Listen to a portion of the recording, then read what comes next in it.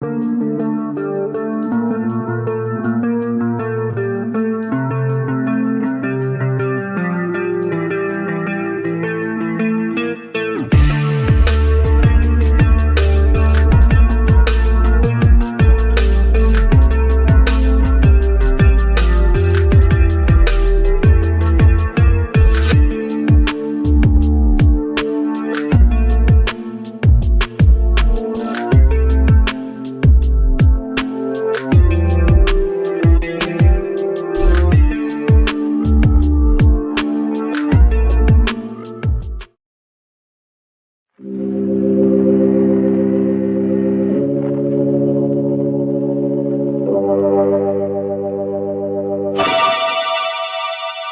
Tea and Lipton Soup present Inner Sanctum Mysteries.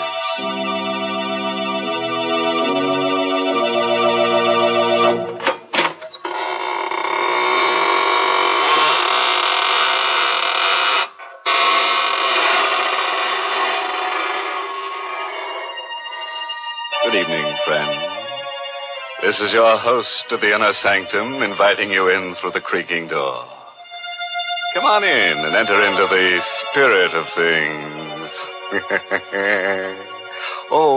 Don't pay any attention to those gurgling sounds you hear. They're the unfortunate ones. The midnight spirits who were caught haunting before midnight. Poor things. All they can do now is gurgle because they've evaporated into distilled spirits. What a horrifying thought, Mr. Host.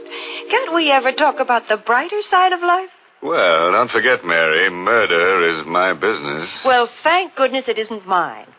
And right now, I'd much prefer to talk with our Lipton listeners about something more conducive to happy spirits. I mean, a cup of hearty, piping hot Lipton tea. You know, it's really wonderful, the extra delight you get from this superb tea, friends.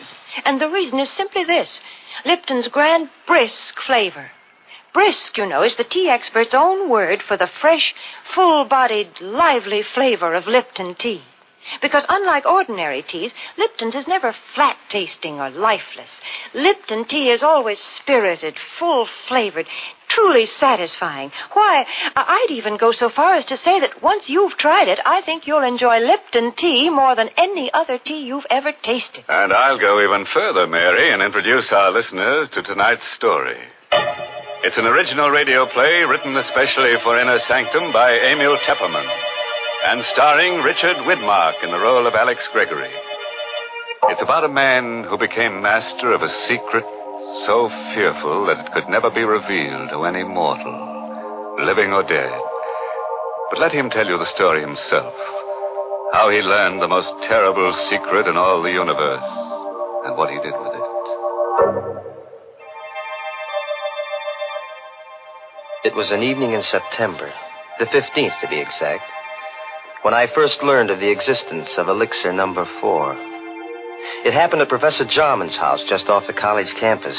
You've heard of Jarman, of course. He was to chemistry what Einstein is to physics. But it was his daughter, Elaine, that I was interested in that evening in September when I rang their bell. Well, hello, Alex. Oh, gosh, is it that late? I'm not even dressed. Hi, sweet. Snap it up, will you? The last show starts at 8:30. Oh, it won't take me long. Wait for me in the library. I'll be ready in a jiffy. I knew my way around the house. I went into the library, and the first thing I noticed was that the door to Professor Jarman's private study was ajar. It had never happened before. The private study and the laboratory beyond were forbidden territory in the Jarman home. Not even Elaine was allowed in there. And now the door was open. I'd heard stories of Jarman's experiments with new and secret formulae. So here was a chance. A possible chance to find out what the old codger was working on. I couldn't resist. I pushed open the door and I stepped into the private study. I could hear Jarman in the lab talking to himself. Elaine had told me once that he always talked to himself in the lab. I stood quietly in the study, but I couldn't make out what he was saying in there. I looked around. The study was just a small cubbyhole with a chair, a bookcase, and a desk. And on the desk, I saw the open diary. A single sentence was written on the open page. I stepped closer. And then I got the first shock. For that sentence was written in Latin. My Latin was rusty, but I was able to decipher the words, Vitae secretum in elixir quartum perpetus habeo. In elixir number 4, I have the secret of perpetus life. Perpetus. That was the one word I couldn't seem to place. In elixir number 4, I have the secret of something. Life. I was puzzling over that word perpetus when suddenly the laboratory door was flung open. What are you doing at my desk? Oh, hello, Professor Jarman. I asked you, what are you doing at my desk? Well, the study door was open. I thought I'd see if you were in here. You were reading my diary. Oh, no, Professor. You saw the entry in my diary. Well, really, Professor, I assure you. You read Latin. Latin? Well, I don't understand. You're sure you don't understand Latin? No, I Here don't. I am, Alex. Ready and... Well, is anything wrong? Elaine, I've told you time and again, no one is to be admitted to my study. Oh, I'm sorry, Dad. You must have left the door open. Oh, Alex, you shouldn't I'm have terribly sorry, Elaine. I found the door open, and I thought Professor Jarman was in here. I just wanted to say hello. All right. No harm done, as long as you can't read Latin. Now, get along, you two. I'm busy, but keep out of my study hereafter. I took Elaine to the movies, but I haven't the faintest recollection of what the picture was about. Through my mind kept running that Latin sentence, Vitae secretum in elixir quartum perpetus habeo. When I said goodnight to Elaine at her door after the show, I hurried home to my room and I got out an old Latin dictionary. I looked up the word perpetus. And then I got a strange, cold feeling down my spine. For the word perpetus meant perpetual. The Latin sentence which Jarman had written in his diary meant, in elixir number 4, I have the secret of perpetual life. Professor Jarman had discovered the secret of immortality. All the next day, I conducted my chemistry classes purely by instinct. I couldn't take my thoughts from elixir number 4. Every voice in the classroom seemed to sing the same refrain. Accomplished by adding to a dilute solution of H2SO4 a quantity immortality. Never to know the fear of death. To live on serenely. To watch the world change through the centuries. Never to die. It grew on me like a festering tumor, this terrific dream of immortality, everlasting life. I had to have elixir number 4. In the afternoon, the first free period I had, I went down the hall to Jarman's office. Come in. May I come in for a moment, Professor? Oh, it's you. Yes, come in, but I haven't much time. Professor, I want to apologize for last night. Let's forget about it. No harm done. Well, whatever it was you had written in your diary, it must have been pretty important. Oh, no, not at all. Only some chemistry notes. Nothing of any importance. Just something I've been experimenting with. Well, I'd be very glad to assist you, Professor. Anything I could do, That's very kind of you, young man, but I don't need any assistance, thank you. As a matter of fact, the experiment is completed. You mean you're all finished? All but the practical application. Oh. Well, couldn't I help you on that? It won't be necessary. Tonight, I'm taking the last step. Tonight? I knew what that meant. Tonight he was going to use elixir number 4. He was going to administer it to himself. I had to act tonight or never. Jarman's keys were on his desk. I distracted his attention, and I managed to pick them up without his noticing. Then I hurried across town to a locksmith and had him make duplicates of Jarman's house key, his study key, and his laboratory key. Then I returned to the college and I managed to replace the keys on Jarman's desk while he was out.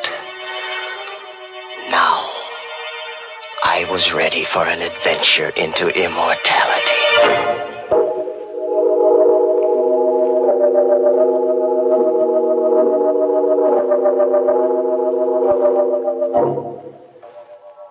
At 8:30 that evening, I let myself into Jarman's house, opened the study door, and stepped quietly over to the laboratory.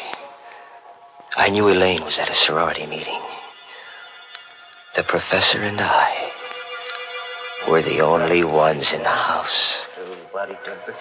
Jarman was standing at the lab table with his back to me, talking away to himself.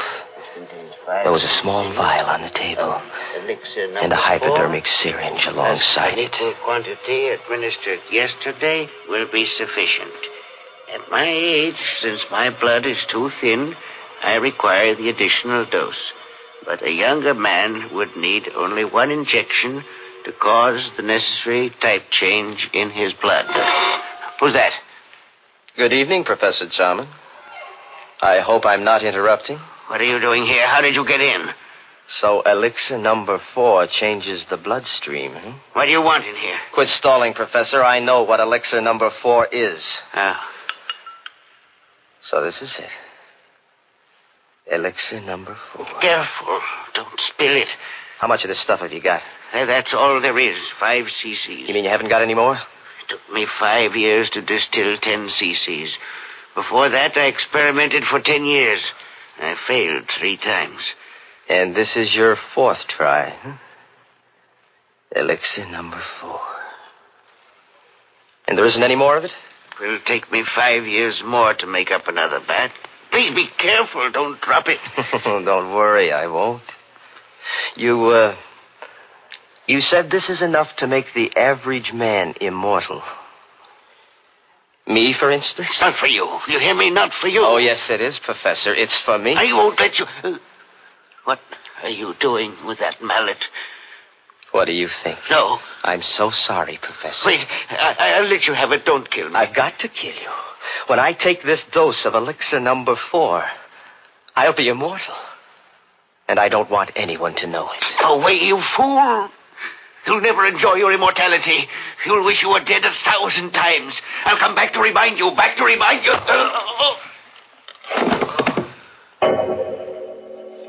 I didn't hit him hard enough to kill him. That wasn't part of my plan. But when he lay unconscious on the floor, I searched among the chemicals until I found what I wanted. I mixed some chemicals in a test tube, and I watched the fumes forming. Then I held the test tube against Jarman's mouth, forcing the deadly gas into his lungs. When I was sure he was dead, I wiped the tube clean of my fingerprints and put it back in the rack. Then I picked up the vial of elixir number 4, the hypodermic syringe, and I hurried away, locking all the doors behind me. As soon as I got home, I filled the hypo with elixir number 4, and I gave myself the injection. Almost immediately, I felt a strange radiance pervading my body. A new strength was flowing in my blood. I was immortal. I couldn't die. I would go on living and living and living forever.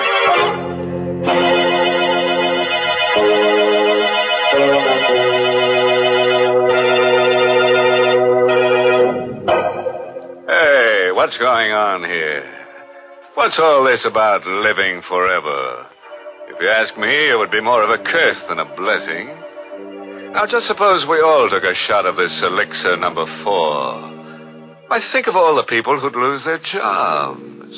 Grave diggers and stone cutters and shroud makers and hearse drivers and...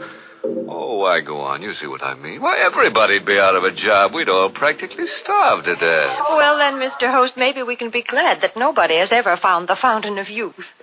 You know, I think it's not a matter of trying to live forever. The important thing is to get more enjoyment out of every day. Mm-hmm. For instance, Mary? Well, for instance, one splendid way to get more enjoyment out of an otherwise dull day is to invite your friends in for tea.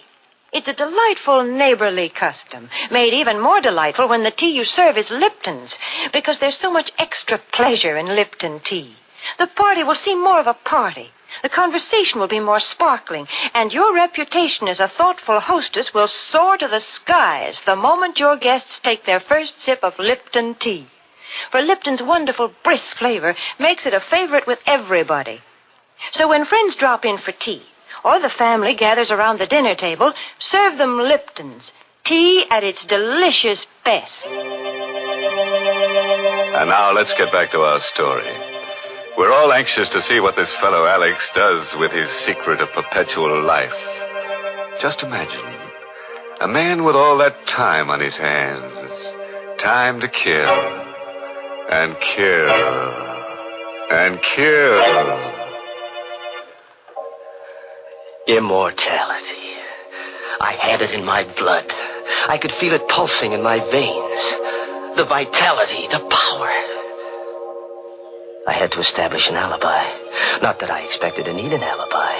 Jarman's death would surely look like an accident or suicide when his body was found in the laboratory in the morning. But I wasn't taking any chances on a murder charge. I had so much more to lose now. Wouldn't it be ironic if they were to execute me for murder? Me, an immortal.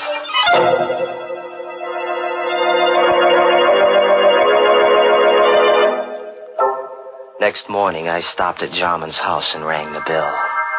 I knew Elaine must have gone right to bed when she returned from the sorority meeting last night, because she never disturbed her father when he was in the lab. But now, when she discovered that he hadn't been to bed all night, she'd want to investigate. And I wanted to be there when the body was found. Oh, good morning, Alex. Hello, sweet. What's wrong? You look worried. Come on in. Alex, I am worried. Dad's still in the lab. He didn't go to bed last night. Well, what of it? He must be working on something big. No, I'm afraid something's happened. I knocked at the door just now, and there was no answer. The door was locked? Well, yes, but I have a pass key. I wonder if I ought to use it. Well, of course you should. Well, please, Alex, you come with me. Of course, darling. Together, we opened the laboratory door. I was all set to act horrified when we discovered the body on the floor. But there was no need to act. I was horrified. For the lab was empty. There was nothing on the floor. The body of Professor Jarman was gone. I don't know for how many hours after that I walked the street, confused and frightened and uncomprehending. I tried to reason it out. How Jarman's body had walked out of that lab. There was only one solution. Jarman had already taken one dose of elixir number 4. It must have counteracted the poison that I'd forced into him. He must have gotten up and then walked away. But where? And why? I recalled what he'd said before I hit him with the mallet. Yes, I could hear his voice faintly strumming at my brain. You'll never enjoy your immortality. You'll wish you were dead 1,000 times. I'll come back to remind you.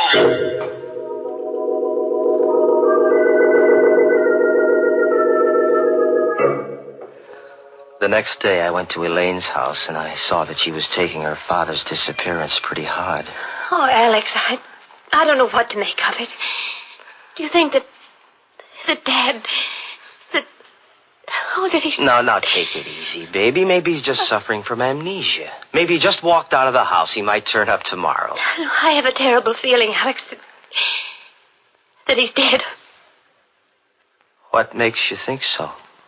Oh, I don't know. Now, please, Elaine. That won't do you any good. Oh, but it's the uncertainty. If I only knew for sure. Alex. Do you believe in mediums? Communicating with the dead? Do you believe a medium can put you in touch with the dead?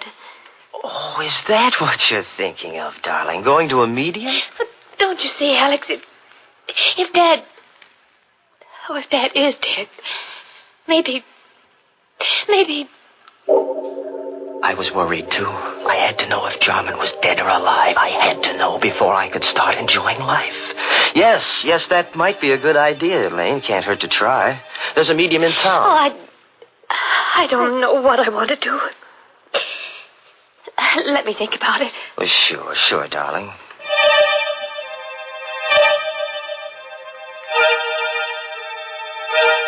In the days that followed, I began to doubt whether I really was immortal.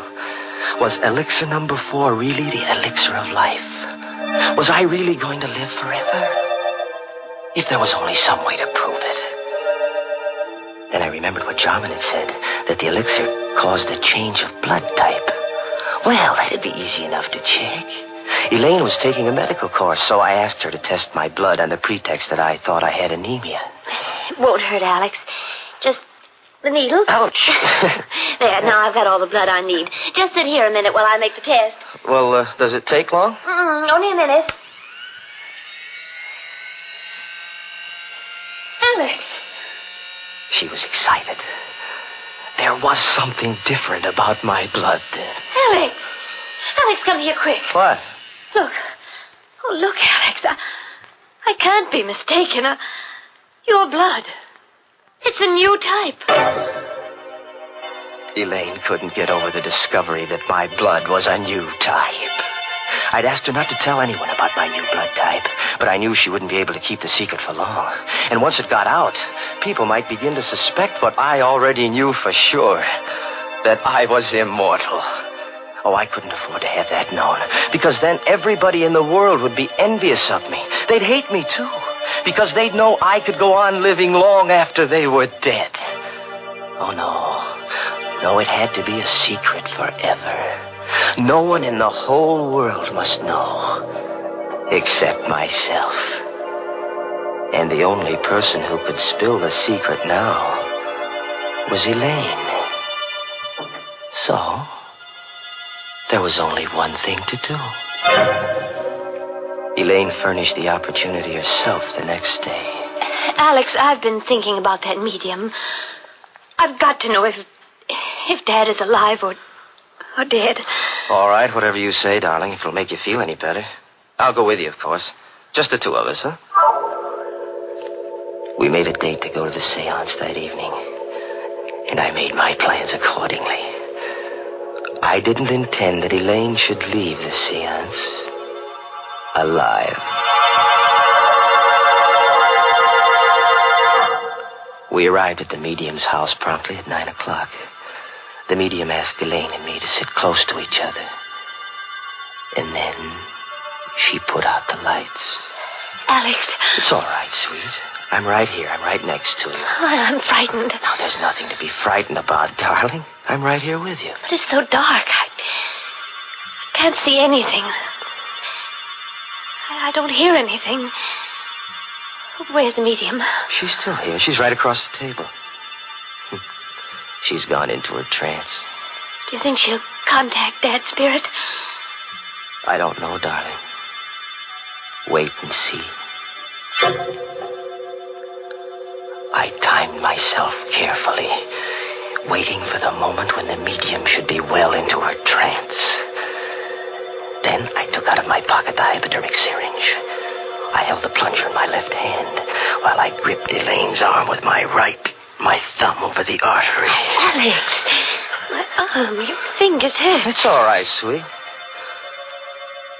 Slowly, I brought the hypodermic needle up close to the artery.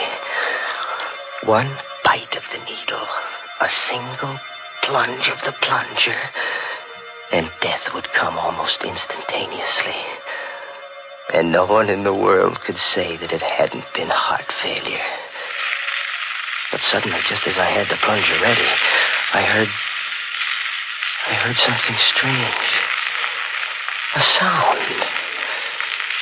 In the room where there should have been no sound. You'll never enjoy your immortality. You'll wish you were dead 1,000 times. I'll come back to remind you. The dead. The voice of the dead. Back to remind you. Jarman, where are you? Jarman, stop. You're dead. You're dead, Jarman. You can't be talking. You're dead. I saw your dead body. I killed you myself.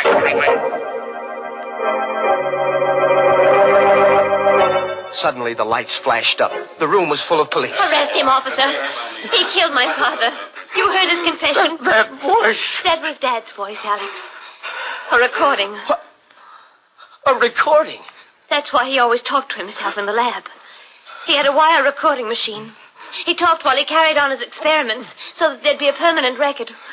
The wire recorder picked up everything that was said in the lab the night you killed him. But we could never have proved it was your voice in court if you hadn't confessed just now. Yes, but the body. I found Dad dead that night when I got back from the meeting. And I hid the body until I could find his murderer. And now, Alex, I found him.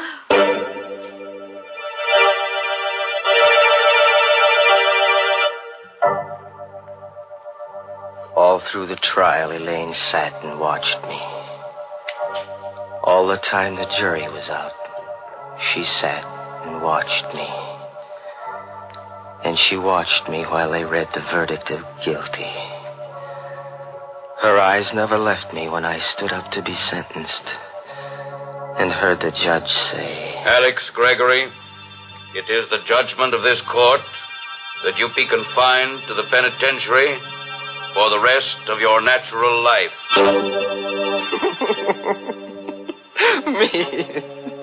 Me of all people. Me sentenced to imprisonment for life. Me in whose veins runs the precious elixir number 4. Imprisonment for the rest of my natural life, which means forever.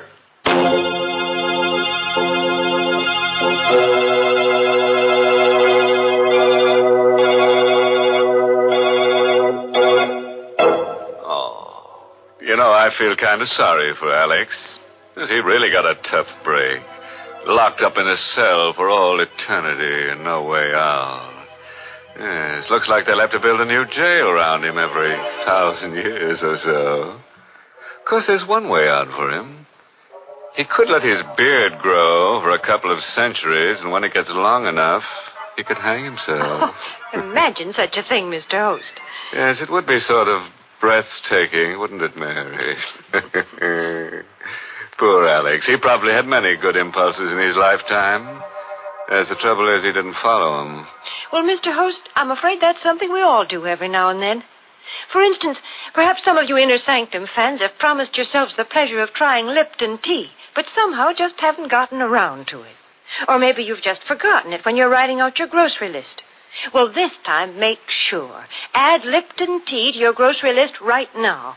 For until you do try it, you're missing a real treat. Why not start enjoying lively, full-bodied Lipton tea beginning tomorrow?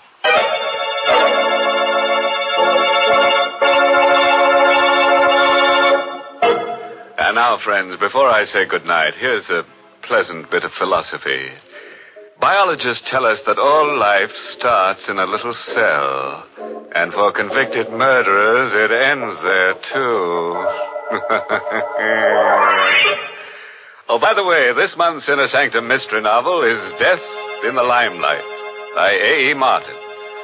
And next week's Inner Sanctum story, brought to you by the makers of Lipton Tea and Lipton Soup, and directed by Hyman Brown, next week's story is called You'll Never Escape. So, if you feel in a capturing mood, join us next Tuesday. Until then, good night. Pleasant dream.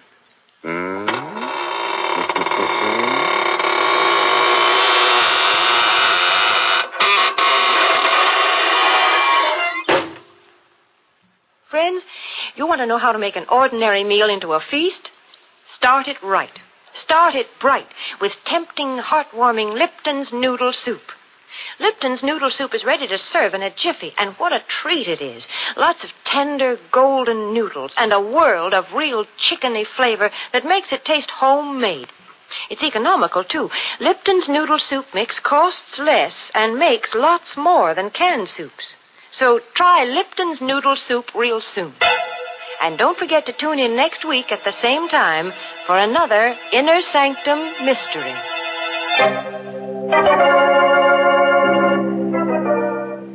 This is CBS, the Columbia Broadcasting System.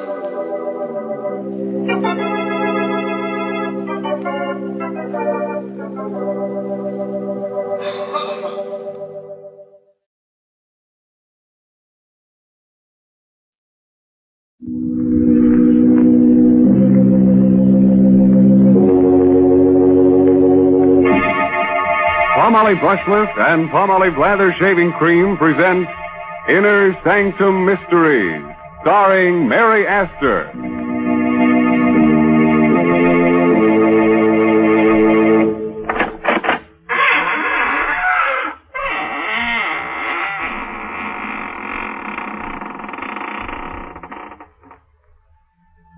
Welcome, friends of the Inner Sanctum. This is your host, Raymond, inviting you to come in through the squeaking door and catch your breath. Now, don't be embarrassed. Many of my guests here are out of breath. But they won't tell on you. I assure you they won't breathe a word of it. You see, they were warm, too, when they came in, but they've cooled off now. You see, I've kept them on ice. Now, if some of them seem a bit unfriendly to you, don't mind. They can't help being stiff.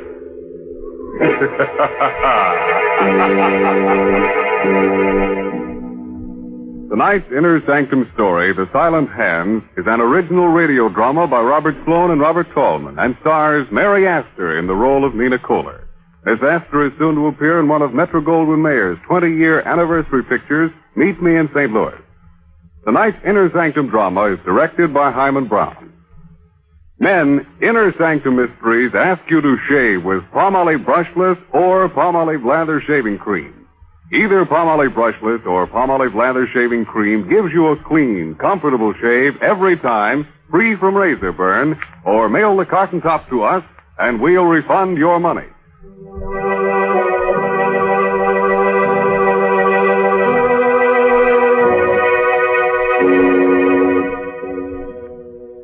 When a murderer sneaks up behind you and you haven't a rear view mirror handy, the best thing to do is listen carefully and try to hear the sound of the silent hands. High up on the bluff, overlooking a West Coast harbor, police cars feel their way through the fog on their night patrol. They're on the lookout for a mysterious woman in white who has already strangled 3 men and pushed their bodies over the cliff. Attention all police cars. Attention all police cars. Woman in white evening dress reported walking with middle-aged man in Overlook Park. Investigate right away. Investigate right away.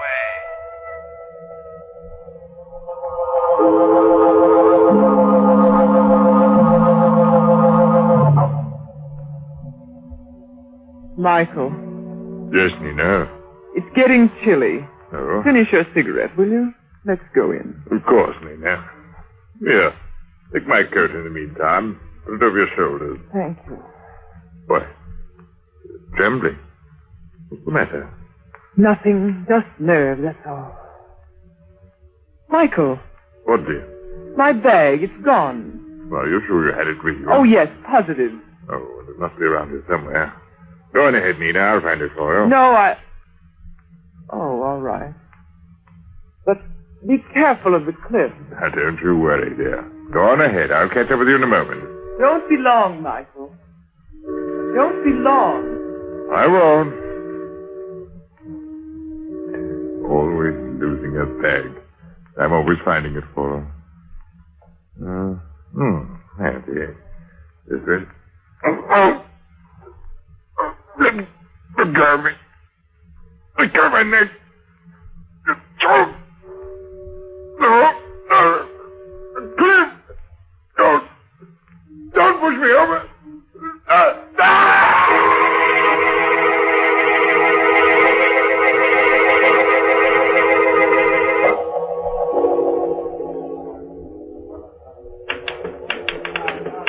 Don't you ever go home, Barnes? Not when there's a story to get out. I'll be finished in a minute, McGraw, and then we can leave. Okay. Oh. Hello, Barnes speaking. Mr. Barnes. Yeah? You want a good story for your paper. Get into a cab and drive to Overlook Park right away. The 4th victim of the woman in white has been found. What? Tell me that again, please. I didn't catch the address. Quick, McGraw. Get on another phone and trace this call. I'll stall as long as I can. Oh, okay. Did you say that was Overlook Park, madam? Hello? Hello? Never mind, McGraw. She rang off. Well, who was it? Some dame trying to give me a tip on a murder. She said the woman in white had taken care of another victim. The woman in white? Yeah. We'd better get over to Overlook Park right away. There may be a story. Well, wait a minute, Park.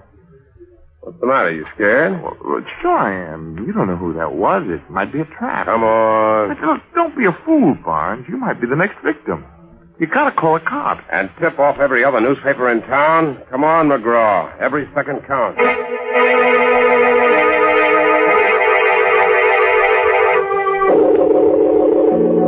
Holy mackerel. That dame was right. Look down there on the rocks. What is it? A man's body. A man without a coat. We better get the police. Yeah, we'll phone the story in and then we'll... Hey, wait a minute.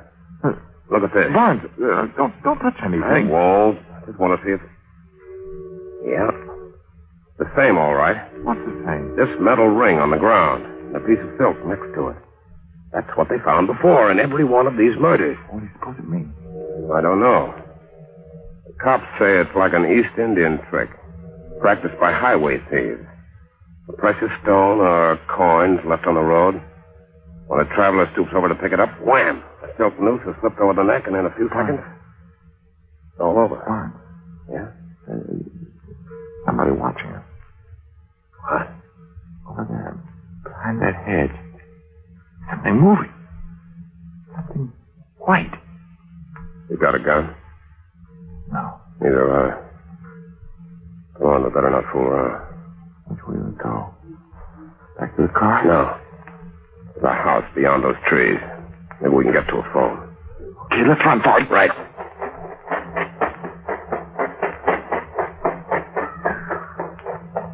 What the devil's that? Sounds like some kind of a tropical bird. You mean here in the park? This isn't the park, gentlemen.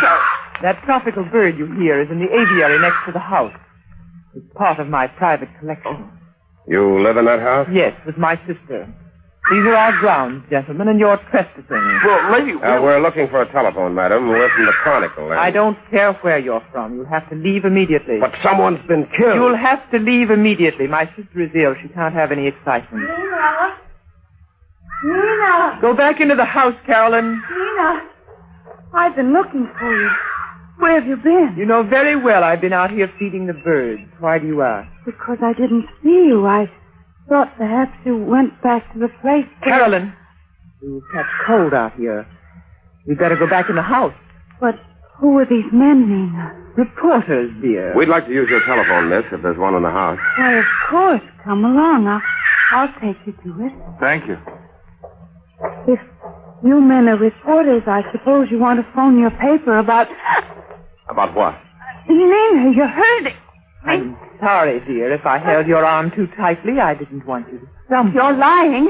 You don't want me to talk. That's not true, Carolyn. You can say anything you please. Go ahead. Say anything you please. Oh, Nina. Please forgive me. I didn't mean what I said before. I'm just upset because you've left me alone so much tonight. But I haven't left you alone, dear. I've been in the house with you all evening. Don't you remember? Oh, yes, of course. You've been with me all evening. In the house. All right, Carolyn. I think you're strong enough now to take these gentlemen inside and show them to the phone. I'm going to stay out here for a while and speak to the birds. Yes, Nina. This way, please. Now go along, McGraw. I'll be with you in a minute. Okay, I'll put the call through. Are you staying behind just to watch me? In a way, yes. You're a fool. Well, maybe I am. But these birds you've collected fascinate me. Especially the gaily colored ones which were brought over from the Orient. Oh, are you a fancier? In a manner of speaking. At least I know that the creature with the yellow bill and the green eyes is a very rare species. I had to write a story about it once. Indeed. Yeah. It's found only in certain parts of India. What if it is? You've been to India, haven't you? Never. You're lying. I'm not accustomed to being spoken to like this. But you are accustomed to lying. Only that alibi about not being out of the house tonight won't stand up. Won't it? No. That dress you're wearing is torn. And the piece that's missing from it is in my pocket. I found it out there on the cliff, near a metal ring and a bit of silk. Now you're lying. I have the evidence right here in my hand. Give it to me. Not so fast. Let go of my hand. Let go. Open it. Open it. Or I'll dig my nails into you. Wait a minute. Wait. I'll open it. There. I knew you were lying. There's nothing in it. Oh, of course not. But I found out what I wanted to know. For a woman, your hands are abnormally strong.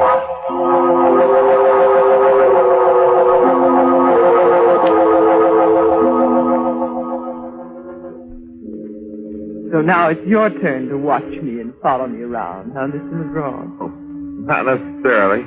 Your friend must think I intend to run off before the police arrive. But he's wrong. I have nothing to fear from the police. Of course not. Don't stand there and grin at me. I'm cold and miserable. If you had any manners, you'd take off your coat and offer it to me before I freeze to death. You can have my coat. Thank you. Wait a minute. Where are you going? Back to the house. There's a police car there now. Well, good. I'll go back with you. Just a moment. What's the matter? My watch. I've lost my watch somewhere along the path. Who are you kidding? I just saw you throw it over in the grass. Here it is. Right over here. What's the deal? Where'd she go to? Where'd she... Oh! I fell! No! Come on! Just pushing me up!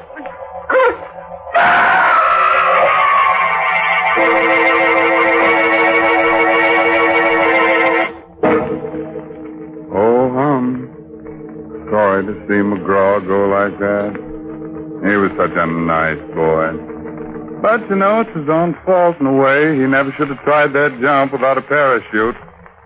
He may hurt himself someday, like the fellow who, when shaving, gives himself a good case of razor burn. Men, when you torture your face with razor burn, don't just blame your razor blade. Instead, try Palmolive Brushless. That smooth, easy to spread, won't clog your razor shave cream.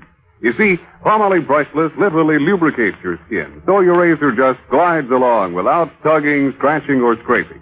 Yes, mister, even the toughest beards lie down and wilt when you use Palmolive Brushless. And your face is cool, comfortable, not drawn or dry. So why don't you quit bothering with a shaving brush and try Palmolive Brushless?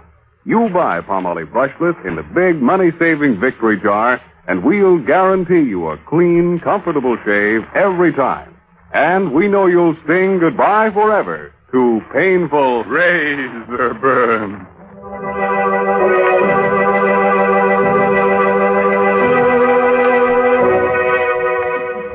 Let's get back to Nina and that beautiful Indian rope trick. After that double-header killing, Nina was picked up by the police and put in jail on suspicion of murder. But the case against her was still pretty slim, and when Barnes went down to his cell to get her story for his paper. You seem very confident for a woman who has so little time left to live. You're meddling, Mr. Barnes. Something that doesn't concern you. No, it does concern me. McGraw was a good friend of mine. I'm warning you not to interfere, Mr. Barnes. You'll regret it if you do. You'll regret it more. I have everything to gain and nothing to lose. Nothing but your life. Yeah, what about yours? They'll never convict me. Don't be so sure. I'm innocent. They can't even keep me here another 24 hours. So your lawyers are going to spring you, huh? I have influential friends, Mr. Barnes. And when I'm free, I want to be left alone. You understand? You don't frighten me, Miss Kohler. I'll get the goods on you if it's the last thing I ever do. If you try, it will be the last thing you ever do. Miss Kohler, the sister's here. Oh, thank you. Nina. You're free. You're free, darling. Yes, I know. George told me he was getting out a writ. You see, Mr. Barnes, I have influential people. Well, they won't always be able to help you. No? Come along, Carolyn. I have so much to tell you. Yes, dear. Mr. Barnes, you've got to help me. What? It's a matter of life and death. Come to the house tonight at 10 o'clock. I'll be feeding the birds in the aviary. Right. Carolyn, what are you doing? I'm coming, Nina. I'm coming.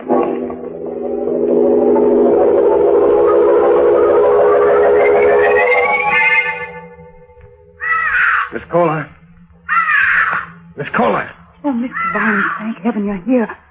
I was afraid you wouldn't come. Well, you said it was a matter of life and death. It is. It is. My sister's been lying to the police, and she's made me lie for her, too. What do you mean?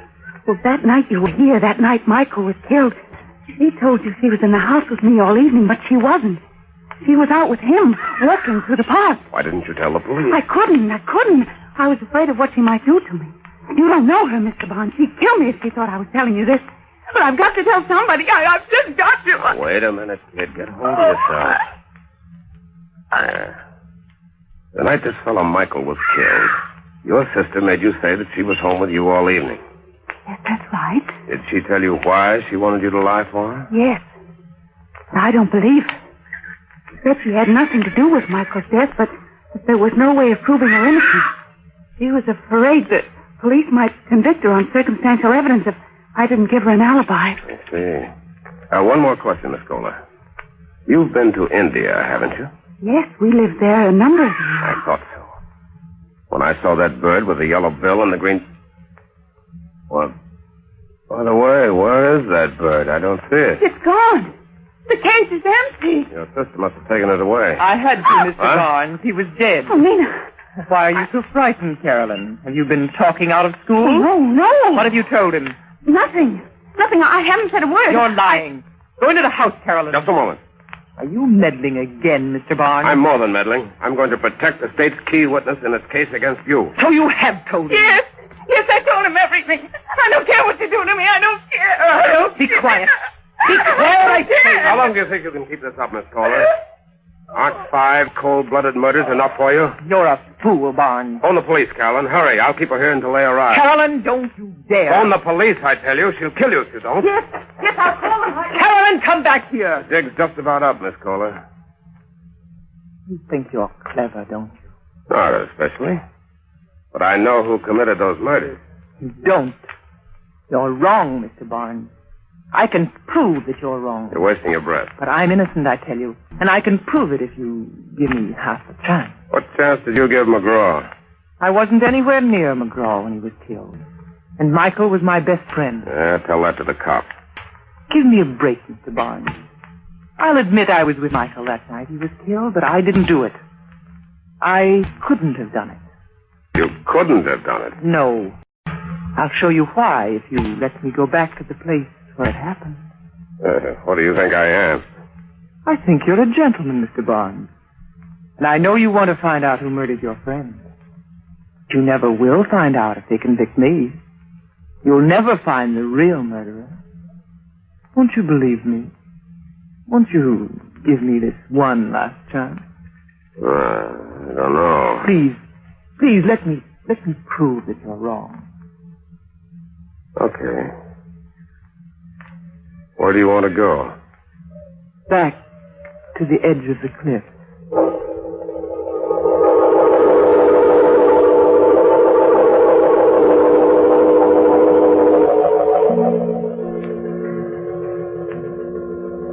Michael and I were standing just about here, Mr. Barnes. Yes, go on.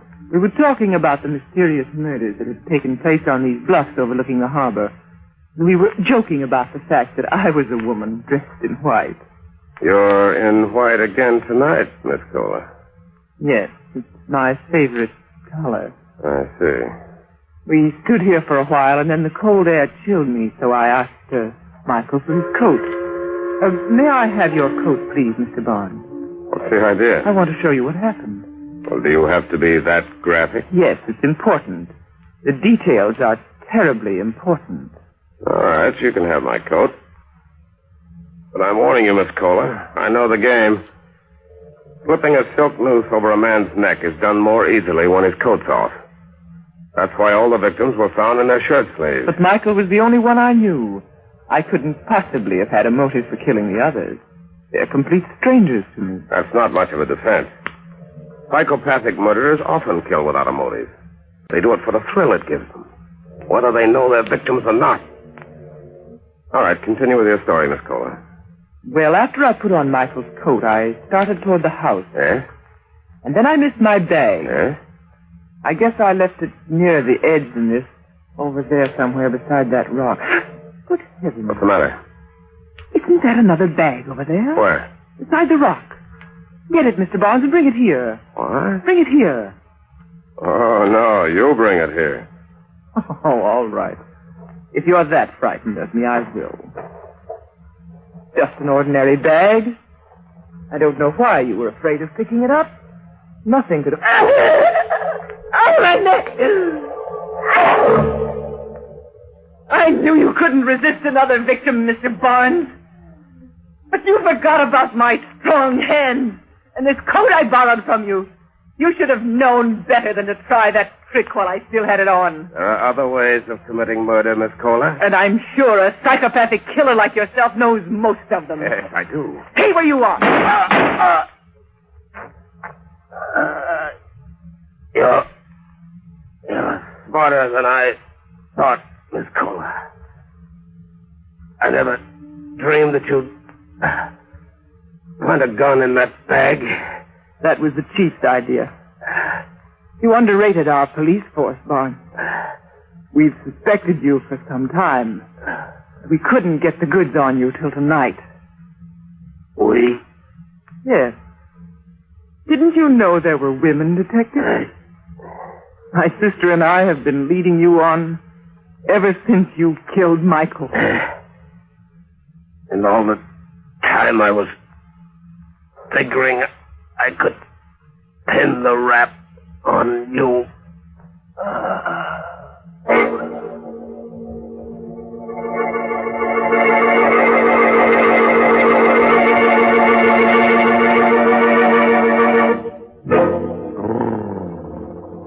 That Barnes boy gave me the willies.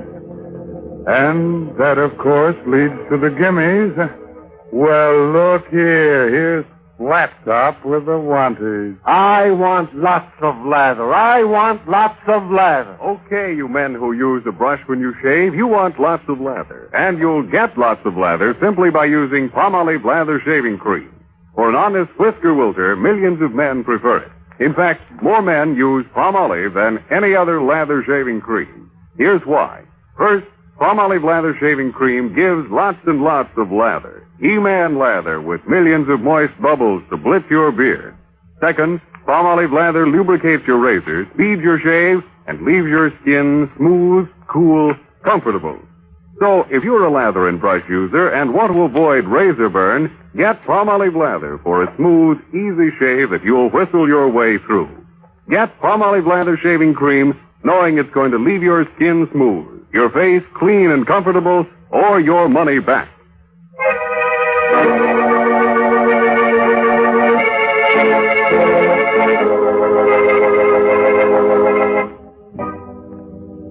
Well, it's time to fold up the ghosts now, those little folds, and put them back in the closet with the family skeleton, which is something. But remember, the next time you're out in the park on a foggy night, keep your shirt on. And keep your coat on, too. Although silent hands are liable to give you a pain in the neck. By the way, this month's Inner Sanctum Mystery is Said the Spider to the Fly by Richard Shattuck. Well, if there's no more business to scare up, I guess I'll turn on the darkness. Thanks. So, until next week, when Palmolive Brushless and Palmolive Lather Shaving Creams bring you another Inner Sanctum Mystery.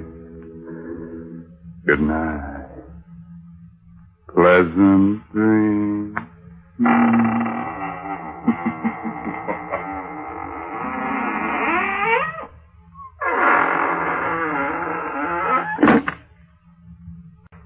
is the 14-day Palmolive plan? Yes, what is the 14-day Palmolive plan? It's the biggest beauty news in years. Doctors tested this plan, proved it brought lovelier complexions to 2 out of 3 of all the women tested. Here it is. Wash your face with Palmolive soap. Then massage for a full 60 seconds with Palmolive's lovely soft lather. Then rinse. Do this 3 times a day. Easy to do, yet 36 doctors prove this Palmolive plan brings a lovelier complexion to 2 out of 3 women. No matter what type of skin you have, dry or oily, the 14-day Palmolive plan works. So get Palmolive. See what Palmolive can do for your skin in only 14 days. This is CBS, the Columbia Broadcasting System.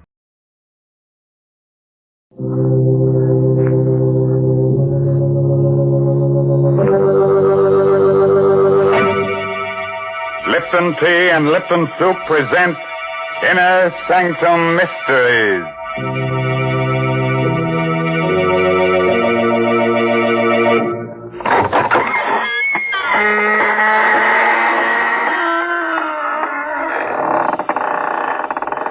Good evening, fiends.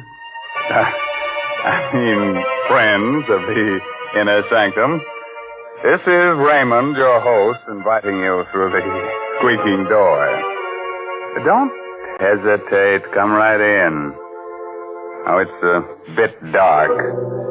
Careful, don't brush up against that skeleton. Oh, he's quite harmless, I assure you. He's only the skeleton in our closet come out for a bit of air. The idea of a skeleton coming out for air. Such nonsense. Oh, you mean because it's already so well ventilated? Oh, how do you do, Mary Bennett? Hello, Mr. Raymond. Now, you tell me truthfully, is there a family skeleton in your closet? Oh, yes, indeed. And what's more, we make no bones about it. But I'd like to really get him out of the closet. I need space to store my Lipton's noodle soup. What a silly thing to say. You know very well that Lipton's noodle soup comes in a tidy little package that takes up hardly any room at all. Oh. Fact is, Lipton's is convenient all the way around. It takes hardly any time to make, costs less, and makes lots more than canned soup. And when it comes to flavor, nothing can beat Lipton's. It's a grand, homemade-tasting noodle soup with a chickeny flavor. And, folks, Lipton's is just swimming with tender, golden egg noodles. It's like I always say, you just don't know how good noodle soup can be till you've tried Lipton's. And like I always say, tonight, put a tight hat on your head so your hair won't rise. And get ready to listen to No Coffin for the Dead. It's an original story by Emil Tepperman. And our star tonight is that famous radio actor, Les Tremaine, who plays the part of Tom Archer. Along the swanky East River Drive, all is quiet, except for the footsteps of 2 men who hurry toward one of the many tall apartment houses. Let me introduce you quickly to these 2 men before death strikes out at them. The man on the outside, the tall, blonde man, is District Attorney Tom Archer. The other one, the lean, dark-haired fellow, Tom Archer's assistant, John Frayne. Tom's really worried about them. I'll walk you to the door of your house, John. I don't like your being out alone this late at night. Whoever's been sending you those threatening letters isn't John.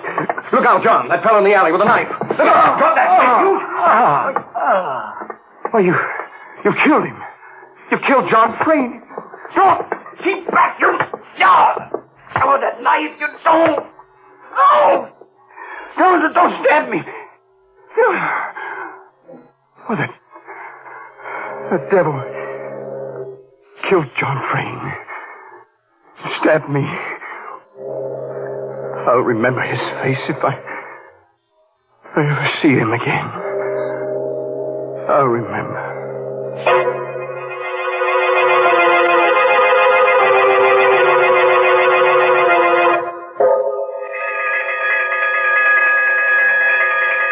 When I began to regain consciousness after that attack, I was lying on the ground at the mouth of the little alley near John Frayne's home. A fussy little ambulance intern had just finished working over me. There was a small crowd around me. And I glimpsed the face of Detective Inspector Lambert just behind the intern. There. Feel better now, Mr. Archer? How is he, Doc? How about got him fixed up, Inspector Lambert? I think he'll be all right. He's conscious now. Can I talk to him? Yeah, but better not move him for a few minutes till the shock wears off. How are you, Mr. Archer? Oh, pretty good. I feel like a mummy with all these bandages. Yeah, both hands. What did they do? Jump you with knives? Oh, we were passing the alley. John and I... John? What happened to John Frayne? Speak up, Inspector. What happened to John? Now, take it easy, Mr. Archer. John's dead. They got him in the back. Right through the heart. Oh, merciful heaven. John? Did you get a look at the killers, Mr. Archer? Could you identify them? Well, there was only one man. He came out of the alley. He stabbed John, and then he swung at me. I didn't have time to go for my gun, so I caught the blade in my bare hands. He ripped the knife away and stabbed at me. I don't know how many times. 6 stab wounds, Mr. Archer. You're darn lucky none of them hit a vital spot. That was a brave thing, grabbing the knife with your bare hand. Probably saved your life. That's the mistake the killer made, leaving me alive. I've seen his face. I'll catch up with him, if it takes the rest of my life.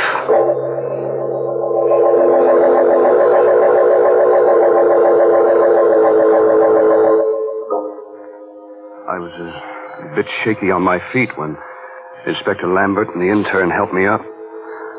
But I insisted on going over to where the body of John Frayne lay, covered with a white sheet. And then I saw Susan, leaning against the great comforting bulk of old Mrs. Hogan, her housekeeper. She was looking down at the shroud that covered her husband's body. It was God's will, Mrs. Frayne. Susan.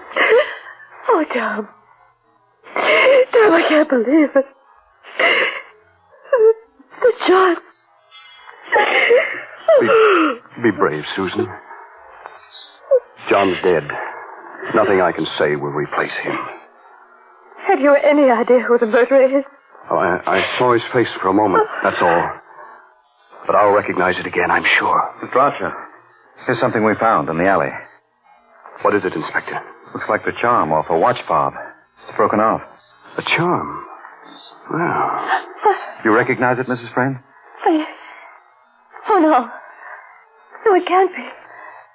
It can't be. No, of course not, Susan. There are hundreds of watch charms like this one. What is it, Mrs. Frayne?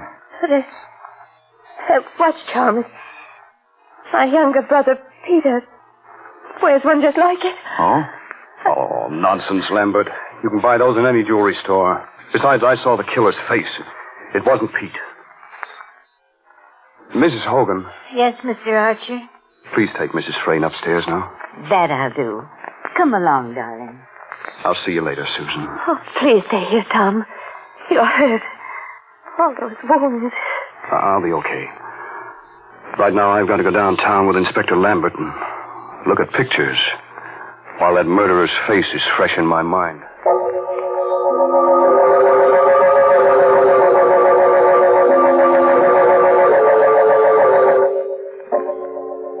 At headquarters, I looked through hundreds of pictures in the Rogues Gallery. It was just 2 hours before I came upon the photograph. Lambert, this is our man. You're sure? Positive. I'll never forget that face. Turn it over. Let's see the name, quick. Right. Bart Hogan. Good heavens. Bart Hogan. That would be the son of old Mrs. Hogan, the Frayne housekeeper. Lambert and I both remembered the case of Bart Hogan. It went back 5 years before John Frayne had married Susan. Bart Hogan had lived with his mother, both working for Susan's father. One day, Bart Hogan had snatched up a kitchen knife and attacked Susan's father with mad fury.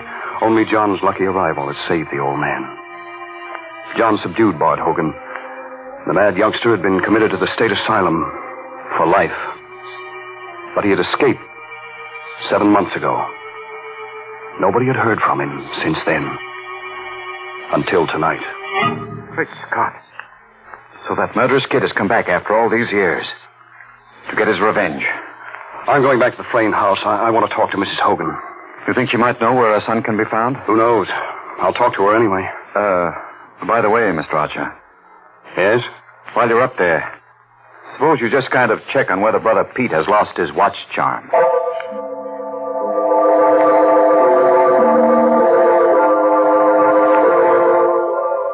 The Fraynes occupied a top-floor duplex in the riverfront apartment house. I took the elevator up, and Mrs. Hogan admitted me. I'll take your hat and coat, Mr. Archer. Thank you. Mrs. Hogan, where's your son, Bart? Bart? Well, why'd you ask after Bart? Have you seen or heard from him since he escaped from the state asylum? What makes you ask that? Mrs. Hogan, there's reason to believe that the person who attacked us in the alley is your son, Bart. Oh, no. Never say that, Mr. Archer. I'm afraid it's true. No, it couldn't be. I swear to you, it couldn't be Bart. Why not? I can't tell you why. But it wasn't Bart, I'm sure. What makes you so sure? You know where he's been hiding since his escape? You know where he is now? Oh, heaven help me. If you know where he is, you must give him up. But he didn't do it. He didn't. Believe me, Mrs. Hogan, I understand how you feel. But it'd be far better for Bart to go back to the state asylum than to be hunted for this new crime. If he didn't do it. Mr. Archer, if I prove to you that Bart couldn't have done it, would you let him be? Not make him go back to the asylum? Well, I don't know what to say. You see, I was downtown just now, and I recognized the picture of the man who attacked us. It turned out to be your son. There's very little chance that I was mistaken. But if I prove he couldn't have done it? How can you prove it? Well, come, I'll show you.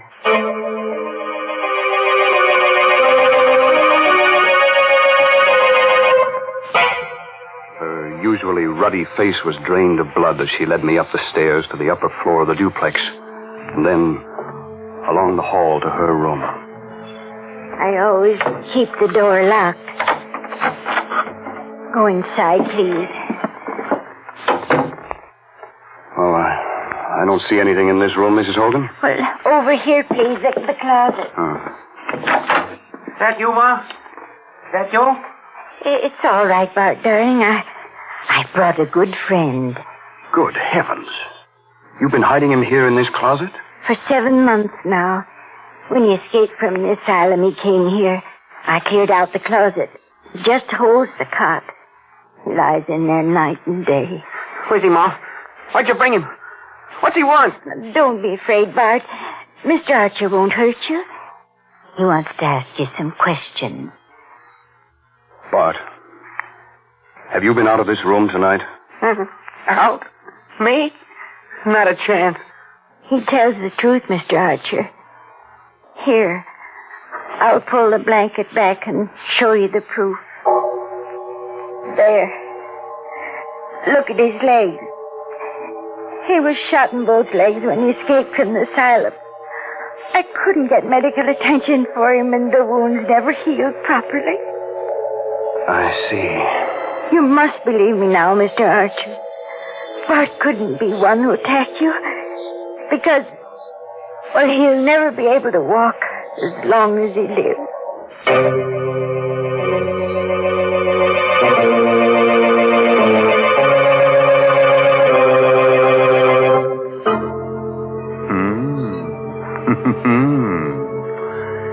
Well, now, if Bart Hogan didn't do it, and mind you, I said if, then who did kill poor John Frayne? Well, whoever killed him must have been a rather cheerful person because he took life so cheerfully. Cheerful indeed. Mr. Raymond, you've always had such gruesome thoughts on your mind, you wouldn't recognize something cheerful if you met right up with it. Oh, now, Mary, aren't you being a bit unfair? No, I'm not. You just don't know what folks like. But you listen to me, because I'm going to make a suggestion that'll please everyone. All right.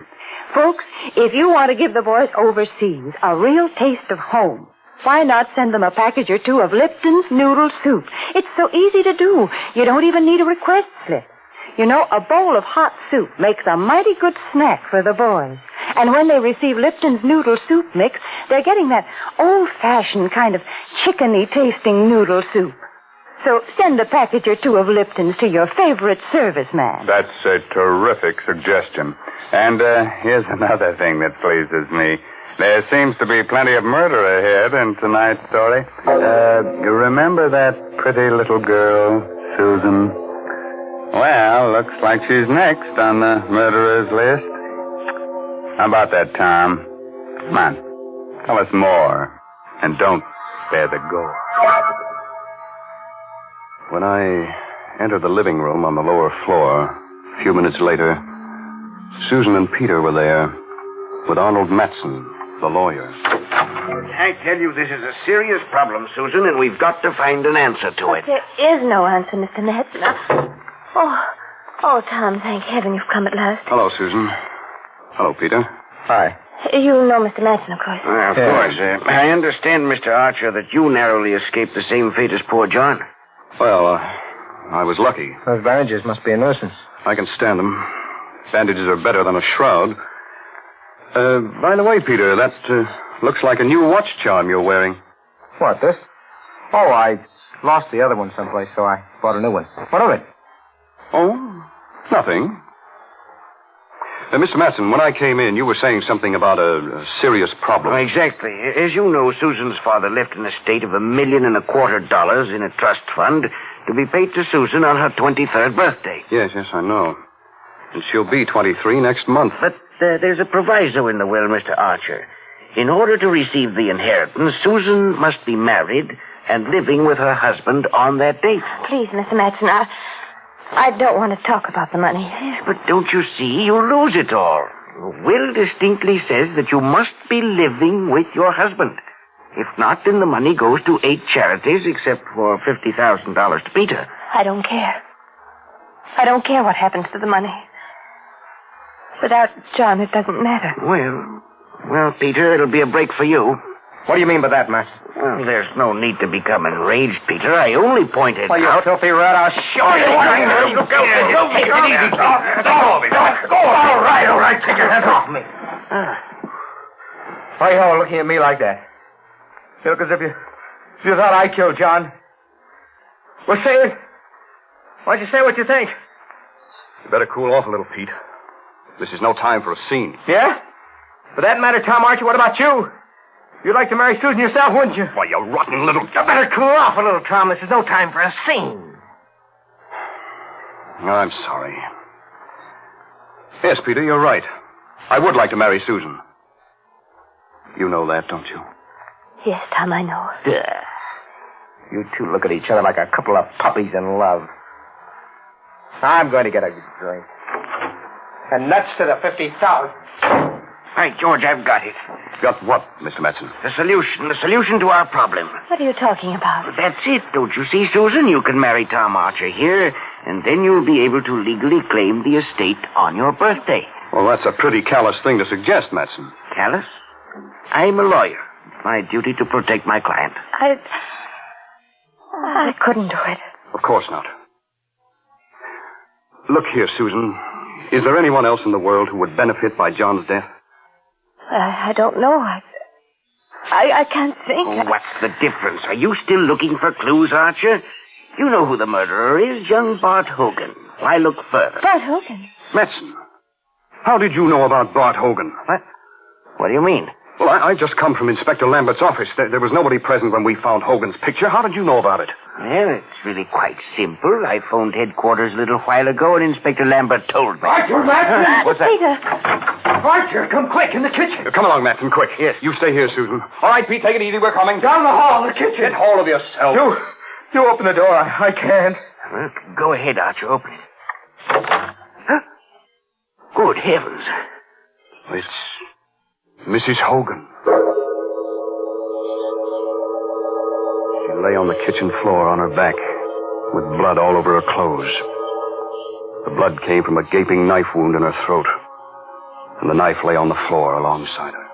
I found her that way. Her body's warm. She was killed within the last 10 or 15 minutes. Then the killer's running loose somewhere in the house. Susan! She's alone! Good heavens. There, on the floor. Susan, darling. Is she dead? No, she's only fainted. The shock. Oh. It's all right, Susan. What happened? Was it Mrs. Hogan? Yes. Who? We don't know. But the killer's in the house. That madman is liable to kill us all, one at a time. I have a revolver. Let's search the house. Right. Matson, you go in the kitchen and stand guard over that knife. There may be fingerprints on it. Very well. Peter, you stay here with Susan. Here's my gun. Don't be afraid to use it. Wait just a minute. What is it, Matson? Has it occurred to you the killer may be one of us? One of us? What are you looking at me for? You were out of this room for quite a while. Why, you are a killer! Look out, the gun! That's better. I'll take the gun. He was going to shoot me. Sorry. I lost my head. Susan, I'm sorry you have to go through all this. Everybody's on edge. There's a killer loose in the house, and we've got to find him. Yes, Tom. I know you'll do whatever's right. I'll try. You two. You can both stay here with Susan. I'll search the house myself. Manson, call the police. Yes, but how can you hold the gun with your hands all bandaged? You can't pull the trigger. I'll use it as a club. All right, now. Don't move out of this room till I return. Be careful, Tom. You mustn't let anything happen to you, too.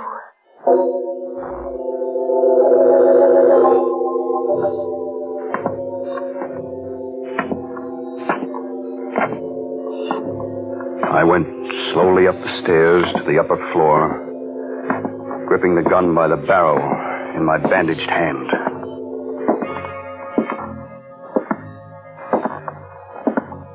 At the end of the hall, I stopped before the door of Mrs. Hogan's room.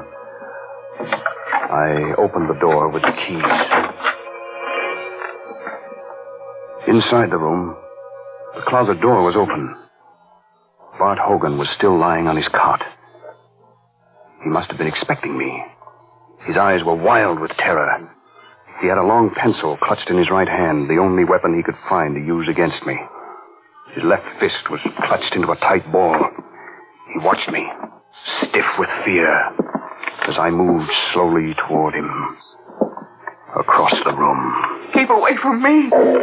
I had no time to waste on him. I swept aside the fist that clutched the pencil. Help! And brought the revolver butt down hard on his forehead. Help! I went over to the window. Then I went back to the bed and pulled the sheet. Pulled it away. Lifted him. His weak and withered legs dangled uselessly. I carried him over to the window, rested him against the sill. He opened his eyes. He was recovering from the blow. I didn't wait. I pushed hard. He went toppling out of the window.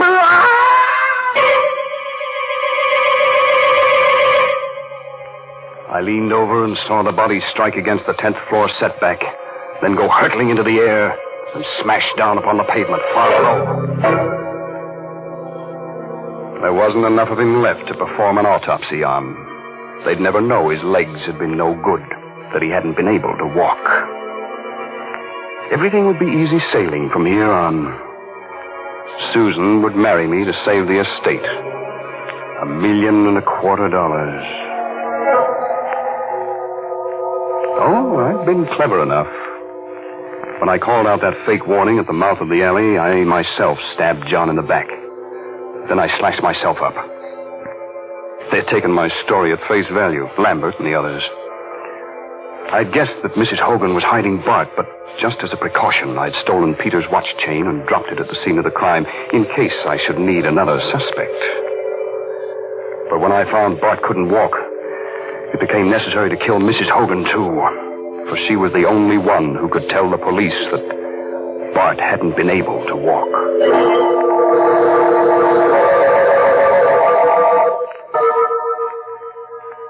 All I had to do now was go down and say I'd found Bart, we had fought, and he had fallen from the window. The perfect crime. I took one more last look down into the street, where a crowd had gathered around Bart's body. I was able to make out the figure of Inspector Lambert, bending over what was left of him. And I saw Lambert force something out of the clenched left fist of the dead body. In a flash, I remembered that feeble little pencil with which Bart had tried to defend himself. I pulled in my head from the window and glanced across to the closet. I saw it at once. A small white scratch pad. I rushed across the room and snatched up the pad. There, on the topmost page, were the indentations of what Bart Hogan had written on the page, and then had torn off. I could read it clearly. I could almost imagine his terrified voicing of the frightened appeal as he wrote it. Archer was here. He means to kill me. He wants them to think I killed John Frayne. But I can't walk. I've got 2 bullets in my legs. For God's sake, save me. Bart had written that note, meaning to throw it out the window. But I had come back too soon for him, and I had thrown it out of the window for him. I went back to the window and looked down. I saw Lambert peering up. Then he turned away and hurried toward the entrance of the building. He's coming for me. There's only one thing for me to do now. I've locked the door.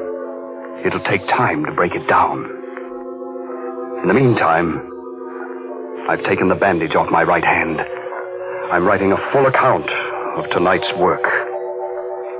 I gambled for a fortune, and I lost.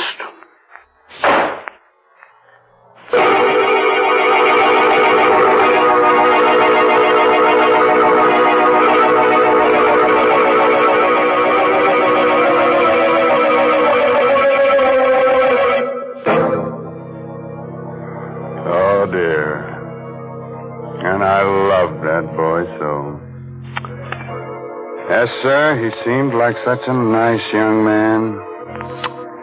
Well, his trouble was he tried to commit the perfect crime without first practicing up on minor crimes. He should have started by stealing watermelons and then maybe tried his hand at robbing mail trains. Mr. Raymond, what are you suggesting?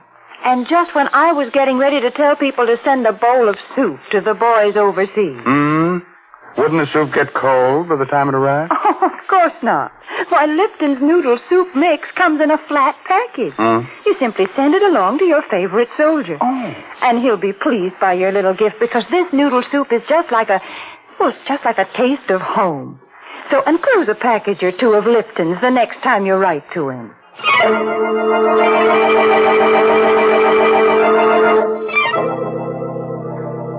Oh, gosh, I'm sorry you have to go so soon.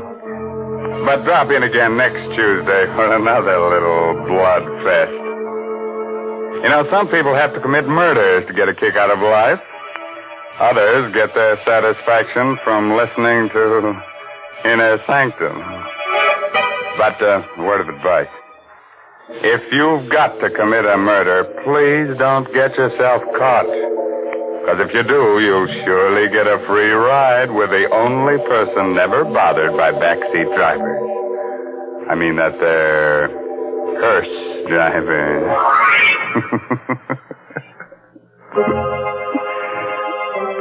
By the way, this month's Inner Sanctum mystery novel is A Time to Die by Hilda Lawrence. Now, I guess it's time to close that there squeaking door until next week when Lipton Tea and Lipton Soup bring you another Inner Sanctum mystery directed by Hyman Brown. So until then, good night. Pleasant dreams.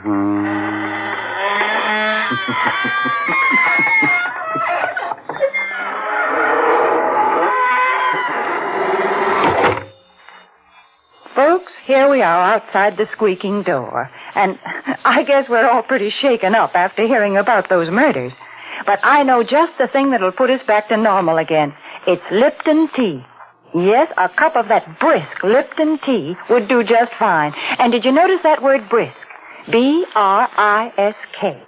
It's a mighty important word in tea language. The tea experts always use it. It means that Lipton tea has a lively flavor. It's never wishy-washy. That's why most folks prefer Lipton's to any other kind. Now, don't forget, that's Lipton tea. And don't forget to tune in again next Tuesday night to Inner Sanctum. This is CBS, the Columbia Broadcasting System.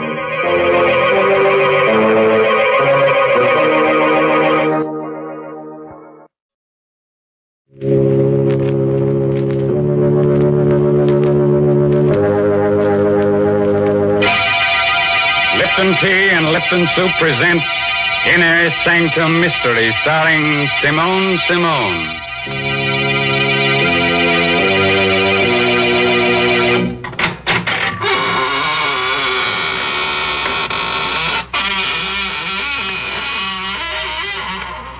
Good evening, friends of the Inner Sanctum.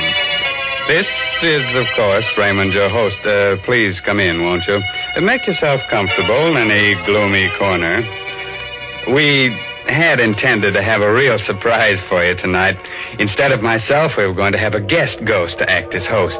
But, unfortunately, this real ghost caught pneumonia, and he's in a very grave condition. The doctors have given up all hope. He's, going to become alive. Well, Mr. Raymond, I must admit I'm glad that ghost couldn't come. It's difficult enough to talk to you. But heavens, I wouldn't know what to say to a ghost. Oh, well, that's simple, Mary. All you have to do is find out whether it's a he ghost or a she ghost. And if it's a she? Oh, well, then you compliment her on her appearance. You say, darling, what a divine sheet you're wearing. That's right, Mr. Raymond. The ladies are always interested in something new to wear. And right now, I'm going to tell them about something they'll all want. It's a lovely piece of jewelry, a real sterling silver medallion about an inch in diameter. It's the kind of jewelry you find at those smart shops on Fifth Avenue in New York. But the only way you can get it is from Lipton's. The medallion is decorated with a Chinese inscription, and it's hung on a narrow black rayon satin ribbon. That's the height of fashion this year, you know. And here's how you get the medallion. Just send 25 cents and the box top from a package of Lipton's, the tea with the brisk flavor, to the Lipton Tea People, Box 92, New York City. Yes, that's Box 92 in New York City. And now it's time to begin. Our story is called The Black Art. It's an original tale by Milton Lewis. And our star tonight is that glamorous motion picture star, Simone Simone, who'll play the role of Claudine.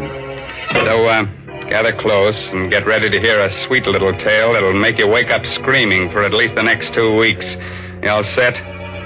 Now remember, if you don't want your hair to stand on end, get someone to sit on your head. Okay? All right, now, let's hear Larry Gifford tell you his story in his own words. I wish I never heard that scream. I wish I never saw a body lying there. Blood all over the room. The knife on the floor near her throat. I'll never forget it. I'll never forget how I picked up the knife. I'll never forget the sweat that came creeping out all over me when I heard the door slam. Stand where you are. You make a move, I'll blow your head off. Don't shoot, Copper. Drop that knife. Okay. What's your name? Larry Gifford. Look, I'm from Chicago. Stranger, huh? Yeah, what of it? What's her name? Her? I don't know. I never saw her before.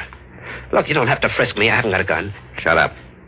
Listen, I know it looks bad, but you see, my room's downstairs. I heard a scream, and Give me back that wallet. Keep your hands up. Roll papers. What of it? So I'm an ex-con, so what? You don't know her, huh? No, I don't. What have you got there? Just a picture I found in your wallet, mister. Picture of her.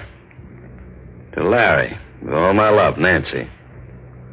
Reckon you forgot about this, huh? Yeah, but look, I didn't kill her. Shut up. Lucky thing I heard that scream and came up here. Put out your hands. Sure. You can have them. Here. Come back here. Come back.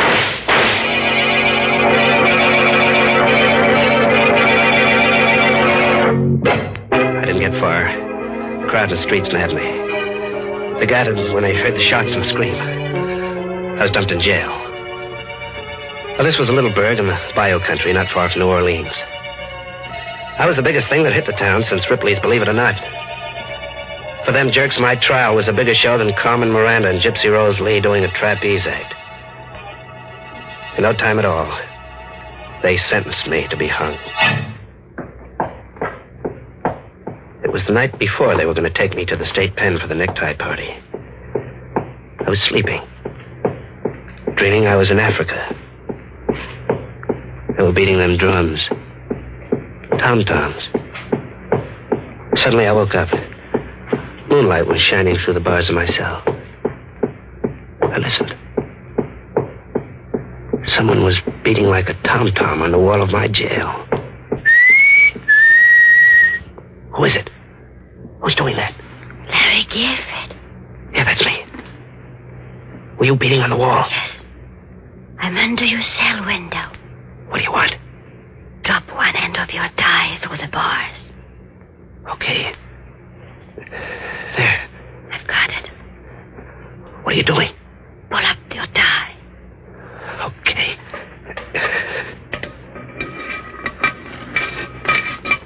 Got it? A gun.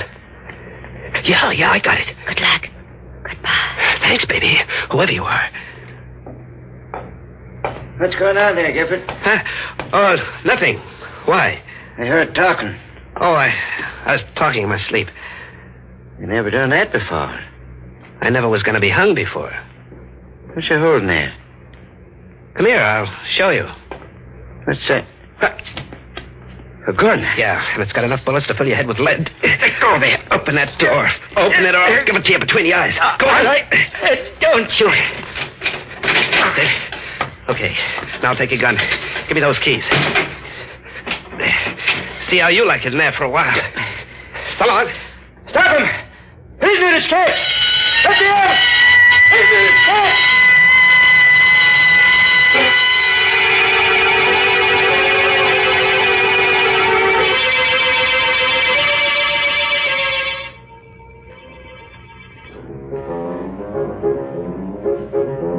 The Blue Bottle Bar. Someone told me it was a good joint where they don't ask any questions. It was. I had a few drinks. I was leaning on the bar, looking at a paper. What are you drinking? Scotch. Buy me one. I gave her the once-over. I know something about dames, and she was dynamite with class. She was something. Well? Set up another, Charlie. Cigarette? Here. Thank you. It's a nice cigarette holder. Must cost at least a C. You know a lot, don't you? Enough. I know you. Do you? Sure. There's something about... Wait a second. Here in this evening's paper, your picture. Oh, it's not a very good picture, is it? After seeing you, no. Claudine Lucin, recently returned from France, elected head of art committee. Miss Lucin, member of one of New Orleans' oldest and wealthiest families. I've read it. Turn the page. Why? I want to show you something. Okay. There. Larry Gifford of Chicago, wanted for murder, is sought by police after sensational jailbreak. Better not read anymore. Why? I feel something against your side. It's a gun. I'm holding it in my pocket. Don't be afraid. I won't give you away. Got a light? Yeah. What do you want? Listen to that music. That tapping. What about it? The way you're tapping your cigarette holder against your glass. I'm just keeping time to the music. I heard that tapping before. Yeah, sure, in the cell. And I heard your voice before. Did you? You gave me the gun. Shh, now let me hear you. What's this all about? You'll find out. Relax. I can't. I guess I had a few too many. My head, I feel like I'm spinning around. Getting dizzy.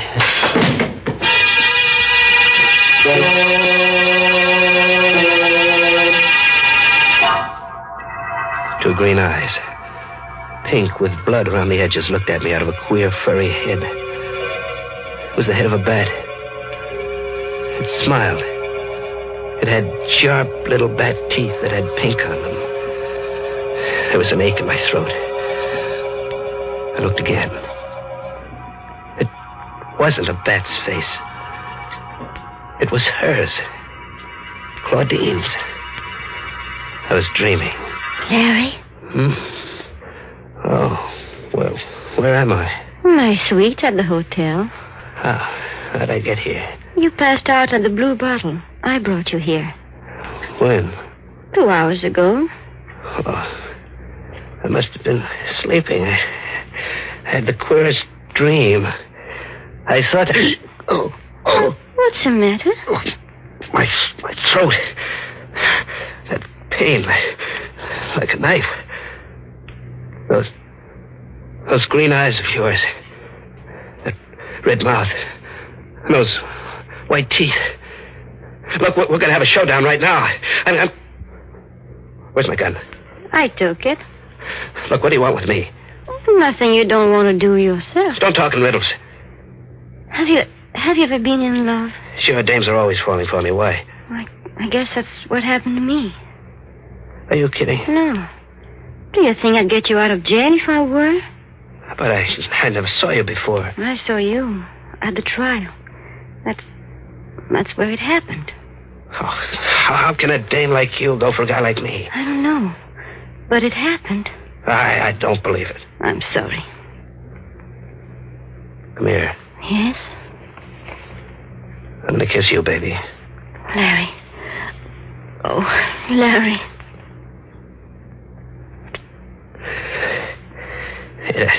It's a funny thing to do. Kiss a guy on the neck. Better wipe that lipstick off. Hey. What's the matter? My handkerchief. That ain't lip rouge on my neck. It's blood. No, you're making a mistake. My neck's bleeding. What kind of a dame are you, anyway? I'm getting out. No, don't. If you go, I'll tell them who you are. Oh, you will? Yes, and I... Oh! You won't tell them for a while, baby.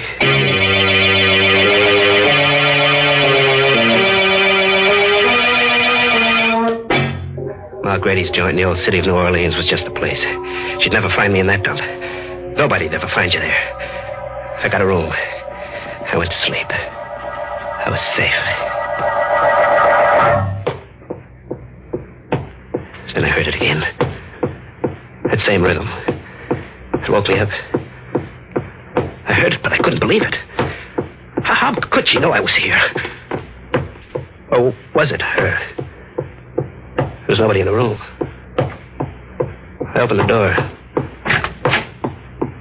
Nobody outside. I slammed it. The beating stopped. I turned around. I was looking into the muzzle of a gun. Sit down, Larry. How'd you get here? My Grady ran to the room next to you. There's a connecting door. What's the idea of the gun? Can't you guess? You going to kill me? Maybe. Well, you're going to a lot of trouble to bump off a guy who's going to be hung anyway. Do you want to die? No. There is a way you can live. How? By coming with me. Yeah? What else have I got to do? Marry me. You're out of your head. You hate me? No, I don't. I don't hate you. I'm scared of you. Yeah, I've never been scared of anybody the way I'm scared of you. Scared enough to do as I say? Maybe.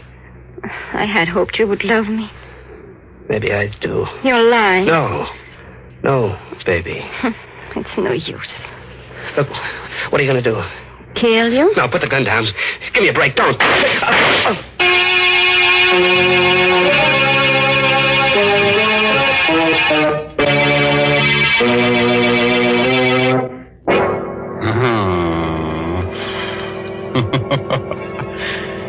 Man, that Claudine's a kid of her words.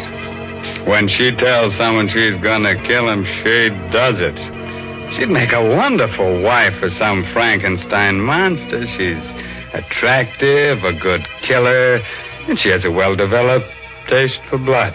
Say, why should I hand her over to some other guy? She's just a gal for me. Nonsense, Mr. Raymond. Why, Mary Bennett, I believe you're jealous. I am not. Yes, you are. You're thinking what a handsome couple you and I would make, strolling down the avenue, me dressed in a shroud, and you wearing your new sterling silver medallion. Now, don't you go making fun of my lovely medallion, because I want all the ladies to send in for one. I know they're going to enjoy wearing it, because it's made of solid sterling silver, and it's really a fine piece of jewelry. Besides, there's a true story behind this medallion, an inspiring story. It seems that the original was given to an American flyer by Chinese guerrillas who rescued him after he'd bailed out over enemy territory. The flyer was told that the Chinese characters on the medallion would identify him and bring him safely through the lines. Well, he did get through, and only then did he learn that the medallion said, "Good luck," in Chinese. Now, there's a story to tell your friends.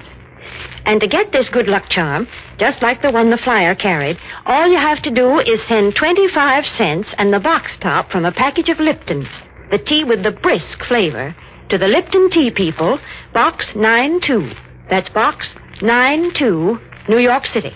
Now, let's get back to our star, Simone, who seems to be making life hard for a guy named Larry. The last time we looked in, she had just shot him. But I've got a tip that that's only the beginning of his troubles. How about it, Larry? What happened then? I went down in a heap when she fired. The bullets caught me in the thigh. I lay there. I made out like I was dead. Larry. She fell for it.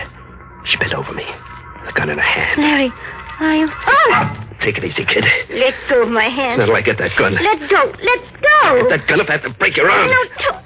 Oh. Okay. I've got it now. You shot me in the leg, but I'm still strong enough to get rid of you. Larry. I'm no angel, baby, but you're worse. Here's something I heard about, but I never believed. How'd you know I'd be here? How'd you know I'd be in the blue bottle? Go on, answer me. I've got nothing to tell. Oh, you don't have to. It was magic. Black magic. Somebody nobody'd believe if I ever told him. There's only one thing to do with you. Yes? Kill you. But I ain't taking any chances like you did with me. When I kill you, you're going to stay dead. Those tom-toms are going to stop forever. You think so, Larry? I know it. Come here. Larry, Shut up. Oh! I knocked her out cold. She lay on the floor. I put the muzzle of the gun to her temple. She was so beautiful it made you shiver. I pulled the trigger. I looked. What I saw nearly made me pass out. A little blue vein on her temple was beating. There wasn't a scratch on her.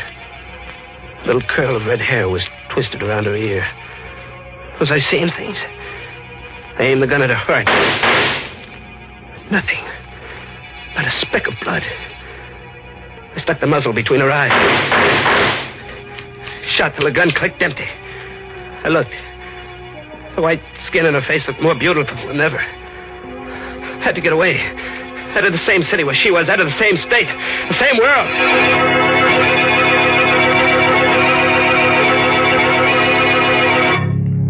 I let out for the open country, to the bayous on the river back in New Orleans. My wounds festered as I dragged myself through the swamps, and I got a fever. It was like a nightmare. In my head, I kept hearing them tom-toms.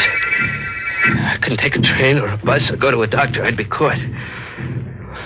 One night I saw a big house shining in the moonlight. I decided to take a chance. I knocked at the door. What is it? Sorry, miss. I was hunting. I had an accident in my leg. Oh. If you let me come in and call a doctor, I'd be very grateful. You don't want to come into this house. Can't you see I need help? You'll never be helped here. There's nothing good here, only evil and fear. So go away, please. I'm warning you. Go away before my sister comes out. What's the matter with you? Don't you see I can hardly move? Go away while you still have the strength to crawl away. Now, believe me. Tell Mr. Gifford to come in and close the door, Cassie. That voice. That's my sister. Yes, your sister. Claudine Masson. Good evening, Larry. I was wondering when you'd get here. You know him? Yes.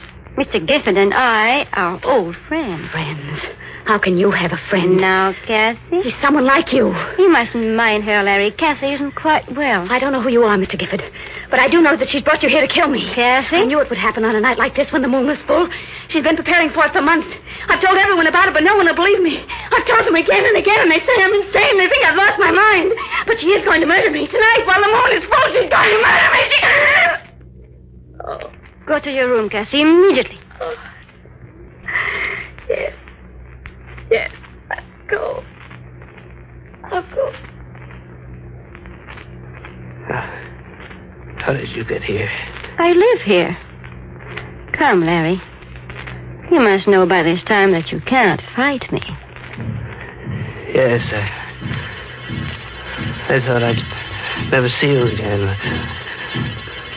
I'm not well. I've got a fever.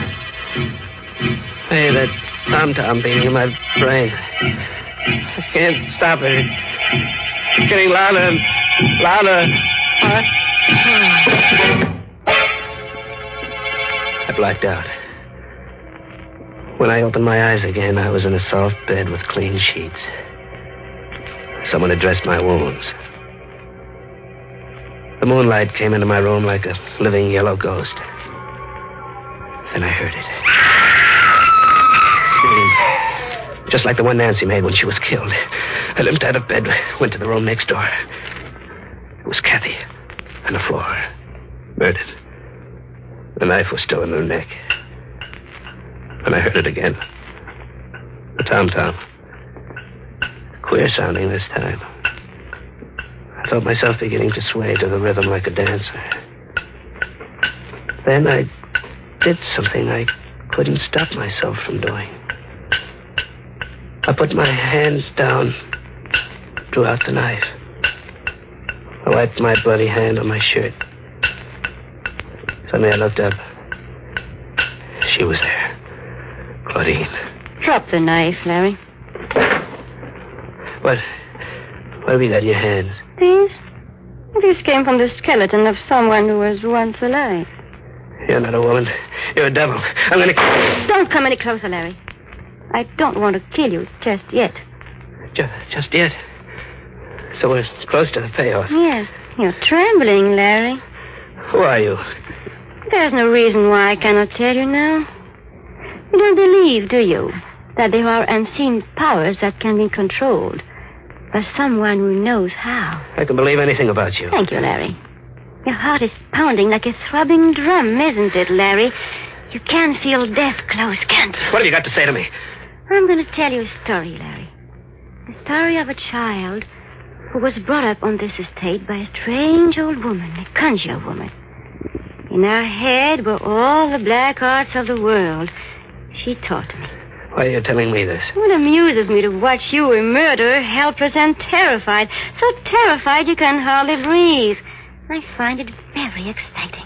Then it was blood I found on my handkerchief. Yes. It is one of the ways to gain complete power over a person. And a tom-tom. Another spell to make you do what I want. And the murder of your sister? You want me to be the patsy for that? You're beginning to understand.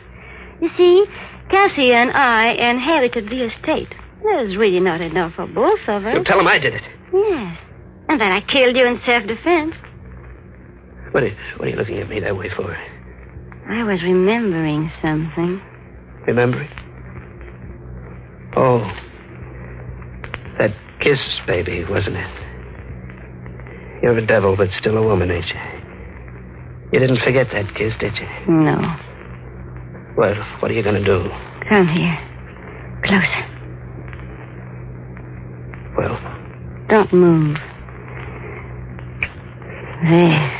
You're going to let me live? Live when it's my life against yours, you fool. I'll put that gun down. When I'm finished. Please, give me a break. I'm begging you. Begging you? I'll do anything you say. Just give me a chance, please. Here it comes, Larry, between your eyes.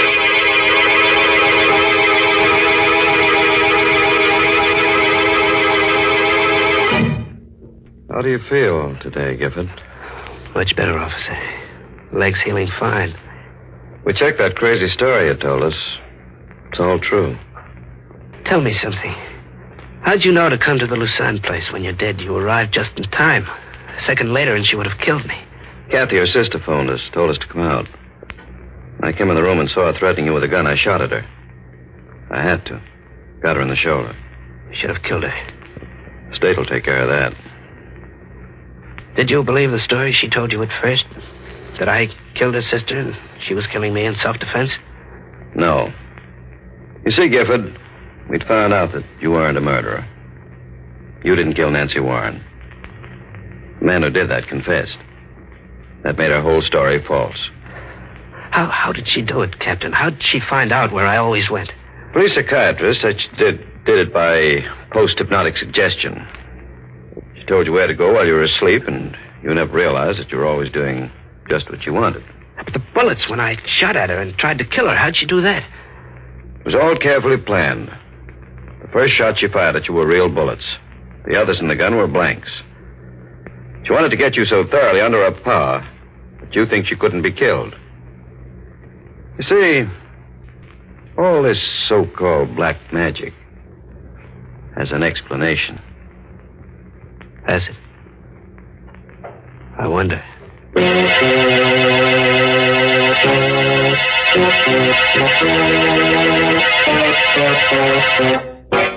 Oh, that black magic.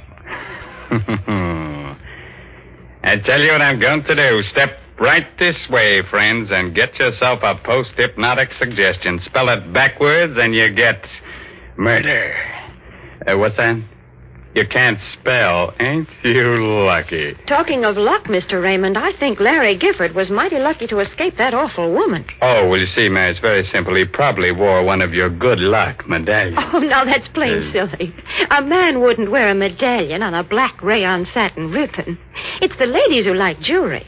Yes, that's why I know that they'll appreciate this solid sterling silver medallion that the Lipton people want to send them. And, ladies, here's how you get it. Send just 25 cents, which includes tax and postage, with a box top from a package of Liptons, the tea with the brisk flavor, to the Lipton Tea People, Box 92 in New York City.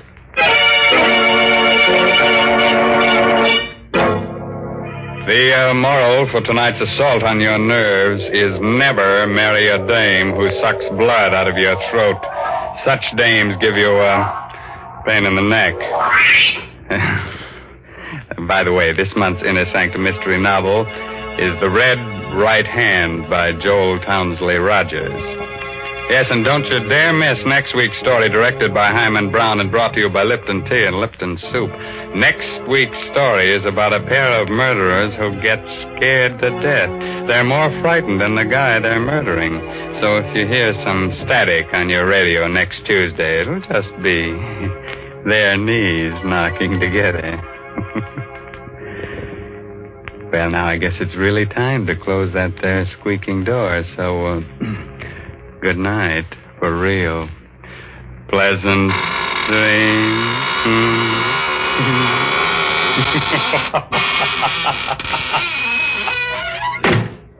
Folks, the next time you send a box of food to your boy overseas, be sure to include a package or two of Lipton's Noodle Soup Mix. You see, Lipton's is just like a taste of home. It has the same homemade chickeny taste as the soup you make yourself. The soup your boy's always been so fond of. That's why it's such a thoughtful, welcome little gift to send Lipton's. And as you know yourself, Lipton's Noodle Soup makes a grand snack. So remember, send a package or two to your boy. And remember to tune in next Tuesday night for another Inner Sanctum Mystery. This is CBS, the Columbia Broadcasting System.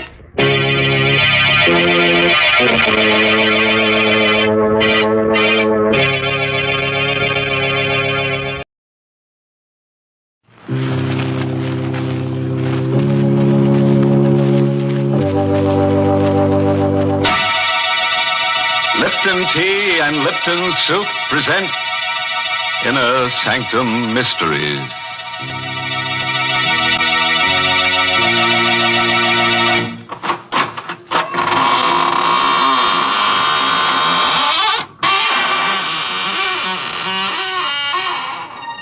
Good evening, friend. This is your host of the Inner Sanctum inviting you in through the squeaking door.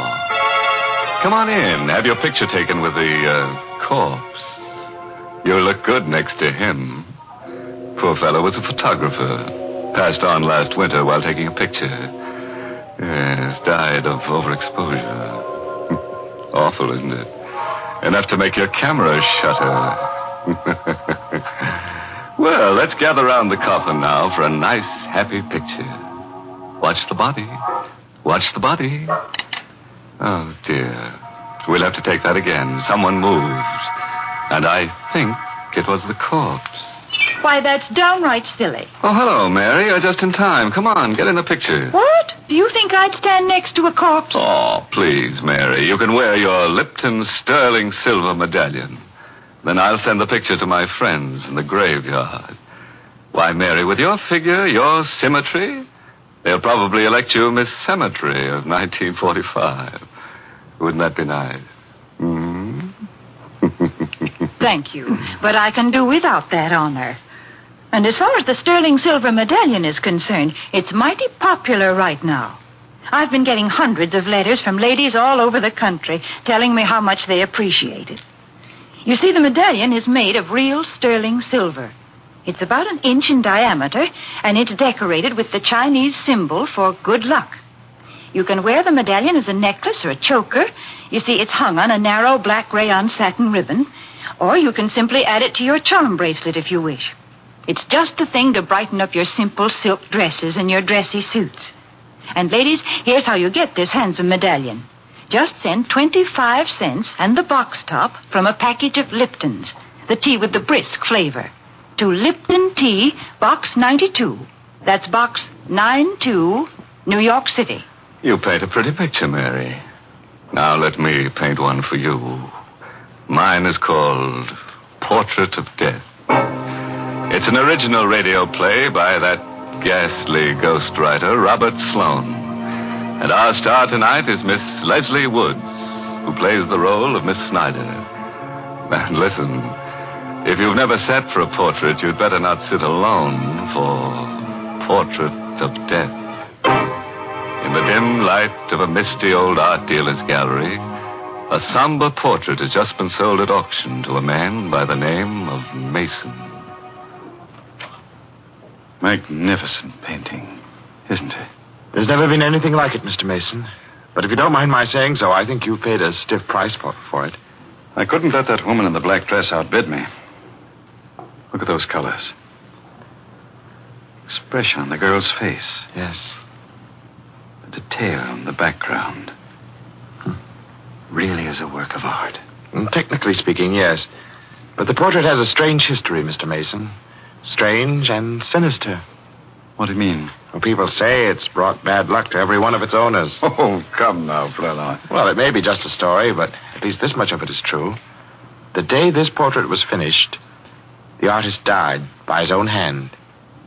And the model who posed for him died, too, by her own hand. So that's why he painted her in black. Yes.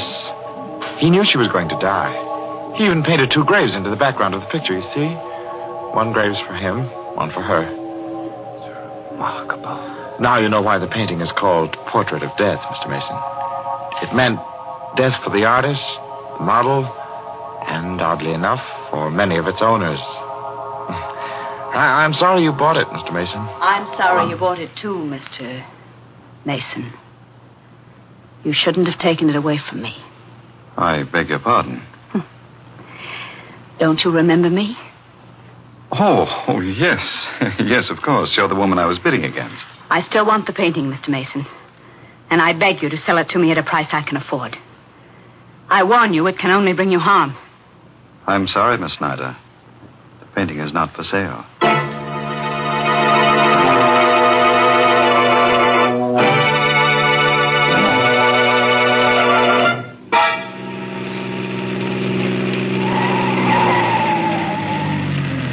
Really, Mr. Flannery, you didn't have to drive me all the way home with this painting.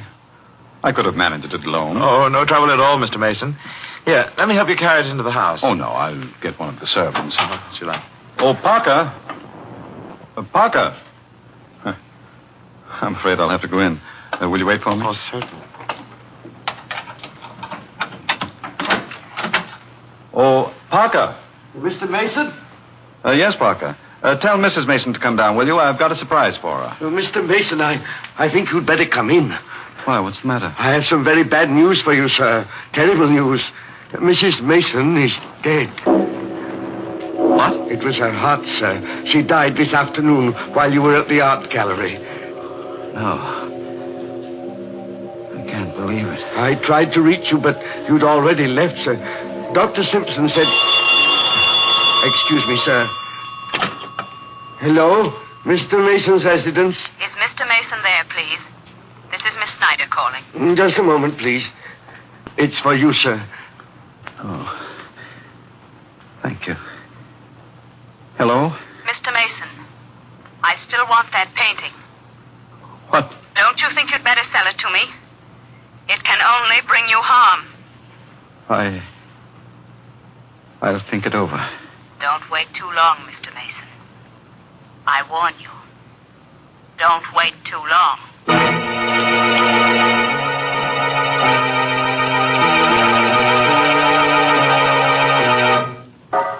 You ought to go to bed, sir. You haven't had any sleep for days. I'm all right, Parker. But it can't do any good to sit in this room and stare at that painting. Parker, doesn't the portrait look a little different today than it did when I brought it into the house? I don't think so, sir. The expression on the girl's face is a little deeper. A little more understanding. The background... Good heavens, Parker. What is it, sir? Look. The graves in the background. Weren't they there, sir? When I bought it, Parker, there were 2. Now there are 3.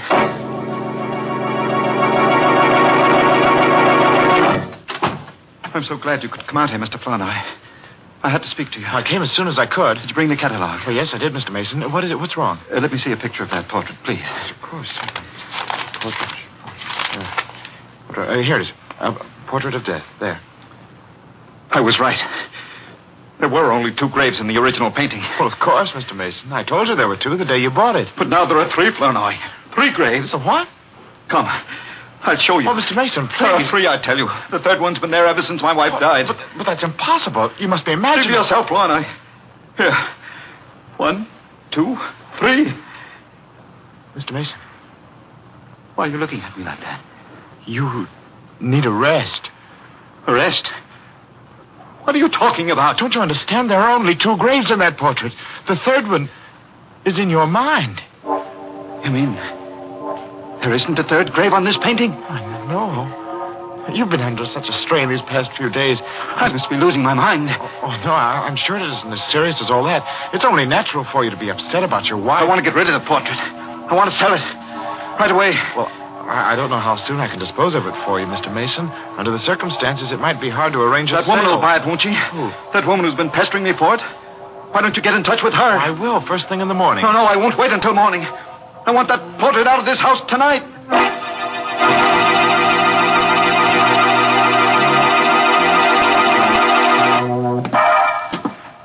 Parker.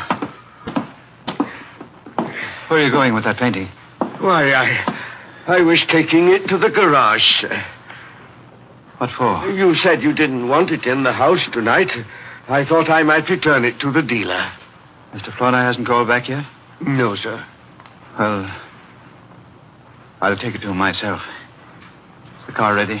Yes, sir, but I hardly think you ought to go alone, Mr. Mason. You're in no condition. I brought that portrait into this house, and I'll take it back alone.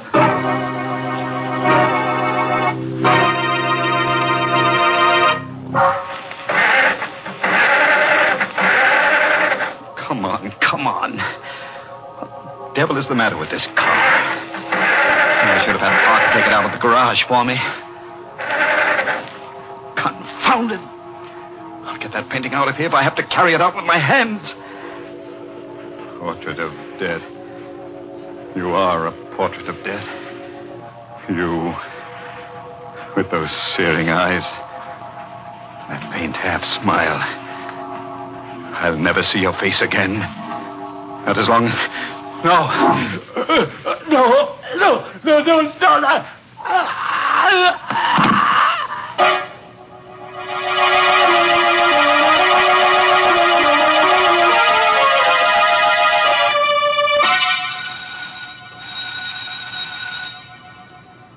is a strange time of night to go calling for a painting, Mr. Flournoy. Mr. Mason told me to get in touch with you right away, Miss Snyder. He was determined to have you pick up the portrait tonight. Well, I hope he isn't asleep. Yes. Nobody seems to be answering the door. Oh, wait a moment. There's a light in the garage. Oh, good heavens, what was that? It sounded like a scream from the back of the house. Come on, we better hurry. Come on, Miss Snyder. There's somebody in the garage. Why, hey, Parker. Yes, What's the matter, Parker? Why'd you scream? It's Mr. Mason, sir. He's dead. What? I just found him, sir, slumped over on the floor of the car. How awful. Maybe he was asphyxiated. No, the motor wasn't running, sir. It's the portrait. The portrait killed him, just as it did the other. It does seem strange. He came to the garage about an hour ago, carrying the painting in his arms. Well, didn't you help him? He wouldn't let me, sir. He insisted on being alone. That's strange. Look at these marks on his neck. As if he'd been strangled with a fine chain. Or a woman's necklace. What do you mean by that? Nothing. Did you think I was accusing you, Miss Snyder? I don't know. Good heavens, Mr. Flournoy. Look at the portrait. Oh, what's wrong? The necklace, sir. The necklace that was painted on the girl's throat. It's gone.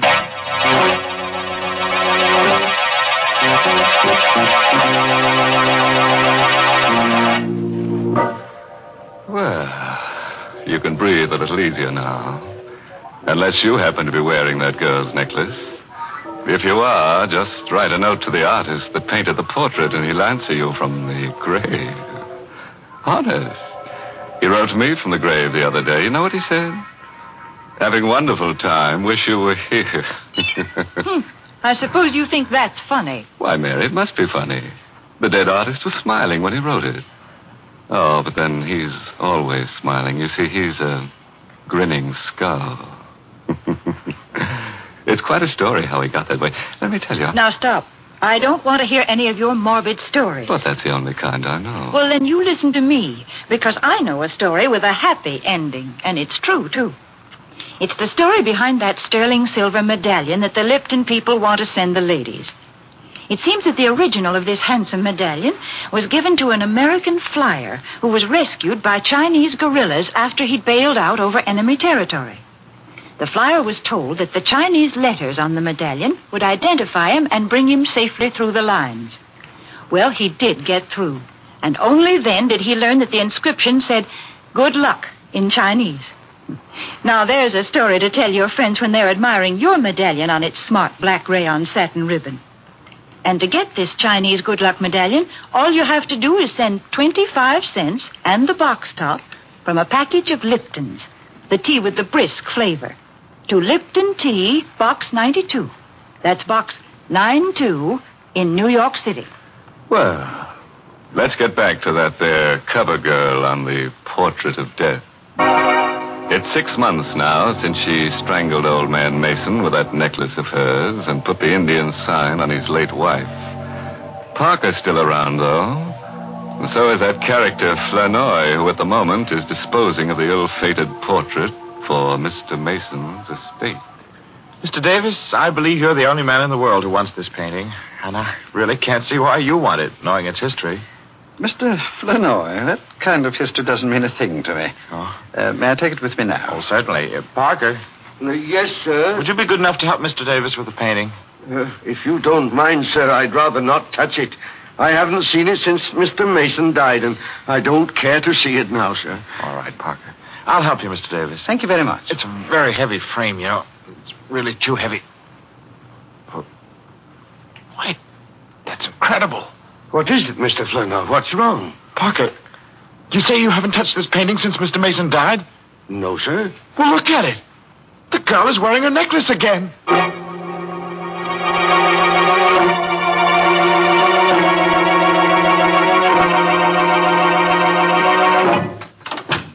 Miss Snyder, how do you do? We haven't seen you here at the gallery for some time. What's the meaning of this, Mr. Flournoy? Beg your pardon? Why did you let that painting go without telling me it was for sale? Well, I tried to tell you, Miss Snyder. I called you home several times to let you know about the auction. I was never able to reach you. Didn't you know I was away on a trip?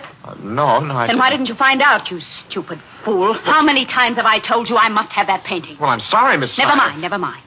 Who is this Mr. Davis? Where does he live and where can I find him? Why, Well, I imagine you'll find him at his home. Here's his card. Give it to me. I don't think you'll gain anything by going up there, Miss You Snyder. keep out of this, Flournoy. I want that painting. And this time I'm going to get it.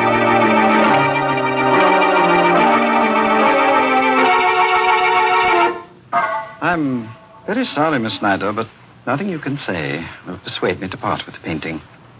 Mr. Davis, your stubbornness may cost you your life, you know. I'm afraid I'll have to risk it. I'm very anxious to find out exactly how he died. And if he was murdered, I'm going to see that the killer is brought to justice. The killer is the painting, Mr. Davis. And you will find that out very soon, just as the others did. Are you threatening me? I am giving you one more chance to live. One more chance to sell me the portrait at the price you paid for it. If I refuse? If you don't sell it to me now, Mr. Davis, I will buy it after your death. Forgive me for not showing you to the door, Miss Snyder, but I hardly think... Never mind, I'll go myself. No, you don't have to. Parker. Yes, sir? Parker, what are you doing here? Oh, didn't you know, Miss Snyder? I'm Mr. Davis's new butler.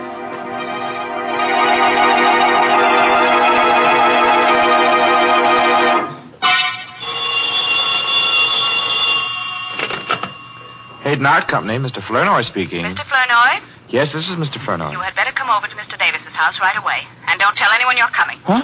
Who's this? It's important, Mr. Flournoy. Don't ask a lot of questions. Just come over. But who is this? Don't you know? It's the girl in the portrait. What? You... Hello? Hello?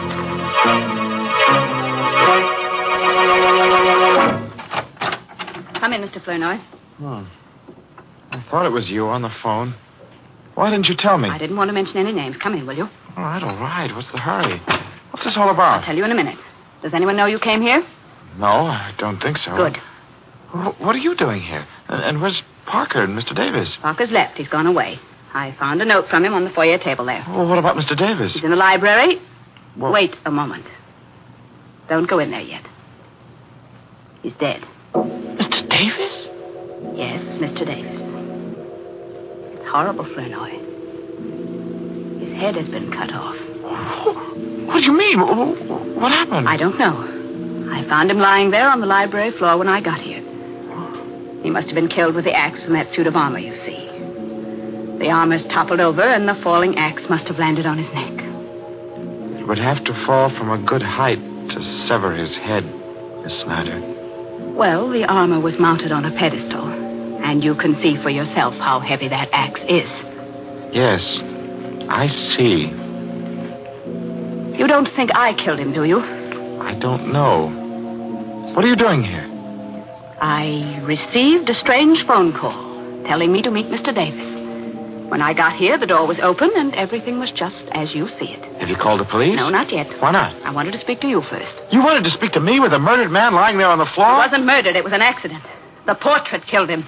I'll let the police decide that. Now, wait a minute, Mr. Flournoy. You are not going to phone the police until you've heard what I have to say. Go on, say it. I called you because I wanted you to help me. I want that portrait before it's passed on to Mr. Davis's heirs. What do you mean? I may never be able to buy it if it becomes part of his estate. But if you tear up his check and take mine, it doesn't have to become part of his estate. It will be mine, once and for all.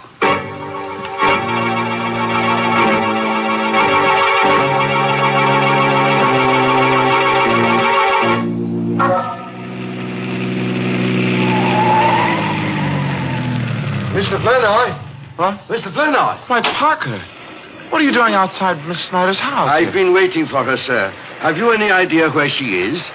Why do you want to know? She left a photograph at Mr. Davis's house last night, and I've come to return it. Well, I'll take it to her, Parker. If you don't mind, sir, I'll return it myself. Is it that important? The photograph is a picture of the woman in the portrait. And if Miss Snyder can explain why she's been carrying it around, we might have an answer to this mystery.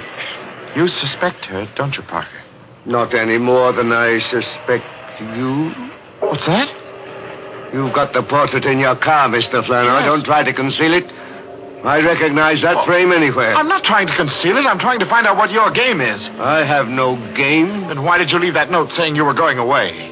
What note? Oh, don't lie to me, Parker. I saw it myself on the foyer table. You must be mistaken, sir. Today is my day off.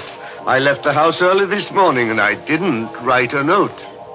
Well, if you're telling the truth, then I know who did write that note. Only I've got to prove it before I can take your word. Oh, wait a moment, Mr. Flunner. Where are you going? I'm going into the house for this painting. I'm going to set a trap for Miss Snyder. I'll go with you. What for? To help you carry the painting, Why, of course. But you'll spoil everything if you're seen, Parker. Then I won't be seen. I'll hide. What's the matter, Mr. Flunner? You are not afraid of me, are you? I don't know. Every time this painting has brought misfortune to anyone, you've been alone in the house with the victim.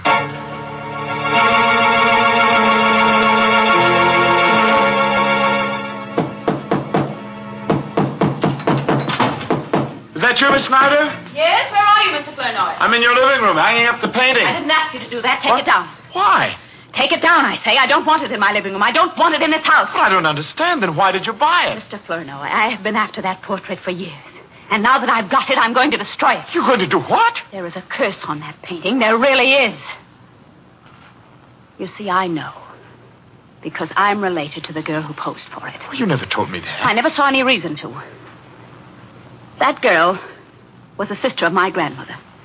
And ever since her death, my family has been haunted by that portrait. But now we'll be haunted no longer. But you can't destroy a work of art like this. It isn't fair to people who admire it. It isn't fair. Nobody wants it, Mr. Flournoy. Nobody but me. Oh, but you're mistaken. There is somebody who wants it. Wants it very much. Parker? Oh, no. Oh, Parker's dead. Dead? How do you know? I know because I killed him. Right here in the living room. I'm awfully sorry I didn't have time to dispose of the body, but I'll take care of him before I go. Oh, no, Mr. Flournoy. You didn't kill him. You couldn't. I had to. You see, he discovered the painting and the cars I drove up. He would have ruined all our plans. Plans? Yes. Plans? Do you think I'd go through with any plans knowing what I know now? Well, I'm going through with mine, Miss Snyder. And I dare say I won't be suspected. What are you talking about? Nobody knows you stole this painting from Mr. Davis. Nobody knows but you and Parker. And I can trust Parker to keep the secret. You stay where you are. Don't be afraid. I've become an expert at the art of murder. It is an art, you know. Just as delicate as retouching old portraits, which happens to be a specialty of mine. You killed Davis and Mason and Mrs. Mason. Oh, no, not Mrs. Mason, no. Her death was only a coincidence. But it did give me the idea for the others. You see, I needed a series of deaths to completely destroy the value of that portrait. The legend was already there. All I had to do was help it along. Why? Well, I wanted the painting, Miss Snyder. I wanted it more than anything else in the world. An art dealer's clerk could hardly afford to pay for it. You're insane. Well, we're all a little bit insane, aren't we? Don't you come near me. Don't. Shut up, you. Don't. Shut up. Yeah, the knife is quick. Sure. But if you struggle, don't struggle. You make me miss my mark. Still, I can't. You crazy devil, be still. No. Portrait. Fell on the wall. Frame. Grew knife into. Now we'll be haunted no longer.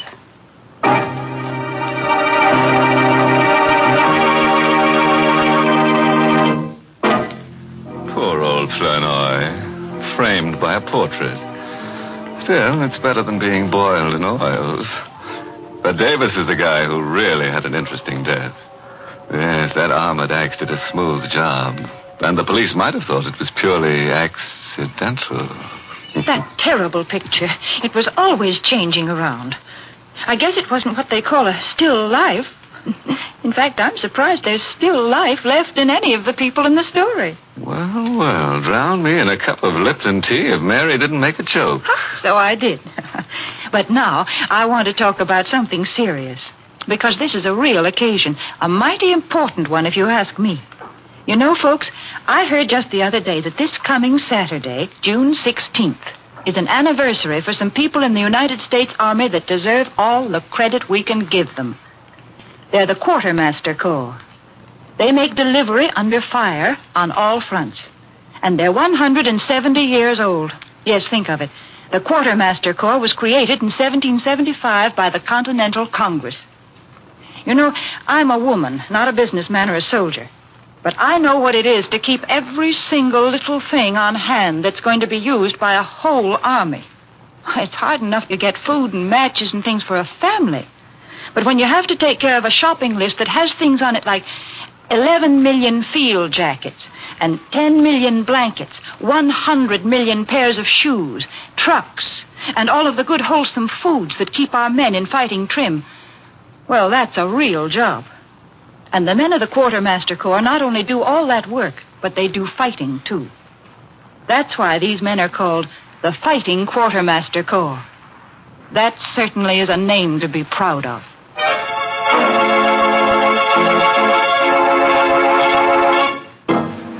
Well, it's time to go back to my slab now and swap a few stories in the smoker of the crematorium. Oh, before I leave, this month's Inner Sanctum mystery novel is Lay That Pistol Down by Richard Powell. Yes, and next week's Inner Sanctum story, directed by Hyman Brown and brought to you by Lipton Tea and Lipton Soup. Next week's story is just your meat. That is, if you like human meat. It's about a man who's been dead for 6 years. So, of course, his wife doesn't recognize him when he comes home. In fact, nobody recognizes him. So he goes around killing people to refresh their memory. I guess he figures that if they can't remember him, they might just as well remember nothing. And now it's really time to close the squeaking door, so good night. Pleasant dreams.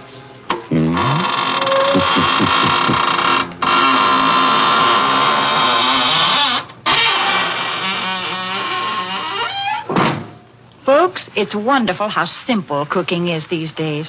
When I was a girl, my mother used to spend a good many hours making a pot of noodle soup. But now, we have Lipton's Noodle Soup Mix.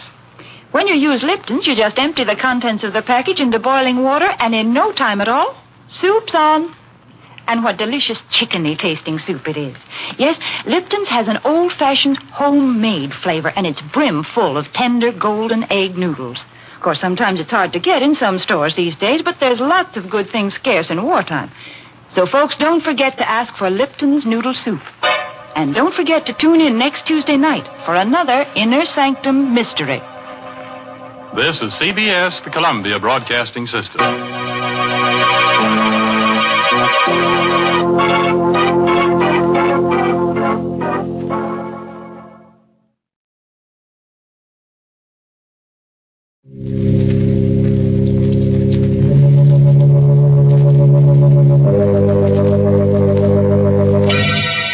Lipton Tea and Lipton Soup present Inner Sanctum Mysteries, starring Wendy Barry.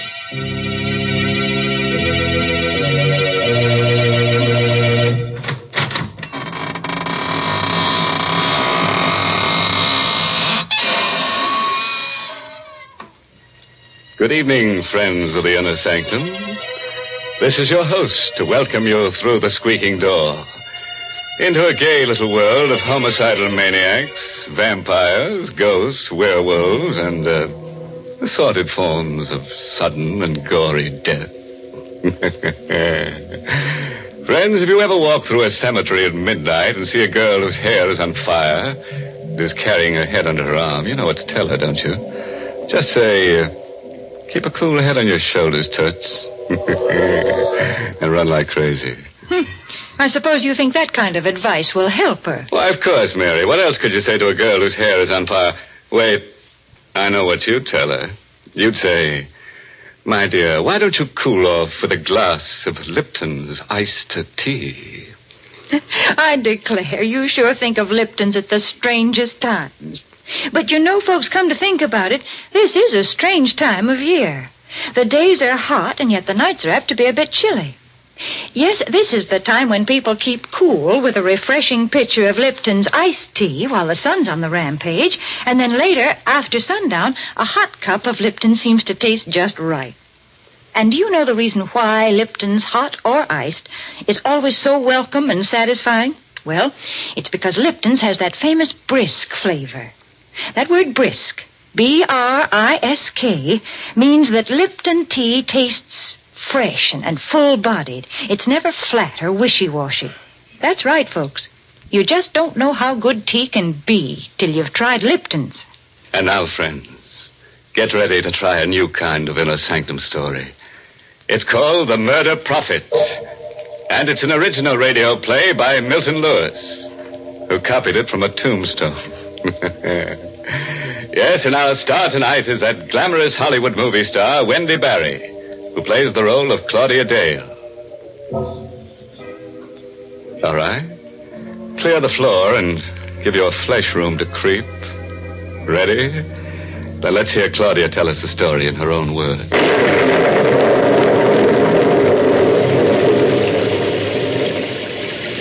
At exactly midnight, I saw him for the first time. My headlights picked him up when he hailed me along a lonely stretch of road near my home. I wouldn't have stopped, but the storm was so fierce, I felt sorry for him. I drew up to the side of the road. Thank you. Going far? No, not far. Where to? I'll let you know. Oh, what's that? Where? There on the side. Tombstone. Oh, there's a cemetery where I picked you up. Yes, Birch Lawn. Cigarette? No, thank you. I don't smoke.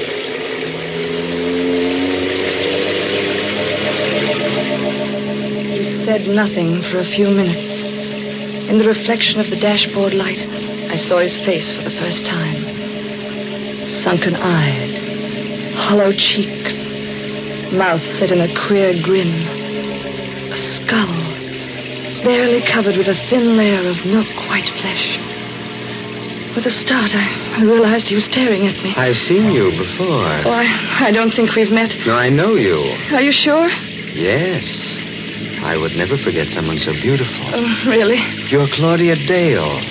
Why, yes. You're married to Howard Dale. That's right. But I don't seem to place you. No, you wouldn't. I know quite a lot about you. Do you really? Your first husband was Willard Banks. How did you know that? He died 8 years ago, a suicide.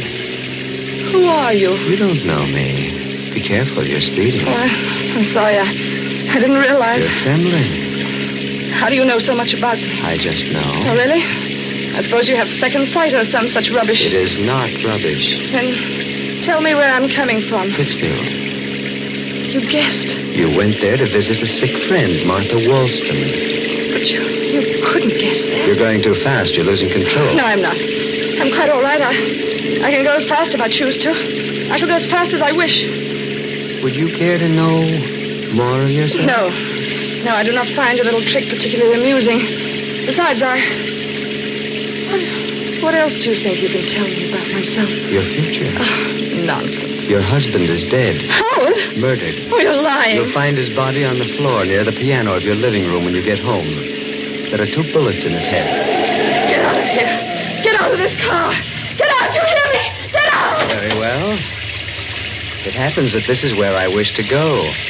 Good night, and thank you, Mrs. Dale.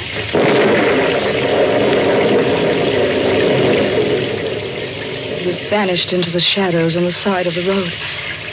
And then I noticed something white and shining queerly in the spot where he disappeared. I looked closely. It was another tombstone in another cemetery. I raced madly for home, fighting the hysteria that seized me. The nightlight was burning in the living room. It couldn't be true. Howard would take me in his arms and kiss me when I stepped into the house. I rang the bell. No answer. Somehow I managed to get the key in the lock. I ran into the living room. Howard! Don't move. Oh, who is it? Right behind you. I've got a gun. Oh, a gun. Do it in the body. Who are you? Turn around. Oh, you murdered Keep him. quiet. Oh, don't come near me. Sit down. Don't touch me. I said sit down. Oh. Sorry I had to slap you. We're losing control. You don't have to scream for the police. Here's my badge. You? Detective Sergeant Quinn. Homicide. Oh, well, I thought you were... Yes, I know. Drink this. Thanks. Feel better? Yeah, much. Who is he? My husband. Sure? Positive. When was he killed? About 20 hours ago. 4 yesterday morning. How do you know? One of the bullets went wild. Hit that clock on the mantel. Where were you yesterday morning? Pittsfield. I stayed with a sick friend, Martha Wallstone. Here, look at these things. I took them out of his pocket. They all his? Yes. Where's the snake ring? There were no rings.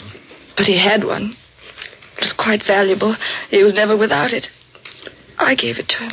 All right, now look. Did he wear it on the third finger of his left hand? Yes. There's a mark, but no ring. When did you come here? I drove in behind you. You left the front door open. I think I know who killed him. Who? A man I met on the road coming here. He knew my husband had been murdered. You did, huh? He even said his body would be near the piano. When did you see this guy? Oh, 10, 20 minutes ago. Picked him up on the road. Where? At Birch Lawn Cemetery. Where'd you drop him? At another cemetery near here. He seemed to walk behind one of the tombstones. Oh, I know it sounds mad, but it happened just as I said. What's his name? I don't know, but he looked like a human cadaver. Like a man who's dead and... Oh, you don't believe me. Why'd you kill your husband?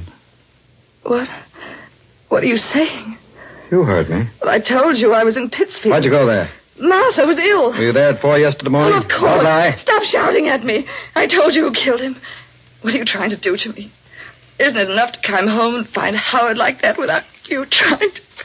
Oh, in heaven's name, leave me alone. Leave me alone.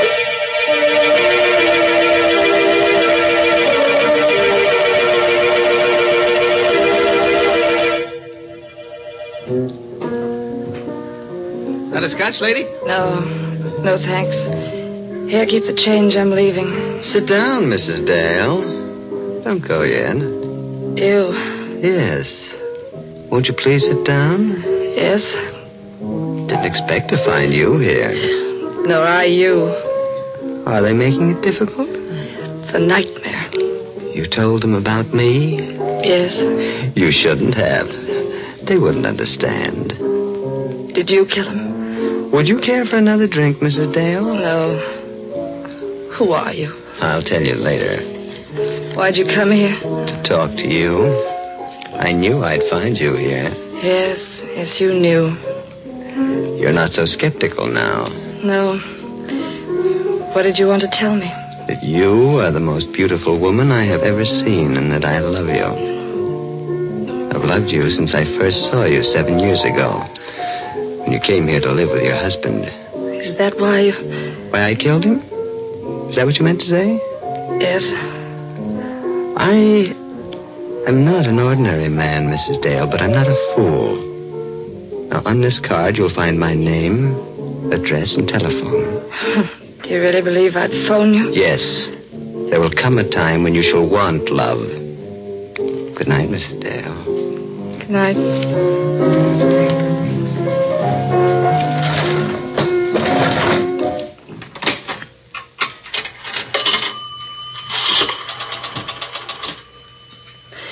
Hello? Operator, get Get me police headquarters and hurry, please.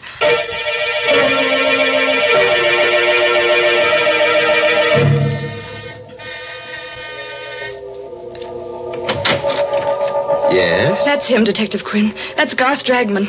Thank you, Mrs. Dale. Do you mind coming down to headquarters, Mr. Dragman? Not at all. Did she tell you that I murdered her husband? Yes. I thought she would. I'm not angry, Mrs. Dale, and what I told you earlier this evening still goes. I'll come along right now, Mr. Quinn.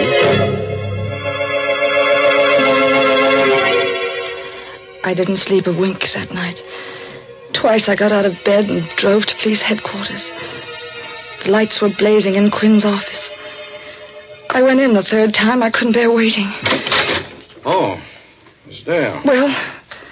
Glad you stopped by. We checked everything Dragman said. Seemed he was in the same bar and grill where you met him tonight when your husband was killed. You believed him? Naturally. Bartender and several regular customers backed up a story. Seems they all left together after the place was closed to play poker. Well, what about the things he said to me in the car? How could he know about the murder before you or I? That I don't know. Perhaps he does have second sight. Odd-looking fellow, isn't he? You can't arrest a man for murder because of that. He's criminally insane, I tell you. I know he is. My dear Mrs. Dale. Oh. What's the use? I loved Howard. I loved him to the point of insanity. Otherwise, there was no accounting for the things I did when I left police headquarters. I was determined to find the man who murdered my husband. It was towards dawn when I made up my mind what to do. I went to Garth Dragman's home. I was about to ring the doorbell when... Don't ring, Mrs. Dale. The door is open. Come in. You were expecting me? Yes, I was expecting you. Do you still think that I killed him? I don't know what to think anymore. Do you want me to find the person who murdered him? Yes, more than anything in the whole world. See, I have strange gifts, Mrs. Dale. And I do believe I understand the mind of a criminal. That mad impulse to crime, that strange, twisted desire to take a living being, a creature of arrogance and power, and make it a corroding, lifeless mass of flesh fit for worms. You're shocked? Crime is a shocking, evil thing. And only a man with the brain of a genius can succeed at it. And only a man with a greater brain can trap a successful criminal. I'll find your murderer for you, Mrs. Dale. On one condition. What's that? That you marry me.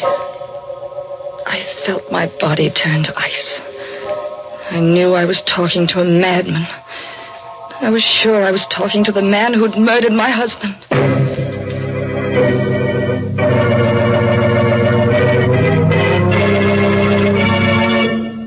Oh, shucks. It's not so hard to predict a murder. I can do it. It's easy.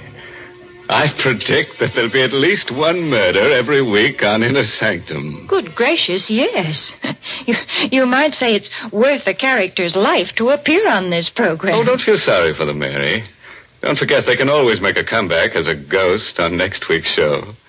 In fact, I predict that Claudia's husband will be around one of these Tuesdays. All right, now it's my turn to make a prediction. And I predict that during the coming fall and winter, more people will drink Lipton tea than any other brand. Oh, you said that last year. Yes, and it came true then just as it will now. Folks just naturally seem to prefer Lipton's. If you'd ask a tea expert to explain this preference, he'd say it's because Lipton's has a brisk flavor. You see, that word brisk, B-R-I-S-K, is a technical word.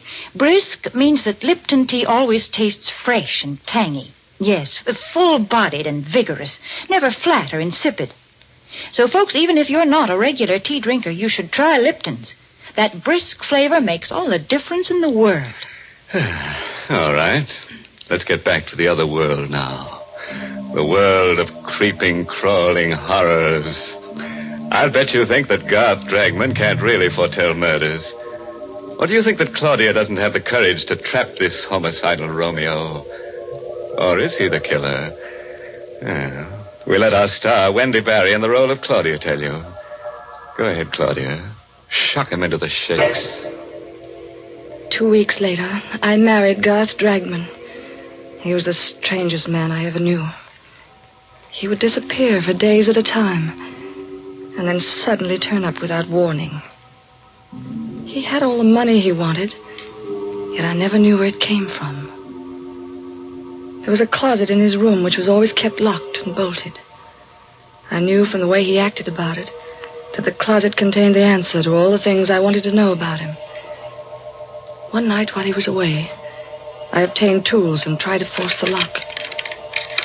Good evening, Claudia. Oh, Garth. You didn't expect me back, did you? No, I knew you'd try to open that closet someday. Well, why do you keep it locked? So that no one but myself shall know what's in there. Not even I? You in particular. But, Garth, You'll not attempt to open it again, will you, Claudia? No. Forgive me for striking you. I'm not quite myself tonight. I sometimes do things I regret when these moods come upon me. He sat down. He seemed terribly exhausted, completely spent. But there was a strange, wild light in his eyes. He seemed like a man intoxicated with some strange drug that few men know the taste of. You do forgive me, don't you, Claudia? Yes, of course. See, it's something that few people know, Claudia, but a person who has extraordinary powers carries an extraordinary burden. You mean your gift of prophecy? Yes, I didn't want to mention it. It seems to upset you so. It doesn't frighten me any longer. Did you read in the newspaper about a woman's body being found in the river? She'd been murdered, garroted. Yes, it was in this evening's paper. They don't know who she is. I can tell you who she is. Josephine Ford. The stupid girl, Claudia. I could have told you that she'd been murdered 3 days ago. How do you know these things? Because I see them. Sort of vision. Now I'm seeing another vision. It's a house, 346 Harbor Street. Near the waterfront. A young woman lies in bed reading. She's very attractive. In an hour, she'll be dead. When the police come, they'll find her body decapitated. The criminal did this to destroy her identity. But who is the criminal? What difference does it make? He'll never be caught. Garth, while you were gone, Martha Wallstone telephoned. She's ill again.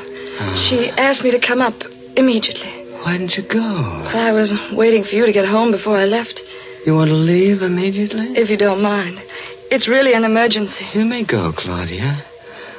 I shall go to sleep. I'm extremely tired.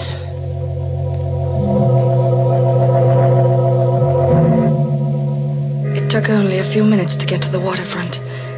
I found the house at 346 Harbor Street. I went in. The lamp in the bedroom was burning. I looked at the bed. I fainted. Hey, Mrs. Dale. Think you can sit up now? Detective Quinn. Yes. Hardly expected to find you here. I came because Garth Dragman predicted this would happen. Oh, Mrs. Dale. You still don't believe me? You're a strange woman, all right. You accused this man of killing your husband, and then you married him. I suppose you're going to accuse him of this murder, too. Yes, this and heaven only knows how many others. Miss Dale, do you realize that you haven't got a single piece of evidence to back up your contention? I'll get the evidence tonight. Will you let me have a gun? No. Will you be near my house? I'll need protection. Oh, after all. What must I do to convince you what he is?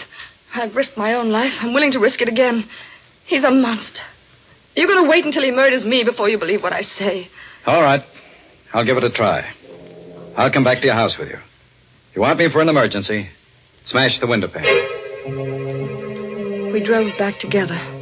I dropped Detective Quinn on the corner. The house seemed deserted when I came in, but I wasn't taking any chances. I went to the kitchen, got a knife, hid it in the folds of the long-sleeved gown I was wearing. I went into Garth's room. He wasn't there, but the closet door was open. What I saw in there nearly made me ill. Clothes. Garth's clothes. Some of them soaked in blood. I forced myself to examine them. Then I found something that made my heart beat faster. A little jewelry case. I'll take that, Claudia. Oh, Garth. Give me that jewelry case, no, please. No, don't take it. Thank you. Garth, Get away from that window, Claudia. Go on. Oh, don't shoot, Garth. You were so anxious to see what's in that closet. Well, now you have. And perhaps you'd like to see the latest addition to my collection. It's in this box. That box? Yes, Claudia. A hat box. Garth! Sit down, Claudia. What are you going to do? Tell you who killed your husband. You? No. You. You're insane. I've written out a confession for you to sign. What'll happen if I don't sign it? Well, I credited you with more imagination. Would you like to hear it? Yes.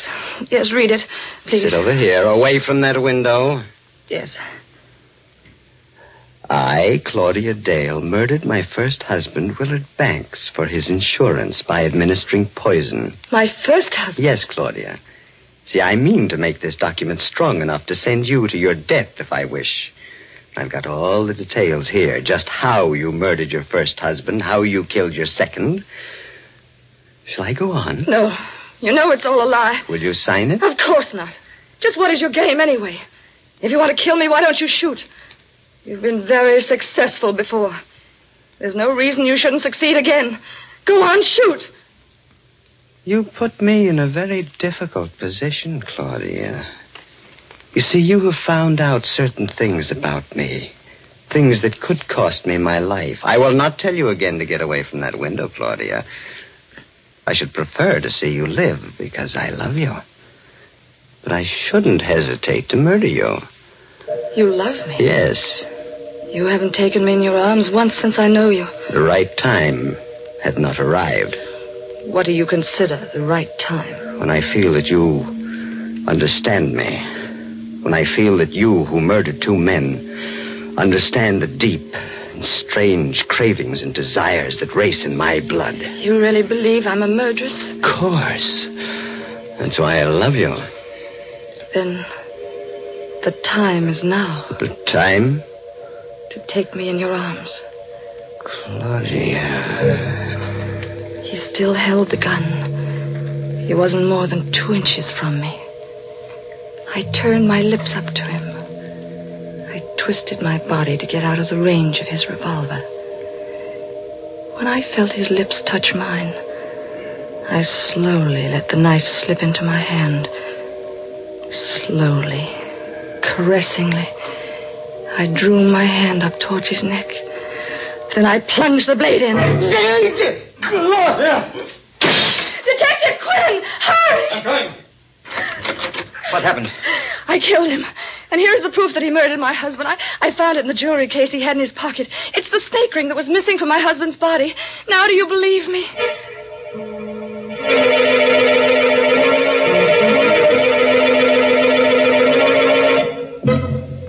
That's the whole story. I realize that you, as the district attorney, must know all the facts. There they are. Thank you. There are a few points in the story that interest me particularly. First, the confession that he asked you to sign. What about it? The confession says that you went out in Pittsfield at 4 a.m. when your husband was killed. You gave your friend Martha Wallstone a sleeping pill, drove her down here, shot your husband, drove back to Pittsfield, turned Miss Wallstone's bedside clock to 4:15 and wakened her. Then you gave her the medicine. She thought it was 4:15 and went back to sleep. Garth was very clever at things like that. He had extraordinary brilliance of the insane. And just one question. Was that the way you murdered Howard Dale? I? Oh, but Garth murdered him. The ring proves it. You never had the ring. You put it in the jewelry box. I can't believe what you say. Garth was a homicidal maniac. He predicted the death of the people he murdered. My dear woman, don't you know yet? Know what? Garth Dragton was a detective working out of my office. That's how he knew about those deaths. He was put on the case because we suspected you of murdering your first husband as well as your second. A detective? Yes. And you're going to die for killing him. It's extremely daring and clever of you to murder him. But you never would have gotten away with it if he hadn't kissed you. He kissed you because he fell in love with you. That poor fool.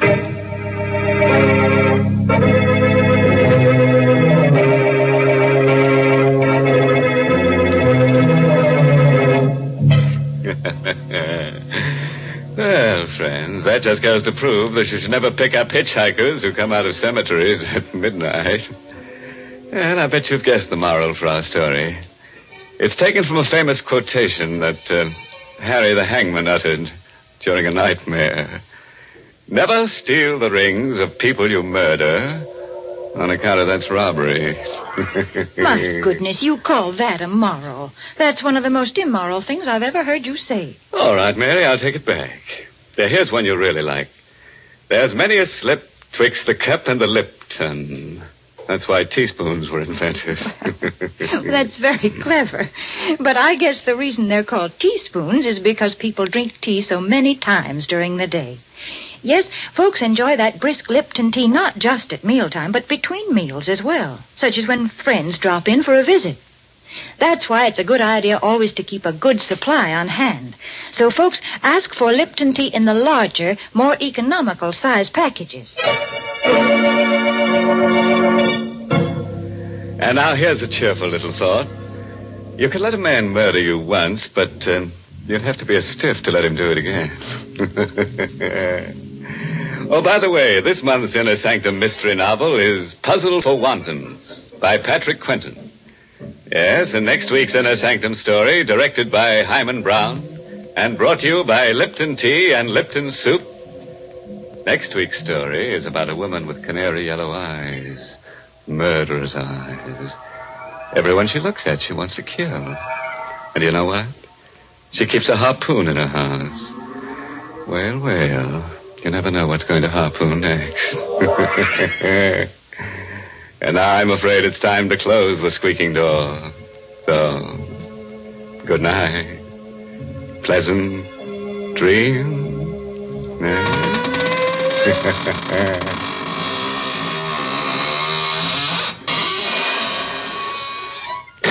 Folks, it's wonderful how little time cooking takes these days. Now, when I was a girl, my mother used to spend half a day making a pot of chicken noodle soup. But now, we have Lipton's noodle soup mix. And when you use Lipton's, you just empty the contents of the package into boiling water, and in no time at all, soup's on. And what delicious chickeny-tasting soup it is. Yes, Lipton's has an old-fashioned homemade flavor, and it's brim full of tender golden egg noodles. So, folks, don't forget to ask for Lipton's Noodle Soup.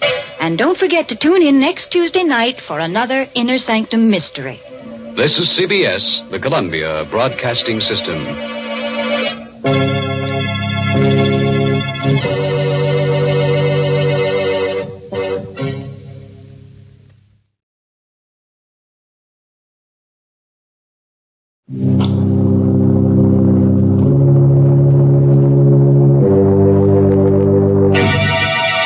Lipton Tea and Lipton Soup present Inner Sanctum Mysteries.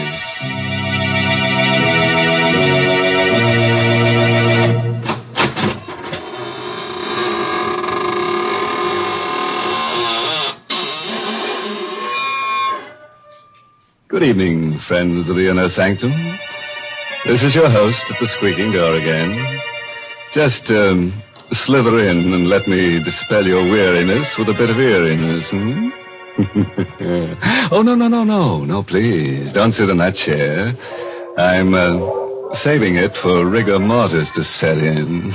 Oh, dear. I see this is going to be one of those nights when my favorite character gets killed. Yes, Mary, but don't scream blue murder because this is a corpse of a different color. Well, if it's going to be that kind of a story, I'd better tell folks about something cheerful first. Yes, I mean Lipton tea. Lipton's is such a friendly, welcome drink. And that's because of its brisk flavor. Now, that word brisk is important. It means that Lipton tea always tastes fresh and full-bodied, tangy and vigorous. It's never flat or wishy-washy. That's the reason why Lipton seems to make good food taste better, and why Lipton tea is the perfect beverage to serve when you're entertaining friends. So even if you're not a regular tea drinker, you should try Lipton's. That brisk flavor makes all the difference in the world. And now let's leave the world, temporarily, of course. Tonight's story is called The Lonely Sleep. It's an original radio play by Christopher Mayle, who scribbled it during a nightmare. And our star is Carl Swenson, who plays the role of Archie Gold. Murder is a specter which nudges all of us, anywhere. Most of us will never murder, but can any of us say we never will? Certainly Archie Gold, 30-ish, bald and mild-mannered, never thought he would murder. Archie was the window display man for Greg's department store. At night, the store is a fantastic nightmare of eerie shadows, covered showcases, cavernous depths, and dank, stale odors, with only his own hollow footsteps for sound, because windows are dressed at night. It's night now, and Archie's busy in his storeroom crating his favorite mannequin for shipment to the mannequin factory. Being a lonely man, he talks to the mannequin. And being in love with Esther Newman of the store's accounting office, he naturally calls his favorite mannequin Esther. You've been very mean to me, Esther. The last time I asked you to go out with me, you snickered at me. That's not nice. That's why I had to do this to you. Archie tucked Esther's smooth pink torso into a crate. There. Perfect fit, darling. Perfect. Then Archie wrapped Esther's slim legs and arms in excelsior, tucked them into another crate. So, you wouldn't put your arms around me, darling. Well, you won't get another chance. Then Archie picked up Esther's pretty head and placed it on his workbench. Oh, Esther. I'm so lonely. Why don't people talk to me? Why can't I be popular? What's wrong with me? Why don't you go out with me? What Archie never dreamed was that the real Esther Newman was at that moment slamming the last of her monthly report books closed, flicking off the light, and starting out of the finance office toward the rear door of the store. Oh, Esther, I want to tell you. She stopped by Archie's half-open door when she hears his voice. No, listen to me, Esther, darling. I am making enough money here to buy us a little place over in Jersey. See, all my life I wanted to love someone like you. You're so beautiful. You will marry me, won't you, darling? Why, Archie, go. Sitting there proposing to a dummy, and the dummy's name is Esther. What a coincidence. Well, Esther, you worked late? I didn't know. No. I mean, yes, I give the mannequins names. It's sort of a game. Yeah, game. That's it. Well, they don't talk back anyhow. No, they don't talk back. But they're sort of kind. They smile at me. And, see, I'm lonely. Mm-hmm. I work all night. And, Esther, will you go out with me Sunday night? Mm-hmm. Please. Just dinner and the movies. Are you kidding? Why don't you ask your dummy friend? Hey, say what a swell idea. She won't eat much. You can maybe get her into the movies for half price. And when you kiss her goodnight, Archie, she won't slap your face. Why are you looking at me that way? You shouldn't laugh. You're crazy. You're trying to scare me. Yes, that's it. No, you're not. You are crazy. Don't come near her. Archie! You shouldn't laugh. Archie, don't. You shouldn't laugh. My turn to laugh. See? My turn.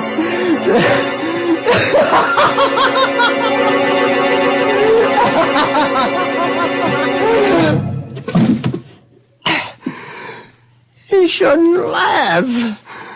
People shouldn't laugh when you're lonely. You see, the specter of murder had nudged Archie, and he's obeyed. This was no mannequin at his feet. This was a woman, warm, beautiful, and dead. Then, being scared and lonelier than ever, Archie talked to his mannequins again. This time to Frank, painted and rouged and handsome in Greg's bargain $29.50 tweed suit. You heard her laughing at me, Frank. I just couldn't stand her laughing at me again. See, look at her, Frank. You'd think she was asleep. Her neck's broken. See, what am I going to do with her? I gotta think. Gotta hide her. Gotta dress the front window, too. Window. Sale of Cozy Kitten mattresses starts tomorrow. It's a big sale. Sleep on a Cozy Kitten. I've got it, Frank. The window. I've put her in the window on a Cozy Kitten mattress, and nobody'll know. And then tomorrow night... So Archie used some pancake makeup, bringing life to Esther's sallowing cheeks and purple lips. He placed her dead weight in a hard truck. He rolled her to the lighted window. An hour later, Esther's corpse, covered with gleaming white sheets and sleazy satin quilts, smiled in peaceful bliss at the empty street. Archie found his work well done. Nothing more to do now. Just wait. I'll go home. And wait. That's a good window. You look very pretty in bed, Esther. I've been watching you, young fella. Saw you do the whole thing. What's the matter? I scare you? No, officer. I didn't know. Yeah, I've been in the doorway across the street watching you. A lot of work to making up one of them windows, ain't there? Yeah. You saw me do the whole window, you mean? Uh-huh. Oh. So I put the mattresses in, make the bed, put the signs in, then fix the lights. Then you put the girl in the bed and fix her face up. Yeah, it's a nice job. Yeah. Say, you look bad, son. Yeah. Anything wrong? You sick? Huh? No. I'm just tired. All through for the night? Yeah, I'm all through.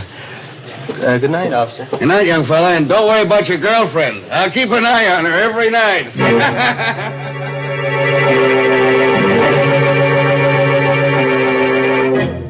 So Archie went home, as you or I might have done. And because he'd been too busy setting his little post-mortem stage, the impact of his crime began to seep through only as he neared his rooming house. Maybe the girl in the doorway he passed started him thinking because she laughed. Are you kidding? Just a girl and her date. But you can't blame Archie for hurrying. You would have thought it was Esther, too. Archie hurried. He hurried to the rooming house. He raced up the steps. He had to get to his room, get in and close the door. Oh, world. Close the door. That's it. They can't laugh at me here. They won't find me here. This is my room. Nerves. Stupid running like that. I've got to act normal. Sure, just like nothing happened. I couldn't help it. She made me do it. No, forget about it. Why, Archie, gold. No. You can't laugh now. You're... I'm dead, Archie. Yes, in a way. I'm in Greg's department store window. I don't believe in ghosts. It's just my mind, my imagination. That's right, Archie. You're too clever to believe in ghosts. I'm not a ghost, Archie. I'm in your mind. I'm part of you now. Part of you. Get out! I'll drive you out. Oh, no, Archie. You can't. Unless, Archie. Unless you replace me with someone else. Yes. That might do it. Someone else. Another girl. See? That's how a murderer thinks. Oh, yes. You do the same thing. Archie never thought he would murder. Now he's ready to do it again. Get rid of his conscience to get rid of a voice. Archie lit a cigarette. He poured himself some milk, ignoring the laughter in his brain until he pushed the in. Look at your hands, Archie. Look at them. All crooked and hard and clutching. Well... Like they were on my throat. Shut up!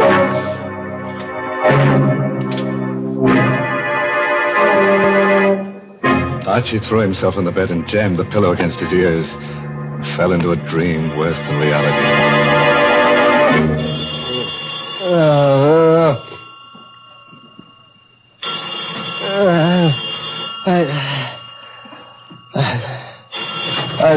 Hello? Huh? Archie Gold? Yeah, this is Archie Gold. This is Mr. Gregg, Archie. I know this is your time to sleep, but it's important that you get down here right away. Is anything wrong, Mr. Gregg? I can't tell you over the phone. Come down here. Goodbye. All right, Mr. Gregg. After he'd shaved and dressed, Archie felt a little better. After all, if they'd discovered anything, Mr. Gregg wouldn't have called. He'd have sent the police. Feeling of confidence stayed with him until he stood across the street from Gregg's. He lost it then. It dropped with a sickening pain about his heart and a dry pinching about his lips. People were standing 3 deep in front of his window display, and he caught sight of a policeman's cap following Mr. Gregg's bald head into the store.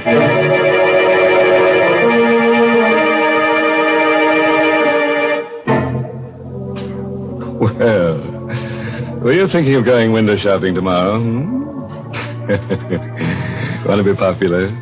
Have lots of people crowding about you on the sidewalk side of a plate glass window. Want to be a mannequin? Look up Archie Gold. He's the mannequin doer. Well, all I can say is I'm glad that murderer is about to be caught. Why, Mary, don't talk that way. It was really kind of Archie to put her on the mattress. She was so sleepy. In fact, she was dead to the world. Yes, the one to feel sorry for is Archie. Why, the poor fellow's shivering. Why don't you make him a cup of Lipton tea? Lipton's is too good for him. And besides, he's probably too scared to taste the difference between Lipton's and ordinary teas. Yes, folks, Lipton tea is different. In the language of tea experts, Lipton's has a brisk flavor. And when they use that word brisk, B-R-I-S-K, they mean that Lipton tea tastes tangy and spirited, really full-bodied. It's never flat or weak. So get acquainted with that brisk flavor. Or you just don't know how good tea can be till you know how good Lipton's is. Well, let's see how good Archie's alibi is. Remember Archie, the lonely little man who dresses Gregg's department store windows at night? He just couldn't stand being spurned by Esther Newman any longer. She laughed at him when he asked for a date, and now Esther is a lifeless mannequin advertising the restful qualities of cozy kitten mattresses in the window display. And Archie enters the store to see what's in store for him. Mr. Gregg, I'm... Archie Gold, come in. Close the doors. Sit down. Now, boy, you know Miss Newman in our bookkeeping department? Yes, sir. I knew her, but I'd like a chance. You're going to get a chance, my boy. Before leaving on a week's vacation, Miss Newman completed our annual report. Miss Newman is on vacation? Yes. Which isn't important. Our report shows we sold 16 cozy kitten mattresses in 1 year. Well, that's not many, is it, sir? It's terrible. We were stuck with 1,500 of them. Just a minute now. Jenkins. Yes, Mr. Gregg? How many mattresses have you sold now? 802, sir. You hear that, Gold? Yes, sir. 802 mattresses in a couple of hours. And your window display did that. My boy, you're a genius. Mr. Gregg, No. I know just what you're going to say. Any man who has the imagination to put a woman dummy asleep in a window, and such a dummy, so peaceful. How much are we paying you, Archie?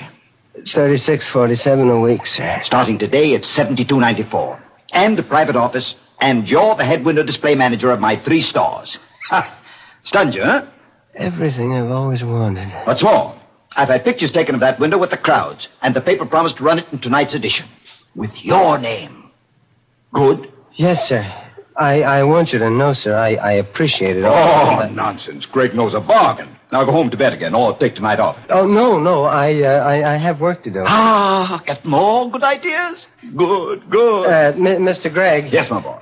If the mattresses are selling so well, we won't need the display. I can take it out to... Oh, nonsense. Don't touch it. We'll run this sale for 2 weeks. I just ordered 1,500 more mattresses. Success and popularity was sweet to Archie's taste. But Archie knew a corpse, no matter how beautiful, cannot survive the sun beating through glass for long. And Archie knew that. It was a wretched rainy night. Greg's department store had long since closed its doors. The night belonged again to Archie. Now he had a nasty job to do. He drew the curtains across the big window. In case the officer was watching again. Esther was just a mannequin now, a mannequin of flesh and bones, but a mannequin. And Archie spoke to his mannequins. You've had a hard day, Esther, darling, haven't you? Well, it's all over now. You never did anything for me alive. Dead, you brought me success. Now I've got to send you away. You're stiff and cold, Esther. And you can't laugh now, can you? Esther couldn't laugh. And Archie opened the crates which contained the mannequin he had originally planned to ship. With a few simple tools and lots of work, he made Esther, the real Esther, conform to his original shipment. A torso, a pair of hands.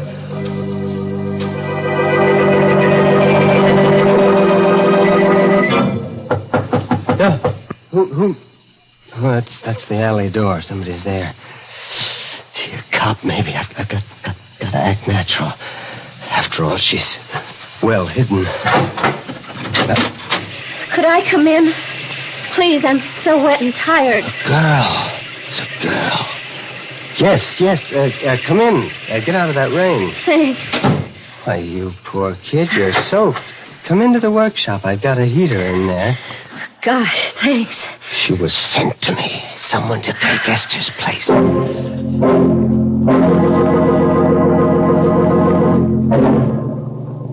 Feel better now? Yeah, lots better. You're very kind. How did you happen to pick this store to knock at? Well, the alley seemed a good place to get out of the wind. It started to rain, and I saw your light. Oh, I see. And you're broke. Yeah. The usual story. I came to town from Philly to get a job. Job was there, all right, but the boss wasn't on the level. Well, don't you have a home? Parents or a husband, I mean? Oh, that's no. a shame. Look, stay right there now. I'll be right back. You're not leaving me, are you? No, I'm going to get a blanket to put across your shoulders. I'll be right back. Of course he'd be right back. Wasn't this just what he needed? Another mannequin to satisfy Esther's voice? It made sense. The second time, it's easier. It always is. Don't move, May. Huh? I'll put it across your shoulders. All right. You're a very lonely man, aren't you, Mr. Gold? How do you know that? Because I like you. How does that prove I'm lonely? I like lonely people. Why? Because I'm terribly lonely myself. I've got some coffee in the thermos here. I'll get you some. I like it here. I like to look at the mannequins, especially that handsome one there. What do you call him? What do you mean, call him? Well, you must talk to them. I would. You're wonderful. You understand. Yeah, I do. I do talk to him. His name's Frank. Frank, meet May. May, this is Frank. Hello, Frank. I'm sleepy, Frank. Oh, May. Why did you come tonight? Why couldn't you have come 2 nights ago? You're sleepy? Mm-hmm. I'm warm and sleepy. Look, I have 3 hours before my window has to be finished, and I have an errand that'll take me about an hour. You climb into the bed in the window and... People will see me in the window. No, the curtains are drawn. I'll wake you when I get back. All right. Looks like the kind of bed I could sleep on forever. Ever. Doesn't always work out the way you plan it, see? Archie didn't want to murder Esther, but he did. Archie wants to murder May, but he'd rather not. Well, Archie drew the satin quilts over May. She smiled, closed her eyes with a murmured thanks, and was asleep. Archie knew now he loved her, that he must never listen to her speak again. While Archie carried the crates containing Esther's remains into the station wagon in the alley, a little man with a sad, droopy face and a derby hat argued with the night captain of the local police station. I tell you, I know what I'm talking about. I stopped at Greg's window 4 times today. I know a corpse when I see one. Well, I saw that window, too. That's a dummy in that bed. I know a dummy when I see one. I don't doubt that, Captain. You've had more experience with dummies than I have, but I've had more experience with corpses than you have. That's a dead girl in the bed. Now, what makes you so sure? I've been an undertaker for 40 years. My name is Huzak. My establishment is down the block from Greg's store on 10th Street. Okay, we'll check. Operator, get me Mr. Gregg. Yeah, Greg's department store. Of course it is home. What else at this hour?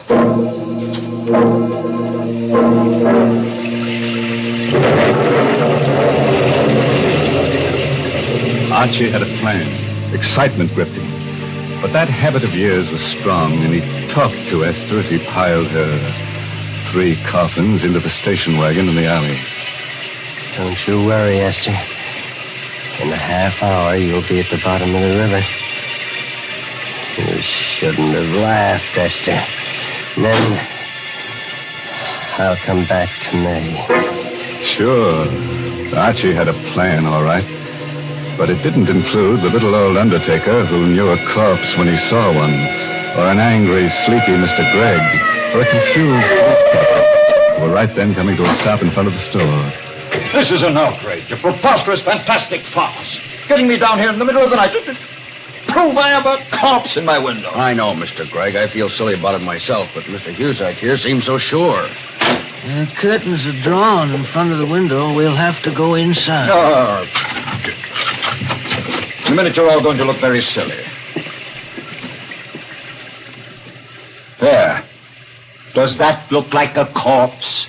No. You're right. It's not a corpse.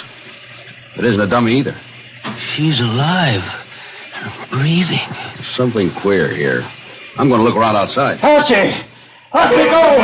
Archie! Archie didn't hear himself being paged. But at the entrance of the alley, he saw the police car in front, and he heard the police captain shouting from the sidewalk. That was when Archie decided it was better to be lonely. The lonelier, the better. They found out. That's the police. They said they found out. Hey, you! Away now. Got to. They won't catch me. They won't. Got the lights red. I gotta go through. Faster. Faster. Why can't it go faster? The truck. Turn right. Turn!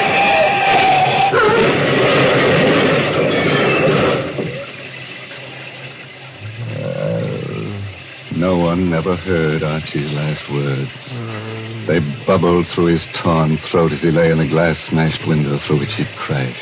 No one. I'm so lonely. May. So lonely.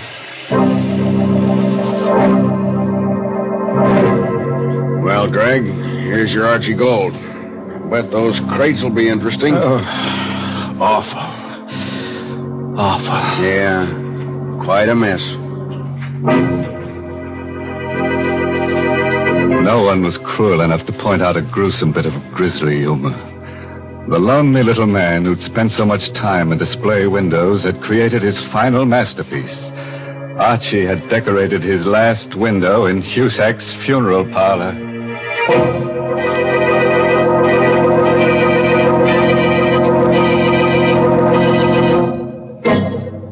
The lesson we learned from tonight's story is that murder doesn't pay. It's a losing business.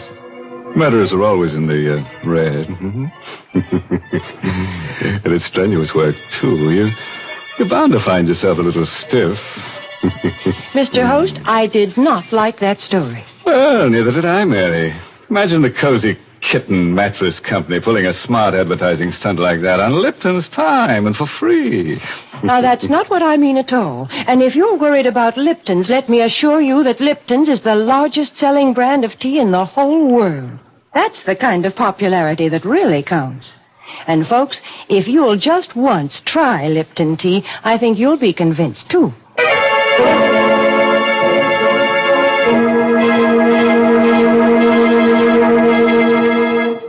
Well, I have to run along now, folks. Got some shopping to do in Greg's department store. What? Oh, I know it's late, but, you see, Archie and I shop at night to avoid the shrouds, you know. By the way, this month's Inner Sanctum mystery novel is Puzzle for Wantons by Patrick Quentin. Oh, and here's a special announcement. Next week's Inner Sanctum story, directed by Hyman Brown and brought to you by Lipton Tea and Lipton Soup.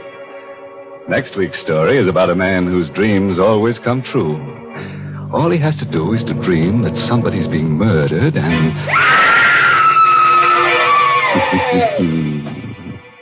Enough to keep you awake, isn't it? Well, until we meet again next Tuesday, you dream of me and I'll dream of you. Now it's time to close the squeaking door, so good night. Pleasant dreams.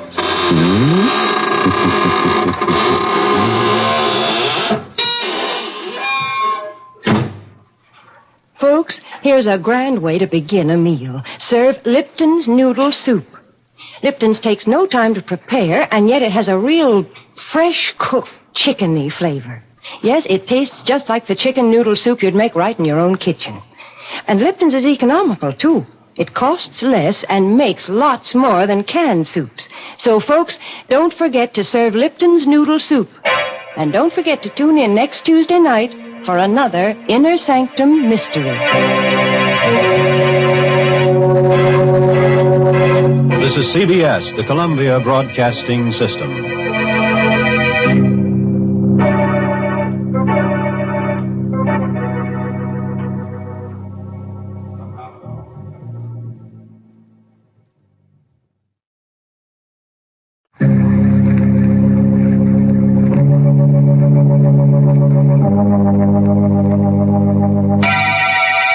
Lipton Tea and Lipton Soup present Inner Sanctum Mysteries.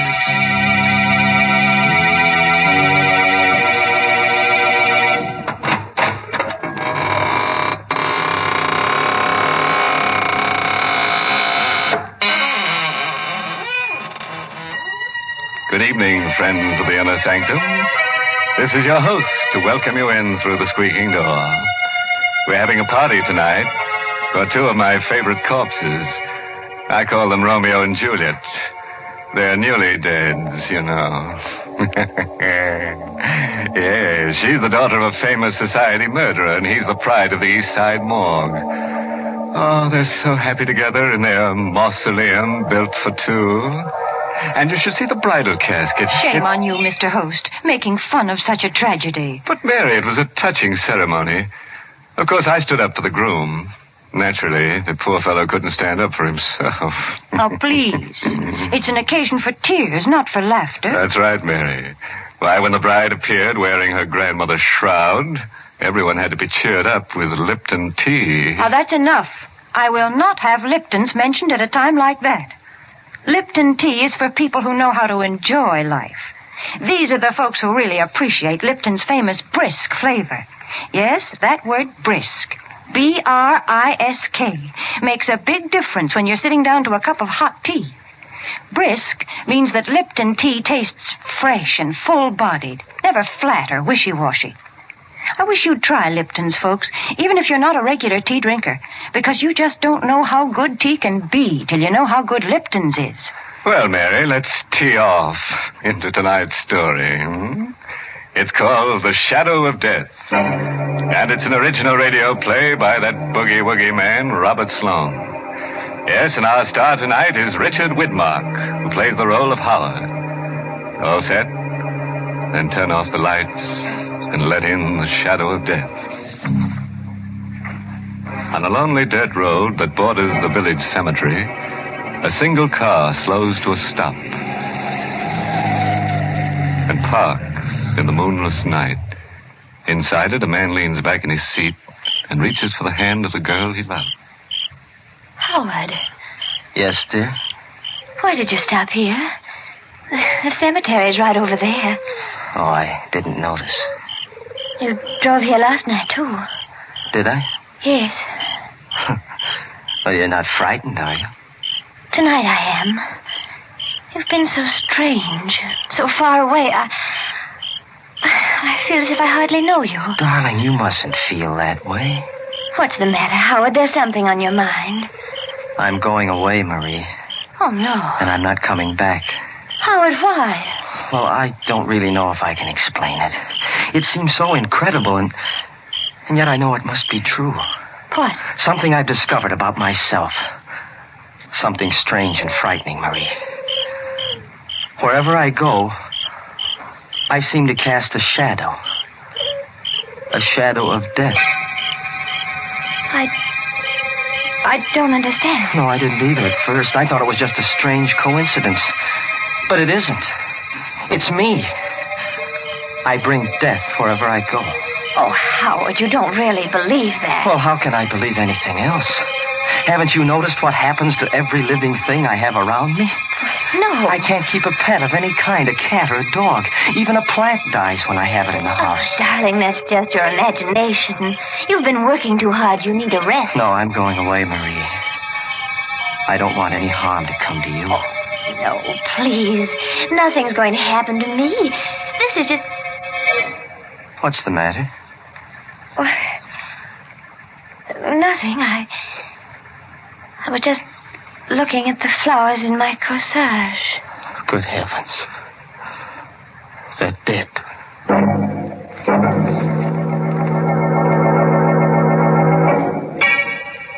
You don't believe me either, do you, Doctor? Well, let's not put it on that basis, Howard. After all, I've been trained to look for the physical causes of death, not the supernatural. Then what do you think I should do? Frankly, I'd like you to spend a few weeks away from these surroundings. Go up to the sanitarium I told you about. They'll take good care of you up there. All right, Doctor. I'll make arrangements to go tomorrow. But I know it won't do any good. You'll be surprised, Howard. 2 or 3 weeks from now, you look back on this as a... Yes? That's strange. Those goldfish in my aquarium. They're all dead.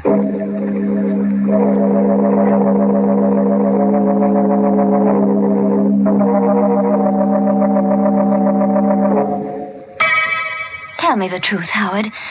Are you comfortable here in the sanitarium? They don't believe me. They don't believe that people die when I dream about them. People die? Yes, didn't you know that? Every time I have a dream about someone, it's a sign of death. And the next morning when I wake up, I look in the obituary column and I see the name of the person I dreamt about. Oh, Howard, what have they done to you here? Nothing, only they don't believe me. The dreams, I mean. I had to prove it to them this morning. And it made me feel very bad. What made you feel bad? The dream I had last night. I killed a man, Marie. What? I killed him in my dream. Oh. He was a good friend of mine, too. He lived right across the hall. Oh, Howard, please, you've got to get hold of yourself. But I'm afraid, Marie. I don't want to dream anymore. Oh, darling, I can't bear to see you this way. What way? I'll get you out of here. I promise, Howard. I'll get you out of here today.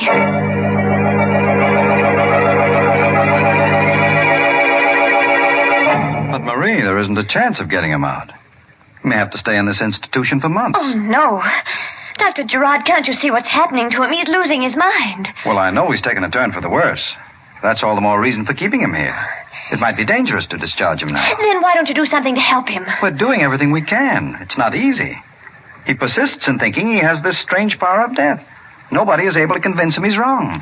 What about the man across the hall? Howard said they were good friends. That's another thing. They were good friends. But unfortunately, that man died this morning.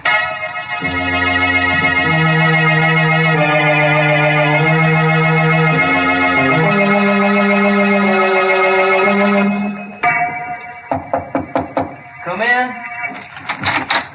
Ah, good morning, Howard. How do you feel today? Oh, much better, Doctor. Much better. No bad spells last night? No curious moods? No, I feel fine. Almost well enough to go home. Let me look at your eyes. You will let me go home again, won't you, Doctor? Yes, Howard, of course, of course. You, haven't had any of those dreams lately, have you? No, not for a long time. Are you sure? Well, I did have one last night. You dreamt that someone was dead? Yes, I did, but I know it's not true. It can't be true. Whom did you dream about? Marie? No, Doctor. I dreamt about you. That's why I know I'm wrong. You're alive, Doctor. Don't you understand? You've proven it to me. Easy now, Howard. Tell me about your dream. Well, I dreamt I was going home, and all the people I'd killed in my dreams were alive again. Yes, go on. Well, somehow or other, I could see my house from this window, and everything was just as it was a long time ago. The flowers were growing, the dog was in the yard. The one that was run over? Yes, everything was well again, and I was well, too. That's why I wanted to go home. But you and Marie's mother didn't want me to. She was in the dream, Marie's mother? Yes, I don't know how she happened to be there, but she was. That's all right, Howard. Go on. Well, I started to leave, Doctor, but she held me back. She held my arms like this, and then you jumped up to ring the bell for help. But before you reached it, I was on top of you like this. Oh. I had my fingers around your throat, and I was squeezing it so hard, I could feel your windpipe bending back until you couldn't breathe anymore. Howard, let go. That's what you said last night, you fool. You wanted me to let go. I held on until your face turned as blue as it is now. It was almost black before I let you go. But first I made sure you were dead. And then I dropped the body. You see, Doctor, my dreams do come true.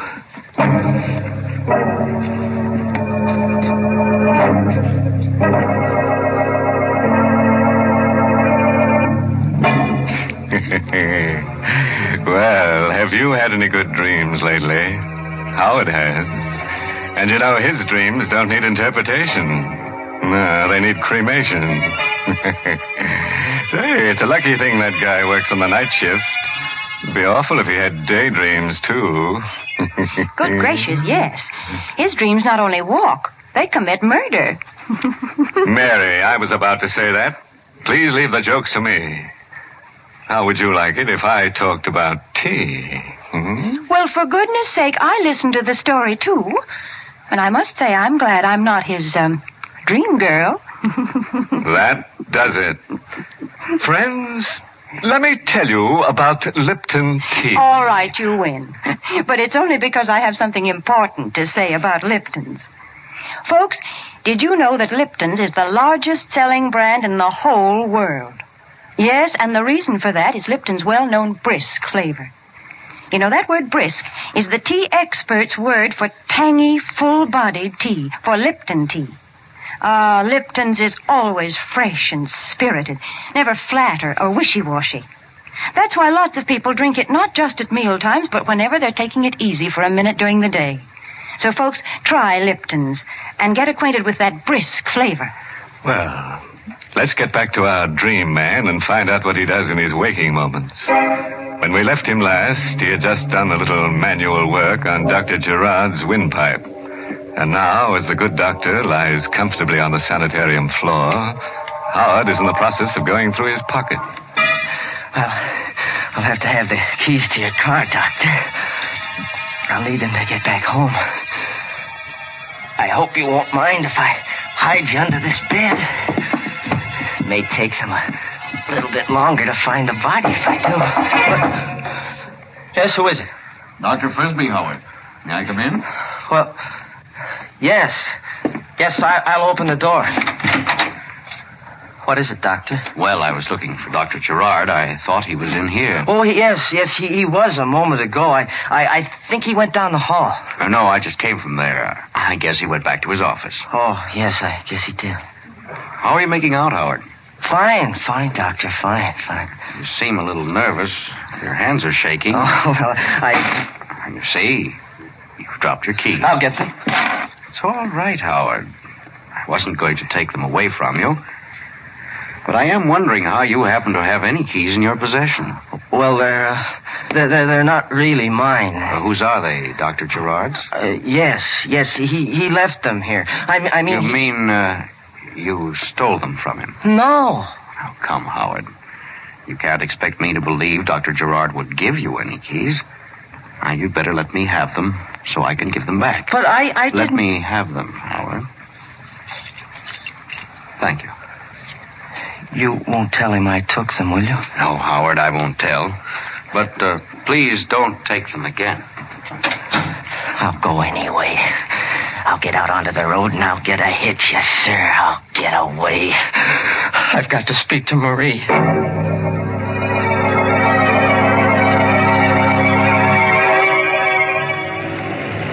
Going down, mister?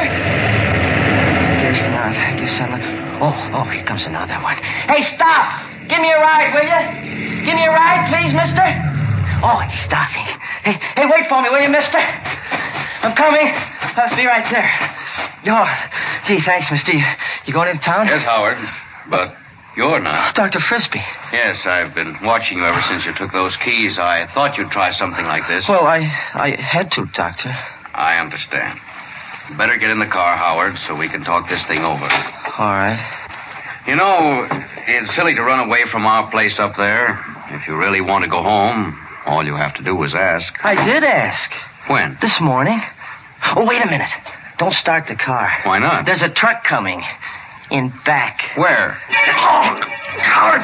Let go of me, Howard! I've got to have this car, Doctor. When I finished with it, I'll return it to you.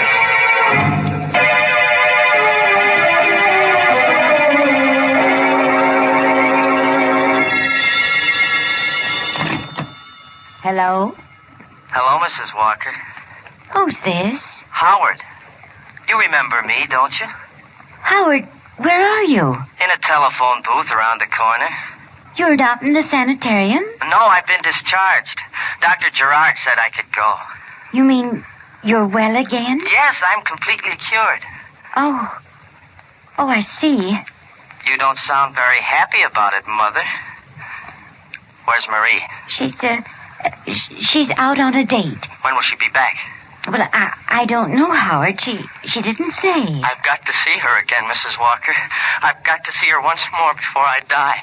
Before you die? Yes, I haven't much longer to live. Now, where is she? Well, I think she said she was going to movies. You're lying. I'm not, Howard. I just can't be sure. But if you go to the theater, you might find her there. You don't want me to see her, do you? No, not until I've spoken to Dr. Gerard. Why? Don't you believe me? Don't you believe I'm well again? No, Dr. Gerard... Never mind what he said. Mrs. Walker, you mustn't dislike me. I'm very fond of you. You are, Howard? Yes. I've been thinking a lot about you lately, while I was in the sanitarium. Last night, I even had a dream about you.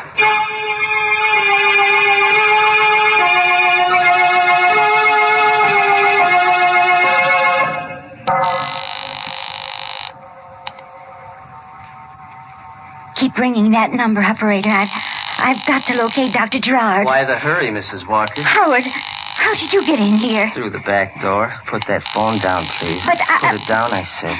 Yes. You lied to me about Marie being at the movies, Mrs. Walker. I didn't mean to, Howard. I told you I wasn't sure she was there. Where is she? This time I've got to know. Howard, how dare you? Take your hands off me. I'm not in a gentle mood, Mrs. Walker. I'm fighting against time. You've done something wrong, Howard. You've escaped from the sanitarium. No, I've done more than that, Mrs. Walker. I've killed a man. Howard. 2 men, 3 men. I can't remember how many it was, but there's going to be one more. Howard, you wouldn't kill me, would you? Wouldn't I? What have you done to deserve your life? Let it ring. But that may be my call. Your call is coming now, Mrs. Walker. Howard, please, put down that knife. Will you tell me where Marie is? I told you I don't know. I don't know. And I'll wait for her. Right here. Howard, you can't. No, you can't. Oh! Yes, I can, Mrs. Walker.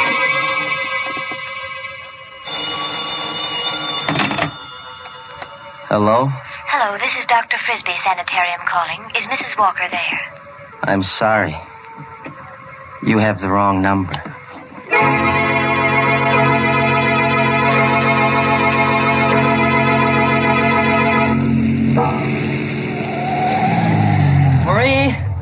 Marie, darling?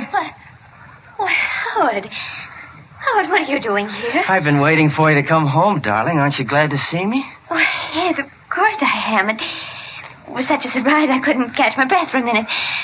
Where's Mother? Upstairs. Why? Oh, I just wanted to know. You had no other reason? No. Howard, why are you staring at me? I'm not really staring. I'm just looking at you, darling. It's been such a long time since I've seen you. I'd almost forgotten what you were like. Well, let's go inside. No, if you don't mind, darling, I'd rather go for a ride. You're all right, aren't you, Howard? I mean, you're completely well now. Oh, can't you see I am? Yes, but yes. Then let's not wait any longer, darling. Come on, we'll go for a ride.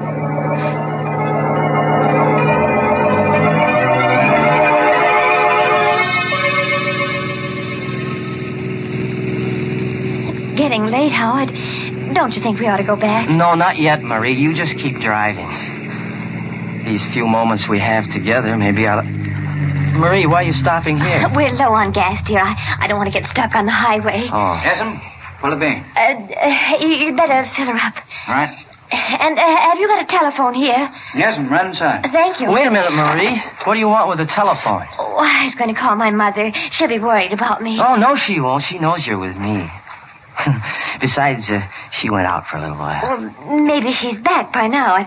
It won't hurt to call, will it? No, I guess it won't. I'll be right back, Howard. Well, hurry, darling. I want to be with you as much as I can. Yes, I won't be a minute. Number, please. Operator, quick, get me the police. This is an emergency. Yes, ma'am, right away. Headquarters, Sergeant Dunn speaking. Sergeant, listen carefully. I won't have time to repeat it. The murderer of Dr. John Gerard is right here in a filling station on Route 6 at the Hadley intersection. What shall I do? I can't keep him here. Does he know you're onto him? No, he doesn't know I read the story in a newspaper just before I got home. He was waiting there for me, and I haven't been able to get to a phone since. Well, don't take any chances. He's a homicidal maniac. Don't even try to stall him if he wants to leave. No. Just stay where you are, and we'll be over there in 4 minutes. Oh, no, that's no good. He won't let me stay here. He'll take me with him. Marie. Oh, he's calling for me now. Marie. Just a moment, Howard. What can I do, Sergeant? What can I do? Give me the description of the car, quick. It's a dark blue sedan. License number 468J3. We've been going east on Route 6. Oh, I can't talk anymore. He's coming. Marie, for heaven's sake, what kept you so long? Oh, I had a hard time getting the number. There was something wrong with the lines. But you were talking to somebody. Yes, I was speaking to Mother. You were speaking to your mother? Yes.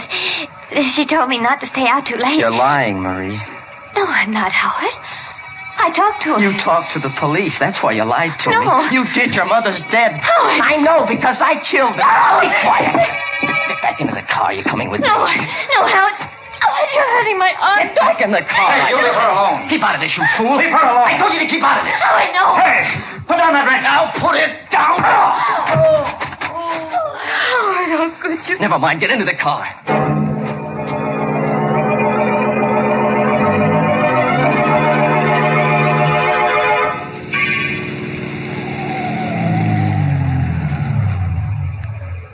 Howard, why are you stopping here?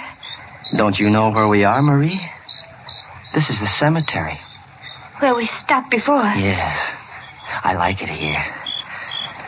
It's so quiet and peaceful among the dead. Let's walk through the grounds. Howard, please. Why not, Marie? We're among friends. So many of our loved ones are buried here. It's nice to be near them. Come on, Marie. All right, Howard. You know, darling, we haven't much more time together. The shadow of death has fallen across our path. You said something like that before, but you never told me why. I'm being selfish, Marie. I know I have to die, and I want you to come with me. Why do you have to die, Howard?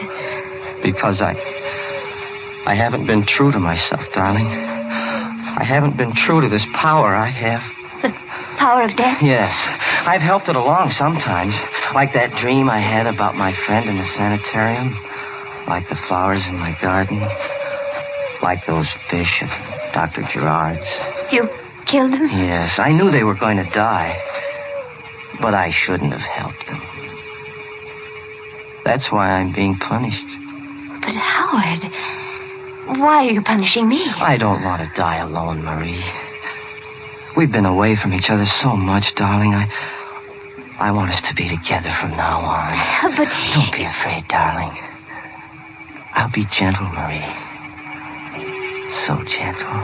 But you're making a mistake, Howard. No. You are. You've forgotten what you've done. You can't kill me, darling. Why not? Why, good heavens, Howard, don't you remember? Don't you remember that day at the sanitarium? You said you dreamt about me. No. No, I couldn't have. Yes, you did. Didn't they tell you what happened? No. Your dream. Your dream, it was true. That's why you can't kill me now. Marie, you mean... Yes, Howard. I'm dead. I can't believe it. Oh, you must believe it. Here. Look at this tombstone. My grave is right here. No. Read what it says. Read the name on it. It's your name, Marie. Your name. Marie Walker. Yes. Then you really are dead. I told you I was, Howard. The shadow of death passed over me. Then let it pass over me. Hey, got him, Sam. Got him the first shot. Keep out of the way, miss. He may not be dead yet. No, I'm sure he's dead. Well, you certainly had a close call. Took us all this time to locate your car. Finally spotted it on the road. You all right? Yes, I'm all right. Yeah. The name of my grandmother's tombstone saved me. How's that? Oh, it doesn't matter. Say, that's funny. What? This guy was shot through the shoulder. My bullet wounds weren't serious enough to kill him. What do you mean? Well, I know it sounds crazy, but my shots didn't kill him. He was dead before I hit him.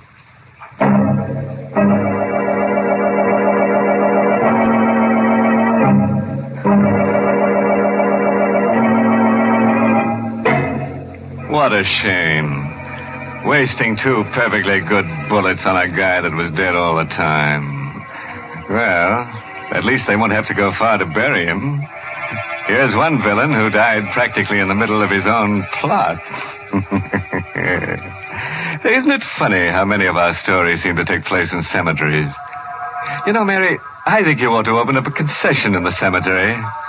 And you know what you could sell. Hmm? Don't say it, don't you dare. You know very well that the place to buy Lipton tea is and always will be your neighborhood grocery store. And, folks, that reminds me. You'll find it wiser to buy Lipton's in the larger, more economical size packages.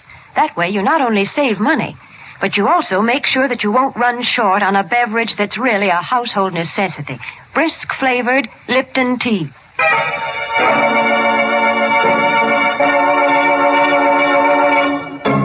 Well, before I put the skeletons back in their closets, I'd like to give you a parting word of advice. A body should never be left alone at the morgue at night.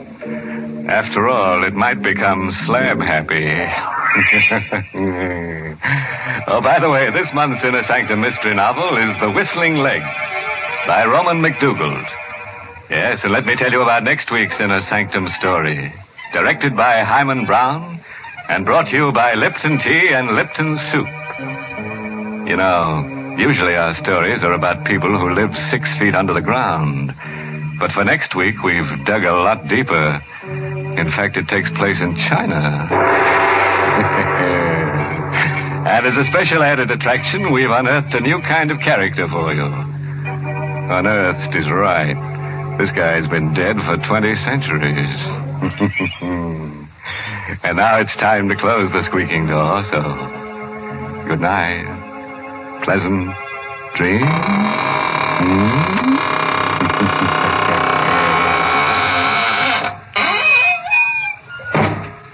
Ladies, if your child comes home from school for lunch, you want to give him a quick but appetizing meal. And that's why you should serve Lipton's noodle soup. You see, Lipton's takes no time to prepare, and yet it has a fresh-cooked, old-fashioned chickeny flavor, and it's just swimming with tender golden egg noodles. Your children will love Lipton's grand homemade taste. So don't forget to serve Lipton's noodle soup. And don't forget to tune in next Tuesday night for another Inner Sanctum mystery. This is CBS, the Columbia Broadcasting System.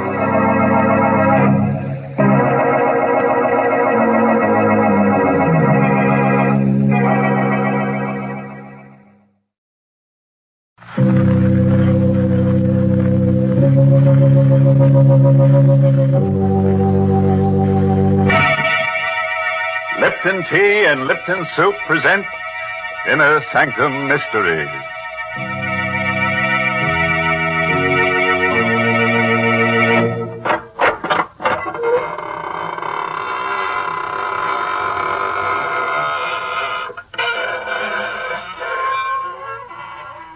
Good evening, friends of the Inner Sanctum.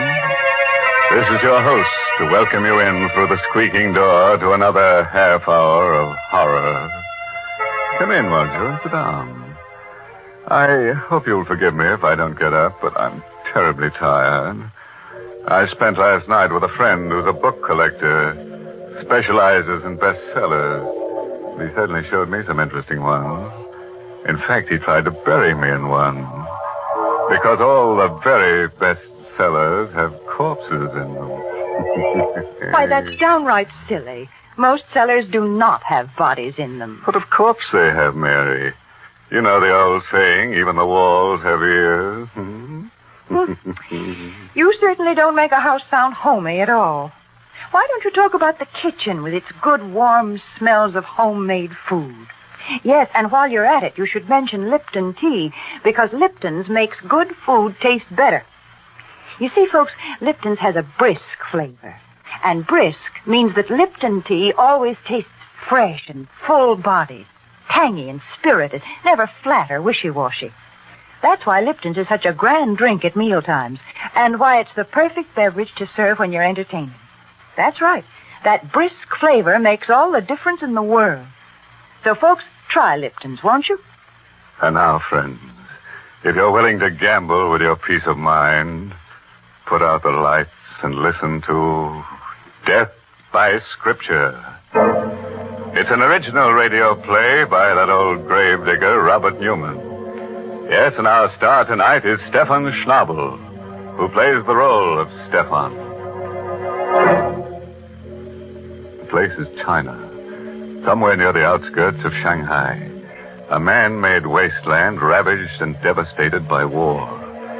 Driving through an abandoned village on his way to a camp for displaced persons is Major Roger Mason. Suddenly, the glare of his headlights picks out a strange, wild-eyed figure who stares, then scuttles into the shelter of an alley. Mason hesitates for only a moment, then stops his jeep. Hello there. Come back here for a minute, will you? Hello. Okay, if you want to make a game out of it. This alley somewhere. Oh, there you are. Please, master, please. I mean no harm. Easy, easy now. No one's going to hurt you. Certainly not me. I'm an American on my way to Camp 14. Camp 14? The camp for refugees, displaced persons. I know. I was there. Yes, I thought so. How was it they let you leave? They did not let me. I ran away. Oh? Why? Because to stay would have meant death. Seems to me it would be a lot more dangerous to go wandering around here. Suppose I take you back there with me. No. No, please. I tell you, there's nothing to be afraid of. You think not? Very well. What can man do against fate? I tried. You're a witness that I tried. But I warn you, if I go back, it will mean death. Not just for me, but for others. Many others.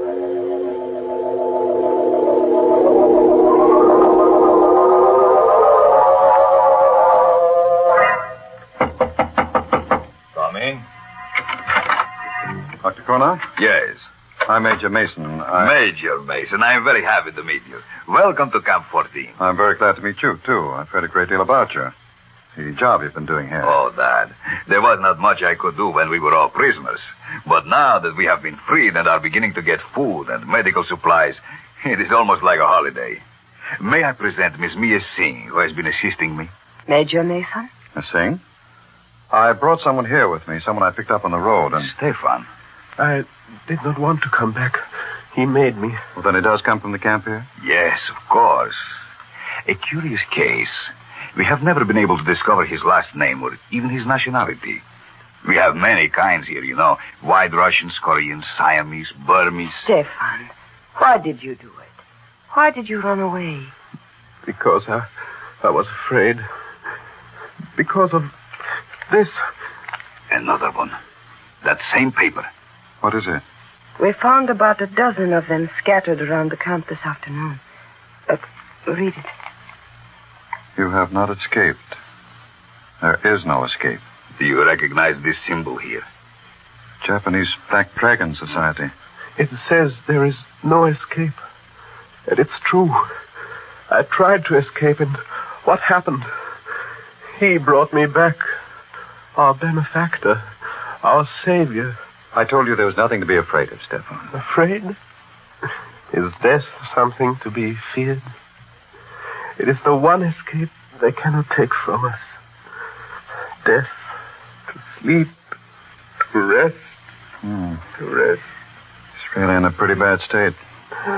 Couldn't you put him up in the administration building? That might be exactly what they want. What do you mean? It is not like the Black Dragon Society to warn someone they mean to kill. But suppose they don't know exactly who they do want. Wouldn't they do what they seem to have done? Make a general threat? And see who showed fear? Who did run away? The war is over, Cornell. The Major is right, Doctor. Are we still living in the past? And we do have a room here where we can put Stefan. The one down the hall. Very well. But remember, I warned you. I, too, think it will mean death.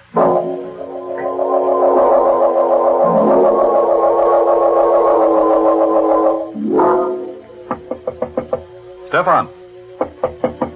Stefan! The door is not locked, Major.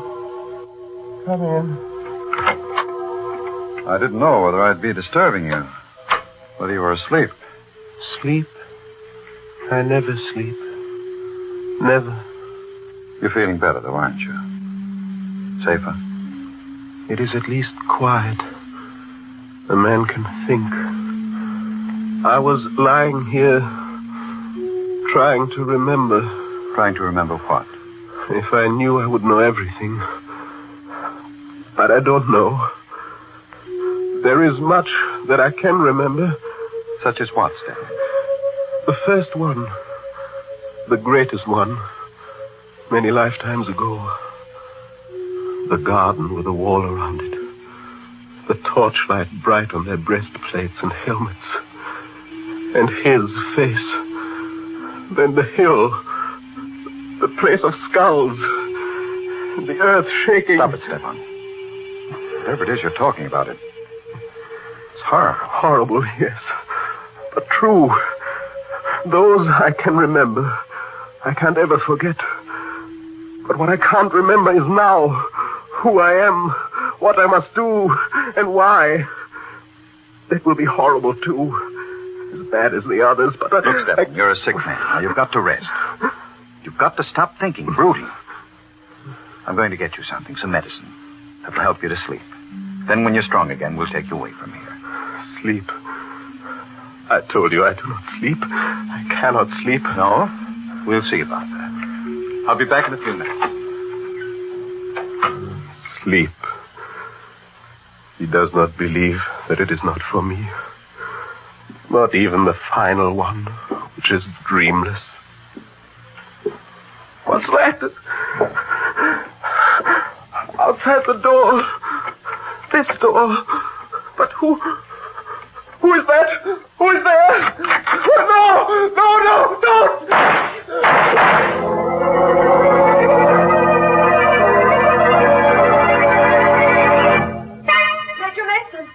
Major Mason, did you hear Yes. Down at the end of the hall there. Stephen's room. Come on, quick. Major Mason, near. This way, down here. It sounded like shots, as if... It was. Look. Stephen? No, don't touch him. Let me see. Dead? Unless he's not flesh and blood. 3 slugs right over the heart. Must have been fired right from the door there, and... Good Lord. What is it? His pulse. Still there. Where's your surgery? Right next to the office. What there is of it. Here, help me carry him in there. We'll operate immediately.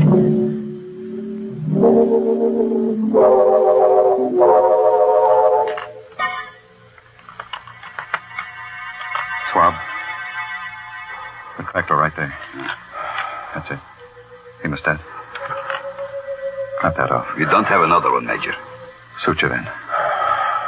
Tie it. How's his pulse? Weak, but steady. Now the swab. That's it. Oh, I don't dare probe. Forceps. It is almost in the vena cava. No worse than the others. It's absolutely impossible. No one will believe it. But he's still alive. There. The last one.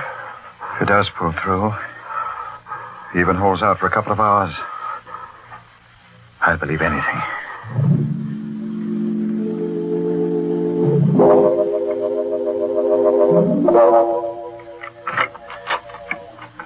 How is he, Mia? I don't believe it either. But he is better. His pulse is still strong and there are no signs of shock. I'll stay with him for a while. You go get some sleep. No, I'm all right. I'd like to stay until we are sure that... Major, look. He's coming too. No. Don't make me come back. Don't make me do it again. Don't. Hello, Stephen. How are you feeling? What? Oh, yes. The American. Why are you looking at me like that? Because you have no right to be alive now.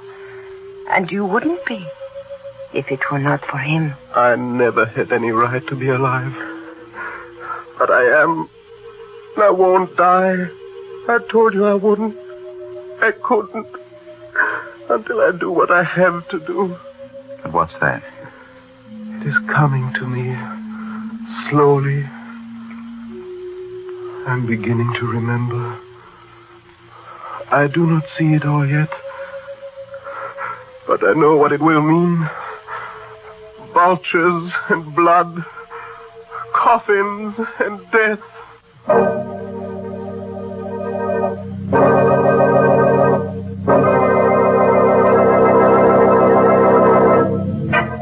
Well, now we're starting to get somewhere. But I wish our friend with a bad memory would stop talking about what he has to do and do it.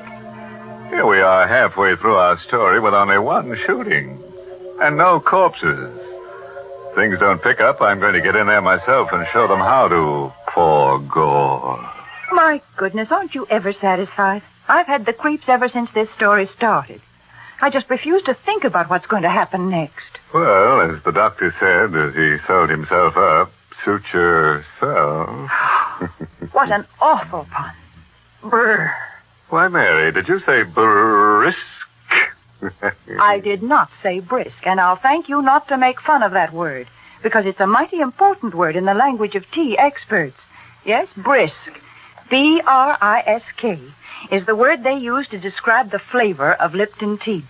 Because Lipton's always tastes fresh and tangy, never flat or insipid. That's why it's the largest selling brand of tea in the whole world. Why, folks, you just don't know how good tea can be till you know how good Lipton's is. Oh, don't say that, Mary. Not till you've tried some of my special brew, T&T. Terror, nightmare, and trouble.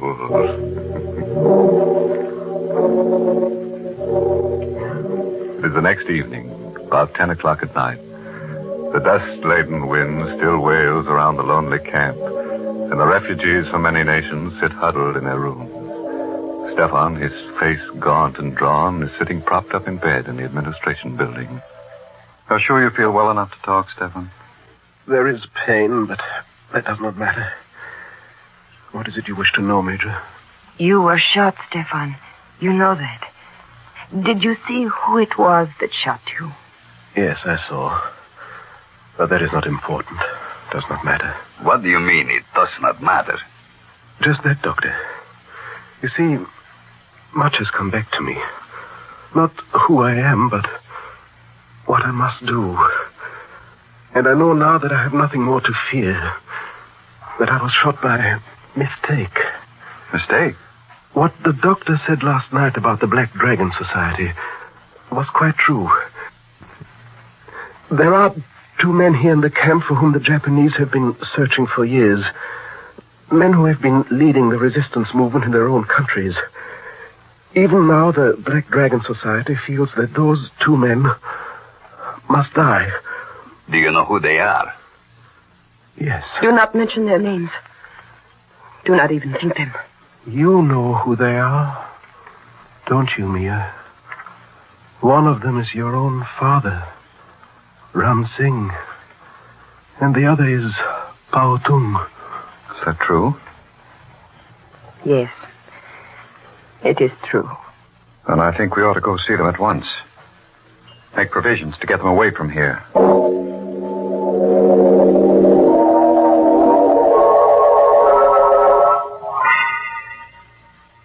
That, then, is the situation, gentlemen.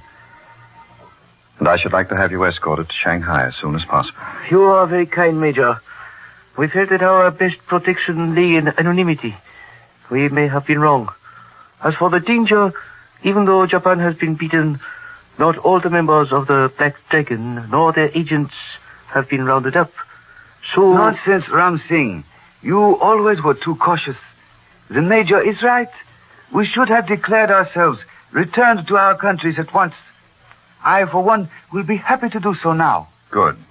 There are a few things in my room I would like to get first. It will not take but a moment. I will meet you back here. Fine. You still look worried, Father. Do I? Perhaps I am.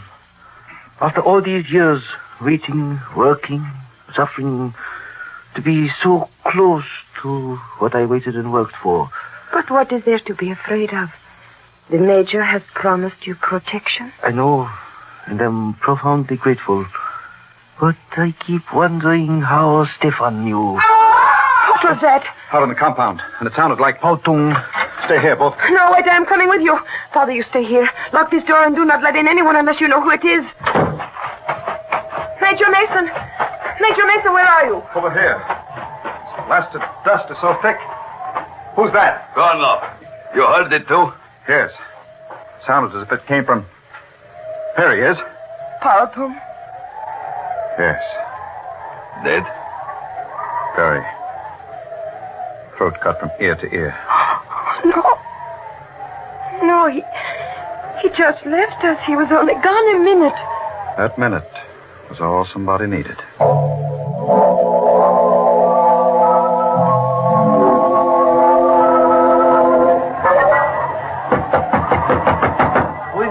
Dr. Konov, Ramsey.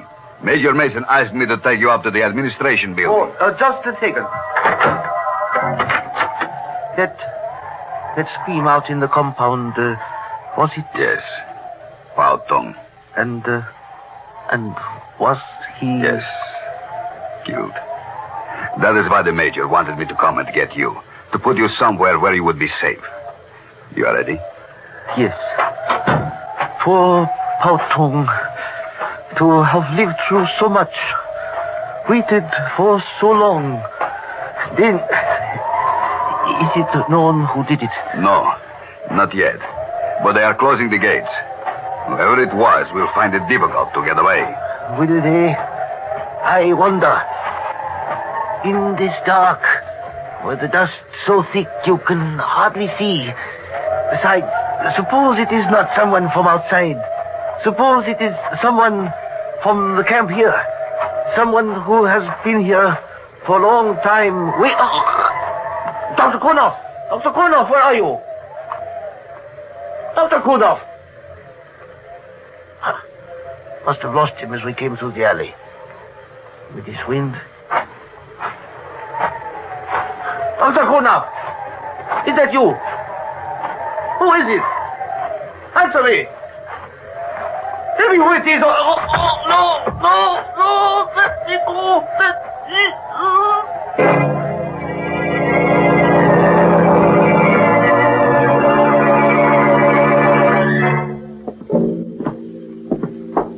Open the door for me, will you, Mia? Of course, Major.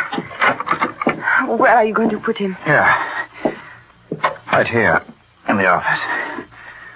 You told the guards at the gate? They are closed now. No one will get out. But... Stefan, what are you doing up? You should not be out of bed. I heard something outside. A cry, and I had to see.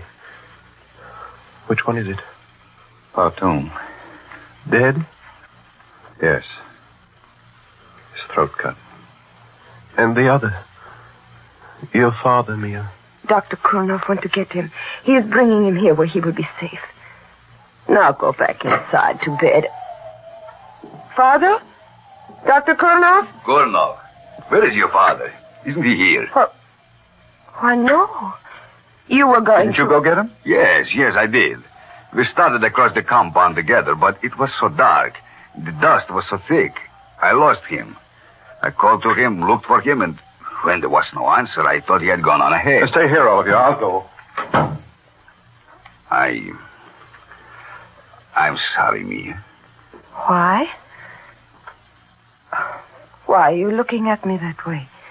And what are you sorry about? I am sorry that we became separated, that I lost him. I am sorry that he's dead. Dead? How can you say that? Because he must be dead. Because it's part of the pattern, the cycle. That is enough, Stefan. Come on. I will take you back inside. You're a very sick man. Yes, and you should... Yes, I'm sick. Not as sick as some, but sick enough. I won't go back, though. Not yet. I must wait. I'm not sure for what, but I know I must wait for something. Listen. Major Mason? Yes. You found him? Yes. Yes, I found him. Father! I told you. I knew. He had to be dead. Yes. Yes, he had to be dead. I think I knew it, too. Knew it was hopeless from the very beginning. How did it happen? Strangled. With this. Strangled. Dying out there in the darkness. 2 of them killed within a few short minutes, and we still do not know. That's not completely true, Mia. You mean you know? Your father and Pao Tong were around here for a long time. They died because Stefan revealed their identity. That means the murderer had to have access to that information. He had to know precisely where they were and when they were going to be alone. And he had to be able to get at the medical supplies here. The medical supplies? Because Pao Tong's throat was cut with a scalpel. And your father was strangled with a catgut suture. And that means... Don't move, gone up. Had you covered since I came in? Dr. Kornoff. No, I do not believe it. Thank you, my dear. I am sure that there will be quite a few others who will feel that same way. Stefan, you saw who shot you. Who was it? He. Kornoff. You too, eh, Stefan? Well, I have a little something here I'd like to show all of you. Something... Major, look out! Oh! Not quite fast enough, Kornoff. At least you saved us the trouble of a trial. As for you, Stefan... Do not blame him, Major. It was not his fault. Not his fault. It was he who exposed your father in Pautong. I know. But I think I also know why he did it. You know? Then tell me in heaven's name. Here. This should not come from me, but take it. Money? You are giving me money? Yes. Silver. The amount may not be exactly right, but now do you understand? Yes. Yes. Thank you. And bless you. I do understand everything. What I have done is what I must do. What does he understand? Why did you give him that money? There was once someone else who betrayed a friend and was paid for it with silver. 30 pieces to be exact. You mean? Yes. In the Bible. One Judas Iscariot. What, that's mad, insane. Are you implying that that's why he didn't die when he was shot? That he's eternal, immortal? I do not know. Perhaps he is not always the same. Perhaps in each crisis, in every period of history, there is always one who must play the role of the betrayer, even against his will. But this much I do know. That he is not immortal. Wait a minute. I just remembered. The story of Judas in the Bible. Come on, quick. What's that? The money I gave him on the floor. And... Good heavens. Yes. Matthew 27, as I recall. And he cast down the pieces of silver in the temple and departed, and went and hanged himself.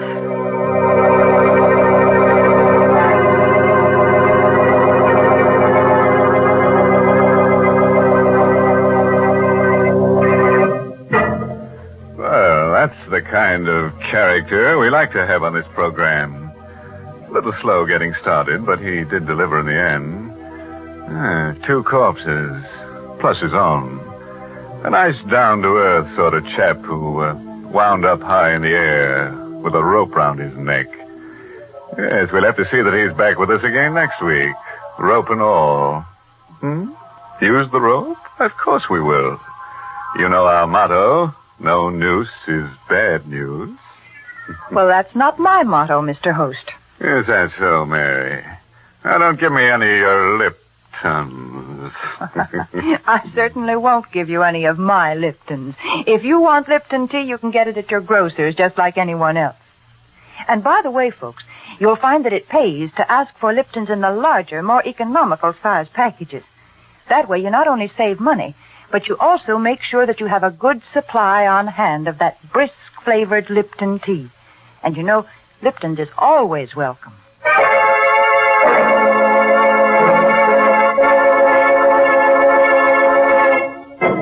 And now here's a word of advice, friend.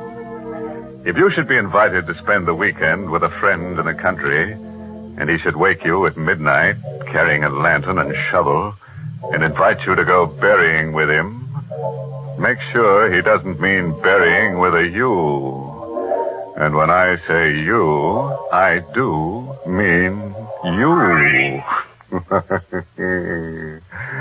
by the way, this month's Inner Sanctum mystery novel is The Whistling Legs by Roman McDougall. Yes, and next week's Inner Sanctum story, directed by Hyman Brown and brought to you by Lipton Tea and Lipton Soup. Next week's story is about a honeymoon couple. Yes, funny kind of characters to be on this program, eh? Is that what you were thinking? Well, this couple finds a corpse right in the middle of their bed. And they can't ask the corpse to leave, not to its face anyway, because, you see, it has no face. Now it's time to close the squeaking door, so good night. Pleasant dreams.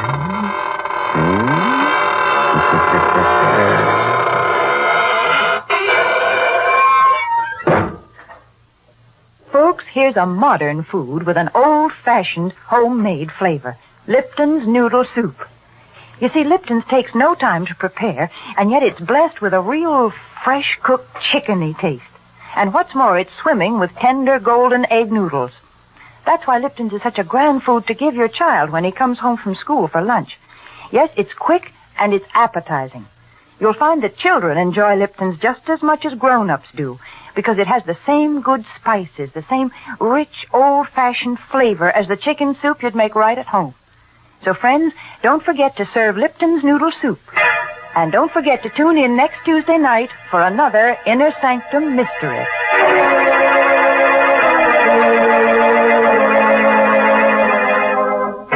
This is CBS, the Columbia Broadcasting System.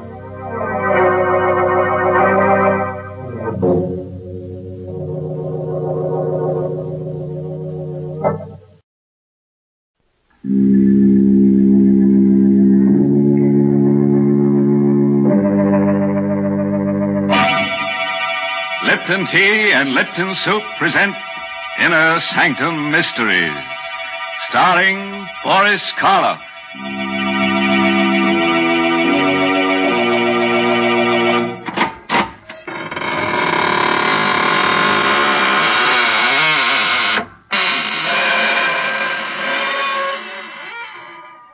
Good evening, friends of the Inner Sanctum. This is your host. Welcome again through the squeaking door to another session of mystery, murder, and madness. Oh, excuse me if I don't get up, but I'm all worn out. Yes, I've had a hectic few days with an old friend who just blew into town. He's one of those earnest souls who insists on doing everything for himself. Consultations with the monument makers, the grave diggers, fittings at the coffin maker. Yes, quite a busy body. But then we only die once, you know. Oh, these friends of yours, they're such unhappy people. They never seem to enjoy life. Never seem interested in any of the quiet, peaceful, good things of life. For instance, what's the use of telling one of your spooky characters about Lipton tea? They wouldn't like it. But other people enjoy that brisk Lipton flavor. They settle back in an easy chair and say to themselves, Lipton certainly has a rich, hearty flavor. Never the least bit wishy-washy. No siree. But would a ghost appreciate Lipton's? Indeed, he would not. And it's lucky Lipton's is made for real live folks who like good things, or else it wouldn't be the world's largest selling brand of tea. Mary, you've been very hard on my friends. Very. And they won't like it. But then most live folks don't enjoy being scared to death. And that's just what's going to happen to you tonight. Our story is called The Corridor of Doom. It's an original radio play written by Robert Newman. And our star tonight is a man who gives even me the shakes. The famous star of stage, screen, and radio, Boris Karloff. Have you thought about death lately? Not the fact that it's inevitable, that it must come to all of us someday, but rather how it will come. Do you think of it as a sleep and a waking, of a sudden transition from one state of being to another, or to a state of non-being? John Clay was one of those people who never thought about it at all, until he found himself walking down that dim and endless passage which... But suppose we let Boris Karloff in the role of John Clay tell you about it himself. If your blood pressure will take it, put out the lights and come on a little trip down the corridor of doom. When I woke up, I had no idea of where I was or how I'd gotten there. I was lying on a hard, white bed in a clean, white room. There was a dull pain in my abdomen. Touching it tentatively, I felt a bandage. So that was it. An operation. But for what? And where was I? At that moment, the door opened, and she came in. Good afternoon. Or is it evening? Whichever you prefer. It doesn't matter. My name's Clay. John Clay. Yes. And yours? You can call me Nada. Exactly. Where am I? In what hospital? It has no name. What? But that's ridiculous. I'd like to speak to Dr. Rogers. If you'll get him for me, please. There is no Dr. Rogers. At least, not here. Then who operated on me? And for what? Listen, I'm not a well man. I've a very bad heart. Will you get someone who can talk to me? If you wish. I'll call Dr. Stone.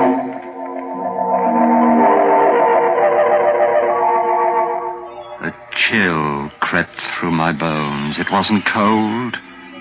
It was fear. Unreasoning and abysmal fear.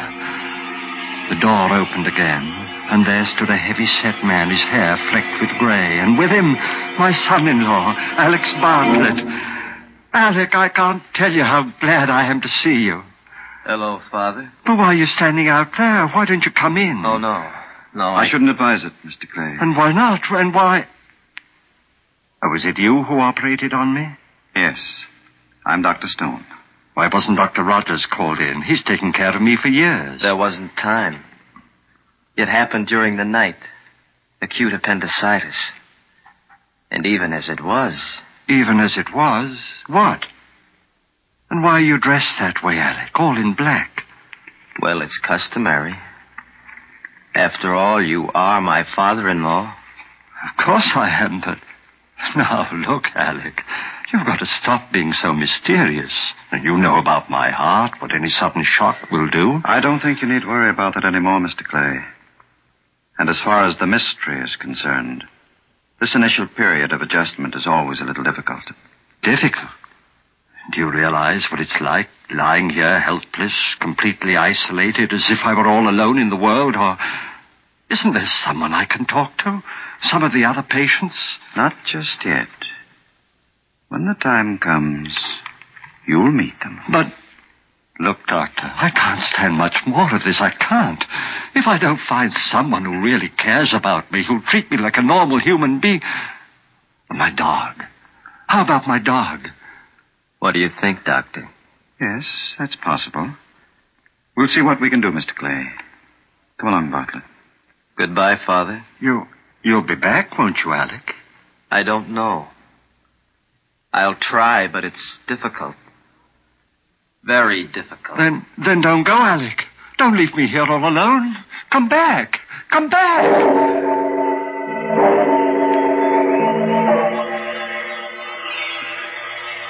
I waited and watched and waited. Then the door opened, and there was the doctor again. There was a small, thin-faced man with him this time, wearing the white coat of an orderly and carrying a black box with a handle. My dog! You brought my dog. All right, Martin. Give it to him. Yes, sir. Thank heaven, now at least. Come on, Carrie. Come on, boy. Get up. Wake up. Why, what's the matter? Carrie! He's not asleep. He's dead. You wanted him, Mr. Clay. But why didn't you tell me? When did he die? How? How old was he? 11 and a half. Maybe 12. Pretty old for a dog. That's probably why he could come. What do you mean? What are you trying to do to me? Don't you realize I'm a sick man? Easy, Mr. I won't Clay. take it easy. I won't stay here another minute. I'm leaving right now. Sorry, but I don't think we can permit it. Oh, well, we'll see about that. You're getting yourself all upset for no reason, Mr. Clay, making it very difficult for the rest of us. Martin, you'd better let me have some of that bottle there. About 10 cc's. The red medicine? Yes. I don't want any medicine. I won't take it. Now, please, Mr. Clay. I won't, I tell you. No, I don't want the... It's awful. Salty. It tastes like... Yes. But I think you'll find that it will make things much easier for you. Very much easier. You're doping me up. That's what you're doing. Putting me to sleep. You think that when I wake up, I'll forget about everything? Yes, Mr. Clay. You'll forget about everything. Everything.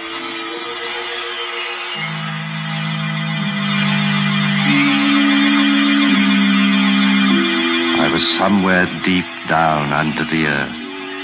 It was a passageway, stone-flagged and with stone walls, and I was walking slowly down it in my bare feet. I could feel the chill of the cold stones through the thick layer of dust. The passageway stretched ahead of me, endlessly. And suddenly, I noticed that there were doors set into the walls on either side, closed doors. And on each door there was a name. Abel, Abercrombie, Abington. Where was I? What was this place? What was behind those awful, ominously closed doors? Something seemed to be drawing me on down the terrible passageway. Addison, Agar, Allen. I could feel the cold creeping up my legs, higher and higher, my heart pounding faster and faster. Then suddenly I knew where I was and where I was going. Knew what was waiting for me there ahead of me down the passage. No, exerting all my will, I turned, tried to go back. With a roaring in my ears, I was falling through the darkness. Falling.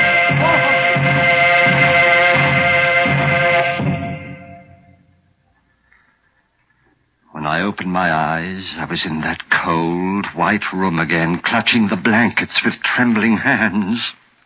How do you feel now, Mr. Clay? You cried out, sir, as if... A dream. The most awful, horrible nightmare I ever had. A dream? The doctor will be very interested. Would you care to tell me all about it? Oh, I don't even want to think about it. It was about your former life? Former life? Oh, I'm sorry. I shouldn't have said that. I meant... Here, where are you going? To get my clothes, to get out of here. I won't stay here But you another can't minute. go. You can't. Martin, help me. Please, let go. Don't you realize that if I do stay here, if I dream that dream again... Listen. I was in a passageway. An endless, eternal passageway like a corridor of doom. It stretched on and on to infinity with doors, closed doors on either side. And on each one of the doors in alphabetical order there was a name. The name of all those who had died since the beginning of time. I was walking down that corridor on my bare feet and... Why are you looking at me that way? You mustn't talk about that.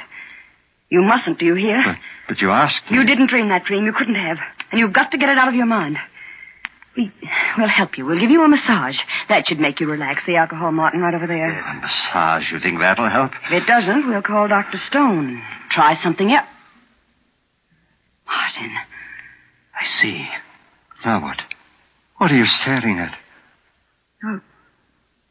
Your feet. On the soles. Dust. Thick, gray dust. Dust. Like the dust in the passage. The corridor of doom. And that means...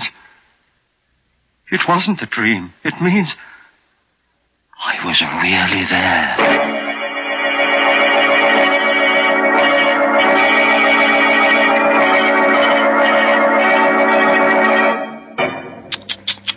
Dirty feet on those nice, clean sheets. No wonder our friend the nurse seemed so upset. Or was that the reason?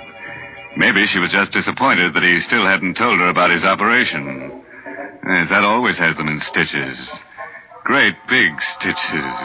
Like the ones they take in a shroud. Mr. Host, I'm afraid I just can't believe this story. I can't believe that it really happened. Is that so, Mary? Do you think Mr. Clay got that gray dust in his feet because he has feet of clay? Hmm? There you go again. Always looking on the discouraging side of things. I really do believe I'd rather talk to cheerful folk, like those nice young men and women who sang that new Lipton tea song when I was at the studio. Sing a song of Lipton's. Yes, that's the way people ought to feel about tea. Because, you know, when you're feeling discouraged or tired, there's nothing quite like that brisk flavor of Lipton tea to perk you up. Yes, brisk means that Lipton's is never wishy-washy. No, siree, as they say in the song. So when you've had a busy afternoon, or maybe when friends drop in for a little talk, pour yourself a cup of cheer with brisk-flavored Lipton tea. It's got a special flavor that always tastes like home. And it always tastes like more, too. Well, now I think it's about time to take another little walk. Yes, down the corridor of doom with our star, Boris Karloff. And by the way, don't be concerned about getting too tired, because you'll only have to walk one way. That's the nice part of a trip like that. You don't have to worry about coming back. I lay there, staring down at my feet. No, it had not been a dream. For there, on my feet, was the thick, heavy dust from the corridor of doom. I had been there, walking down its awful silence, not in my mind, but in the flesh.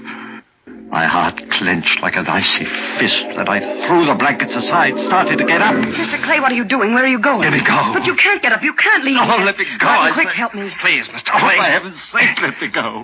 Don't you realize what this means?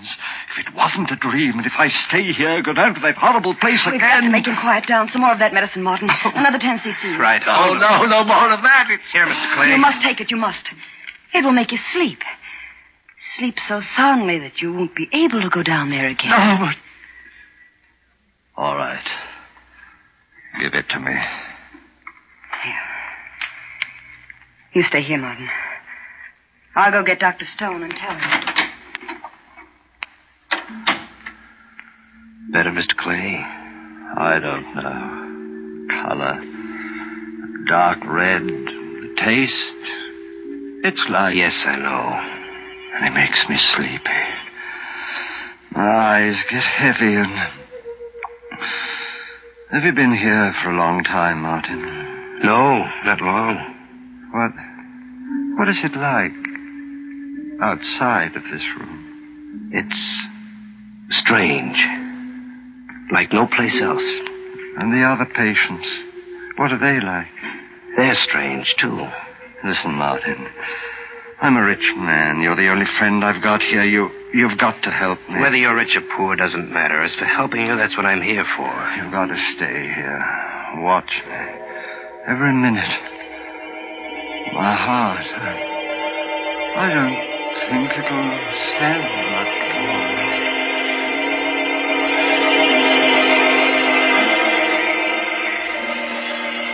My first sensation was one of cold, numbing cold, creeping up my limbs.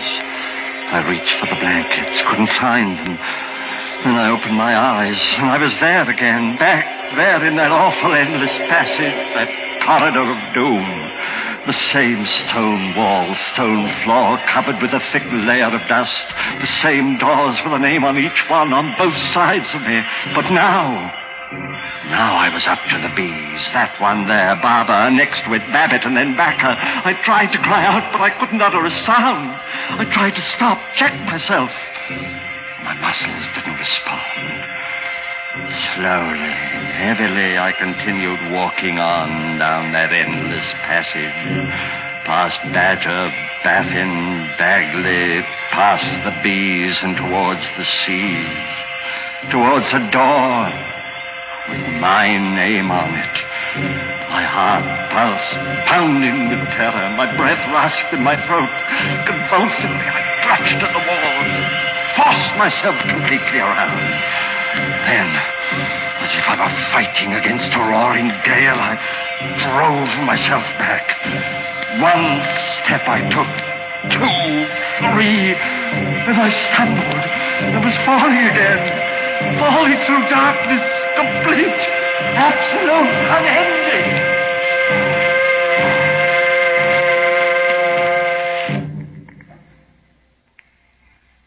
Even before I opened my eyes, I knew where I was. Back in my room, the sheets crumpled in my sweating hands. I lay there for a moment. I knew that this was my last chance. I knew where I was. Back in my room, the sheets crumpled in my sweating hands. Slipped out of bed, tiptoed to the door of the room, opened it a crack, and peered out. A hospital corridor. And sitting at a desk halfway down it, the nurse. Could I slip past her? Then on a table next to the door, I saw the telephone. A telephone! Now I could get help. Meet someone who would save me, take me out of this place. Picking it up quietly, I dialed my daughter's number, Alec Bartlett's wife.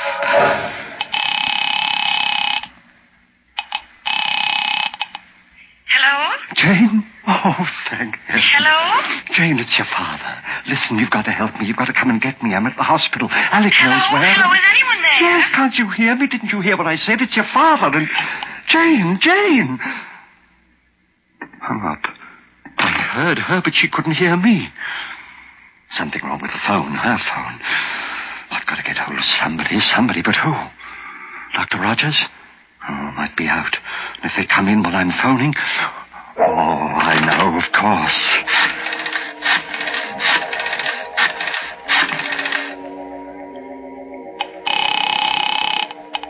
Police headquarters, Ryan speaking. Hello, police. This is John Clay of Riverside Road. I'm at the hospital. I don't know where. Hello? But... Can't you hear me, officer? For heaven's sake, listen. It's a matter of life and death. John Clay at a hospital. My son-in-law, Alec Bartlett, can tell you where. Hello? Officer, listen. Don't hang up. Don't. Nuts. Officer, hello. Anything the matter, Mr. Clay? Dr. Stone, your telephone, there's something wrong with it. No, Mr. Clay. There's nothing wrong. Not with the telephone. But I tried to make 2 calls. 2 different numbers, and... I know.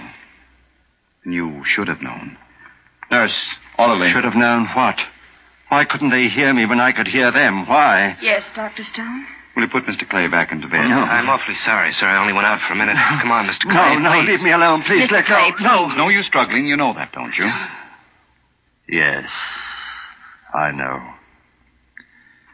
Doctor, I won't have to go back down there again, will I? Down to the corridor? That's not up to me. All right, nurse. I think we're ready for another dose. The final one. Yes, Doctor. No, doctor. No, not that red medicine. Not again. I'm sorry, but you've had a lot of time. All the time we can give you. All right, Mr. Clay. No, I won't Here. take it. You know what it means, doctor. I go back down there again to the corridor. It'll be to the letter C. To the place where my name is. If he won't take it by himself, perhaps you'd better help her, Martin. Yes, sir. No, Here, I Clay. won't.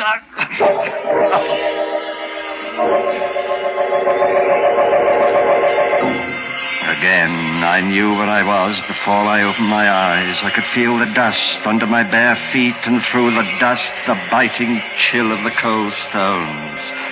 I was there, back in the corridor, walking down its silent length past the blank, closed doors. For the names on the doors, now they were all C's. Cabot, Cadden, Cahoon.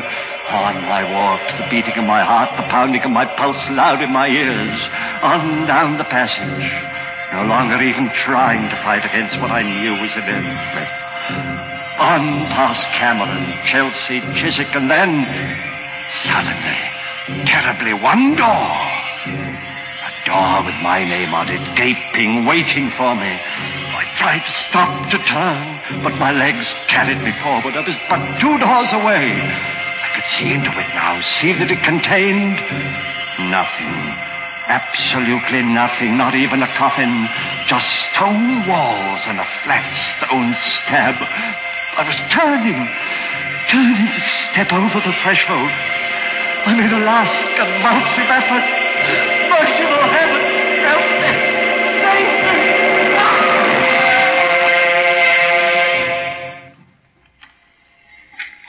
All right, Martin. Pick him up. Yes, sir. Is it all over? Hello, Bartlett. In at the death, eh? I'll see if there's any pulse, of course, but I should think it is all over. It is stone, but not the way you think. What? Clay, he's not dead. No thanks to you. All right, get him up, both of you. Here, Mr. Clay, let me help It's you. all right, Martin. I'll be fine from now on. But how? Don't look so surprised, Alec. Mr. Martin is a detective. I hired him some time ago. You see, I had a feeling that something was wrong when that railing broke accidentally, and I took that bad fall. So I decided I should investigate. You can't prove it. You can't prove anything. The first results of Martin's investigation showed me what bad financial shape you were in. And it was then that I realized that you had actually been trying to murder me to get hold of my money. So I faked that story of having a very bad heart. You mean it? I thought it would give you the idea of trying something more subtle and less dangerous. And it certainly did. But you still can't prove anything, not a thing. No, don't you worry about that. Don't forget. Come back here, Bartlett. You'll never have a chance to prove it. Come back, Bartlett. Oh, you shot him, killed him. Well, I couldn't have. I fired up in the air to get him to stop. Come on. But I don't understand it. There's not a mark on him. But he is dead. He was the one who had the bad heart. That's what gave me the idea of pretend. Good heavens, look. At what? This hallway was supposed to be the corridor of doom. When I reached the door with my name on it, I was supposed to die. Look.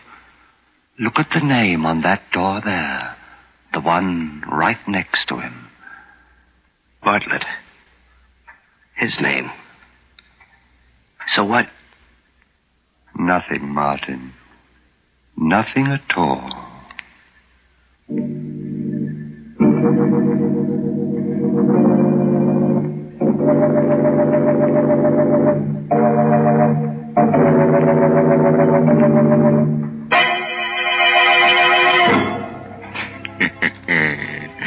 Now, where do you think old Dr. Stone got the idea for that little alphabetical graveyard?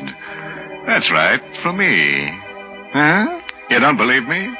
Then come on home with me tonight, and I'll show you the one in the cellar of my house. What's more, I'll show you a door and a neat stone slab with your name on it. Nonsense, Mr. Host. Mr. Clay just explained that the whole thing was a hoax. And I'm not going to sit here and hear you say otherwise. Well, then don't sit. Stand up and we'll take a walk, Mary Bennett. Yes, back to your name. Back to the B's. Baker, Bartlett, Bennett. You don't scare me. Yeah?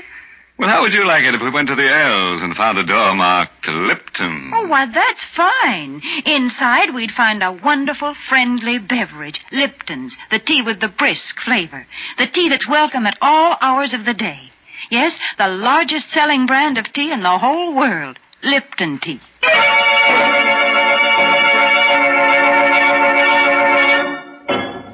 And now a word of advice. If you should wake up tonight with a sudden chill, find yourself walking barefoot down a dusty stone corridor with doors on both sides of it, don't get excited. Just insist on a doom with a view. By the way, this month's Inner Sanctum Mystery novel is The Whistling Legs by Roman McDougal. Yes, and next week's Inner Sanctum story, directed by Hyman Brown, and brought to you by Lipton Tea and Lipton Soup. Next week's story is about women. Yes, 2 women who like to be treated rough. Choke 'em to death, shoot 'em, murder 'em. They'll love you for it. And who do you think is going to be their boyfriend? That's right. Boris Karloff. Boris Karloff will be with us again next week, because who else could love such women? So, if you're in a tender mood, tune in next Tuesday. Until then, good night. Pleasant dream?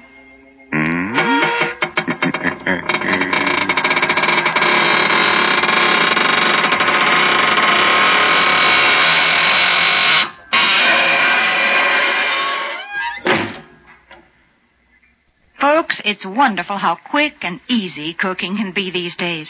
I guess some of you remember when it used to take half a day to make a pot of chicken noodle soup. But now we have Lipton's Noodle Soup Mix. You might say Lipton's takes no time at all to prepare, and yet it has a fresh cooked chickeny taste, a real old-fashioned homemade flavor. Yes, and it's brimful of tender golden egg noodles. Lipton's is grand for quick meals, and it's also a perfect beginning for the most elaborate dinner. So don't forget to serve Lipton's Noodle Soup. And don't forget to tune in next Tuesday night for another Inner Sanctum Mystery.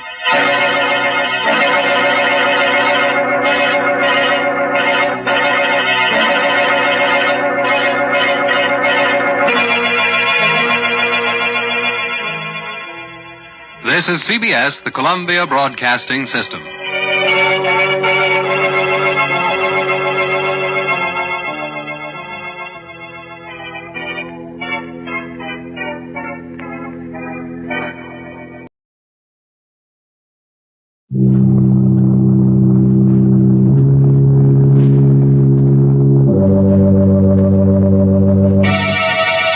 Lipton Tea and Lipton Soup present Inner Sanctum Mysteries.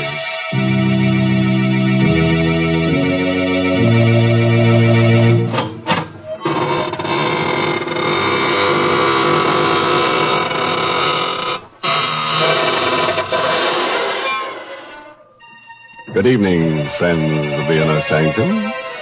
This is your host to welcome you through the squeaking door. Draw up a tombstone and sit down.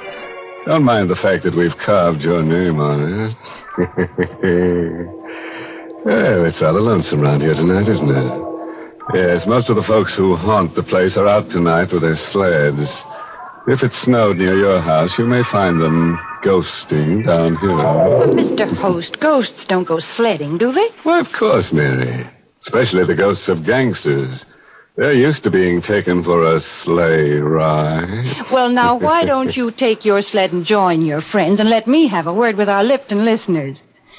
Folks, have you ever noticed how often we all use the words good, better, and best? We're always comparing things, because comparisons help us decide what the best things in life are. For example, the perfect way to prove how really flavorful Lipton tea is to compare Lipton's to any other tea and taste the difference. Lipton's flavor is brisk, never flat or wishy-washy. It gives you all the flavor, tastes just the way you like tea best. No other tea gives you more bright, mellow goodness, because that superb flavor of Lipton's is extra rich, extra satisfying. Yes, friends, just compare Lipton's to any other tea. You'll find Lipton's gives you brisk flavor, and you'll find Lipton's wonderful brisk flavor gives you more contentment in every cup. All right, Mary.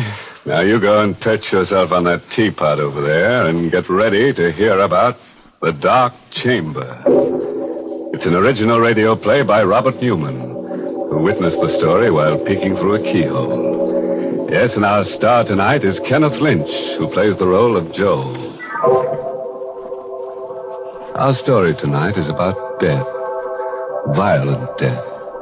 And also about something which is even more terrifying, the unknown. You don't believe that anything can be more frightening than death? Then you've never experienced the ultimate in fear. But you will within the next few minutes. If you'll put out the lights, pull your chair up close and listen to The Dark Chamber.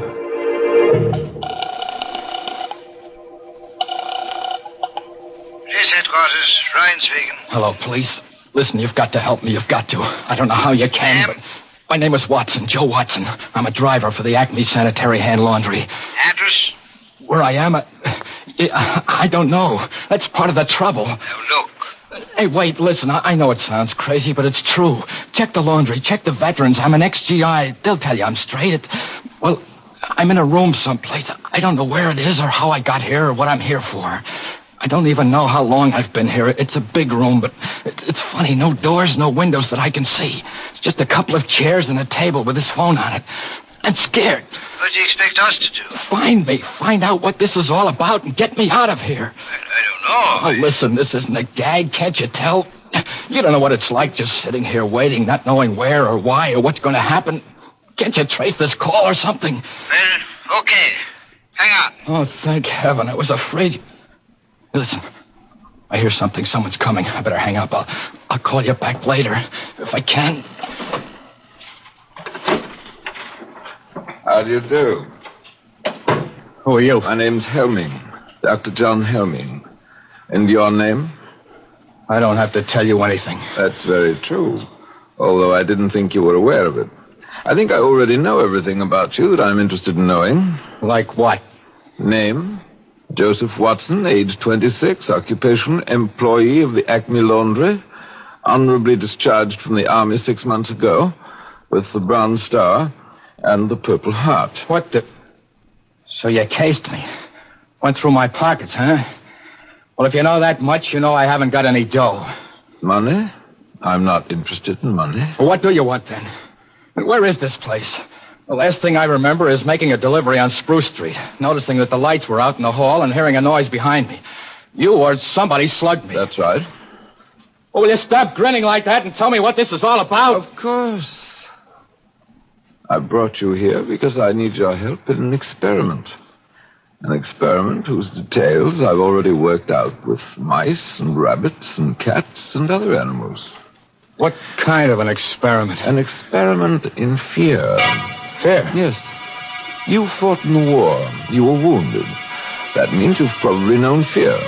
And still, you won the Bronze Star, which means you overcame it. Now, the question is, can you overcome your present fears? What are you talking about? You're afraid. Nothing has happened to you yet, absolutely nothing, and yet you are afraid, aren't you? You're afraid because you're face to face with the unknown. Because you don't know what I want and what I'm planning to do. Which is as it should be. And that's the way we'll leave it. For the moment. Hey, wait a minute. Come back here. Come back. You can't...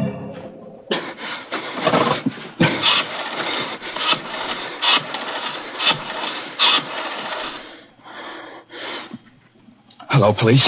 This is Joe Watson again. Listen, I got a little more dope. I don't know if it'll help, but there was a guy in here just now. Said his name was Helming, John Helming. That's probably a phony.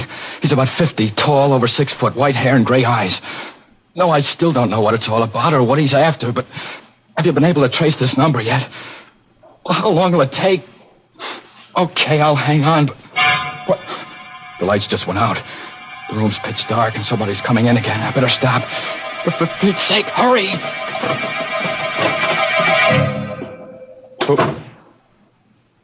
Who's that? Who just came in? Who are you? A girl. Keep away from me. Keep away, do you hear? Keep away. What's the angle now? Angle? Why did you bring me here? Wait a minute. You mean he put the snatch on you, too? When I was on my way home, chloroform or something. And the next thing I knew...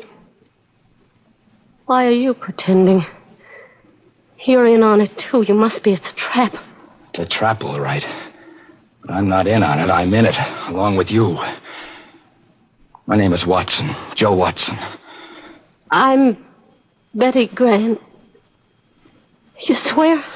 I swear. What would I lie about it for? I wonder why he put you in here. Put us together. Who is he? What's he gonna do? I don't know. He said something about an experiment. An experiment in fear, but... Hey, listen, we've got to get out of here somehow, some way. He might be listening. Very astute, my dear. Of course I'm listening. What the... Where are you? Right here in the dark. I've been here all the time. Why are you... No, Joe, don't. He must want you to go for him. He's probably got a gun. Right again, my dear. Not that I'll need it. This is stage 2 of the experiment. A new stimulus to action has been introduced. Man against the unknown has become man and woman against the unknown. Look, let's get down to brass tacks. Be sensible about this. Thank you, Joe. That's why I won't need my gun. This new stimulus has been negated by an increased sense of responsibility. Responsibility towards the girl, and therefore by increased fear. Blast you, gun or no gun, if I get my hands on you, where are you? Where are you? Outside now, so you can relax. That was the final stimulus in this stage. Injured pride. The discovery that I could read your innermost thoughts and knew exactly what you were going to do. But you mustn't let that bother you. I already know everything you're going to do from now on. Till the end. Listen, you! Helming! Helming! He's gone. Joe. I know. Hold on, baby. Don't let it get you. There must be a way, some way. I suppose he's still listening? It's hard to say. But I'm going to take a chance. There's one thing he didn't figure on. A telephone. Here? Yes. If I can find it again in the dark. It was over on the... Here it is. I put through 2 calls already to the police. Told them what was happening and asked them to get me out of here. I had to hang up both times before they could trace the call and get this number, but this time... Hello. Hello, operator. What? No, this isn't the operator. You're on a busy wire. It doesn't matter. Thank heaven I got somebody. I've been trying for about 10 minutes now. Look, get off the line, will you? I've got to get through to the police. It's terribly important. But you've got to help me. You've got to. My name's Ben Lazarian. I'm a prisoner someplace. I don't know where. What? It's true. Strange house somewhere. A doctor who says his name is Helming. What? What are you laughing at? Joe, what is it? What is it? I haven't got headquarters. I've got a guy that... I'm sorry, Ben. It's no use. What do you mean? We're in the same boat you are.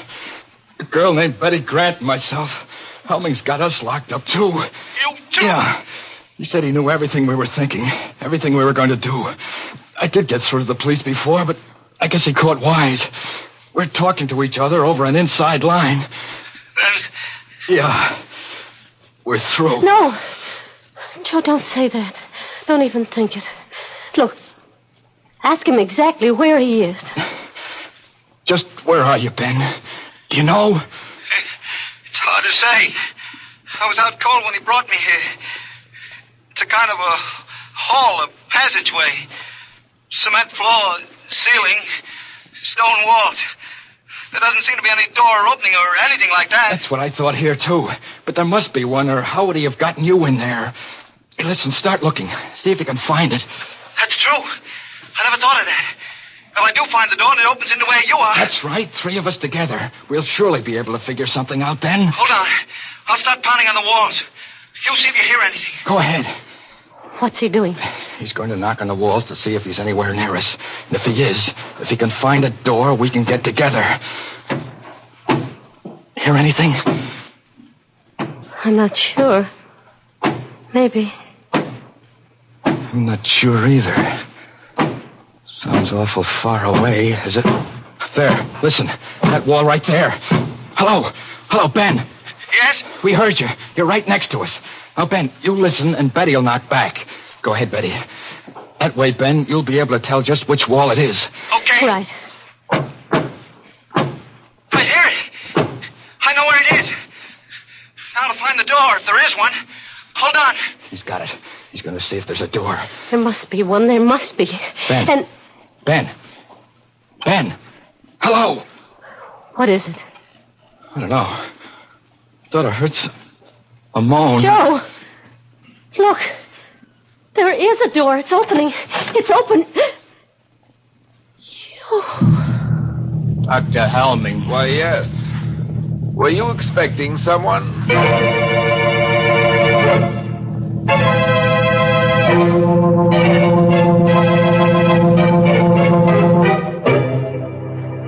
Well, now that you mention it, Doctor, there was someone we've been expecting and waiting for since we first heard about that cozy little place of yours. I think he's finally arrived. He's a tall, rather striking gentleman with a skull for a face, and his name is Death. Mr. Host, that Dr. Helming is insane. He gives me the chills. Oh, maybe it's just because it's so cold tonight, Mary. You know, it's getting so nippy these days that some of my friends are having fur collars put on their shrouds. Well, my friends are smarter. They know that the way to warm up in cold weather is with a hot cup of fragrant, delicious Lipton tea. A cup of tea in front of the fireplace just hits the spot these chilly days. But make it Lipton's and your pleasure's complete. You brew up a pot of Lipton's, throw another log on the fire, and summer tiptoes right into the room. Let the wind blow and the snow pile up on the roof. There's all the magic of June in a cup of Lipton's, in its deep amber color, its tantalizing fragrance, and its rich, hearty flavor. And what flavor that is. Never wishy-washy, always brisk and full and satisfying. Try it, folks. You can let winter do its worst when you've got Lipton's in your cup. That's right, Mary. But I think it's time now for something a little more cold-blooded, such as a cold-blooded murder. We're having a juicy one here tonight. Tale of gore galore, so let's see what's happening in the dark chamber. It's just a moment later now. Standing in the darkness of the strange room, Joe and Betty stare at the tall figure of Dr. Helming, silhouetted against the dim light from outside. I asked you whether you were expecting someone. Then it was just a trick. It was you on the phone all the time. Now, don't you think I'd know his voice? Where is he? Our friend, Mr. Lazare, right outside. What did you do to him? Answer me, what did you do to him? Don't you know? Sure I know, you killed him. Did you kill him? Quite a state you've gotten yourself into. Why? Is it because you finally tried to do something about your predicament and failed? Or is it because you weren't sure whether I would kill or not, and because you still don't know? You're mad. Really mad. You'll be interested to know you have not done, nor will you do, one thing that I did not foresee. Every move you made, every emotion you felt, was charted, outlined, and... What's that? That, I think, is probably the police. The police? Yes. I know that you're very anxious to talk to them, and I'll see that you get a chance to. Soon.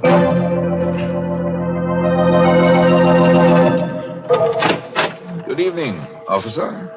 I'm looking for a guy named Helming. Dr. Helming. I'm Dr. Helming. Come in, won't you? Okay. Thanks.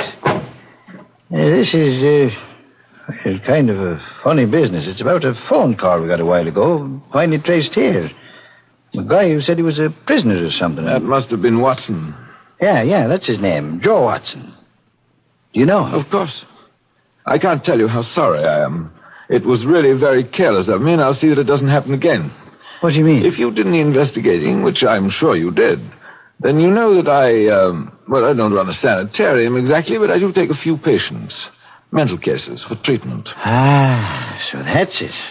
A nut, eh? I wish you wouldn't say that. Watson's case is particularly interesting.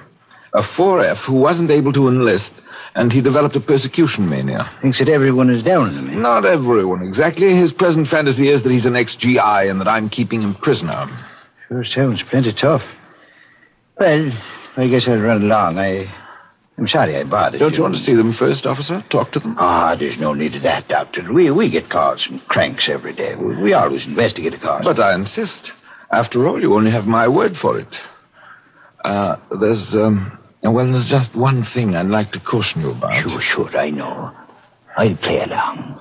Humor them. Splendid. Right in here. It's quite a room. Joe, look. It's a cop, and that means... Then you did get my message. Sure, Joe. Took a little time to trace the call, but everything's okay. Oh, thank heaven. It was such a screwy story, I was afraid that... Hey, wait a minute. Then why is he standing there like that? Why haven't you got the bracelets on him? Dr. Helming? No need for any rough stuff. He said he'd come along quietly. What? You're lying. I don't know why, but there's something wrong here. Something... I know. You think we made the whole thing up. But we're crazy. No. It's true. He told you we were, and you believed him. course not. Look, I'm... Stop it, will you? Stop saying that. Well, if I could only prove it somehow, show you. I know. Lazzari. Joe. Murder. That'll open your eyes. Somewhere in that wall is a door. Make him open it. Show you what's behind it. I think maybe I'd better be going, Doc. But there is a door there, officer. Just a second. I'll open it for you. Here we are. Joe. Body. It's gone. These doctors are always hiding the bodies. But turns up again later. Give us another ring, huh? Maybe I shouldn't have said that. Can I go out this way, Doc? Down to the end of the corridor, then to your right. I'm sorry I gave you all this trouble. Perfectly all right. Thank you for being so understanding. Quite all right. Goodbye. Goodbye, Doc. Well, children? Don't look that way, Joe. Don't. I know what you're thinking, and it's not true. We're not crazy. There was a body there. Of course. You hid it when you went out to let the cop in. And the telephone. You left that here purposely. Wanted me to use it. Get the police here. Obviously. I told you that this was to be an experiment in fear. What I didn't tell you was that, in a sense, I was one of the subjects, too. It was important for me to learn how I would function under pressure. And speaking objectively, I think I did rather well. Don't you? Why are you doing all this? What are you after? There's no reason why I shouldn't tell you. If anyone truly understands the nature of fear, is able accurately to forecast the actions and reactions of an individual, then he can use fear as a weapon.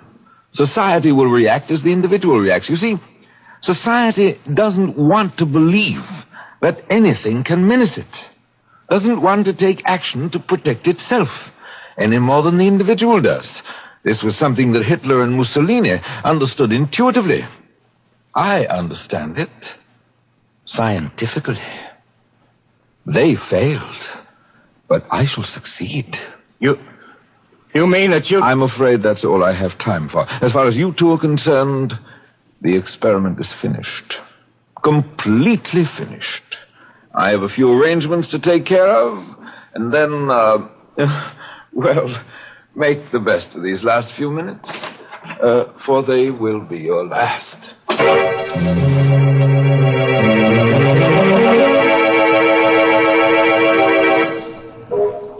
Joe, do you hear anything?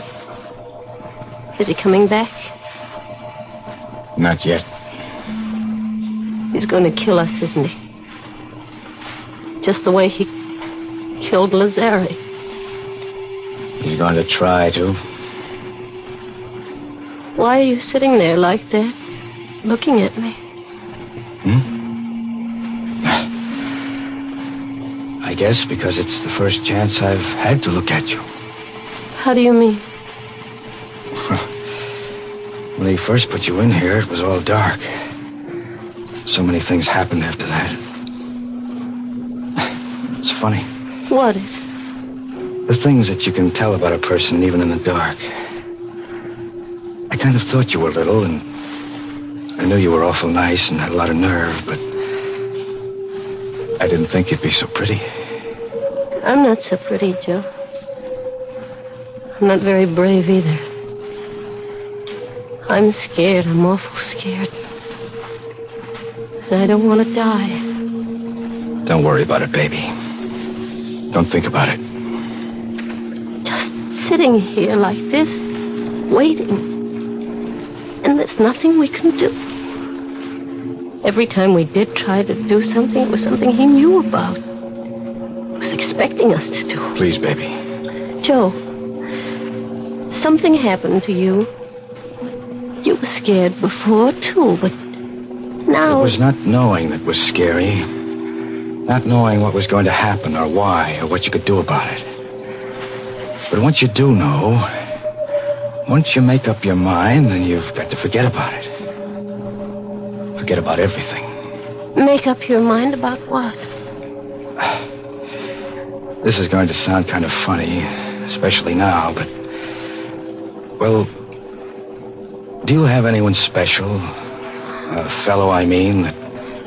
Why, Oh, no. That's good. I mean, well, gee, it's a shame we never met before. If we had, we wouldn't be here now. I mean, we probably would have been out together someplace. And what time do you get through work usually? About 6. The store closes at 5:30, but... Me too. I could have picked you up at about 6. Joe, I hear something. He's coming. Yeah. Okay, get up. Over in the corner of the room so that he'll see you as soon as he opens the door. What about you? I'll be waiting over here, behind the door. Joe, you're not going to... I know I haven't got much of a chance, but... Well, wish me luck. It'll be quick anyway. Oh, no. Joe, please. All right, my young friend. Time. All my arrangements have been completed, and I'm... Where's Watson? Right here. Joe, Sally! It's okay, baby. Didn't get me. I had the barrel of the gun, and... Good Lord. Got him. In the chest. But you couldn't have done that. You couldn't have. Outside, Betty. See if you can find another phone. Call the police again. And this time, tell them to bring an ambulance. But you couldn't have done it. It was all plotted, graphed, and worked out in detail. I knew just what you were going to do, how you would react. By this time, you were to be in a state of complete frustration, resigned, ready to die. Why did you do it? Why? I don't know. Now, just take it easy. I've got to know. You've got to tell me. Was it because of the girl? Out of desperation? Because you knew you were going to die anyway? I tell you, I don't know.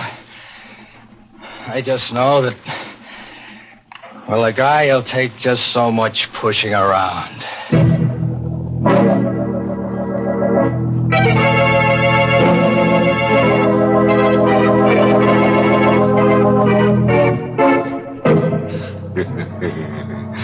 Pushing around, eh? Well, it sounds to me as if one of our characters is going to get a lot of pushing around. At the end of a pitchfork and in a very warm climate. Yes, good old Helming's finished. He's got to be if we're to have at least 2 corpses, the inner sanctum minimum. Oh, you think that's a little arbitrary? Not at all. We've got to have at least 2 corpses to play our theme song, When a Body Meets a Body. Theme song? I didn't know we had one. Oh, Mary, we've got lots of them.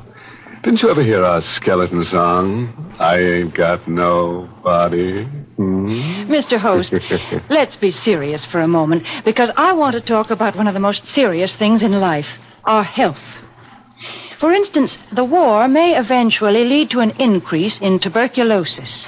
And that's why the makers of Lipton tea and Lipton soup have asked me to remind you of the annual sale of Christmas seals. Funds raised by this sale support tuberculosis control programs, X-rays, health education, and medical research. Remember, over 500,000 people in the United States and Canada suffer from this disease. So buy as many Christmas seals as you can. No one is safe from tuberculosis until everyone is safe. And Christmas seals can save lives.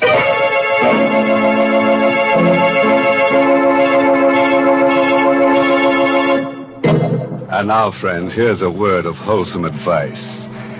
If you've had any murderous thoughts lately, give them up. It just doesn't pay.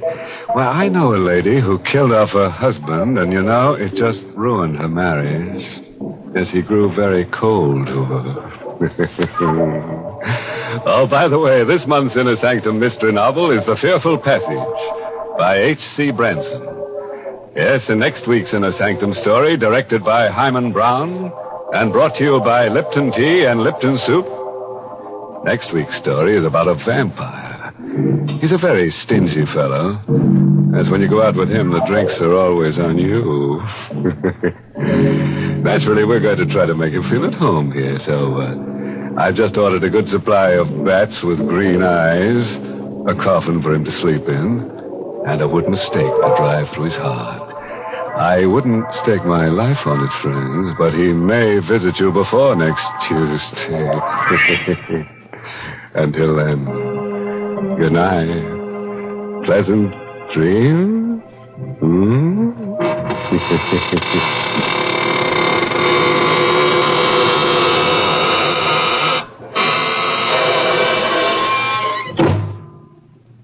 Easy to make and easy to take.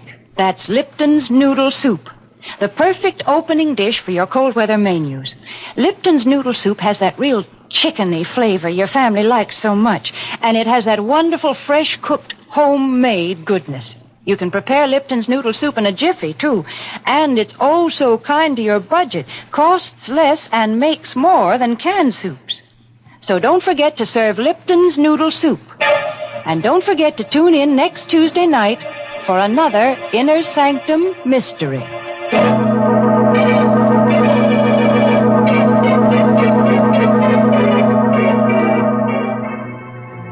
This is CBS, the Columbia Broadcasting System.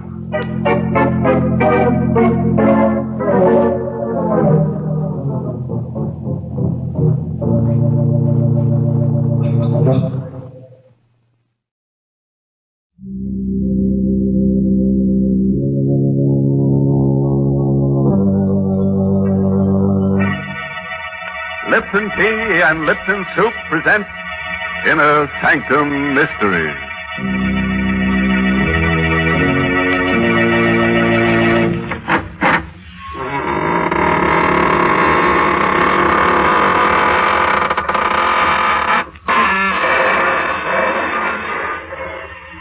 Good evening, friends of the Inner Sanctum. This is your host to welcome you through the squeaking door for another half hour of lovely chills and shudders. Oh, before we begin tonight, I'd like to give you a word of advice. If you should ever walk through a cemetery at midnight and come face to face with a transparent personality floating above a tombstone, don't be frightened. After all, you can see right through him. Good gracious, why do we have to talk about cemeteries? Because, Mary, our story tonight is about a vampire. Where else would you expect to find one if not in a cemetery? In the Vampire State Building? Well, suppose you go wait in that closet there and talk to the skeleton while I have a word with our Lipton listeners about one secret of success. You know, folks, when a Hollywood actress climbs up to stardom, it's usually because there's something different about her personality. And that's true of other success stories. Lipton Tea, for example, is the largest selling brand of tea in the world because it's different from other teas.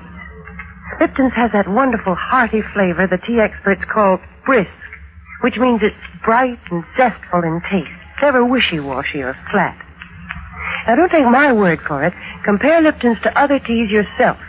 That's the real way to discover Lipton's rich, full flavor, Lipton's extra flavor that brings you all the goodness of a superb tea.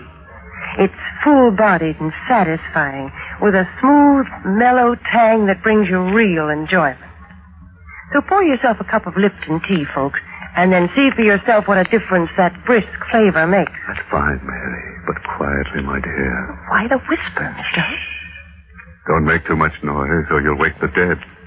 And we don't want to do that because tonight's story is called The Undead.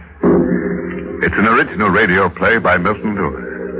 Yes, and our star tonight is Anne Seymour, who plays the role of Diana.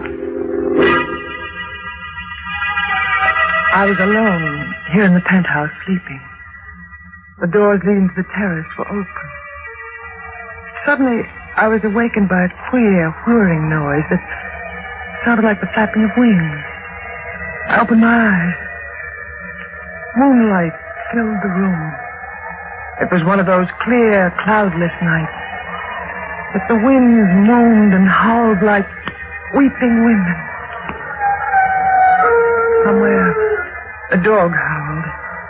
I sat up, peered into the green light of the moon. Seeing nothing at first. I lay down again. My eyes were half closed. And I heard it again.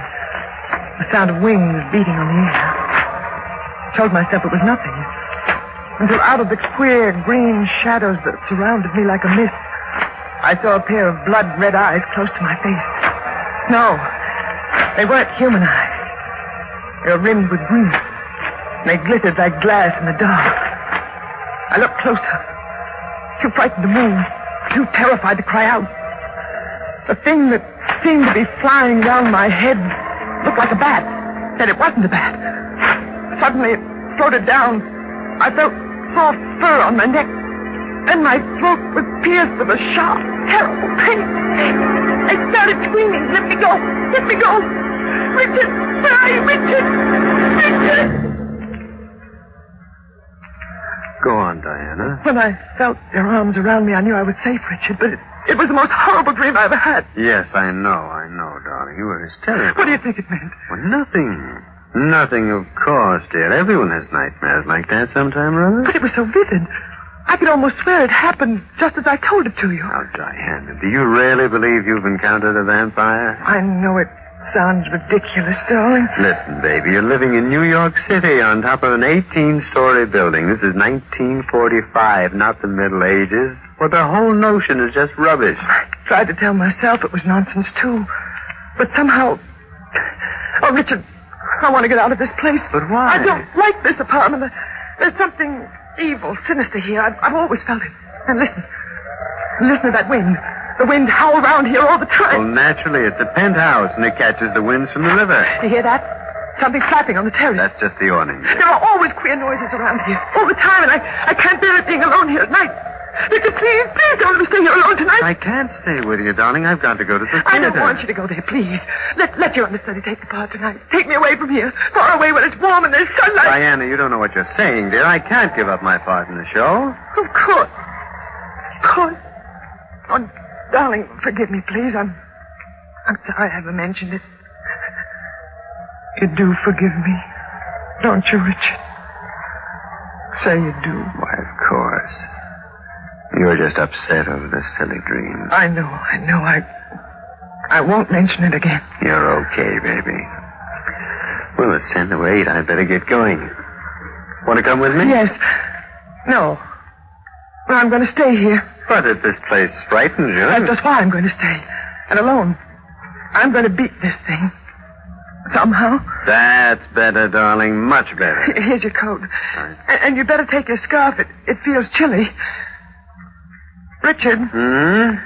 I said I won't mention it again, but there's one thing more I have to tell you, that the face of that thing in my dream, it was your face.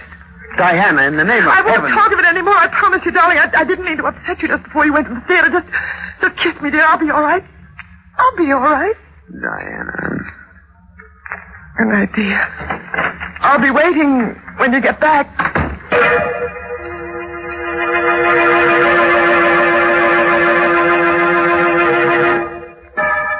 It was just midnight. 2 nights later. I was waiting for Richard to come home from the theater. I was going through his desk looking for a postage stamp. And I found something that turned my blood to ice. It was a newspaper clipping dated 10 years ago. The picture of a man, and under it the caption, "Prominent real estate operator Richard Barker, found dead of a sudden stroke." I looked at the picture again. There could be no doubt of it. It was Richard. I read further.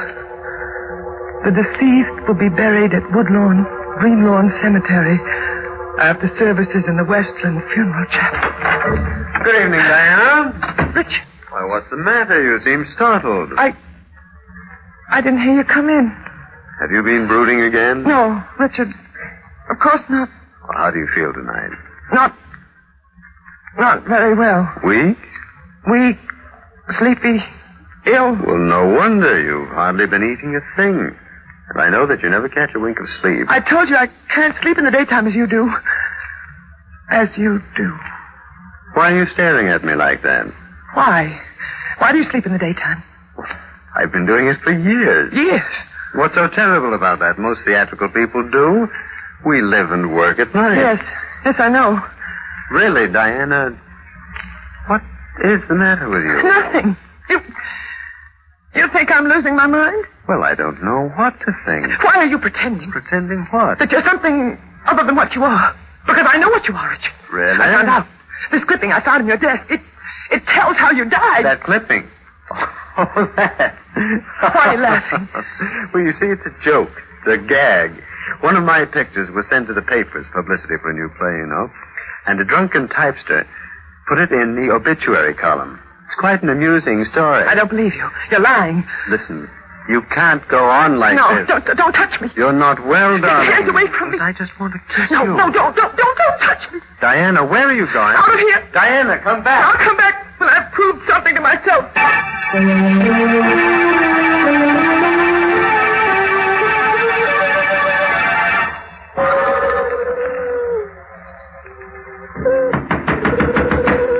Is there anyone there?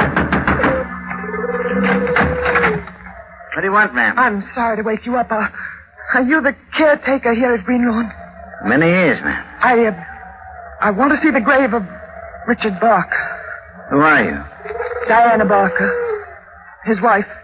But it's 1 a.m, Mrs. Barker. I know what time it is. I want to see the grave. No one comes at a time like this. Please, will you tell me? Perhaps this will help. $10. For disturbing you. All right. You take the path in back of my house. Turn to the right. Have you a flashlight? I brought one from the car. It's only a short way, but it isn't a grave, ma'am. It's sort of a tomb. Thank you. I'll find it. You want me to come with you? No, I've troubled you enough. Good night. Good night. Somewhere, an owl was howling, as though warning me not to go on with this insane adventure. But I knew I had to continue. I had to be certain. I followed his directions along the path to the cemetery. The moon poked yellow fingers through scudding clouds, as though showing me the way. I was frightened, terrified. There's nothing to fear from the dead. Kept telling myself that to keep up my courage. The dead. Perhaps they were right. There was nothing to fear from them. But the undead. There was a tomb. The inscription was clear. Here lies Richard Barker, born May 7th, 1890. Died September 4th, 1935. There was a lock on the door. It was old and rusty. I'd come this far. I made up my mind. I picked up a stone. Smashed the lock. I opened the door. Blackness. Inky blackness, such as one imagines one would see at the end of the world. Turned on the flashlight I took from the car. Coffin was lying in the center of the tomb, on an altar. I felt my heart beating wildly, like a throbbing drum inside me. With a trembling hand, I opened the coffin. I looked down on a ghastly white satin lining. That was all there was in the coffin. There was nothing else. It was empty. I looked up. There was a face staring at me in the shadows of the tomb. It was Richard. Diana, I knew you'd come here.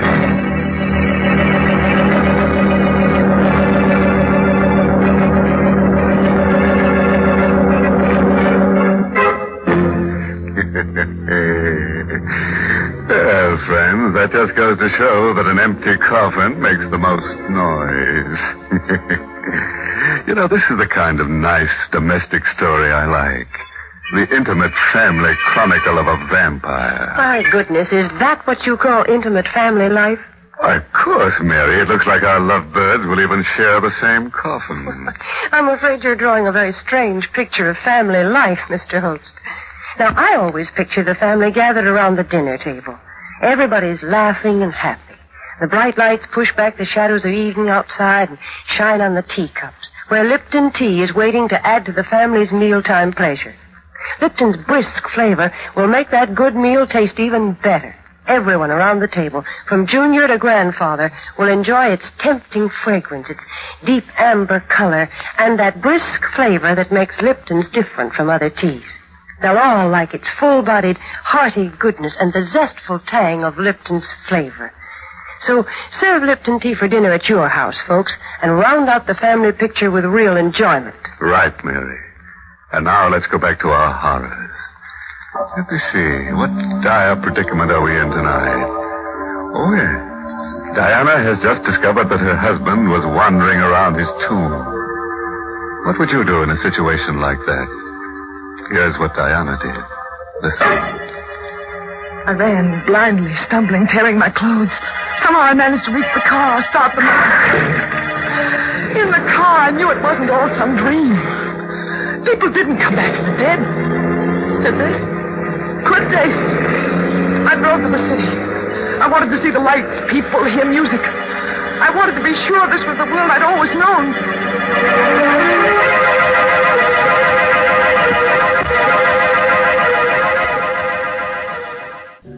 I tried to think. I tried to reason. I tried to understand what had happened to me. Because I knew something was happening to me. Something that I dreaded. I was becoming like them. Like Richard. I felt strange cravings. Desires that I didn't dare think of. Excuse me, Mrs. Barker. Oh. May I sit with you? I don't believe I know you. Perhaps not. Does it make any difference? No. No, it doesn't. Please sit down. Thank you. I'm glad you came over. I'm glad to be able to talk to anyone tonight. I've been watching you for the last 10 minutes. Have you? You look very strange tonight. How do you know me? We all know each other. We? Yes. You realize you'll be dead soon. Dead? At least what they call dead. You know what's happened? Oh, yes, of course. I've seen it happening for weeks. Your face became paler and paler. It will not be long now. You will become one of us. I don't want to. It's not in your hands. It isn't true. It can't be true. It's quite true. Many of us have gone on for hundreds of years. Those who sustain us become like us. And I... There is no escape. No, I don't believe it. Don't you feel it? Blood. That strange desire. Yes. There. You see? I don't want to. I once tried to fight it, too. It's no use. I'm going away. Far away. But he can't reach me. I'm going now where no one can reach me. Waiter! Waiter! Will you help me here? There's been an accident.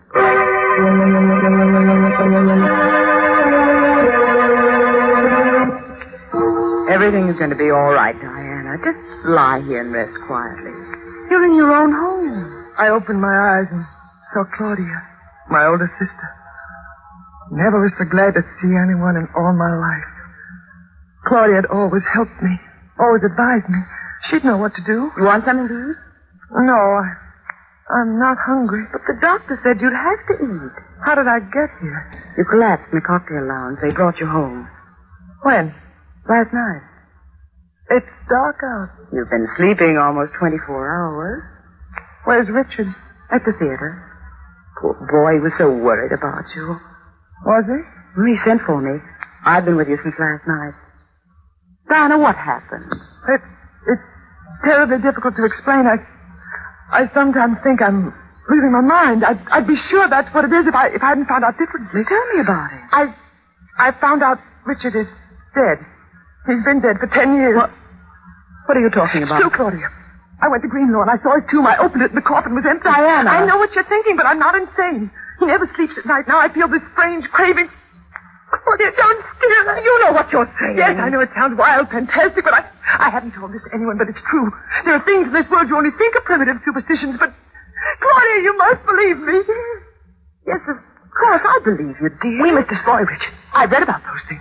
We must destroy him by driving a wooden stake through his heart. That's the only way I can escape from him. That's the only way I can become a human being again. Diana. You'll help me, Claudia. Of course, dear. Haven't I always helped you? Where are you going? Just to fix you something to eat. No, you're going to leave me. Leave me here along with him. I won't let you do that, Claudia. That gun.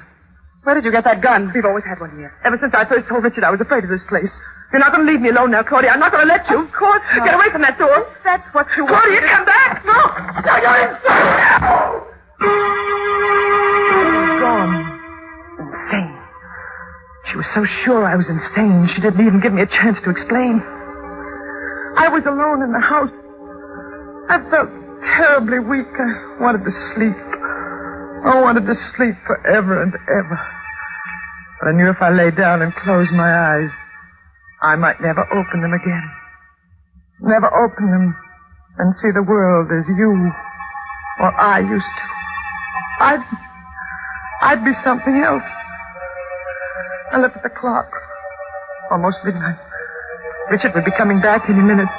I ran to the door, locked it from the inside with a safety bolt. What to do? What to do? Police. I ran to the telephone. Operator? Hello, operator. Get me the police and hurry, please. One moment, please. Hurry, will you? This is a matter of life and death. Hello, are you ringing them? Police department. Sergeant Kilwaitford. Hello, police. You've got to help me. Yes, what is it, please? My husband, he's going to do something to me tonight. He's going to make me what he is. What's that, lady? He's been dead for 10 years. I saw his empty coffin. That's proof, isn't it? That's evidence. You always want evidence, and there it is. Now do you understand? Well, I'm not sure I do, lady. What's your name? Diana Barker. Well, all right. Now, calm down. Tell me where you live. I live... Oh, you think I'm insane, too, don't you? I didn't say that. You think I'm crazy, just as Claudia does. If you'll just give me the address, lady. Oh, what's the use? Please, lady. No one believes it. I know I'm not insane. I know it, and yet... What's that? His key in the lock. He can't open it. It's bolted from the inside. He's trying to get in. But he can't. Not with that bolt. I won't open it. I won't. I'll just pretend I don't hear it. I'll cover my ears with my hands and I won't hear it. He can't get in here. If I can keep him out until daylight, I'll be safe. Safe.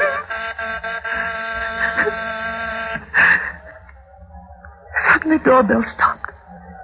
I knew he hadn't gone away. I could feel him near me. But he couldn't get in. No, he couldn't get into the penthouse. There was no way to get in unless he came through the terrace. And there was no way to get on the terrace unless he could fly. Fly. The wind was screaming. When I turned to look at the French doors leading to the terrace, it was impossible. He couldn't. And yet, he couldn't. And yet, suddenly the doors burst open. The wind blew through the house like a cyclone. The air framed in the double doors. Stood Richard. Why didn't you let me in? How did you get out on the terrace? Never mind. What are you doing with that gun? Don't come near me, Richard. Diana? Go away. Go away and leave me alone. Give me that gun. No. I'm warning you, Diana. You'd better give it to me. If you take another step toward me, I'll fire. Diana. You see? The bullets. They didn't harm you. No. But I didn't miss. No. It's empty. You see? It didn't do any good. What are you going to do? I'm going to put an end to this once and for all, Diana. An end? And I've prepared for this. I have a knife. You see? Richard. Don't be afraid, Diana. You won't quite die. No, don't. Come here, Diana. No, Richard, no. You're making too much trouble while you're alive. Help me, someone! Let go of me! I saw the knife over my throat. I beat at his chest with the empty pistol. Then, just before everything became black, I saw 3 flashes of lightning.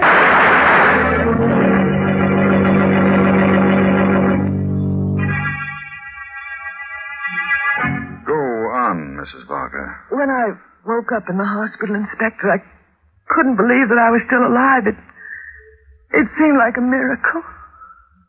You would have been dead if it wasn't for your sister. Claudia. She came back with one of our men. He shot and killed your husband just as he was about to plunge the dagger into you. But how did he get in? He came over the adjoining terrace from the penthouse next door, just as your husband did. No, Mrs. Barker. Your husband didn't fly. But the other things, the picture, the tomb, the empty coffin. All props for an elaborate scheme your husband worked out to murder you. Richard Barker is not an uncommon name. He found a man with that name who died 10 years ago. He removed the body. He got the whole idea from the dream you told him. But why? To establish that you were insane. Oh. He planned to murder you and claim he did it in self-defense to protect himself against an insane woman. But the gun... Filled with blanks. He wanted to get your money, Mrs. Barker. But the way I felt, those strange cravings... You're suffering from anemia.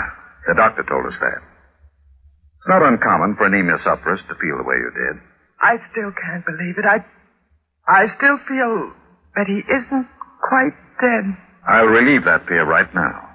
His body's in the other room. I think you should see it. Come this way, Mrs. Barker.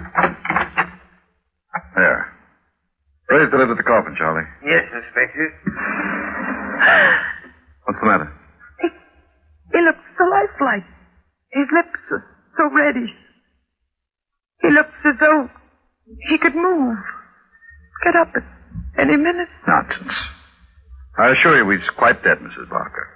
And I can further assure you that the police department has never encountered one authentic vampire in its history. You're very reassuring, Inspector. I think I'd better leave now. Don't bother to see me at the door. Bye. All right, Charlie. Cover him up and have him buried. Okay, Inspector. What is it, Charlie? Inspector.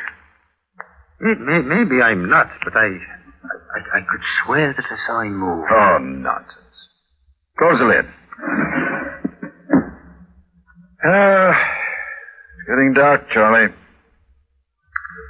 Sun sure goes down quick these winter days. I'm going home. Good night, Charlie.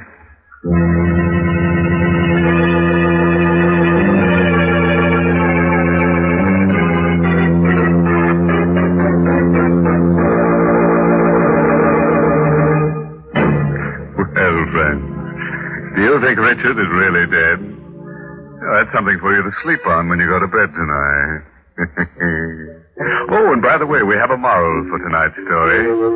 Yes, it's taken from the diary of Miss Delirium Tremens, who once said, "Never marry a vampire. He may turn out to be 500 years old without a social security number to his name. How can a girl have any fun going around with a guy like that?" Well, Mr. Host, I don't think that's a serious problem. I'm positive that no girl will ever meet a vampire, much less marry one. Ah, but you can't be sure, Mary. The safest thing is to drive a wooden stake through your husband's heart. Yes, if he dies, then he must be a vampire. Oh, such a foolishness. Let's forget all this talk about vampires, because I want to tell the folks about something wonderful that's going to happen next week. And next Tuesday's Christmas, you know. So instead of our usual mystery thriller, Inner Sanctum will bring you a tender and beautiful Christmas play called The Littlest Angel. And our star will be that great and beloved actress, Helen Hayes. There's a lovely musical score specially written for The Littlest Angel. And the play is one your whole family will enjoy, especially the youngsters. Perfect entertainment for Christmas night. And of course you won't want to miss Miss Helen Hayes' performance. So be sure to tune into this station at the regular Inner Sanctum time next week. I promise you, The Littlest Angel, starring Helen Hayes, and brought to you by the makers of Lipton Tea and Lipton Soup, will be the crowning pleasure of your Christmas day. That sounds great, Mary. You know, Christmas is really wonderful. There's something about it that gets even the most hardened characters. Oh, by the way, this month's Inner Sanctum mystery novel is The Fearful Passage by H.C. Branson. And don't forget what Mary told you, friends. Next week, we'll bring you Inner Sanctum's special Christmas program, directed by Hyman Brown and starring Helen Hayes, America's First Lady of the Theater. There'll be no gore, no chill. Not even one little murder, believe it or not. The holiday spirit is getting even us. So be sure to join us next Tuesday. Meanwhile, I'm going to do my Christmas shopping. You know where I can get a nice fur-lined coffin for a cold-blooded friend? Until next Tuesday, then. Good night. Pleasant dreams?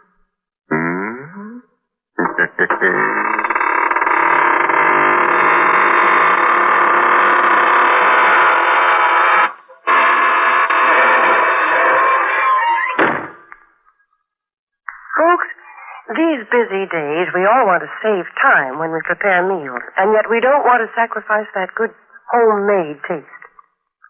Well, that's just the time to serve Lipton's noodle soup. Lipton's has a real fresh-cooked chickeny flavor. It tastes like the chicken noodle soup you'd make right in your own kitchen, and yet it takes almost no time at all to prepare. And Lipton's is economical, too. It costs less and makes lots more than canned soups. So don't forget to try Lipton's noodle soup mix. And remember to tune in next Tuesday night for Inner Sanctum's special Christmas show with Helen Hayes.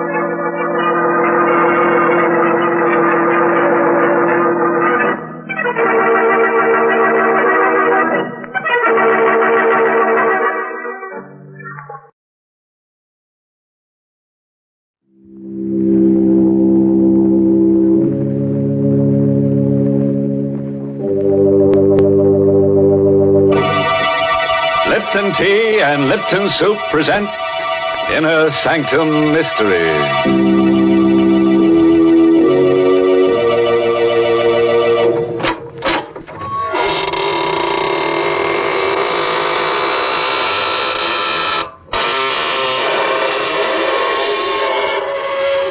Good evening, friends of the Inner Sanctum. Here's your host at the creaking door. Through these portals pass the world's most horrified people. Oh, what's the matter? Did my happy medium startle you? Sorry, I keep him around to get in the right spirit, you know. Oh, by the way, if you feel a cold, thin sliver of steel across your neck in the next half hour, sit perfectly still. Someone's got an edge on you. Gracious, Mr. Host, I'm afraid I'd have to move fast. No, Mary, you must sit still. You wouldn't want to lose your head. Well, I'll remember your advice, Mr. Host. But right now, I have some advice for our Lipton listeners. You know, a teapot can't talk. But if it could, I think it would tell you the same thing that I do about making tea. I think it would probably say, the most delicious tea is the tea with the most flavor. And I'll bet it would cast its vote, as so many folks do, for Lipton tea. Because Lipton's has that grand, brisk flavor, the flavor that's so different from other teas, the flavor that fills your cup with pleasure. You'll taste a world of tangy, full-bodied goodness in Lipton's. It's tea at its tastiest. So make that next pot of tea you brew at your house Lipton tea. And now here's a little tale of horror that speaks for itself. The Edge of Death. Written by Frederick Matho and starring Larry Haynes in the role of Ralph. We're going to tell you of a night Satan played a game of murder along a deserted strip of Manhattan's waterfront. For his sport, he chose two friends. For his victim, a woman. And the weapon he suggested he had long ago placed in the hands of another murderer. The weapon was a long, slender, graceful rapier, which first drew blood at the hand of Rasputin, the mad monk of Russia. Denton! Denton O'Brien! Open up! Denton! Ralph Vitkin. Well, come on in, man. What's the matter with you? You're soaked. No hat, no coat. Denton, you're my best friend, my only friend. You've got to help me. I just got back from Chicago. I was going to drop over to your shop a little later. You got back too late. You could have helped me. No, it's too late. Well, what's the matter, Ralph? What have you done? Well, what's that in the package? Why, it's the antique sword I gave you when you were married. Ralph! Naked steel always looks different. Coated with blood. Ralph, you fool! You didn't... Yes. I just pierced a woman's heart with that rapier. not 15 minutes ago. Warned you about your temper ever since we were kids. You almost killed me once, do you remember? You warned me about my hobby, too. You said I had a psychosis. That's what we psychiatrists call it. Your unnatural love of steel blades, your worship of ancient weapons and tempered steel. It's off balance. There's nothing in the world more beautiful than a piece of true hand-forged steel. It's an art as old as man. Yes, I know. We've been over all that before, but now you're a murderer. And I want to know everything that happened. It's too late, then. I only Maybe I can dig something out of you that might help your defense. Now, Ralph, close your eyes. Close your eyes and let your mind wander. Tell me the first image you get. Tell me every detail, no matter what. I see the wedding. Here at your house. The guests have left. Ingrid is blonde and beautiful in white satin. She's standing beside me. And you come toward me with a package. Denton, it was so good of you to make such a beautiful wedding for us. You are the best man ever. Oh, no. Maybe the second best man ever. Ralph was best today. Well, you gave me some stiff competition, then. I've got another wedding present for you, Ralph. I waited till now to bring it out because I didn't think the others would understand. Here, open it. Do you like it, Ralph? Is it a good one? This is a good one. Why, it's the most beautiful rapier I've ever seen. The balance and the lines. Magnificent steel. Look, Ingrid. Isn't it wonderful? It will be the very nicest sword in your collection, darling. As well as your last. His last? Oh, yes, Denton. I promised Ingrid no more auction. And he'll keep his promise this time. I'm going to change, darling. Won't take me long. All right, darling, hurry. You really like that blade, don't you, Ralph? Like it. It's beautiful. Where did you find it? I saw it yesterday in a small, junky antique shop in the village. Little Russian fellow runs it. Oh, did he tell you anything about the blade? I mean, where he got it? No, but he said it was Russian. He said the hilt was black lacquer on rosewood and the steel was superior. He said something there. He mumbled on about wanting to get rid of it before the full moon. Something about it being an evil thing. He claimed it once belonged to Rasputin, the mad monk of Russia. Say, I wonder if it did. I doubt it. Anyhow, he finished by saying that whoever owned it would have evil luck, and failing to get rid of it before the full moon, would die by violence. I'll take it back to him if you like, Ralph. No, not on your life, then. But don't mention that nonsense to Ingrid, will you?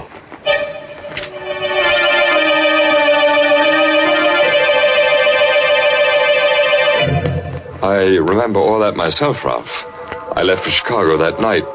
Now, what's the next thing that comes to your mind as important? Well, about 3 weeks ago, I was working on some knives in the shop. Ingrid had left. I was alone. The shop door opened, and she was there. She? Who, Ralph? Stasha. She was beautiful. Tall. White as marble. Dressed in black. And beautiful. I beg your pardon. What did you say? Oh, I'm sorry. You said beautiful. There's no cause to be embarrassed. I have heard this said before. What can I do for you, Miss... Kasov. Stasia Kasov. You own something that I would like to buy. Oh, what is it? A rapier. A Russian rapier. I saw it in your window as I passed. It's not for sale. Oh, really? Are you sure? I will pay you well. Say $100. Sorry. Very well. Perhaps you might change your mind. Here. Here is my card. Come and see me if you do. Well, thanks, but I... Shall we say before the next full moon, Ralph.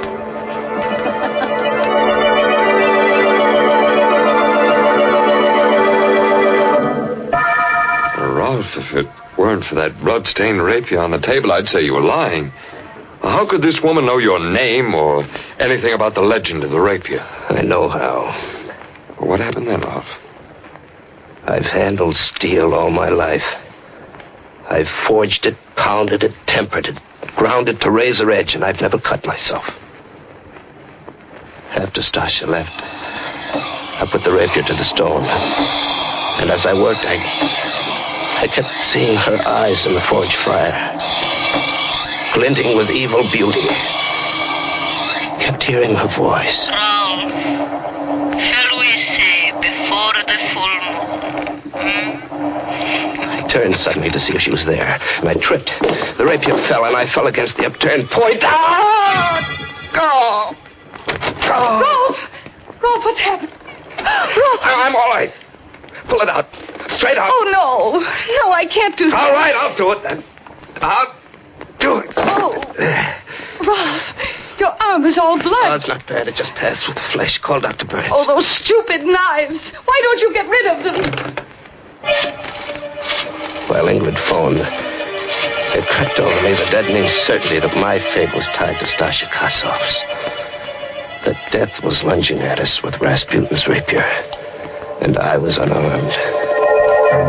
I told Ingrid about the woman. I told her about Stasia's offer of $100 for the blade. I shouldn't have. And to turn down $100 for it, Ralph, that's the limit. Ingrid, I can't expect everyone to understand some things about my character, but I do expect you to try. I think I do understand, Ralph. I think you didn't want to sell that thing because you want that woman to come back. That was your first quarrel, Ralph? Yes. There were lots more. Things got worse. We quarreled a lot. It wasn't Ingrid's fault. I was changing. I kept thinking of Stasia. Her eyes mocked me. I tore up a card in anger, but I'd memorized the address. It was an old Dutch mansion on Littner Street. I had to see her again.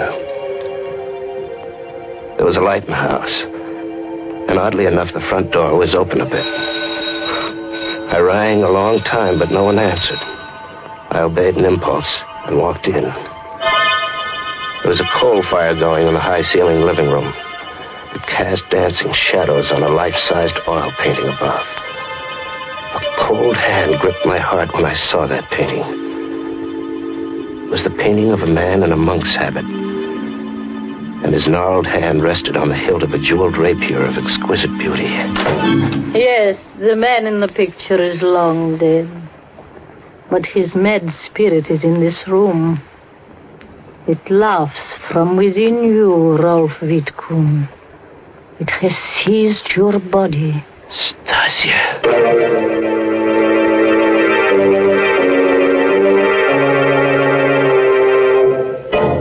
You know, if I were Ralph, I wouldn't be seen dead with somebody else's spirit. You can't tell what will happen to a man when the spirit moves him. Goodness, Mr. Host. That sword has certainly brought Rolf bad luck. Yes, Mary. It got him in trouble right up to the hilt.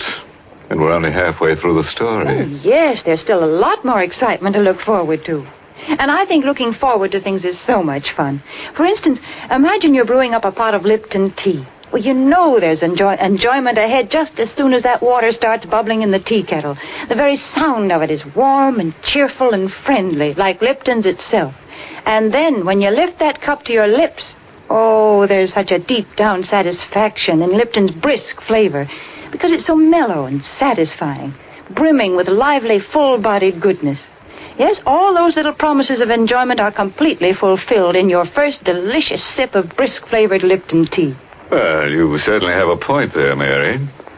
But now, back to Ralph Wittgen as he tells his friend the events leading to the murder he has committed tonight.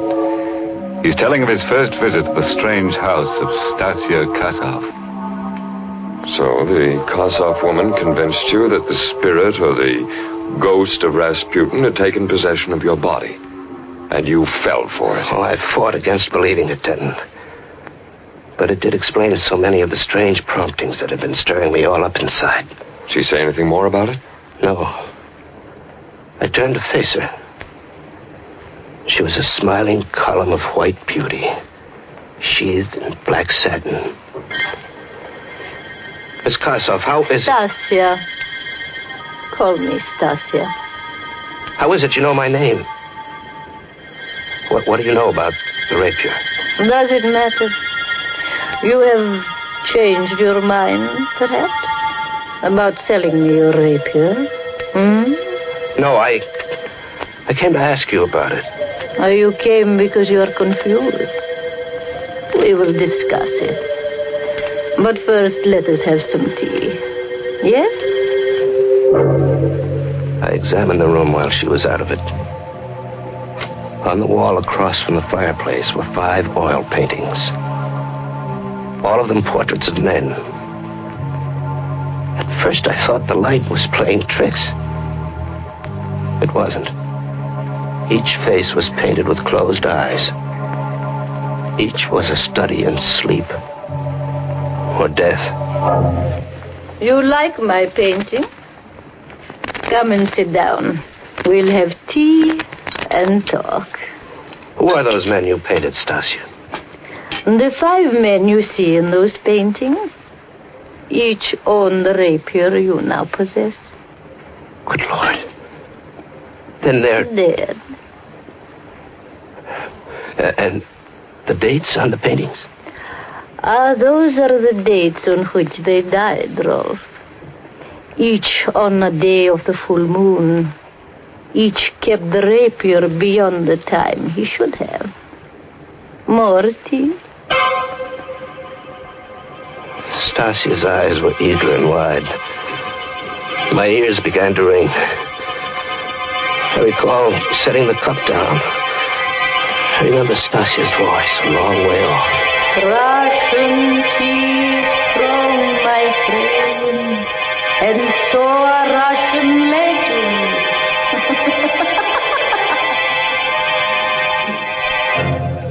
This is all so fantastic, Ralph. Are you sure it wasn't something you dreamed? Something I dreamed? No, she drugged me. It was no dream. Those portraits were no dream. The painting of Rasputin was no dream. They were there when I woke. Stasia was gone. The fire was out. My head ached. There was an easel near the lamp. It hadn't been there before. I shuffled toward it. There was a fresh painting on the easel. I stared at the face before me. Its eyes were closed in sleep. The face was mine. There was a date painted in it. It was January 15th. What? Yes, that's tonight. I couldn't find Stasia, so I dashed out of the house, cursing like a madman. It was 4 a.m. when I reached home. Ingrid was waiting for me. She was crying. Rolf, darling, where have you been? Why? What difference does it make? You've been to see that Kossoff woman. Yes, I've been to see that Kossoff woman. Oh. I had to. I'm losing my mind, Ingrid. Something's trying to kill me. That woman knows about it. She knows how and when it'll happen. And the funny thing is, I don't care anymore. I don't care. Rolf, where are you going? Back to the shop. Back to that cursed rapier. In the shop, I tried to reason the thing out. I was toying with the rapier. There was a tiny green speck on the black hilt. Idly, I picked at it with my thumbnail, and a chip of lacquer snapped off. The hilt was supposed to be wood. But here was what looked like a large emerald. My heart pounding, I chipped and picked at the lacquer until bit by bit I uncovered the most dazzling and richly wrought collection of jewels I'd ever seen. Set in solid gold were pearls, rubies, emeralds, and a magnificent star sapphire. This was the bejeweled blade that Rasputin held in his hand in Stasia's painting. This was Rasputin's rapier. I returned to Stasia's house. Like the first night, the door was ajar. Like the first night, I walked in. I walked into the living room. I looked about. Nothing had changed. Nothing, that is, except that mine was the sixth painting, now hung beside the others. And the easel already had a fresh canvas. Stasia was already painting a new portrait. The face was indistinct, but the date was clear.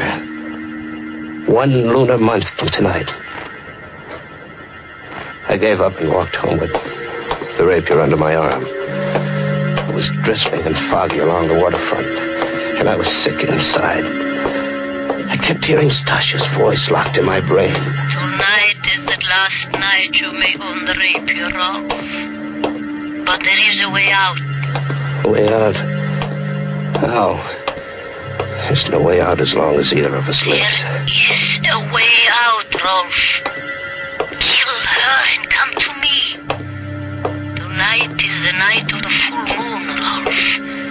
If I own the rapier, you will be safe. Kill her, Rolf. Kill her and come to me. Somebody's following me. A woman. I could hear her high heels on the cobblestones. I'd just passed that little blind alley. You know, the one about a block away from my shop.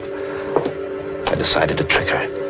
I stopped short. I spun around and caught sight of a woman in black as she darted into the alley. It was Stasia. And there was no exit from that alley. I tiptoed to the entrance and leaped into its shadows. All I could see was a large, empty carton against the far wall. She had to be behind it. I gripped the jeweled handle of the rapier until it burned my hand. Only one searing thought in my tired mind. Stasia must die. I took a deep breath and drew the needle-pointed steel back, aimed at where I judged a heart to be, and thrust. Rolf. I drew the blade out, and her body slumped forward. I lit a match to see her face. But it wasn't Stasia Karsov I had killed. It was Ingrid. My wife. Ingrid.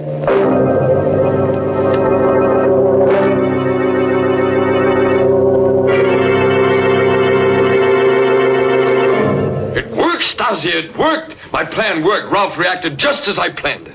You mean he did it? Killed A her? psychological masterpiece. He told me the whole story at my office 10 minutes ago. He killed her thinking it was you. And now that she is gone, you are happy.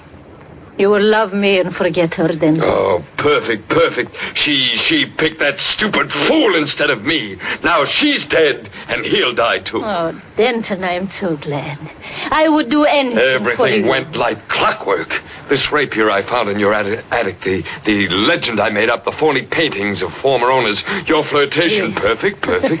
The perfect murder, I've done it. Did my acting please you, Denton? Oh, you were magnificent, but there's only one weakness to my plan, Stasia. What is it? When Ralph is picked up, there must be no way for anyone to find out that you and I know each other, Stasia. I know, and no one will know, darling. Ralph's fingerprints are still on this rapier. He'll be electrocuted for one murder. Might as well be for two. Denton! No! I love you! I'm sorry, Stasia! I love you. Still. I will wait for you. Very neat stroke, then. Ralph! I heard everything you said, Denton. But I didn't have to, I knew. No, don't move. The gun is faster than a rapier. How did you know, Ralph? Something I said tonight? No. No, something I saw. Stasia loved you. The painting I saw on her easel tonight, the one I told you she'd begun, was your portrait. The only way I knew was because, as an artist, she was conscious of the scar on your forehead. She painted that in first. The scar you gave me as a kid. Oh, you've a lot more brains than I gave you credit for, but at least we'll burn together. Sorry, Denton, I'll have to decline that honor. Oh! Rolf, am I too late? Ingrid, no, you're dead. Rolf! Everything you told me at my house tonight was a lie. No, Denton. Your plan almost worked. I told you the truth. Except for the part about murdering Ingrid. You should have studied psychiatry, Ralph. I did, Denton. I had a good teacher. You.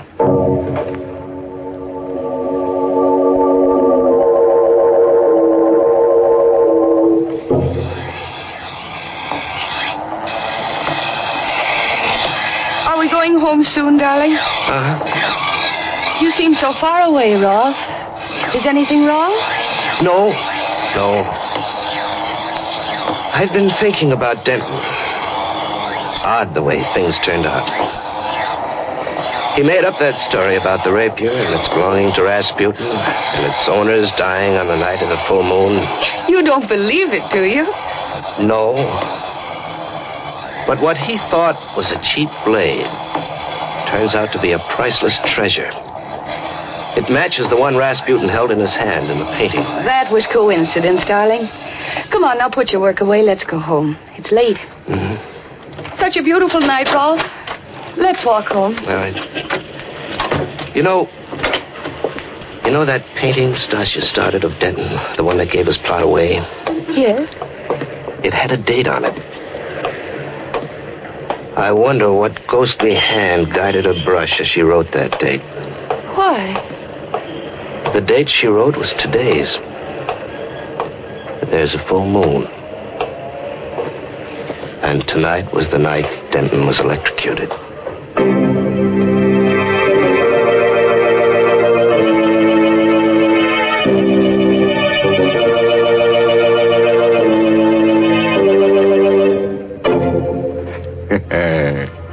Well, wouldn't you say that's a story which gets down to fine points? Happy ending, too. Yes, you get a ghost-to-ghost hookup between Stasia and Denton. And Ralph and Ingrid get an Exhibit A worth a few bucks and go back to the old grind. Well, I'm glad Denton's plot didn't work.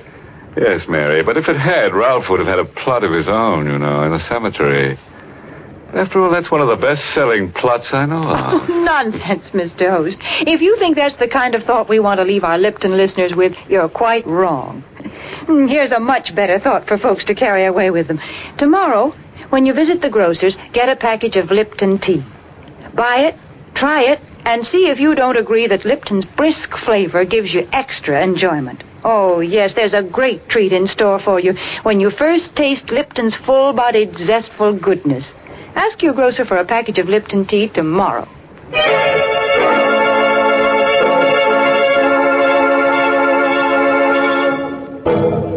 And now, friends, in case you're wondering, we do have a moral for tonight's story. It's short and sharp. Knife can be beautiful if you keep your temper. And look out for people with an axe to grind. They may be trying to get ahead of you. Oh, by the way, this month's Inner Sanctum mystery novel is The Pavilion by Hilda Lawrence. And next week, the makers of Lipton Tea and Lipton Soup bring you another grisly Inner Sanctum tale, directed by Hyman Brown, and titled The Confession. And now, if you'll excuse me, I have an appointment with Stasia and Denton. Yes, they've got the concession for hand-forged hinges where it's hotter than the hinges of... Until next Tuesday, then. Good night. Pleasant dreams.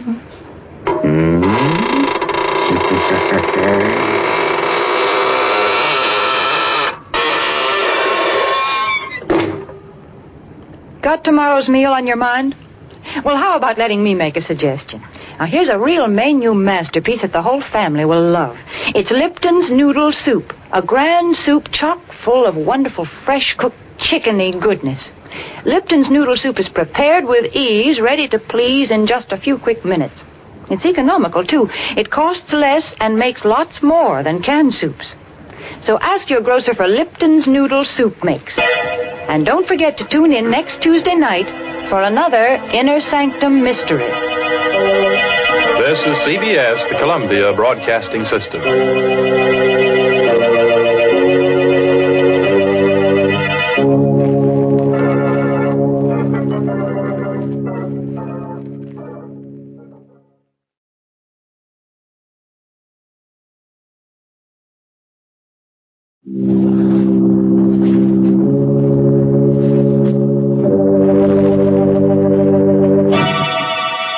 Lipton Tea and Lipton Soup present Inner Sanctum Mysteries.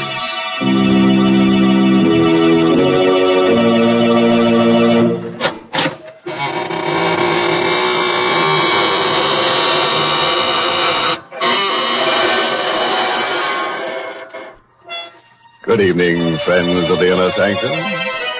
This is your host to welcome you through the creaking door. We're going to begin tonight's festivities on a scientific note with something that will save you a good deal of money. Yes, it seems that quite a few people have taken to turning off their refrigerators during this program. Yes, they've discovered they can deep freeze all sorts of things by just listening to Inner Sanctum and letting their blood run cold. Well, Mr. Host, that's quite an idea. Have you any other scientific suggestions? Oh, certainly, Mary. For instance, here's a way to cut down on your laundry bills. Instead of having the laundry starch your clothes, just put them on top of your radio Tuesday nights. Inner Sanctum will scare them stiff. Well, now it's my turn, Mr. Host, and I'd like to make a suggestion, too. It's about an easy way to get more enjoyment out of your teapot. Here's the whole trick. Just use Lipton tea. In every cup of piping hot Lipton's, there's extra tastiness waiting to delight you. And the reason is Lipton's grand, brisk flavor. Brisk, you know, is the tea expert's own word for the tangy, full-bodied flavor of Lipton's. And what a pleasure that flavor is. No wonder more folks buy and enjoy Lipton's than any other brand of tea in the world. They've found, as you will, that Lipton's always has brisk flavor. It's never flat. Always lively and spirited, with the hearty zest of tea at its best. So next time, serve Lipton tea. Its brisk flavor gives you more contentment in every cup. Now, friends, lend an ear to tonight's story. An original radio play by Robert Newman called Blood of Cain, starring two of your radio favorites, Mercedes McCambridge and Carl Swenson. A tale of blood spilled in hatred and vengeance. Of blood that carries a curse that is as old as man. You don't believe that's possible, eh? And suppose you put out all the lights, pull your chair up close, and listen. A small square, once fashionable, on the outskirts of New Orleans. The iron balconies where elegant ladies once sat are now rusty and sagging. The paint on the rambling houses is cracked and peeling, and grass grows between the cobblestones. The bayous and the jungle have crept close to it, and at night the cries of strange birds, the croaking of giant frogs can be heard. What was formerly a living portion of the old world has become a place of decay and death. More pigeons died this evening. I saw them towering up and up into the darkening sky, as if to escape the pain gnawing at their vitals, and then fall into the square and into the garden. I still didn't believe Couldn't let myself believe. And then I saw her, standing in the shrubbery, the bag from which she had been feeding them still in her hand. I knew then that I could wait no longer, that I had to find out. Louise. Eugene, the pigeons. There's something wrong with them. They're... Dying. Yes. But how? And why? I'm no chemist, but I'd say it was poison. Poison? But who would do that? Louise. Now listen to me, dear. Please listen. I love you. I've loved you since I first came down here. First met you. You know that. And you know that I'll understand. Now tell me, why have you been doing it? You're the only one who feeds them. The only one who could do it. Oh, no, I didn't. Louise, where are you? Grandfather! Oh, my dear child, what is it? The pigeons. They're dying. It's the second day now. And Eugene said... He said what? Have you looked at any of them, Dr. Philippe? Examined them? Will you go into the house, my dear? I'll be along in just a minute. But, Grandfather... Please, dear. Yes, Grandfather. Of course. I'm very sorry you did this, Owen. Mentioned it to her. Did you examine any of the pigeons? I did. Poison. Probably from my laboratory. But then you know... I know a great deal, Mr. Owen. I'm her grandfather. And I think it would be very wise if you kept away from Louise. Did not see her again. What? Oh, that's ridiculous. I love her. I'm sure you do. But perhaps I did not make myself clear. If you continue to see her, it might prove dangerous for you.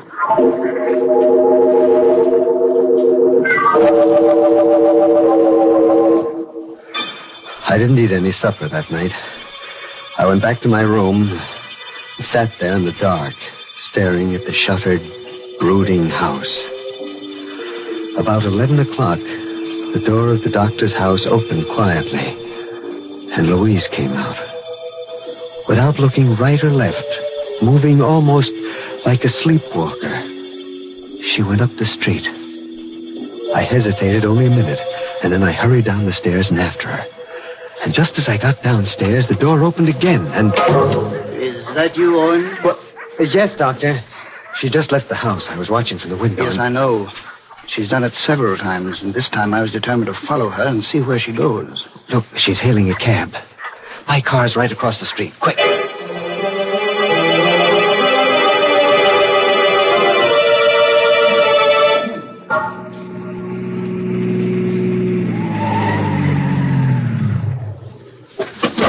Louise went in there.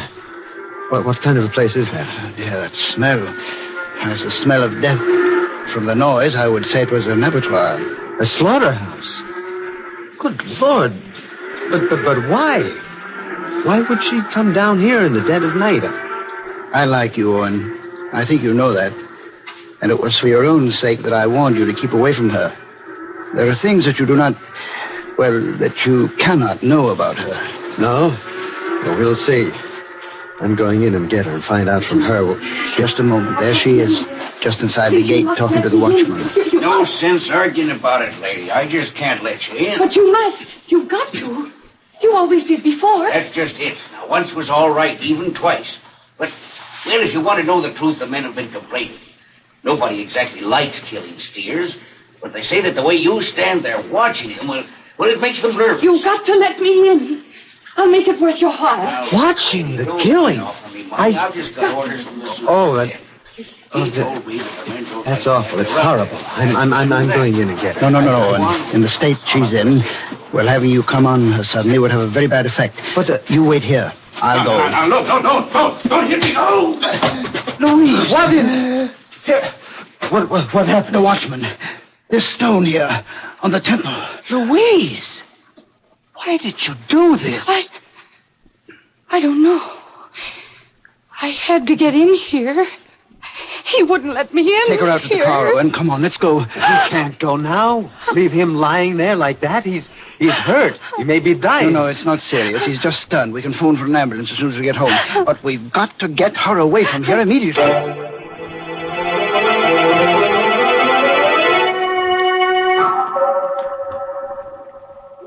Sit down, Louise. Yes, Grandfather. I'm sorry I ran away like that, Eugene. But I suddenly felt strange. Ill. It's all right, Louise. You've been feeling that way quite often lately, haven't you? Yes. Yes, I have. Just what makes this feeling so strange? Well, it's hard to describe. It's as if I weren't myself anymore. It's the opposite of sleepwalking. It's as if I were awake, but not really conscious. And I hear voices telling me to do things, and whispering a name that sounds like Jonah. Like what? You've been in my study reading my books. No, but I haven't, Grandfather. You always forbade me to. And how did you know that name? Well, whose name is it? And, well, what does it have to do with Louise? It's the name of a family which is almost extinct. And it is a name which means death. Oh, what do you mean? I was always very interested in the Jonat family for reasons of my own. And I've collected all the historical references to them that I could. These references start with the 13th and 14th century. But by the 15th century, they had become the traditional executioners of France. Executioners? And in those days, you know what that meant. It was a Jonat who put the torch to Jeanne d'Arc. A Jonat received a handsome bequest from Louis XI for services rendered. A Jonat operated the guillotine during the French Revolution. Perhaps that's why the family migrated here after the fall of the Republic. They came here? Yes. 20-odd years ago, there were a whole series of particularly atrocious murders here. The murderer was finally caught and executed. His name was Max Jonat. Why do you tell me all this? And why should I constantly seem to hear that name? Well, even when you were little, my dear, you used to have those strange fits, spells when you would do unpleasant things. Afterward, you could never remember them. Now, do you remember poisoning the pigeons and going to the slaughterhouse? What? Oh, no, Well, no. I've never discussed the matter with you because I thought it might actually implant the idea in your mind. I'd hoped that if you were left alone, you'd outgrow it, but... But what? You still haven't told me what all this about the Jonats has to do with me. It has a great deal to do with you, my dear. You see, Max Jonat was your father.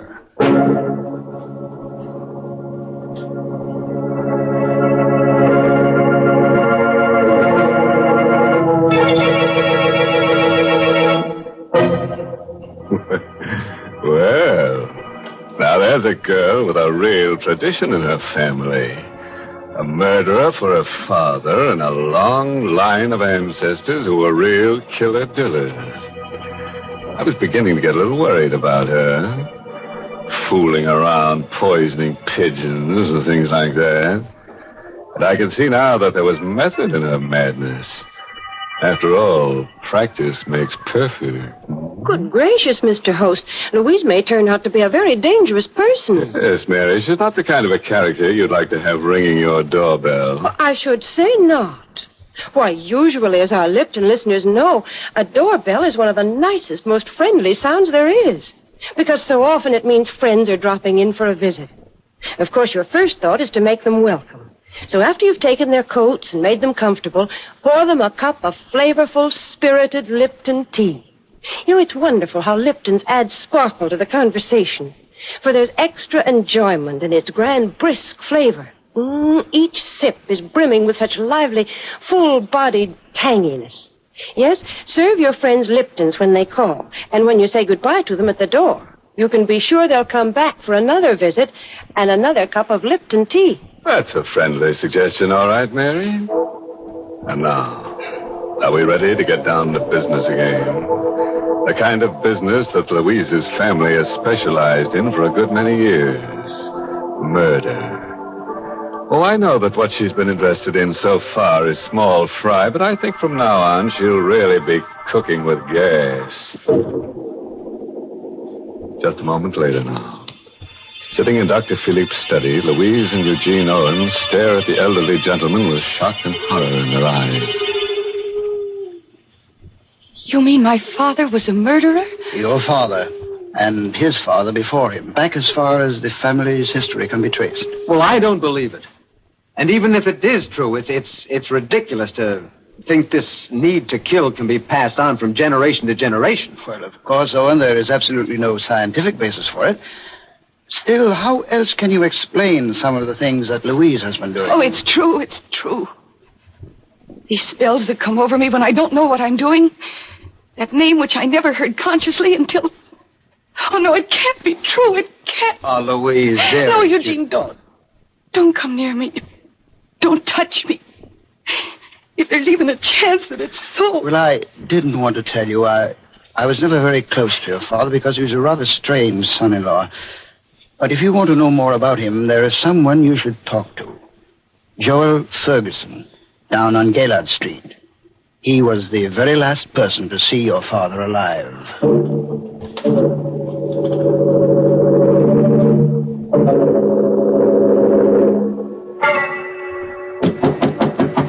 Yes, who is it? Mr. Ferguson? Yes. Who is it? My name is Louise Philippe. I'd like to talk to you for a few minutes. Just a second. Come in. In here. Thank you. What did you say your name was again? Louise Philippe. At least that's what I always believed it was. Until yesterday. And then I discovered that my name was Louise Jonas. Jonas? Not Max Jonas? Yes. He was my father. What do you want of me after all these years?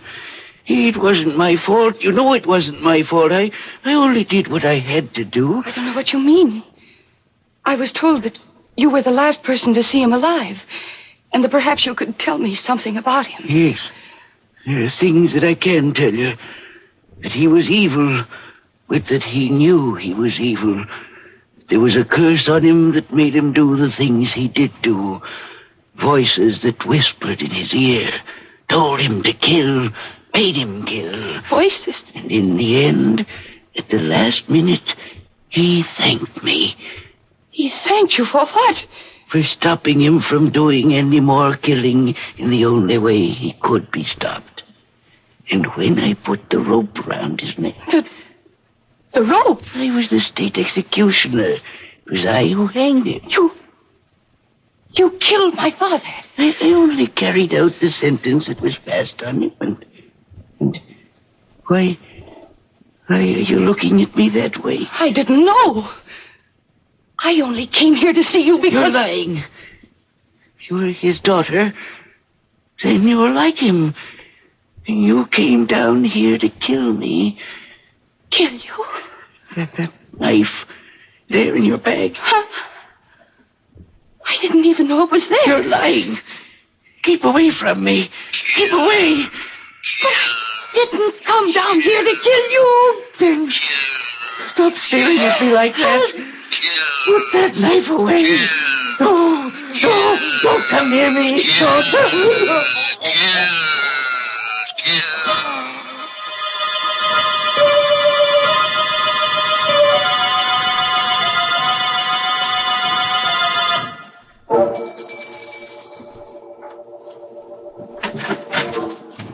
Good evening, Mr. Owen. Where's Miss Louise Benson? I must see her right away. I'm sorry, sir, but she's not in. She went out about a half hour ago. Oh, well, where did she go? I'm afraid I don't know, sir. She didn't say. Well, what about Dr. Philippe? He's not in either, sir. He left right after Miss Louise as soon as he'd heard that she'd gone out. Oh? It seemed to me, sir, he looked rather worried. He said something about Mr. Ferguson. Ferguson? Great Scott! If she went down... Thank you.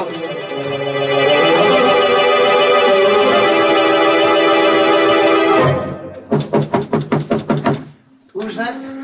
I'm looking for Miss Louise Philippe. I was told that she... Is that you, Dr. Philippe? Yes, Eugene. Is she here? Yes, she's here. But you're too late. Just as I was too late. What? What do you mean? Inside there. See for yourself. Oh, don't tell me that anything's happened. Good. Lord. Louise. She won't answer you. That's the way I found her when I got here.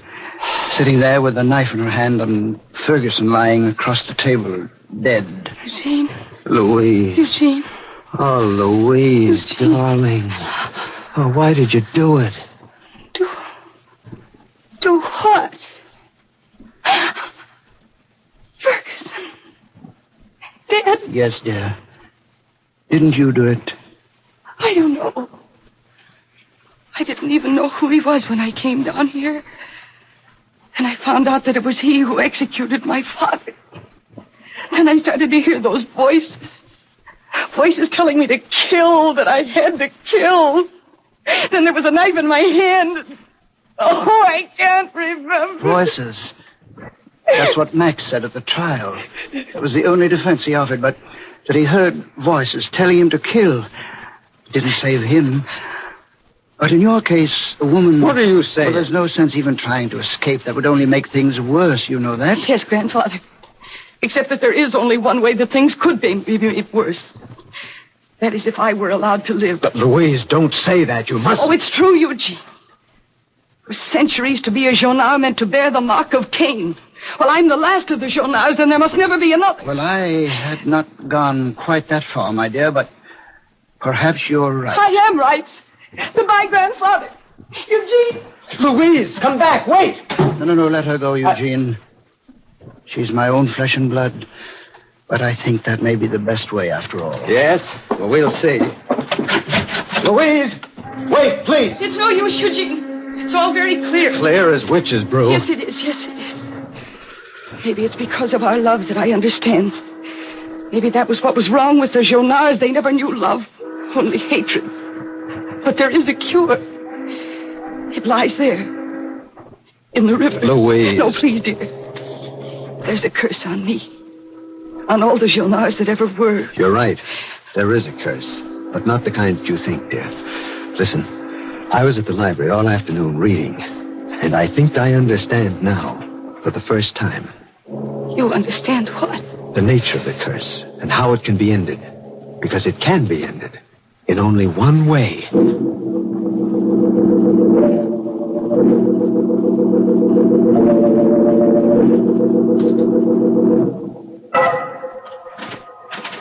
Oh, Eugene? Is that you? Eugene? No, Grandfather.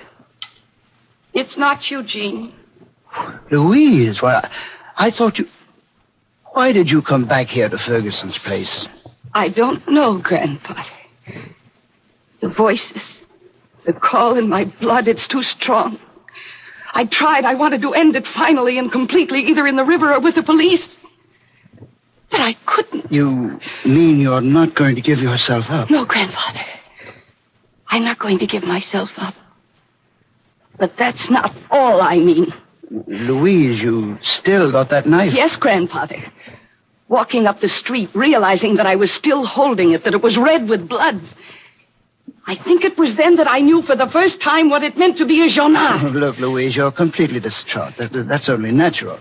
But now, look, you put that knife down and let me take you home. I'll give you something that'll help you sleep and then... No, Grandfather, you won't give me anything. Ever again. Well, Louise, you're not going to kill me. Yes, Grandfather, that's just what I'm going to do. No, please don't. No, don't try to get away. I'm younger Louise, and quicker than you. Louise. Just one quick No, listen to me. Listen carefully. You can't kill me.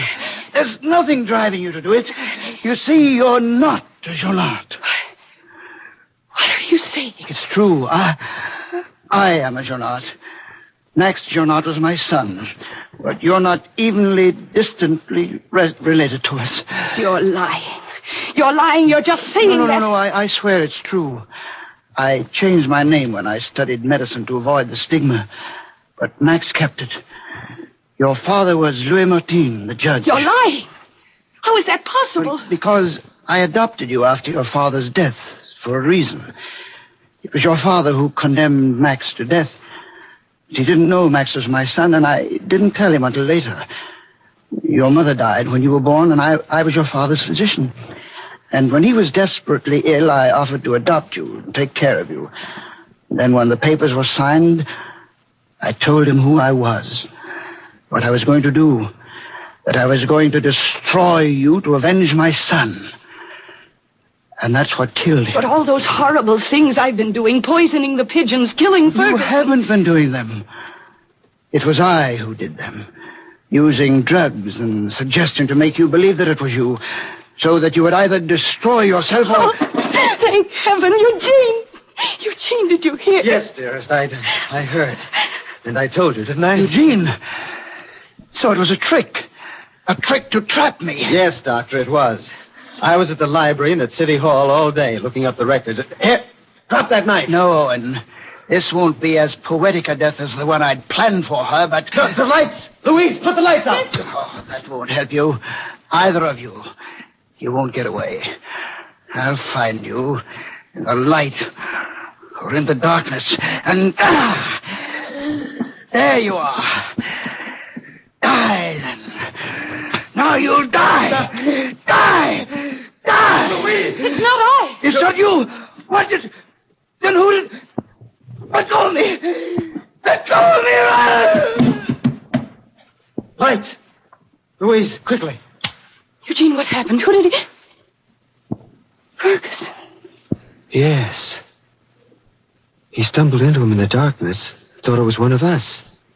Then he must have tripped. The knife. He must have fallen on the knife. Well, somehow it seems only right that the last of the Journals, who killed so many, should be destroyed by the dead.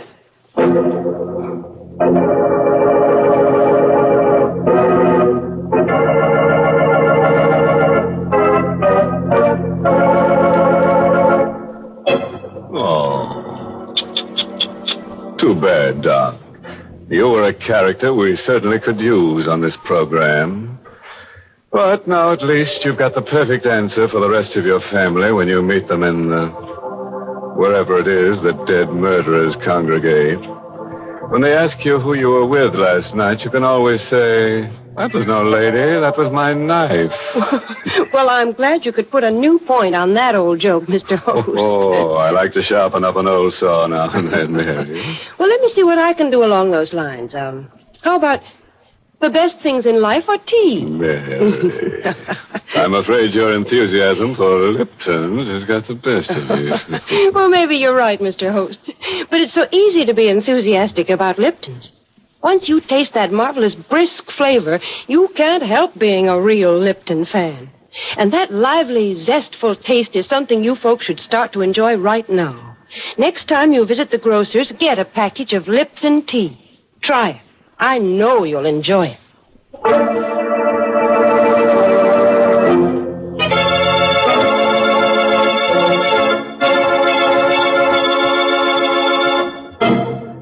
May I add a word of advice, friends?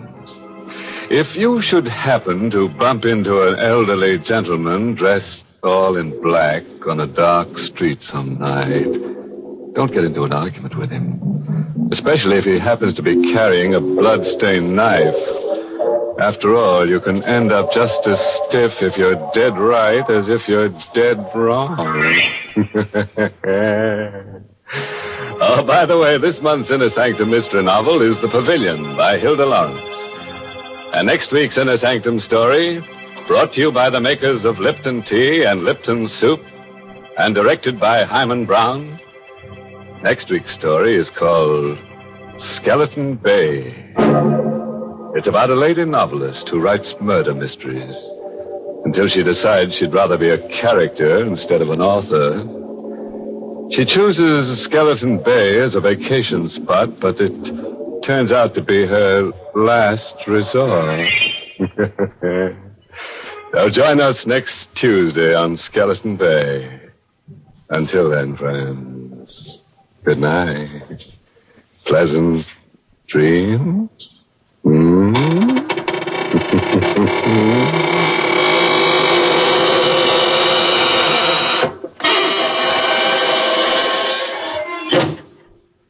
Ready in a jiffy and as tasty as can be. That's Lipton's Noodle Soup. It's a grand chickeny-tasting broth full of tender golden noodles. You'll love its fresh-cooked, homemade flavor. And Lipton's Noodle Soup is ready to serve in a few quick minutes. It's economical, too. It costs less and makes lots more than canned soups. Ask your grocer for Lipton's Noodle Soup Mix tomorrow. And don't forget to tune in next Tuesday night for another Inner Sanctum Mystery.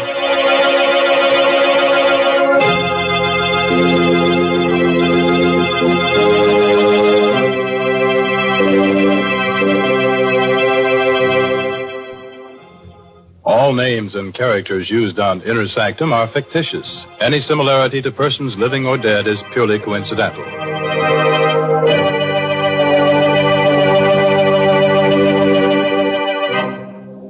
This is CBS, the Columbia Broadcasting System.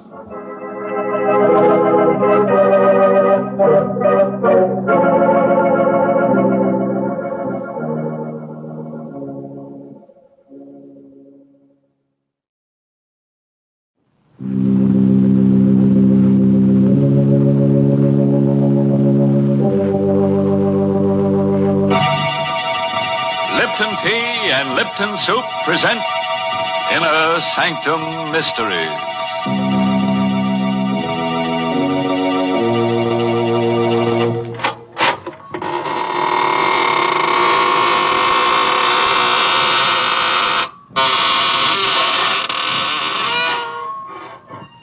Good evening, students of the mystic marvels of manifold murder. This is your host, extending a cordial invitation to step through the creaking door of the Inner Sanctum, where we probe deep into the dark and cavernous depths of men's souls to see what makes them kill. Our clinic here is the whole vast world of crime. And you who listen in may hear us dissect our characters at a safe distance. And unless your nerves are strong, you'd better take my advice and keep your distance. Why, Mr. Host, that's not the kind of advice to give folks. It sounds unfriendly. Well, what would you suggest, Mary? Well, give them some sort of friendly advice. Like pointing out to them the extra delight they'll get from a cheering cup of Lipton tea. Then go on to tell them why Lipton's is so downright delicious. Tell them that the reason is Lipton's brisk flavor. And don't forget to mention that brisk is the tea expert's own word for the spirited, full-bodied flavor of Lipton's. So refreshing and so zestful. Explain that Lipton's brisk flavor is never flat, but always lively and satisfying. And in closing, remind them to try Lipton's soon, because in every cup of Lipton's there's extra enjoyment. Now, that's the kind of advice you should give folks. Well, Mary, you seem to have given it to them already. So we can go ahead and get launched on Skeleton Bay.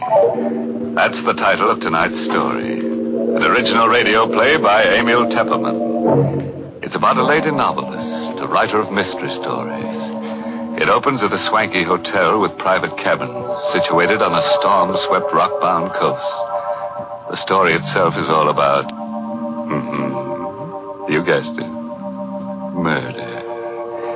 And here's Betty Lou Gerson as Carol De Winter, the lady novelist, who will give us a blow-by-blow description. I'll tell you first about the night I met Michael Barrett. It was in August at Skeleton Bay. I'd come to the hotel supposedly for a rest. That was what I kept telling myself. But in reality, I didn't know why I'd come here. Skeleton Bay. I'd seen the name advertised months ago. Skeleton Bay. Since then, it kept hammering at the inside of my brain. It's like the voice of implacable fate commanding me.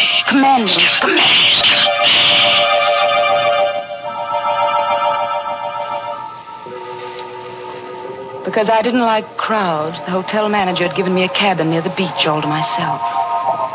It was the middle of the night, but I couldn't sleep. The wind came in from the ocean, howling like a hungry beast across the shoals. And the pounding of the surf mingled with the angry, baffled growl of the sea. I sat at the window in the dark, staring out at the beach. I was restless, excited. It was then I saw the signal.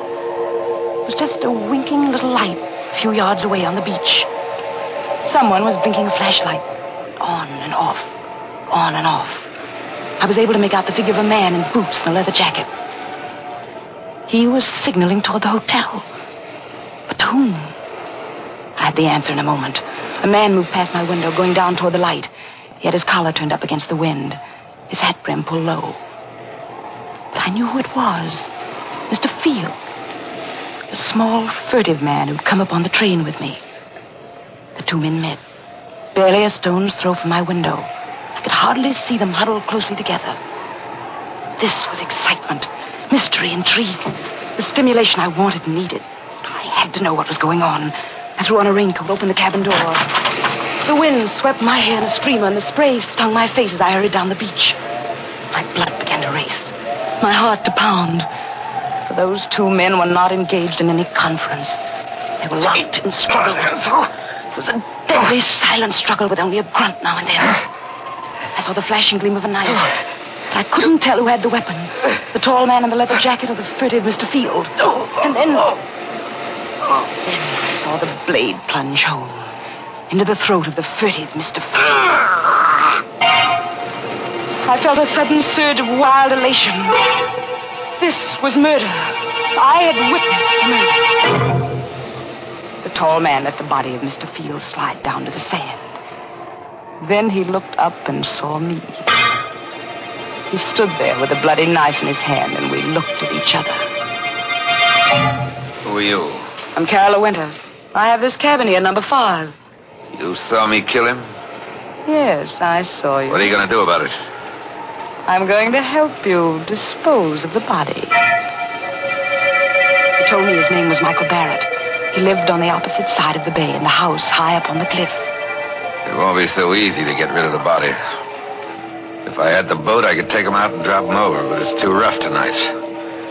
If there was some place to hide him for a day, I could come across on the boat tomorrow night. You can hide him in the closet in my cabin. Nobody will look there.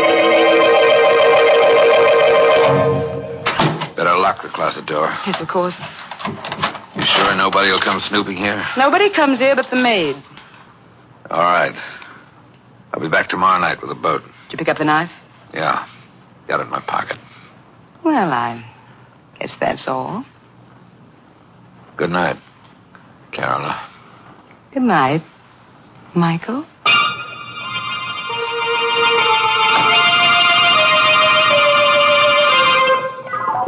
All night I sat up alone, with the locked closet door between me and the staring, sightless body of Mr. Field. At breakfast the next morning, they'd already discovered the disappearance. And the maid says his bed wasn't slept in at all. Think he could have committed suicide in the ocean. You such a I hurried through my breakfast listening to the gossip all around me. Now, in broad daylight, I could hardly believe the thing had really happened last night. You know, the hotel manager thinks it might be murder. I heard him phoning for the police. The police? I hadn't counted on that. Anything wrong, my dear? You look sick. I do feel a bit dizzy. I think I'll get some fresh air. Oh, poor dear. It must be quite a shock to her. She came up on the train with Mr. Field, you know. Out in the open air, I let the wind cool my fevered face as I hurried down toward the beach. It was only 9:30 in the morning. A whole day. A whole evening before Michael could come for the body. And the police would be around all day investigating, snooping. And all the time, Mr. Field would be sitting in my closet, staring blankly out of his sightless eyes. When I reached my cabin, I put a hand on the doorknob. Suddenly, I went cold all over. The door was unlocked. I stood still as a statue, listening. Yes, there was someone inside. Someone moving around. I only had my handbag. I had a pistol in it. I always carried it for protection. But my handbag was inside on the dresser. Slowly, I pressed the door open. Half inch, an inch. And then the door creaked. Is that you, Miss Winter? The maid. It was only the maid, of course. She'd be making up the bed. Why hadn't I thought of that? Miss Winter, is that you? Yes, it's I. What are you doing in that closet with those keys? Why, they're just my pass keys, Miss Winter. I was just going to tidy up the closet. I didn't ask you to do anything to the closet. Well, but that's part of the job, Miss Winter. I'm supposed to do that in all the rooms. Well, you leave this one alone. Keep away from that closet, do you hear? Yes, Miss Winter. But I was only trying to help. When I want your help, I'll ask for it. Now, please leave at once. Just as you say, Miss Winter. I'm sorry if I did anything wrong. Did she suspect anything? I hadn't liked her tone. Why? Why had I been so sharp with her? Now she'd surely think there was something in the closet. Something she shouldn't see.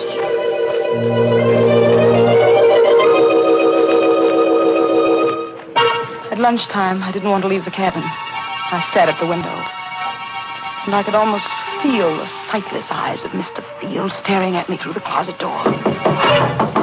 Someone at the door. Who? Just a minute. Miss Winter? Miss Carolyn Winter? Yes, I'm Miss Winter. I'm sorry to trouble you, Miss Winter. I'm Detective Sergeant Smith from headquarters. May I come in for a moment? Well, yes, please do. What can I do for you, Sergeant Smith? We're out here investigating this Field business. He hasn't turned up yet. Well, I'm sure he will in time. Well, I wish I could be so sure, Miss Winter. What do you mean? We've gone through his room. Found some mighty queer things.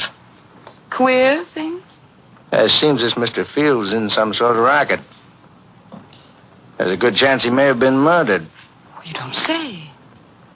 I understand you came up on the train with him. Yes, that's true. Yeah. Did you have any conversation with him on the train? No, none at all. You're the Carolyn Winter who writes the mystery novels, aren't you? The same. Yes, I've read every one of them. They're darn good, Miss Winter. Why, thank you. Do you think you'll get a plot out of this? Mr. Field. Why, I can't tell yet. I wish you'd keep me posted on developments in case it does turn out to have a plot. Well, I sure will, Miss Winter. By the way, we found this picture among the papers in Field's room. I'm showing it to everybody around in case they might recognize it. It's an old newspaper item, about 10 years old. Can't figure out why he was carrying it around. It's about a guy named Wycliffe. It's wanted for murder in Canada. Here, take a look at it. I felt the blood racing in my veins, pounding at my wrists. The picture of the man named Wycliffe, who was wanted for murder in Canada, was a picture of Michael Barrett.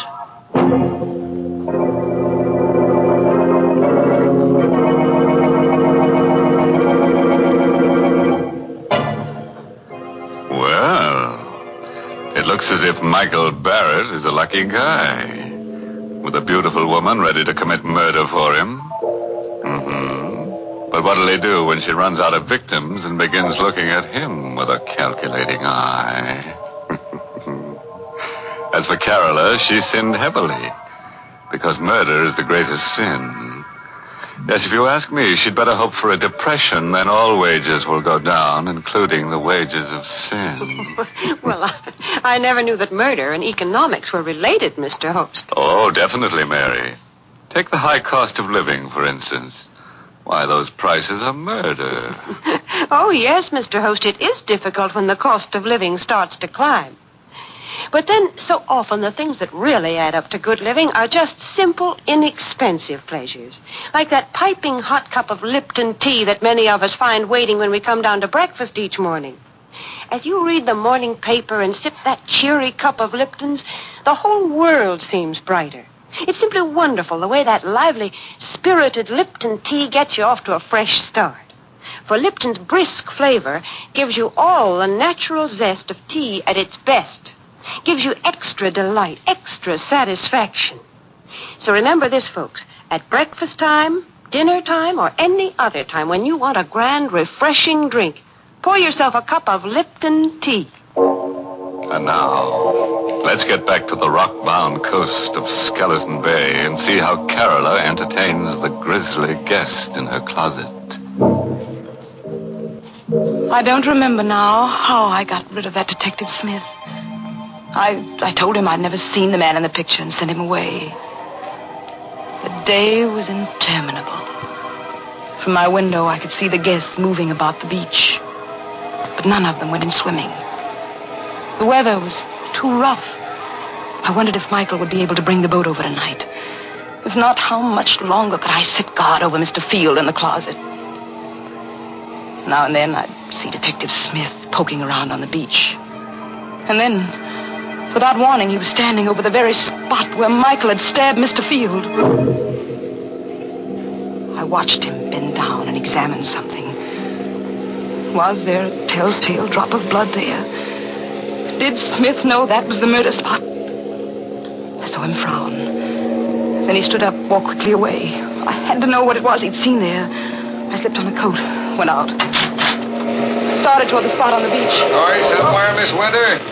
Oh, it's you, Detective. Going anywhere in particular? No, I'm just going up to the hotel for dinner. It's almost dinner time, you know. Oh, fine. I'll walk up with you if you don't mind. Not at all. Hey, can I help you? I'll take your arm there. Thank you. The sand is so soft. Yes, it's still wet. We had high tide last night. Oh, Miss Winter. Yes? You a sound sleeper? Why do you ask? Well, I just thought maybe you might have heard something last night. Like a fight or something? Fight? Yes. I was just looking at the sand back there, down near your cabin. It's all messed up, stamped around. What's that got to do with me? Oh, nothing at all. Except I think there was a fight there last night. Maybe that's where Mr. Field was killed. You think Mr. Field was murdered? It's beginning to look more and more like it, Miss Winter.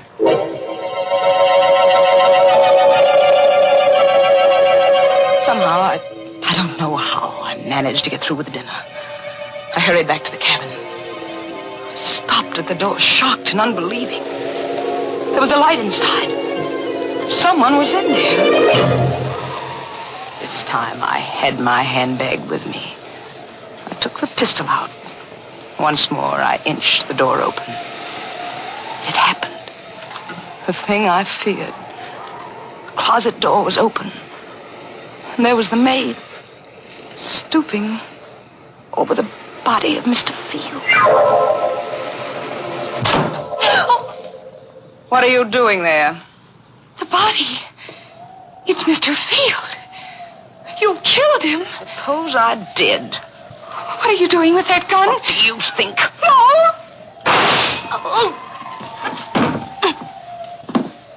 The wind was high, and the weather was rough. And fortunately, no one heard the shot. I pushed her body into the closet next to the body of Mr. Field and closed the door. Now I was a murderer, too.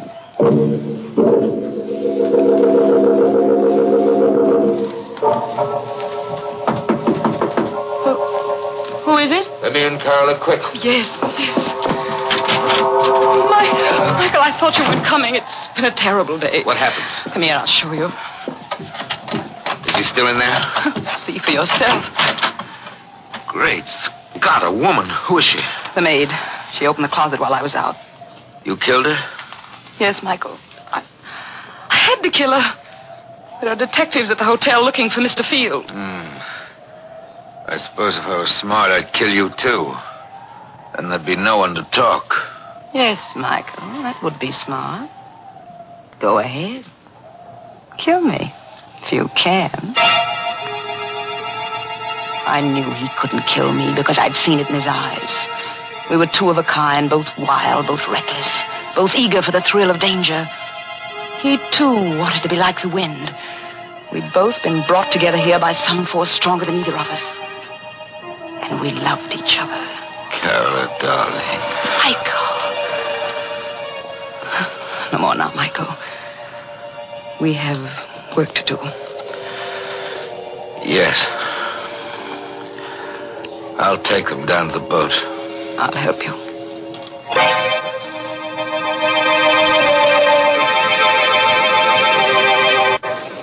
We carried Mr. Field and the maid down to the boat. I'll take them out away and dump them. And after that, Michael? After that, then I'm going home. To your house on the cliff on the other side of the bay? Yes, Carola. Michael, take me with you. What? Take me with you to your house up there on the cliff. I'm sorry. I can't. You can't? Why can't you? Isn't anything I can tell you. What are you hiding up there in the house on the cliff? You mustn't ask. Please, Carola, you mustn't ask. Why, you're married. You have a wife up there. No. Then what? I can't tell you. But you're going away, leaving me forever. Not forever, Carola. Go back to the city. I'll come to you soon.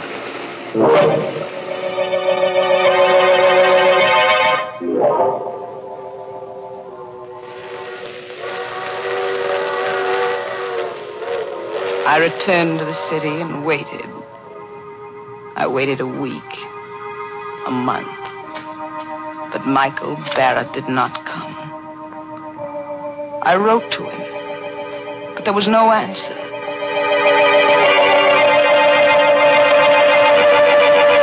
And then one evening, I saw him.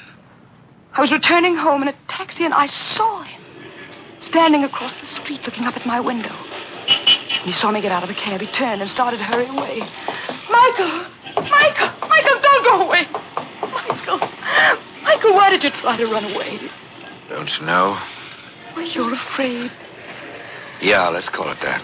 But you love me, Michael, don't you? Carola, it's no good. There's nothing but ruin for both of us if I stay. We'll be together forever. It's impossible. I won't let you go back to that house on the cliff. I don't care what it is you're hiding up there. I won't let you go back. Goodbye, Carola. Wait. I'm going. Better forget about it. Don't go yet, Mr. Whitecliff. So you know about that, too? I saw the old newspaper clipping Mr. Field carried. I see. Why are you looking at me like that? Do you know why I killed Mr. Field? Because it tried to blackmail me about that old murder. But, Michael, dear, I'm a good deal smarter than Mr. Field.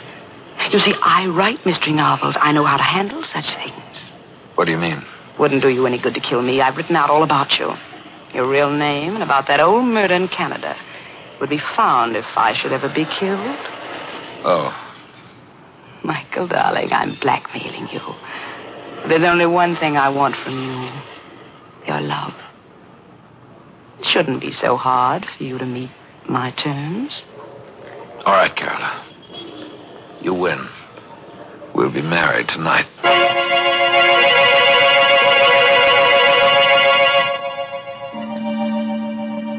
Soon after we were married, Michael began going out evenings. Once, sometimes twice a week.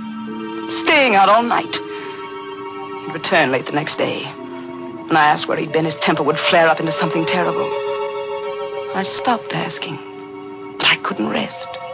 I had to know where he went. One evening, I followed him. He boarded a train for Skeleton Bay.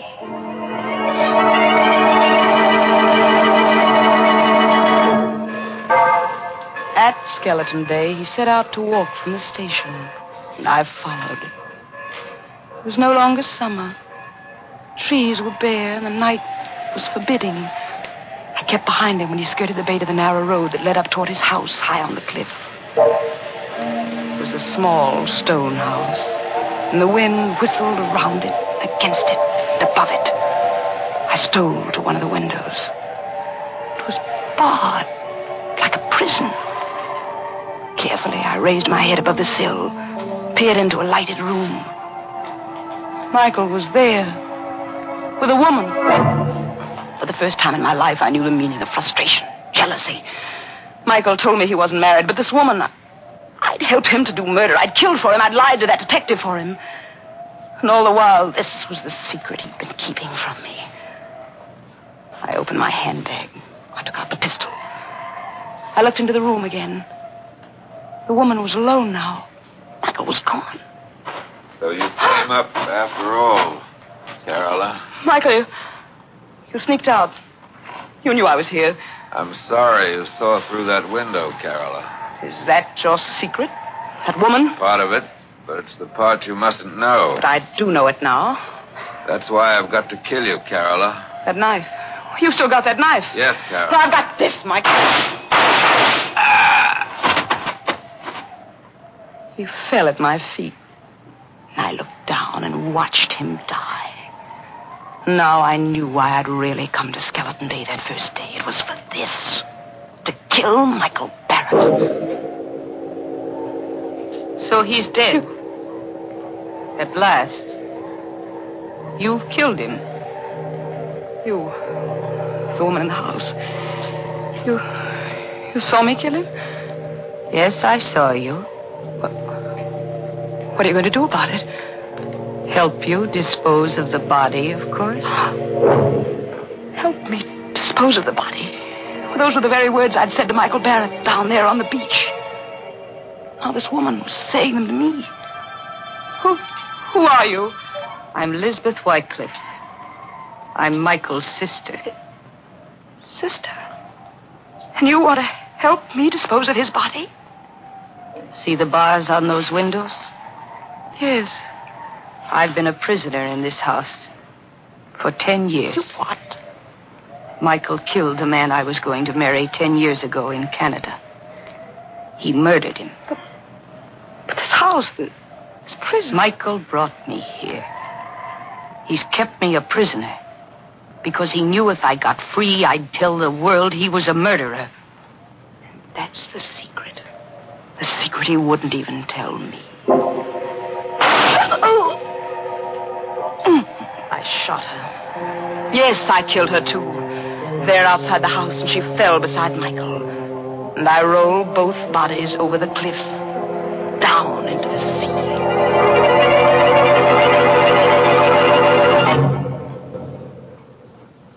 This is the end of my book.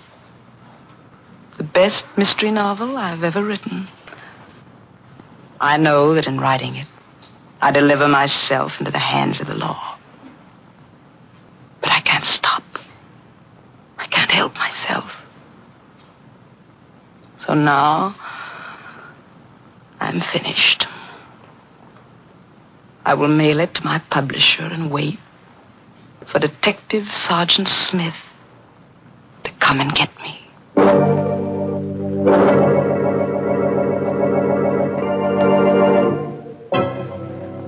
Well, it looks as if Carol, as mystery novel, will earn a lot of money after she's executed. Yes, but I'd say it's tainted money. Why tainted? Because she'll be dead, and a ghost can't own money. So taint hers. The trouble with Carola was that her conscience was too little and too late. It told her not to commit murder after she'd done it. Well, that's certainly too late, Mr. Host. Oh, yes, Mary, especially for her victims. And now, what's on your mind? Well, Mr. Host, right here, I'd like to say a word to our listeners on behalf of our veterans. You know, friends, ex-servicemen are returning to civilian jobs with a lot to offer their employers. They've had valuable training and experience in highly specialized service jobs. Many of them were able to keep up with their civilian jobs and learn new trades through special correspondence courses. And they're coming home fully equipped to do the same fine job as civilians that they did in the services. So let's give them every employment opportunity to put their increased skill to work.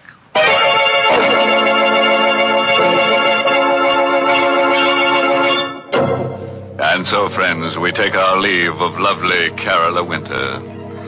She would have been better off if she'd remembered that the pen is mightier than the sword. Because the sword is leading her right back to the pen anyhow. Oh, yes, and remember, friends, when you go on a vacation, always insist on plenty of closet space, as you never know what unexpected guests might drop in or drop dead. By the way, this month's Inner Sanctum mystery novel is Death in the Limelight by A.E. Martin. And next week, the makers of Lipton Tea and Lipton Soup will bring you another Inner Sanctum mystery directed by Hyman Brown. It's about a young chemist who discovers the secret of perpetual life.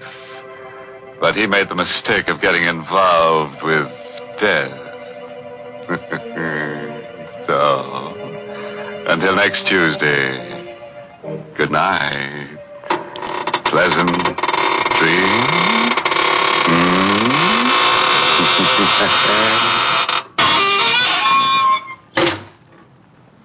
Here's a swell dish, folks, that's easy to make and mighty easy to take. Lipton's Noodle Soup. You can prepare it in a jiffy, and the whole family will love its delicious chickeny-tasting broth, so full of tender, golden noodles. Lipton's Noodle Soup has all the fresh-cooked, homemade flavor of grandmother's noodle soup. Yet it's economical. It costs less and makes lots more than canned soups. So get Lipton's Noodle Soup Mix tomorrow. And don't forget to tune in next Tuesday night for another Inner Sanctum Mystery. This is CBS, the Columbia Broadcasting System.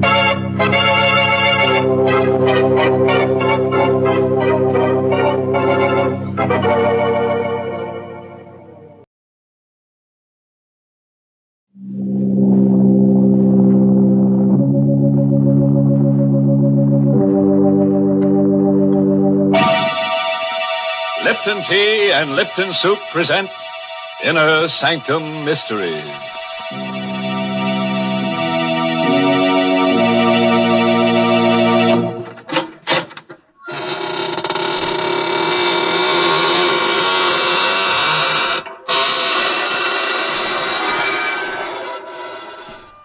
Good evening, gentle friends of the Inner Sanctum.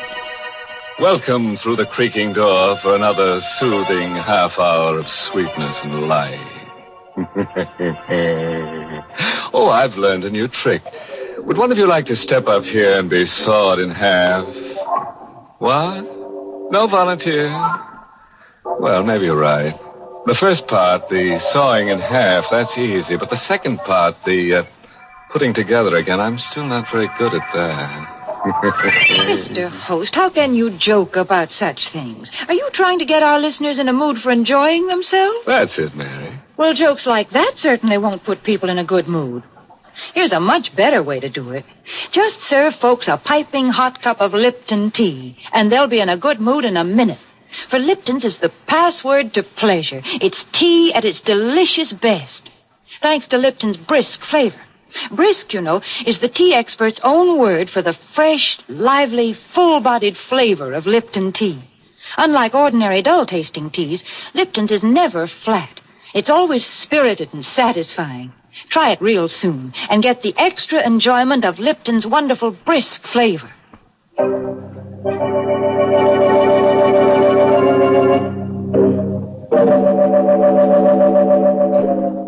What does a man think of when there's murder in the air? The close presence of death. Does it have matter and substance? Does it generate unseen light waves that touch a man's subconscious? Or unheard sound waves that speak to him when he sleeps? Well, let's listen to I Walk in the Night, written by Emil Tepperman, with Larry Haynes in the role of Peter Lang to tell you this story himself.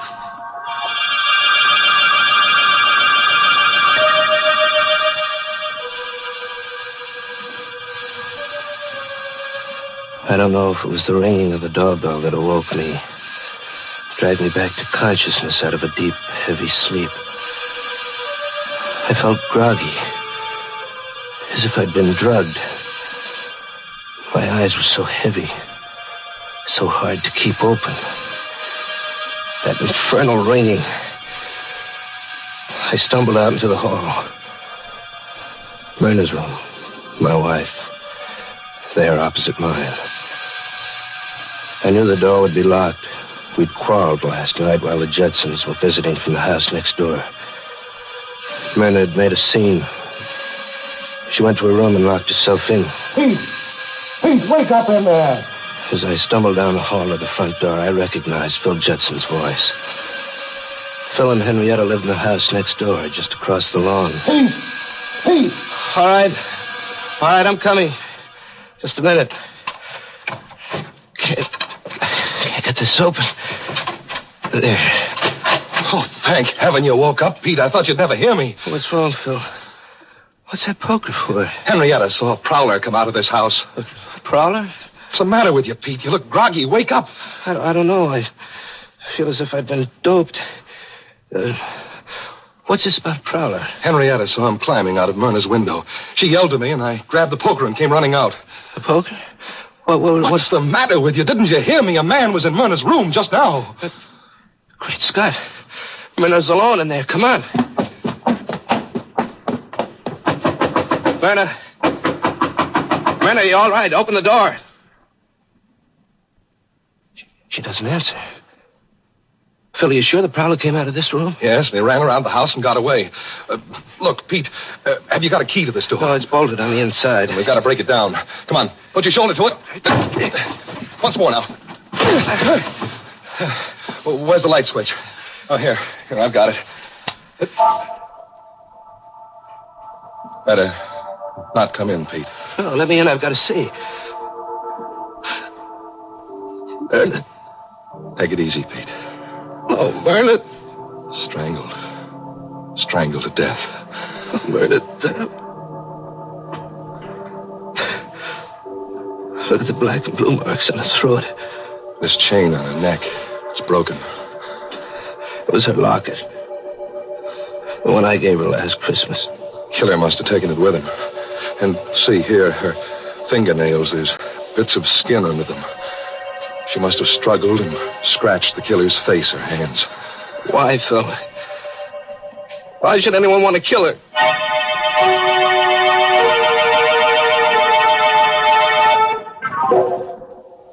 Then began the long torture of the investigation. Detectives swarming over the house.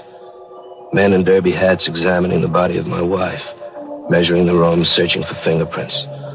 And finally, more men who came and carried her away forever. Through it all, Phil and Henrietta sat with me, trying to give what comfort they could. Oh, Peter, dear, please talk to us. I can't stand seeing you sit there with your head in your hands. It won't bring Myrna back to life. Henrietta's right, Pete. You've got to get a hold of yourself. I know, but I can't stop thinking about it. Those marks on her throat, the torn chain, the locket gone. Look here, Pete, there's something we have to talk about. Now, get that dazed look off your face and listen to me for a minute. Yes, Phil. There's a police inspector in Myrna's room right now. O'Brien is his name. He'll be coming in soon to question you. Now, you'd better not tell him about the quarrel you had with Myrna last night. I don't get you. It would look bad for you. For me? Oh, what do you mean? Phil, you don't think that I... Suddenly I caught my breath. My right hand in my bathrobe pocket had touched something cold. Phil and Henrietta both stared at me. Peter, what's wrong? Phil, look what I found in my pocket. What is it? Look. A locket? It's Myrna's locket. The one that was torn from her throat. Phil, how could this get in my pocket? Here, give me that, quick. But, Phil... Give it to me. Yes, it's Myrna's locket, all right. You recognize it, Henrietta? Yes. What are you going to do with it, Phil? Get rid of it, quick. Out this open window. Now, if the police find it out there, they'll think the killer dropped it. But, Phil, it was in my pocket. What are you looking at, Phil? Your hand, Pete. What? Your left hand. I looked down at my left hand. There on my wrist were 3 long gashes where the skin had been scraped. As if by the fingernails of a woman fighting for her life. Phil, do you think I could have killed her? Nonsense. I don't believe it.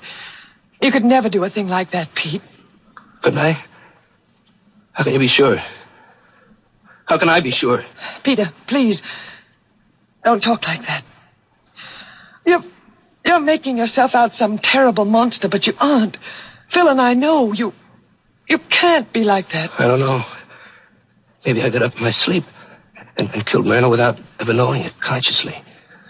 After all, I did have that quarrel with her last night. Cut it, Pete.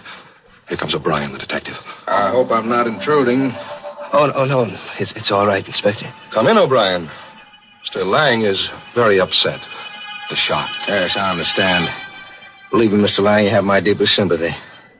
I wouldn't bother you at all at a time like this, but there's... Inspector O'Brien was a pink-cheeked, cherub-faced, chubby little man. but his eyes were cold and blue and restless. They kept jumping from Phil to Henrietta to me as he fired his questions at us. Mr. Lang, one more thing. I understand you had a small party here last night? Oh, no, it wasn't a party. Just Phil and Henrietta and Ted Hale. Ted Hale? Yes, Myrna's cousin. Oh, I see. This Ted Hale, a cousin of your wife's, you say? Pardon me, Inspector. Yes, Mr. Judson? Peter's too easygoing and good-natured to tell you about Ted Hale, but as Peter's attorney, it's my duty to give you certain information. Oh, go ahead. Myrna, Mrs. Lang, owned considerable property in her own right. Recently, I drew a will at her request. In it, she leaves a sizable sum to Ted Hale. Oh, I just thought of something. What is it, Henrietta? Well, Peter was so groggy when he woke up. That's right. He looked as if he'd been drugged. Well, don't you remember last night? Ted Hale went in the kitchen to mix the last round of drinks. Oh, Henrietta, that's ridiculous. On the contrary, it's quite important. Now, tell me, this Ted Hale, what does he do for a living? Why, he works for me in my brokerage office. To please Myrna, I gave him a job as my confidential secretary. I suppose you tell me where Mr. Ted Hale lives. I think I'll have a talk with him.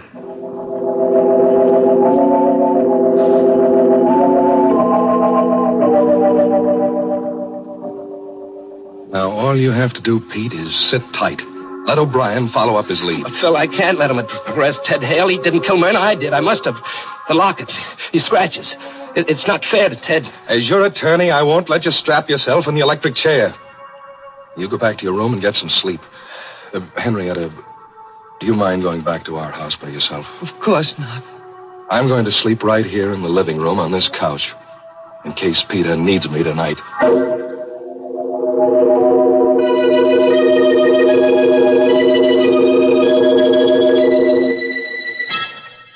On my bed in the dark, I kept seeing 1,000 pictures. Myrna, her face mottled with strangulation. Phil, always so sure of himself. Henrietta, worried and frightened. And O'Brien, his face grim and his blue eyes cold, going off to question Ted Hale.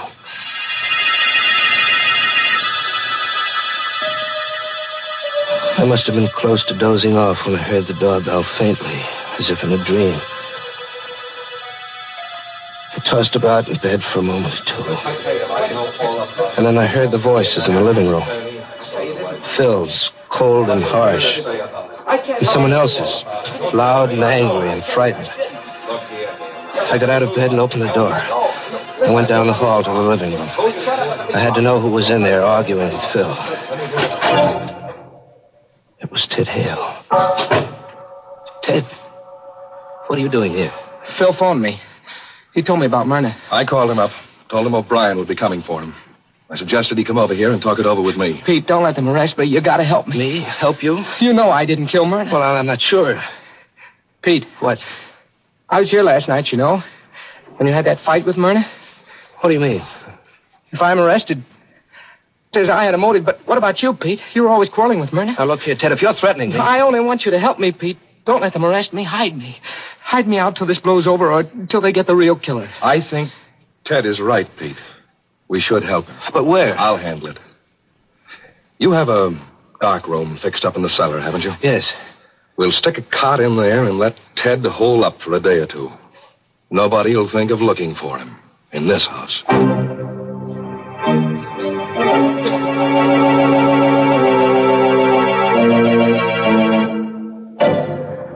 Poor Peter.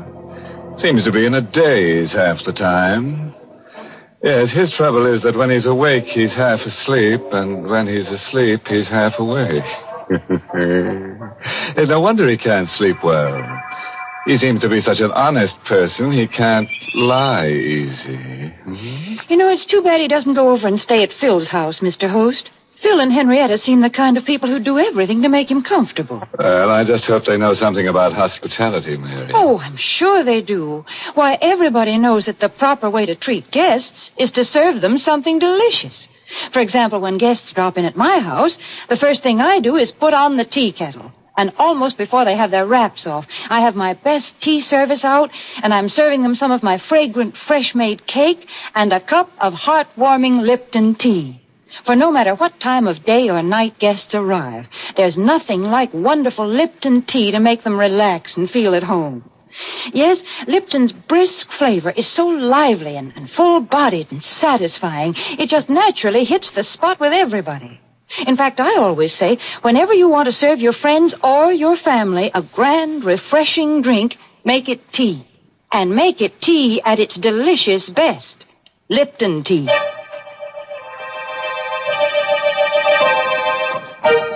Now, let's get back to our sleepwalker. There's no telling what he might have done while we were talking about tea. Now, let's see, where were we? Peter and Phil were going to hide Ted Hale in the cellar. Now listen to me carefully, Peter. If Ted Hale is arrested and talks, O'Brien will learn about the quarrel you had with Myrna last night. He'll start digging into things. That won't look so good for you. No, Phil, wait. I know you're trying to help me, but if I did it... If I did kill Myrna, then there's no use trying to protect me. It isn't right. I'm a dangerous man. Fiddlesticks. But you can't brush it off like that. Do you know what it means to lie awake in the night, wondering whether you've killed your own wife? Wondering whom I'll kill next? Cut that out. We've got business to attend to. Now, here's my plan. We'll let Ted stay here tomorrow. And then tomorrow night, I'll smuggle him out of the country. Get him passage on a freighter to South America, maybe. You think he'll go? Sure he'll go. He's scared stiff. But we'll need money. Lots of money. Now, how much have you got in the safe at the office? Oh, about $10,000 in cash, but there's a batch of negotiable bonds. They'll do. I'll go down to the office the first thing in the morning and get them out of the safe. You had the combination? Yes, you gave it to me when you gave me your power of attorney, remember? Oh, yes. Now, don't you worry about a thing. Oh, here. Take this powder. It's just one of the bromides that Henrietta uses. It'll help you get to sleep. By tomorrow morning, everything will be fixed up. Fine.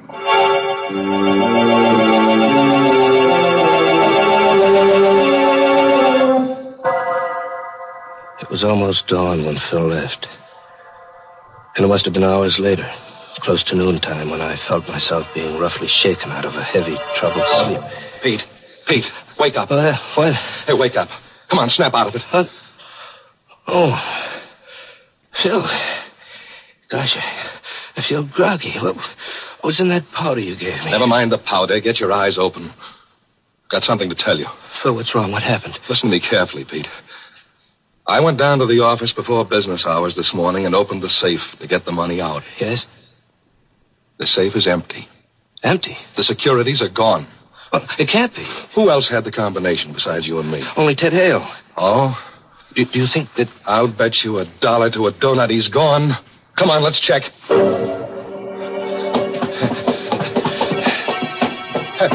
Look, Pete. There's a light in the dark room.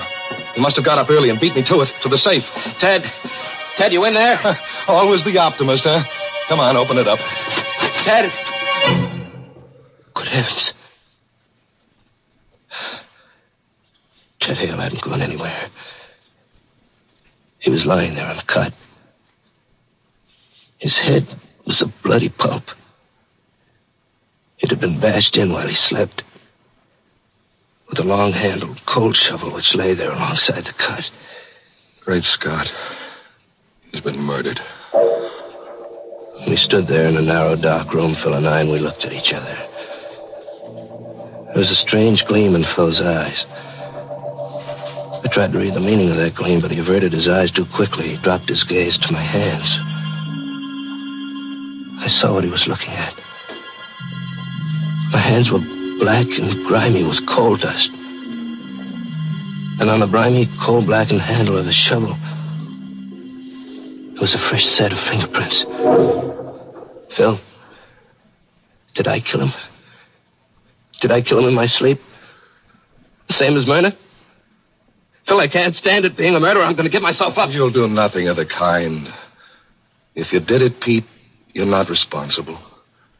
But you do think I did it? And Myrna, too? I don't know. I don't know what to say. Just think, Phil. Maybe tonight I might kill you. Or Henrietta. There's no telling what I might do. Rubbish. No, Phil. It's hard to believe, but there's the proof. I'm a murderer. I'm dangerous. There's only one thing to do. I won't let you do it. What else is left? Come on. I'm going to help you hide Ted's body.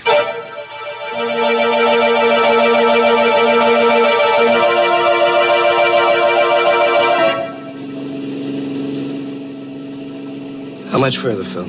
Oh, there it is. There's the bridge up ahead.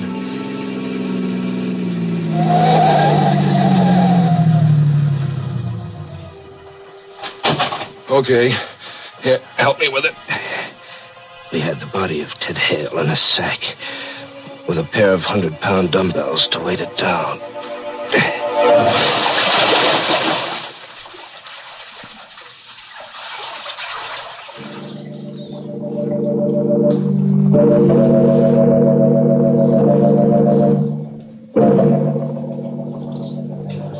Myrna's funeral took place the next morning, and I had to endure the condolences of friends and business associates. But Phil and Henrietta stood by me all through it. It'll be over soon, Peter. Then you can rest. Keep your chin up. I'll get rid of the stragglers. Look who just came in. Where? Oh, Inspector O'Brien. What does he want, Phil? Take it easy. Let me do the talking. I came to pay my respects, Mr. Lang. Oh, well, thank you, Inspector. No trace of Ted Hale, is there, Inspector? I'm afraid not, Mr. Judson. We're combing the city for him, but I'm afraid he's got clean away.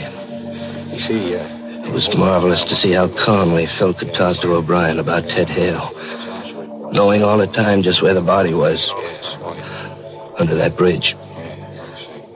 I glanced at Henrietta. She was watching Phil, too. Know what I think, Mr. Judson? I think Ted Hale will never be caught. I have a very funny feeling that he's dead.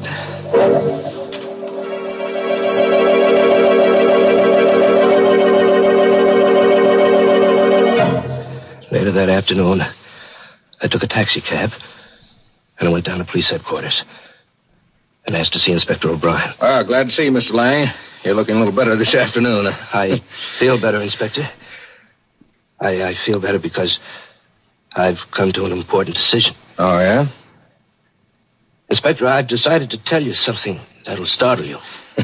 That's pretty hard to startle an old hand in my business. Go ahead, I'm listening. All right. Inspector, Ted Hale didn't kill Myrna. I killed her. That is, I think I killed her. You think you killed her, don't you know? It sounds crazy, doesn't it? But I assure you, I'm perfectly safe. Just a second now. You either killed her or you didn't kill her. If you kill somebody, you know it. No, not in this case, Inspector. You see, I think I did it in my sleep. Both times. Myrna and Ted Hale, too. Hold on now. I'll get someone to take notes. I suppose you start from the beginning. I told him the whole story. How Phil had awakened me. And we found Myrna strangled. The groggy, drugged feeling I'd had. How Ted Hale had tried to blackmail me. And how Phil had awakened me once more and we'd gone down to the cellar. And found Ted with his head bashed in. I talked for a solid hour. I'm glad you came to see me, Mr. Lang. Glad you've told me all this. You must have had a hard time reaching the decision to come here. Yes. Yes, it was hard, Inspector. Mm-hmm. Phil wanted me to go away. It would have been so easy to go away and let him take care of things. But I'd never be able to sleep for fear I'd kill someone else. Well, you needn't worry, Mr. Lang. There won't be any more killings. Not if I'm safely in jail. You're not going to jail. You're going home. What?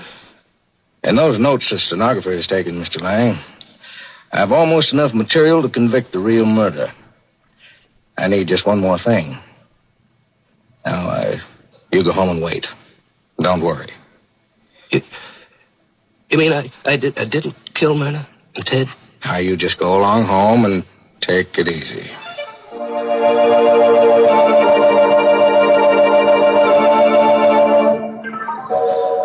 I'm back at home now. It's 2 hours since I left O'Brien's office, and I've taken the time to write down this full account. just as I gave it to the stenographer. As I write now, I can look across the lawn to Phil Judson's house. 5 minutes ago, I saw Inspector O'Brien and 2 detectives go in there. The front door is opening now. I can see them coming out. O'Brien first, then the 2 detectives, with Phil between them. They've got handcuffs on Phil. And here comes Henrietta. She's running across the lawn, coming here. Peter! Peter! Coming, Henrietta. Peter, they've taken Phil away. Yes, I saw it off from the window. Oh, darling. Everything went right. Exactly as we planned it. Oh, baby. Hold me tight, Peter. Tight. We can be together now. Forever and ever. I'd have killed a dozen Myrnas for you, baby. I know. And you were clever, Peter. So clever. And the hardest part was getting Phil to cooperate. But I knew he'd do anything for a friend. What a fool he is. He stepped right in and took over. You should have seen O'Brien when I told him the story. I could tell exactly what he was thinking. Here's a poor innocent sap whose best friend is framing him, giving him drugs and then making him think he commits murders in his sleep. Oh, Peter. As soon as he's convicted, I'll be free, and we can go away together. All right. Huh? But you'll have to cancel that trip. Both of you. O'Brien. You heard what we said? Sure did, every word. Remember at my office, Mr. Lang, when I told you I only needed one more thing to clinch the case against the murderer? Well, this was it. I faked the arrest of Mr. Judson. Then I sneaked back to see what you'd do about it.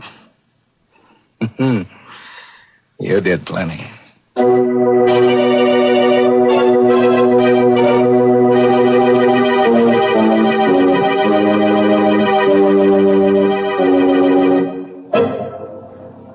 Well, Pete certainly ruined a perfect crime by talking too much, which all goes to show that it's not wise to kill and tell. Mercy.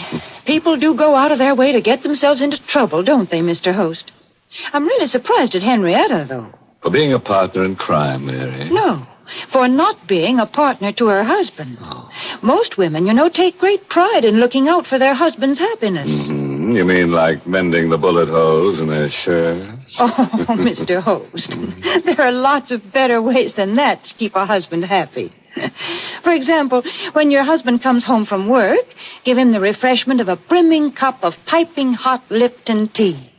Lipton tea makes a wonderfully pleasing drink at mealtime or any time, because Lipton's is such a grand tea, so deliciously different, more flavorful and full-bodied.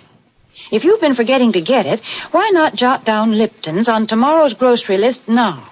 Remember, Lipton tea always meets with favor, because Lipton tea gives you brisk flavor.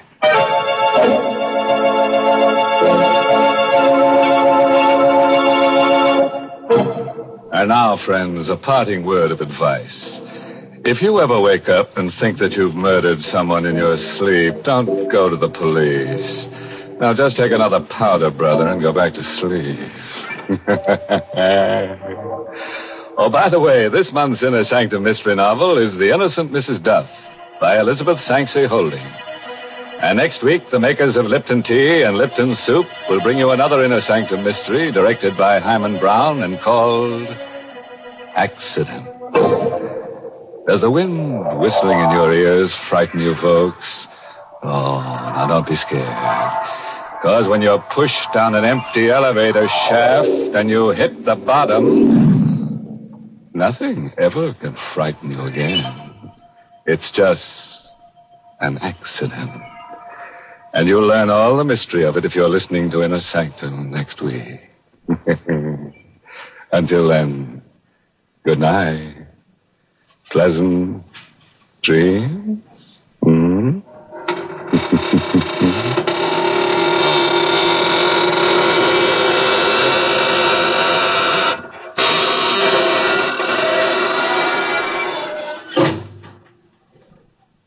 For a wonderful soup, be sure to try Lipton's Noodle Soup. Lipton's is the extra delicious noodle soup that folks rave about on account of all those tender golden egg noodles and that honest-to-goodness chickeny flavor. Tastes like homemade soup that you'd spend hours in making, yet Lipton's is ready in a jiffy. Lipton's noodle soup mix costs less and makes lots more than ordinary canned soups. So get some Lipton's noodle soup tomorrow. And tune in next week for another Inner Sanctum Mystery. This is CBS, the Columbia Broadcasting System.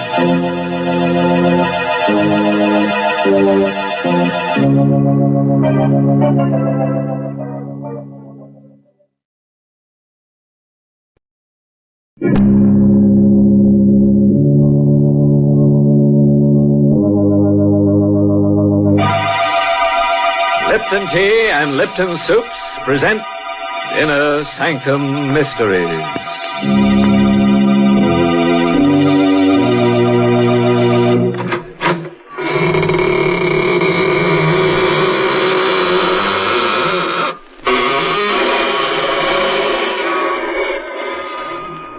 Good evening, friends of the Inner Sanctum. All waiting to go through the squeaking door. What a long line. But everybody's here tonight. The line reaches right to the edge of the grave.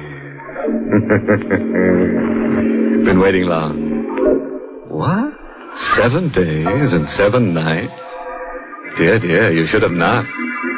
I can always slip the latch string out and you could hang around properly. Why, Mr. Host, people don't need a latch string to do that. Didn't you know that all our listeners hang on your every word? Oh, yes, Mary. There's no better place than Inner Sanctum for people to get the news.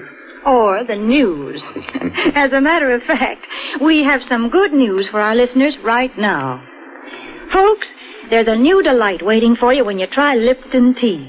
Many of you may have been drinking tea for years, but until you taste Lipton's, you just don't know the full pleasure of tea at its delicious best. Lipton's, you see, has brisk flavor. In fact, brisk is the very word the tea experts themselves use to describe Lipton's spirited, full-bodied flavor. Unlike ordinary dull-tasting teas, Lipton's is never flat, but always hearty, satisfying. Lipton tea gives you more contentment in every cup. So do try it soon. It's tea at its tastiest. Lipton tea, with that grand, brisk flavor.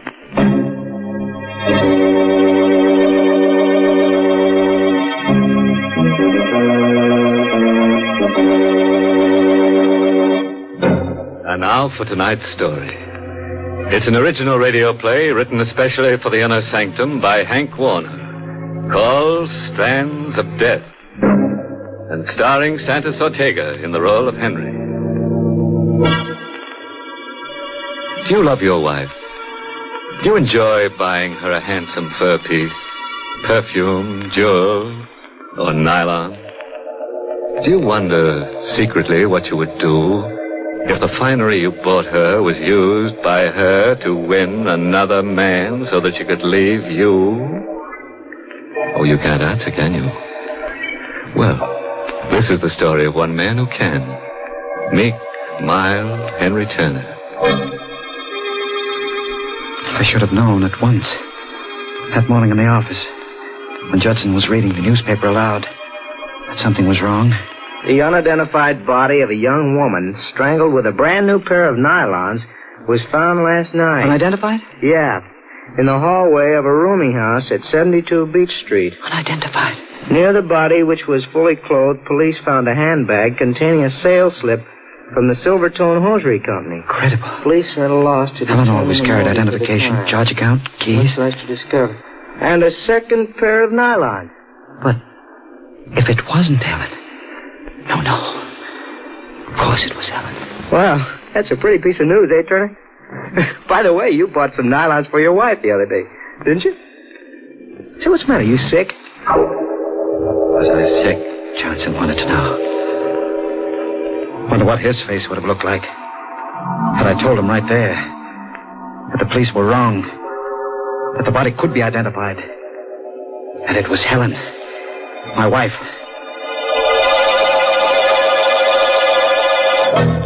I went to the police. The body was at the morgue. This way, sir. Here it is. Steady. No. No. It's not Mrs. Turner. It's not Helen. I know how you feel. The shock of relief. But it wasn't relief. I walked from the morgue to our apartment. My brain was pounding with a question I hated to face. If it isn't your wife, who is it? If you didn't kill your wife, who did you kill? I didn't know.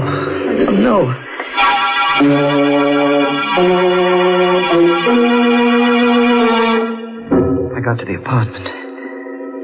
Weary, exhausted. Questions unanswered. My foot kicked a telegram that had been slipped under the door. I tore it open. It was from my wife. From Helen. The telegram was like a hand tearing the black curtain from my mind's eye. Could at last recall what had happened. What I had done. Why I had killed a strange woman, thinking it was Helen. It swirled across my brain like a crazy picture. The night I came home after a hard day. Hello, baby. Hello. Gosh, I'm tired. Anything special for dinner? I could stand a good meal right now. What do you expect me to do? Slave over a hot stove for you? Helen, please. I'm sorry. I'll enjoy whatever you've got. Maybe you will. But I'm sick of potato salad and cold cuts. Oh, well. That's all you ever say, oh, well. Look, darling, I'm tired. Let's not argue. Please. After all, things could be worse. You get your permanents, new dresses all the time, shoes, hats. Why, you're the best dressed woman in the crowd. I suppose you'd like me to wear rags. Ah, that's where you're wrong, baby. You're a good looker and you need pretty clothes. And you can have all my money can buy. Happy? Let's have a kiss, huh? Oh, I guess you're good to me, Henry. Let's eat. What I was really upset about, I suppose, is that I haven't got a single pair of nylons to wear with the new dress I got today. New dress? Lovely, you like it. Black. I planned on wearing it tonight. It would look lovely with real sheer nylons. Tonight? Oh, I didn't tell you. Girls are having a bridge over at Margie's. I won't stay long. Do you mind, Henry? I'm not very hungry. I'll slip into the dress if you don't mind. Go right ahead. Potato salad's very good tonight. My compliments, Mr. Schmidt, darling. Hey, that is stunning. Like it? And how? Yeah, you certainly should be wearing nylons with that dress. Yes, sirree. Oh, well. Oh, would you mind, darling? I bought a carton of cigarettes in my briefcase in the hall, please. Oh, yeah, I better take a pack with me. Henry! Nylon! Oh, you beast, teasing me like this. Oh, they're lovely. Think nothing of it. Anytime you want nylons, just call on me. When? Where? Did you have much trouble? Ma'am, did you say trouble? Nothing at all. I just stood in line for 3 hours at the Silvertone shop. Of course, it rained for about 2 hours. But after all, nylon. Henry, you're wonderful. Oh, I'm crazy about them. I'll put them right on. Oh, Marge and the girls will eat their hearts out. If you permit my saying so, ma'am. You sure have a pretty pair of legs. Don't be late, will you? Darling, I'll be back as soon as I can. Bye.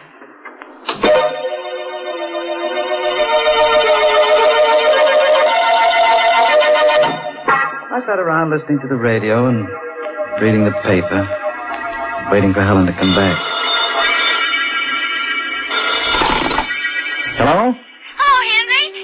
Helen there? Oh, hello, Marge. Didn't she? Oh, she went out about 2 hours ago. Why? Oh, well, just thought I'd tell her Silvertone's got some nylons. I'll tell her. How's your bridge party? Bridge party? Oh, that's tomorrow night. Be sure and remind her, please. I will, Marge. All right. Good night. Bridge party. Tomorrow night. Marge's.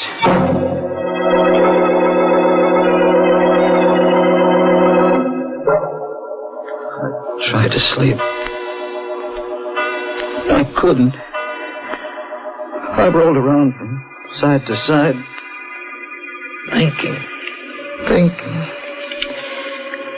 wondering. It was no use. I got out of bed. I paced the floor. I didn't dare call Dottie's. Oh. Hello, darling. Helen, where are you? Lake Placid. Surprise. Billy chartered a plane, just like that. Took Dottie and her husband and me. When do you expect to get home? Oh, in a couple of days. Billy wants to take in some skiing. Oh? Oh, Henry? Henry, don't you hear me? Must have hung up on me, Billy.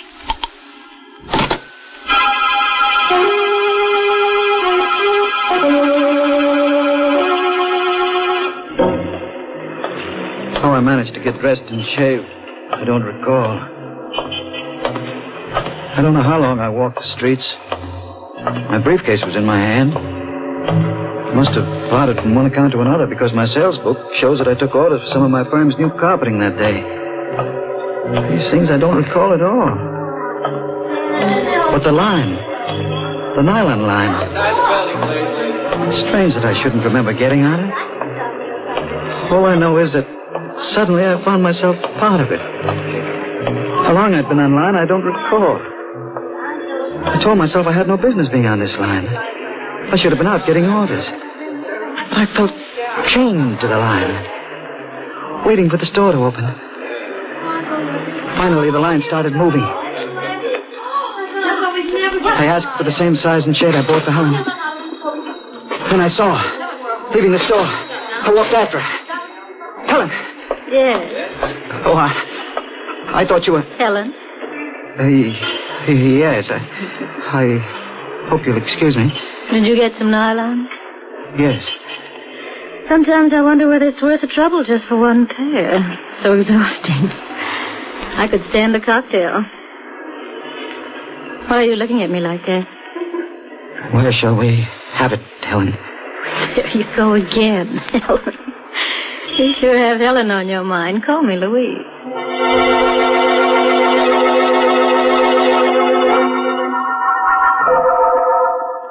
We had the cocktails. And then dinner. And I walked her home. In the hallway. This hall light seems to be out all the time. Well, it's been a lovely evening. You really need those nylons? I reached over to kiss her. She turned her head, swung her back to me. I put my arms around her waist, kissed her neck. What's Helen got that I haven't got? I got them for you, Helen. What shade? Rosy dawn. How smooth and soft they are. They look lovely against your pretty white skin. Tickling my neck. What are you... Look lovely around your pretty white throat. I got them for you, Helen. Just for you. Goodbye, Helen.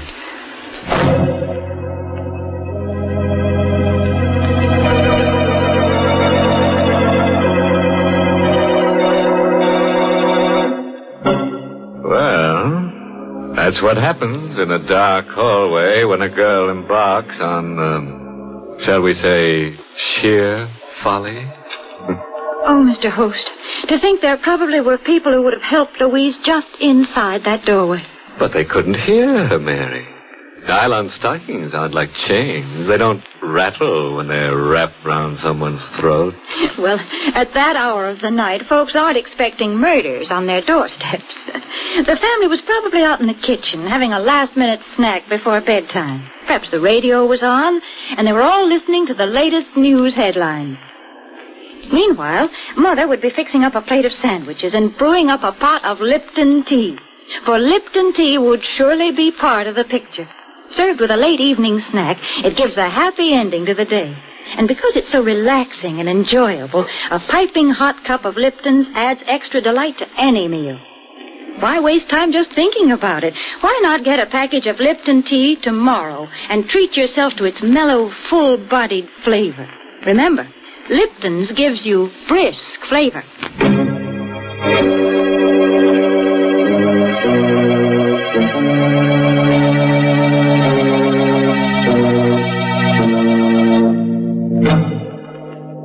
Wonder whether Henry's realized his sheer recklessness. Pretty thin, isn't it? Poor fellow has just strangled the weed. A Nile-and-Collie baby, if ever there was one. Under the impression he was killing his wife, Helen. Let's see what else he had to say about the telegram he just got from his dear, dear wife. The telegram I held in my shaking hands convinced me of the horrible truth. It wasn't Helen I had murdered. The telegram was dated the very night on which I had strangled the unidentified woman. Please don't be too angry with me.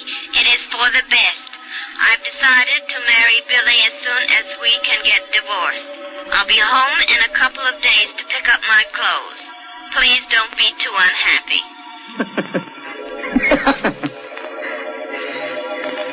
Please don't be too unhappy. I wasn't. I was beyond that. I would never be unhappy again. Or happy. I felt only one desire. Kill Helen.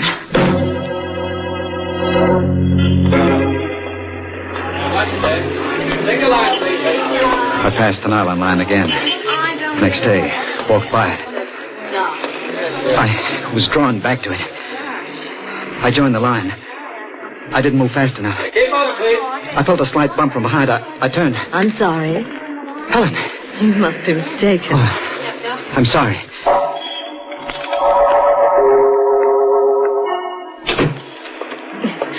We got in just in time. They're closing. Sold out. Wish my husband would stand in line. Oh, dear, it's starting to rain. Can I drop you off? My car's around the corner.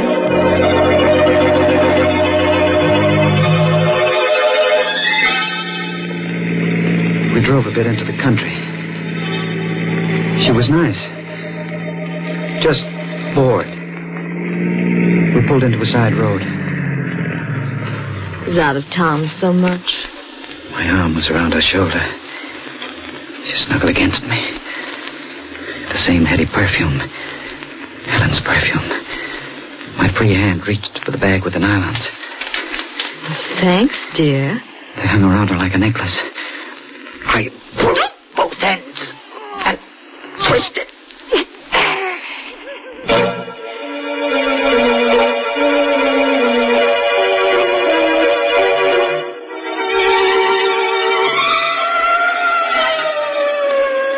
I knew sooner or later they'd get me, but I couldn't help it. All I knew was that I had to kill Helen. I knew I would have to kill anyone who reminded me of Helen. Until Helen herself was home. Yes, Commissioner, we've got all the men out. Yes, I'm assigning Keating to it. I'll keep you informed. Goodbye. Keating. Yes, Inspector? Come in, please. Commissioner, on you again? We've got to do something and do it fast. City's going crazy. It's only an idea, but it may work.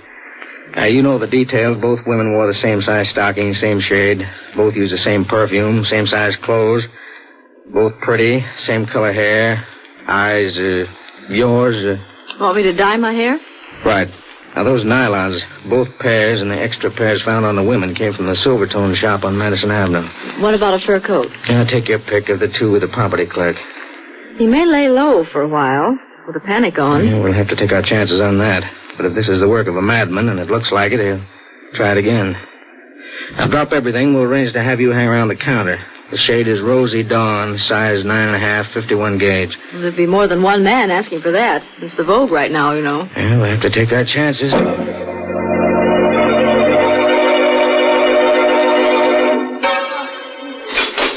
what's yours? Make up your mind, mister. There's lots of people waiting. Oh, I beg your pardon. I was just looking over there. I thought I recognized someone. Size and shade, please. Rosie Dawn, 9.5, 51 gauge. They're down there. I'll get them. Rosie Dawn, 9.5. Rosie Dawn, 9.5, 51 gauge, Lieutenant Keating. Thank you. Would you mind stepping up this way, ma'am? This is the last box. That gentleman wants a pair, too. Oh, not at all.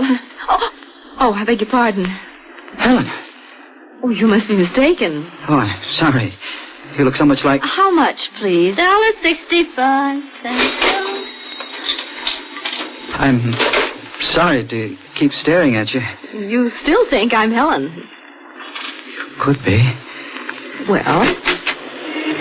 Care for a lift? I'm taking a cab to 51st and 3rd Avenue. I don't mind. I live down near 2nd.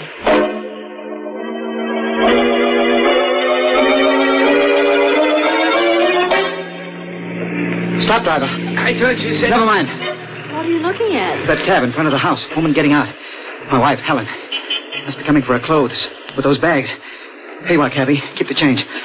I'll just sit here until she goes in. So, hubby wanted to play while wifey was away. What's that? Oh, I'm sorry. I need these nylons now for my wife. Oh, driver, take the lady down to 2nd Avenue. Then come back to me in about 15 minutes. What's the address, lady? I'll be getting out here, too, as soon as he goes into the building.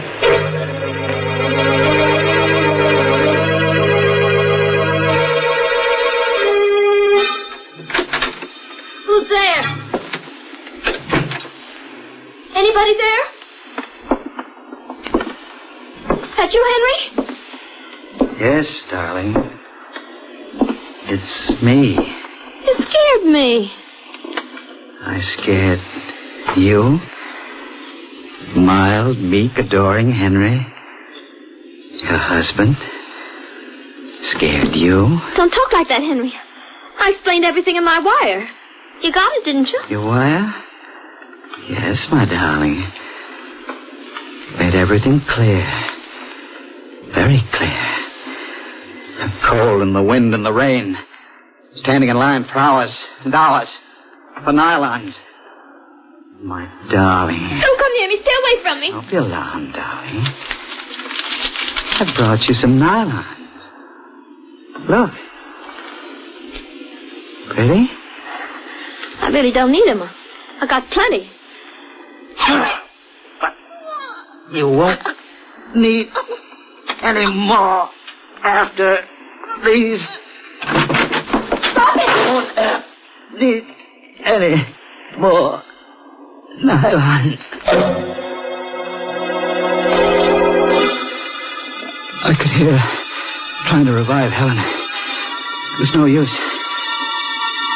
She'd come in too late. And she bent over me.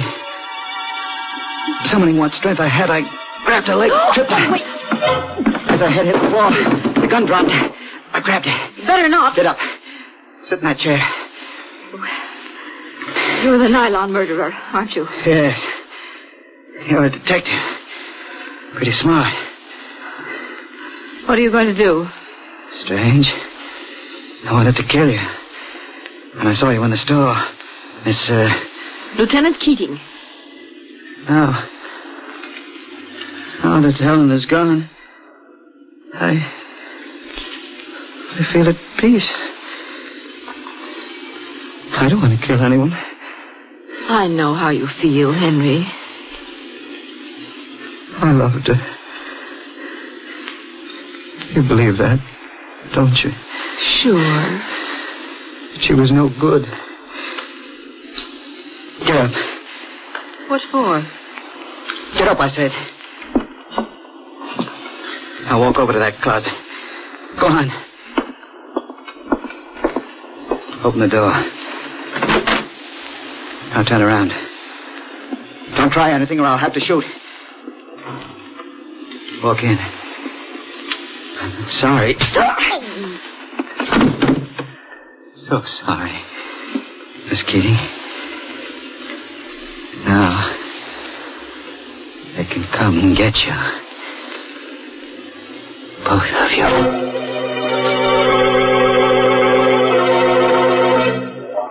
Keating, you all right? Nasty bump, Inspector. Did he get away? He was bleeding pretty badly. Now, the blood leads into the bedroom. What? That crazy fool. He's hanged himself. With nylons. Crazy? I wonder. Cut him down, Brady. Well, too late, Inspector. There's a note on the floor. Let's see it. Miss Keating will understand. Do you, Lieutenant? Yes, Inspector. I do.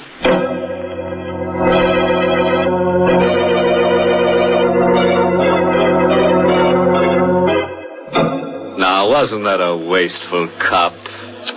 Imagine cutting poor Henry down. Ruined a perfectly good pair of nylon. He should have untied the knot. Well, one way or another, it goes to prove that when you've got a case of nylons, you've got your hands full. As for poor Henry, one way or another, he faces a long stretch. Well, there's one good thing about it, Mr. Host. With Henry dead, ladies can stand in nylon lines once again without being afraid. Yes, Mary, tomorrow is another and a happier day for the ladies. Oh, but it needn't be just for the ladies, Mr. Host. Tomorrow can be a red-letter day for their families, too. That is, if they remember to put Lipton tea on tomorrow's grocery order tonight. How about that, friend? Jot it down right now so you'll surely remember.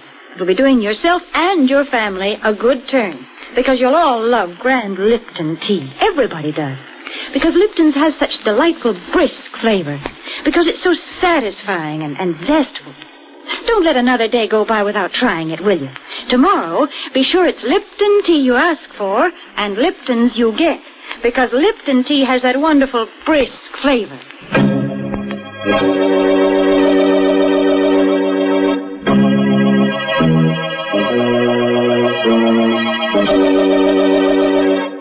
And now, friends, before I bid you a fond farewell, I must tell you about the wife of a friend of mine who smokes nylon cigarettes. Yes, it burns her up. She has to roll her own, but she sure gets a run for her money. Oh, by the way, this month's Inner Sanctum mystery novel is The Lying Lady by Robert Finnegan. And next week, the makers of Lipton Tea and Lipton Soups bring you another Inner Sanctum story directed by Hyman Brown. Starring Victor Moore, the famous Hollywood and Broadway star. It's called Murders in the Morgue. A scalp-raising, toe-tingling story about a little man and a big knife and girl. Lots of girls. But most of them will be no good to anybody because they end up dead. Until next week, then, and our special star, Victor Moore, good night. Pleasant dreams.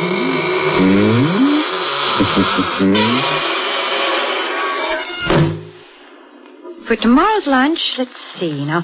Why not serve creamed salmon with peas? And lead off with a soup that's super. Wonderful Lipton's noodle soup. You've never tasted better fresh cooked chickeny goodness in your life than you get in homemade tasting Lipton's noodle soup. Now that I can promise you. It's easy to prepare, too. And costs less, yet makes lots more than ordinary canned soups. So why not get a supply tomorrow of Lipton's noodle soup? And tune in next week for another Inner Sanctum Mystery. This is CBS, the Columbia Broadcasting System.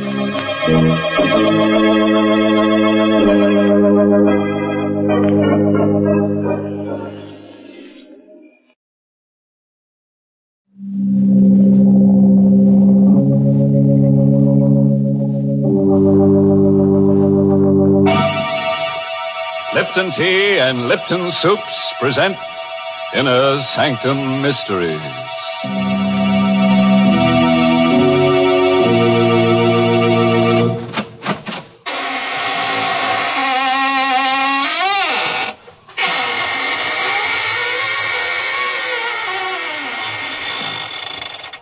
Good evening, friends of the Inner Sanctum.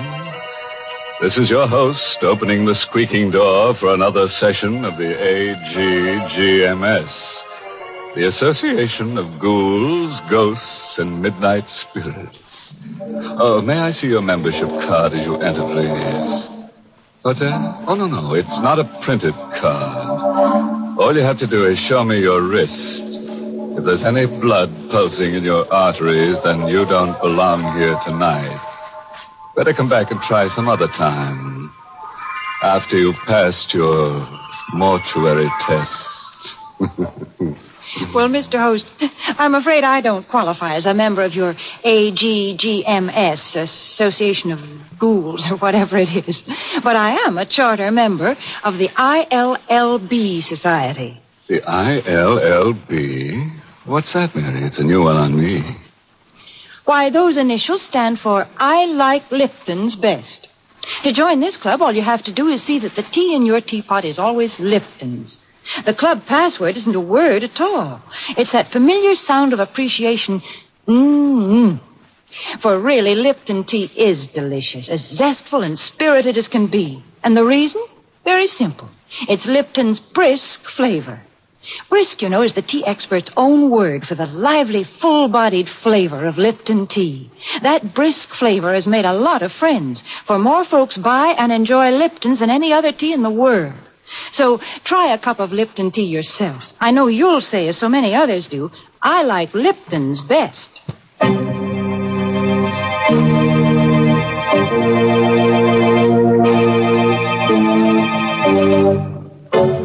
And now for tonight's Inner Sanctum Mystery. It's an original radio play by Emil Tepperman called Make Ready My Grave, and stars two radio favorites, John Banks and Richard Widmark. It's about a boy and a girl who've just been married. A piece of colored string, an open grave, and a hangman's noose.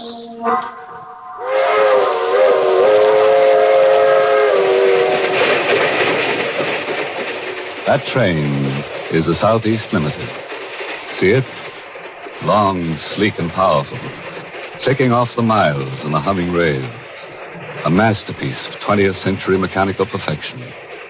Nothing about it to suggest lurking hate, or fear, or superstition, or death.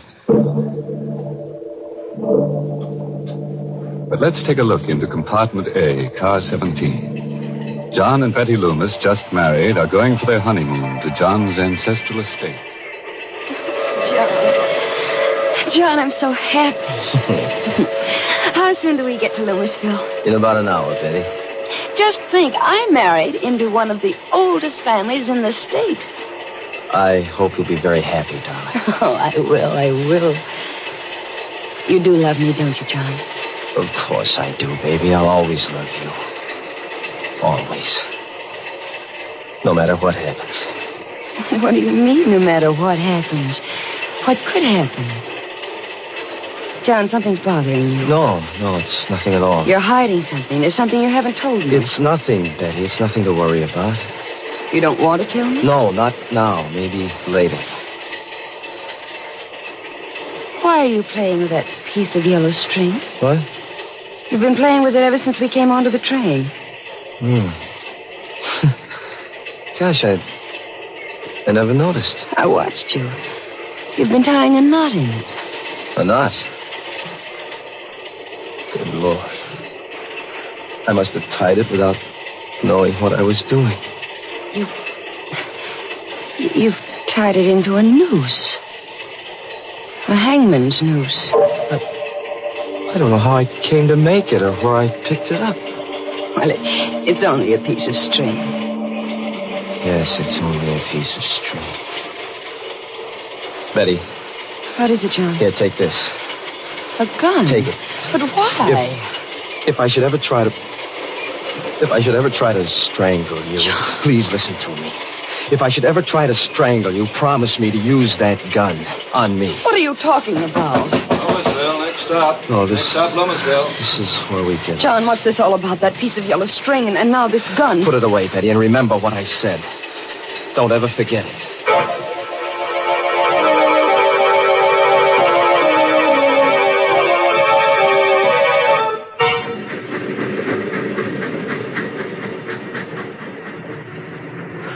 is it so dark here? This is just a way station. The train only stopped here to let us off. Otherwise, it goes right through. Oh? I thought Loomisville was a big town. Well, it used to be 100 years ago, but now there's only the Loomis estate. Are we far from the estate? About 2 miles. Old Herman Galt should be here to pick us up in the station wagon. Herman Galt? Mm-hmm. He's the handyman. There's been a Galt working for the Loomis family for the last 150 years. John, I don't like it here. Dark, and that wind. The devil can Galt be? I wrote them what train we were taking. I'm right here, Mr. John. Oh, Galt, you frightened my wife. I'm sorry, ma'am, if I scared you. Oh, that's all right. It was just the way you spoke so suddenly out of the darkness. If you'll follow me, I've got the station wagon back here. John, he doesn't like me. Galt? No, that's just his way. He's very devoted to the family. Wait till you get to know him. I don't think I care to.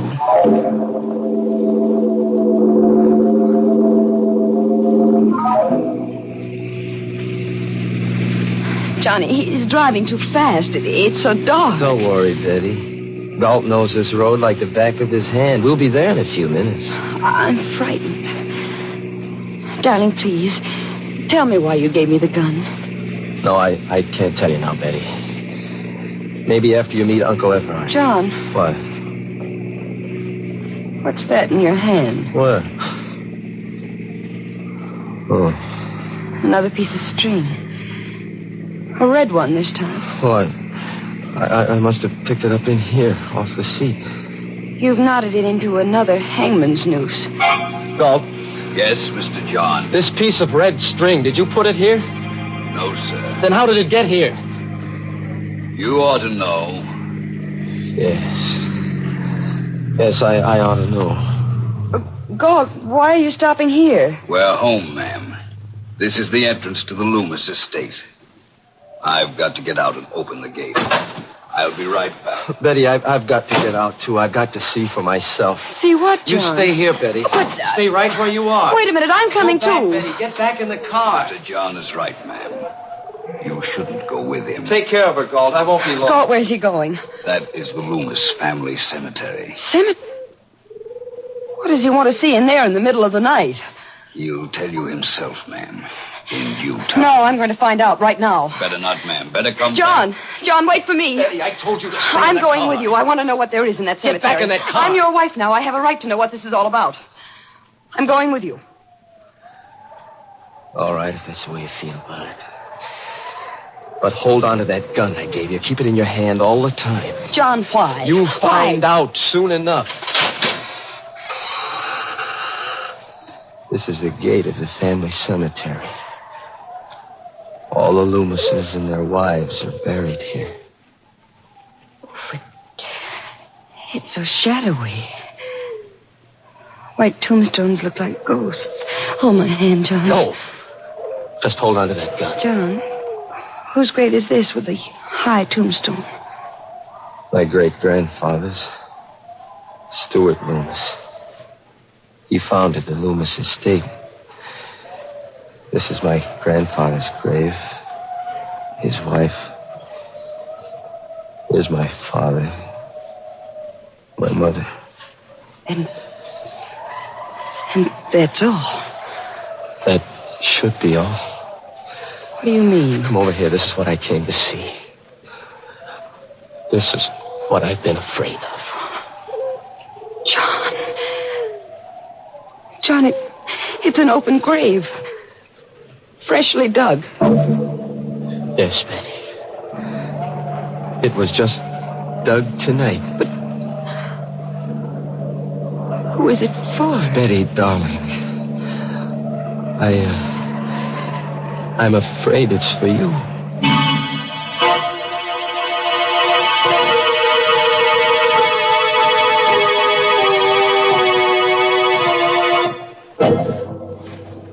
Well, what's poor Betty letting herself in for? With a fresh grave waiting for her on a honeymoon. And a husband who ties little strings into hangman's nooses. But come to think of it, Betty's a lucky girl at that. How many girls who get married nowadays can count on finding a nice, snug place all ready for them to lie down in and rest? In peace. Gracious, Mr. Host, Betty doesn't seem like a lucky bride to me. Why, most brides have things much easier, because there's so many things today to help them make their marriage a success. For example? For example, Lipton tea. With Lipton tea on the pantry shelf, a young bride today has a much better chance of making her home a happy one. Just the other day, I was talking to a friend who just got married. As we sat there in her kitchen sipping our Lipton tea, me occupying the only chair and she perched on the kitchen stool, she said, "You know, Mary, it was silly of me to worry about being able to cook the things Jack liked. It's not nearly as difficult as I imagined. Take this Lipton tea here.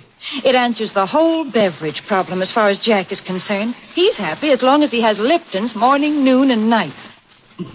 Well, I told her I could understand that, because most husbands I know about are partial to Lipton tea. And it's because of the extra satisfaction that's in Lipton's wonderful brisk flavor. Satisfaction, did I say? You just try Lipton tea and see if that isn't an understatement. Try Lipton's tomorrow.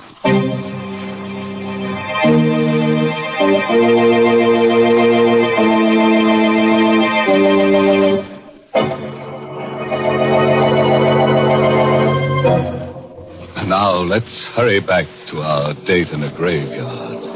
Remember? With poor Betty, whose husband has just told her he's afraid the freshly dug grave is for her. John, what do you mean? Who dug this grave for me? Who? If I told you, you'd think I was crazy. No, you've got to tell me. If I'm in danger, I have a right to know. Was it Galt? Your Uncle Everard? No, at least I don't think so. His wife, Christine. Betty, do you believe that a ghost could dig a grave? Ghost? Do you mean I'm in danger from a ghost? Oh, I told you you'd think I was crazy. John, why are you looking at me like that? I don't know. Betty, have you got that gun with you? No, I left it in the car. What good would a gun be against a ghost?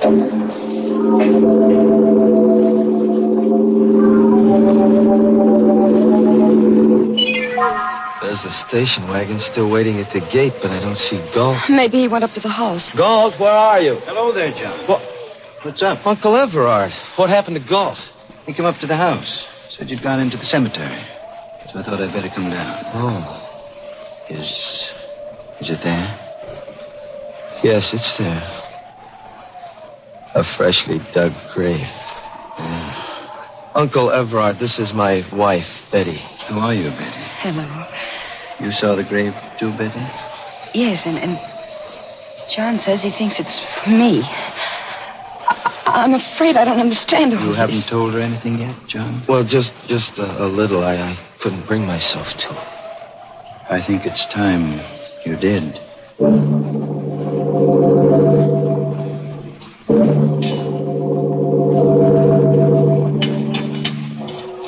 More tea, Betty? Thank you, Uncle Everard. I will have a little more. You, John? No, thanks. Too bad Christina's ill. She's upstairs in our room. But I hope she'll be better by tomorrow. You can see her then. Maybe. What do you mean? That grave out there. Maybe it'll be filled tomorrow. John, don't you think it's time you kept your promise to tell me what this is all about? You tell her, Uncle Everard. Well, Betty, there's a ghost in the Loomis family. That's it in a nutshell. Oh, I see. And it was a ghost who dug that grave, huh? I know it sounds mad. But after 150 years, we Loomises have come to the conviction that it can't be anything but a ghost. 150 years? You mean... John's great-grandfather, Stuart Loomis, settled this strip of seacoast under a patent from the colonial governor. There's his picture over the fireplace. He doesn't look much like you, John. Stuart Loomis was a hard man. There was a French privateer in these waters who made a lot of trouble in those days. Gaston Leroux, who sailed the seas with his wife, Antoinette. But what has a French pirate and his wife to do with that grave? Stuart Loomis captured Leroux and his wife, and under the authority conferred upon him by the governor, had the power to hang them. You mean the woman, too? Yes. He hanged them both on a gibbet where our family cemetery now stands. Oh, how terrible. Before he died, Gaston Leroux laid a curse on the Loomis family. He swore that just as his wife was hanged, so would all the Loomis women die. He swore that he would come back and dig a grave for the wife of a Loomis in every generation, and furnish the noose by which a Loomis would strangle his own wife. But that's incredible. Short while afterward, a fresh grave was found beside the gibbet where Leroux had been hung. That night, Stuart Loomis's wife, John's great-grandmother, was found hanging by the neck from the eaves of this very house. And Stuart Loomis? I told you Stuart Loomis was a hard man and had made many enemies. There were many who hated him deeply and bitterly. He was arrested and tried for the murder of his wife. Convicted and executed. Now you know the secret of the Loomis family. But, John, that still doesn't prove there's a ghost. No, that one incident doesn't prove it. But it happened again when the next Loomis married. John's grandfather. And to the next Loomis, John's father. Sometimes a year after he married, sometimes 5 years. But the curse never fails. It's happened in every generation? Yes. And now, John Loomis has brought a new wife home. There's a freshly dug grave waiting in the family cemetery. And I'm next. I don't know, Betty. Maybe that grave isn't for you. What?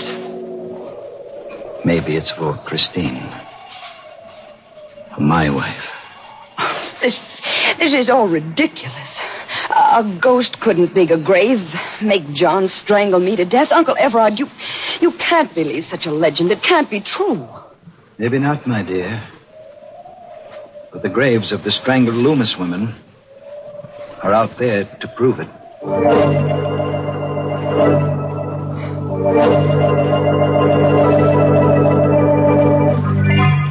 Well, this is your room, Betty.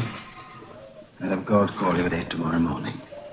Good night. Good night, Uncle Everard. Good night, John. Good night, Uncle Everard. This is such a big room. It's so gloomy. The whole house is like that. It lies gloomy and sullen under the Loomis curse. Oh, Betty, I love you so much. We'll beat the curse together. Let me go, darling. I want to change my clothes and wash. All right. There's the bathroom over there. I'll only be a minute. All right, darling. Oh, it's a lovely bath. Betty, what is John, quick. What? Look. Hanging from the shower bar. What? A hangman's noose. It's a real one this time. Of rope. Ready to hang someone. Who put it there? It's the Loomis curse. We can't get away from it. No ghost could have hung that rope there. Let's call Uncle Everard. All right. Have you got the gun with you? No, it's in my handbag. Well, get it. But John... Get it, I say. All right, John. Here, I've got it. All right, now keep it with you all the time. And don't be afraid to use it. On me, if necessary. All right, let's get your uncle. This is his room. I wonder if I ought to wake him. It might upset Aunt Christine. She's sick. We've got to wake him. Better knock harder. Well, it wasn't locked. Call him. Uncle Everard. Uncle Everard? He doesn't answer. But there's a light in the room. Push the door further open. All right. Well, there's nobody in the room. The bed's empty. Uncle Everard? Aunt Christine? Maybe in the bathroom. The door is open. Betty! John, What? Aunt Christine. She's hanging by the neck. She's dead. It's the same kind of a noose as in our bathroom. Uncle Everard hanged her. It's the Loomis curse catching up with us.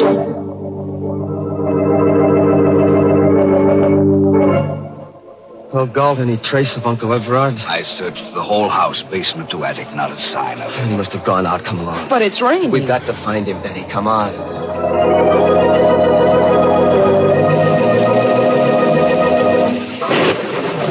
So dark out here, how will we ever find him? I have a flashlight, ma'am. You look. What? Fresh footprints in the slush. Oh, they must be Uncle Everard's. They lead down toward the cemetery. Come along, Galt. Here, Mr. John, you can see for yourself. The footprints lead right to this new grave. But why did he come here? There's the answer, Betty. A cross at the head of the empty grave. Throw your flashlight on it, Galt. There's something written on it. It says, Christine Loomis. Betty, what is it? Look. Over there. Another grave. He's dug another one. There's a cross on this one, too. Does it say anything? Yes. Yes, it does. It says, Betty Loomis.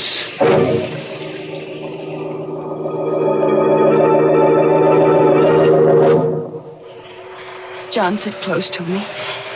That portrait of Stuart Loomis over the fireplace looks so real. It frightens me. Now remember, Betty, whatever happens, hold on to that gun and don't be afraid to use it tonight. Where is Galt? He ought to be here soon. He went to look for some weapons. Here I am, Mr. John. Galt, you always frighten me coming in so quietly. I'm sorry, ma'am. Here, Mr. John. These ought to be pretty good weapons. Size? Yes, I had them sharpened only the other day. They could slice a man's head off in one stroke.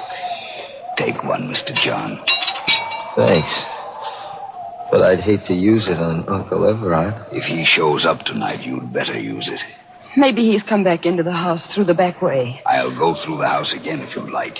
This time I'll start with the attic. Be careful, Galt. I will, Mr. John. John, I don't like him. Galt? And I don't think he likes me either. Oh, that's not true. Darling, what's that? Must be Galt in the attic. Help, Mr. John! He must have met Uncle Everard hiding up there. Stay right here, Betty, and hold on to that gun. John, be careful. Don't worry. Just take care of John, yourself. come back. I'm frightened. I'm afraid to be alone. There's nothing to be afraid of. I have this gun. And if anybody comes... The lights. Lights went out. Who's there? Who's in this room? Don't come any closer. I have a gun and I'll shoot. I can't see you, but I'll shoot at the sound. John! Rope. Around my neck. Let go. I'll shoot. It's not loaded. I took the bullets out when you left it in the car. Galt. Yes, ma'am, it's Galt. Mr. John is busy up there in the attic with the body of Mr. Everard. I killed him, too.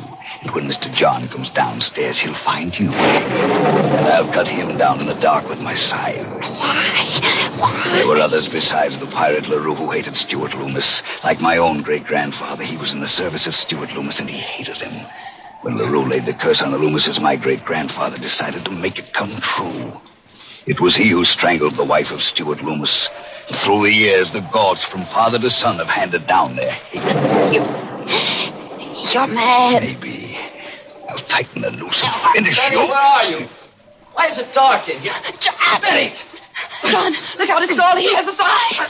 And so will I. John! John!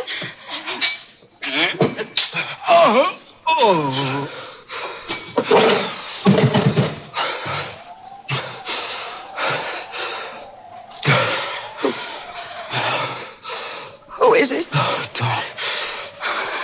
Darling, where are you? Here, John, here. Oh, darling. We finished forever with the Loomis curse.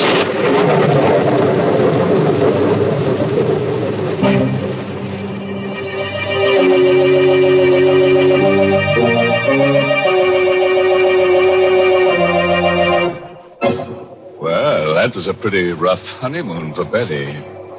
But, you know, there's a lesson in her story for forgetful wives. Yes, if you keep tying little colored strings to your fingers to remind you of things and you still can't remember them, why not try a rope neatly tied around your neck? It's sure to help you forget. Oh, dear, Mr. Host, there you go telling our listeners how to forget things when I've got something for them to remember. Oh, I didn't realize that, Mary. What is it you want them to remember? It's Lipton tea, folks. And you don't need any string tied on your finger or any such reminder. To make sure you get it when you visit your grocer's tomorrow, just remember that Lipton's is the tea with the wonderful brisk flavor. The fine quality tea that gives you all the goodness nature meant tea to have. I wish you'd try a cup of Lipton's soon, because it's so delicious. Just ask your grocer for Lipton's. Remember, Lipton's is the tea with brisk flavor.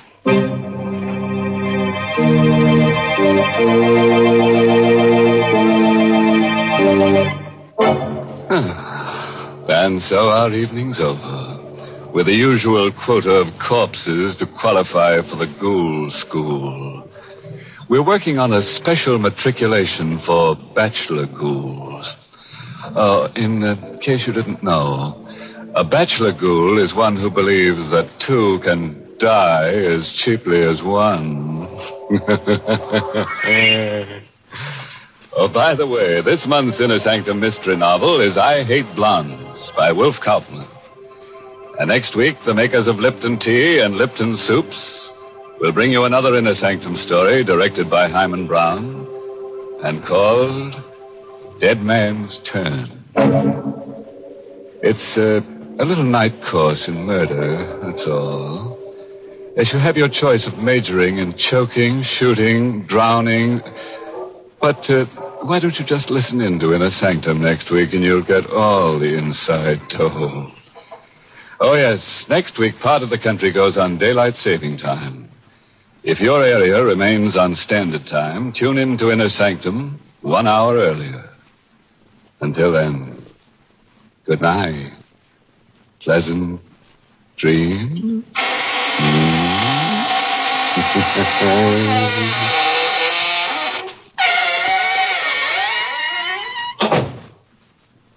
Want a delicious dinner treat in a hurry? Then Lipton's noodle soup mix is the thing for you. In just a few quick minutes, you have a grand-tasting chickeny soup ready to serve. Lipton's noodle soup is full of tender, golden noodles and seasoned to perfection. And it's economical, too. Costs less and makes lots more than ordinary canned soups. Just ask your grocer for Lipton's noodle soup mix. Your family will love it. And don't forget to tune in next week for another Inner Sanctum mystery. This is CBS, the Columbia Broadcasting System.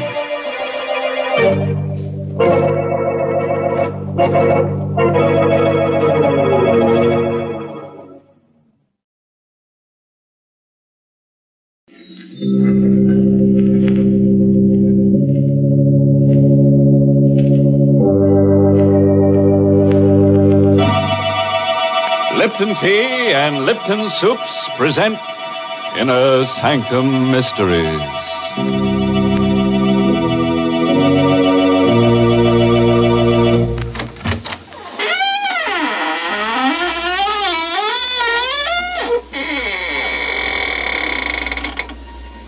Good evening, friends of the Inner Sanctum. This is your host, waiting to act as your guide through the squeaking door on a specially prepared travelogue. First, we'll take a little jaunt with jeopardy along the path of peril, where we'll prowl with panic until we take the left turn into Horror Highway, and thence via Terror Turnpike straight into the road to ruin. I don't think I like your itinerary, Mr. Host. If you don't mind, I'd much rather take a shortcut to the highway of happiness via the kitchen. And pray tell us, by what signpost shall we recognize your blithesome highway of happiness, Mary? Well, you'll just know you're headed for pleasure when you take your first taste of swell Lipton tea. Because, what a world of contentment there is in every cupful. What flavor, what wide-awake flavor. No wonder the tea experts say there's only one word to describe Lipton's, and that's brisk.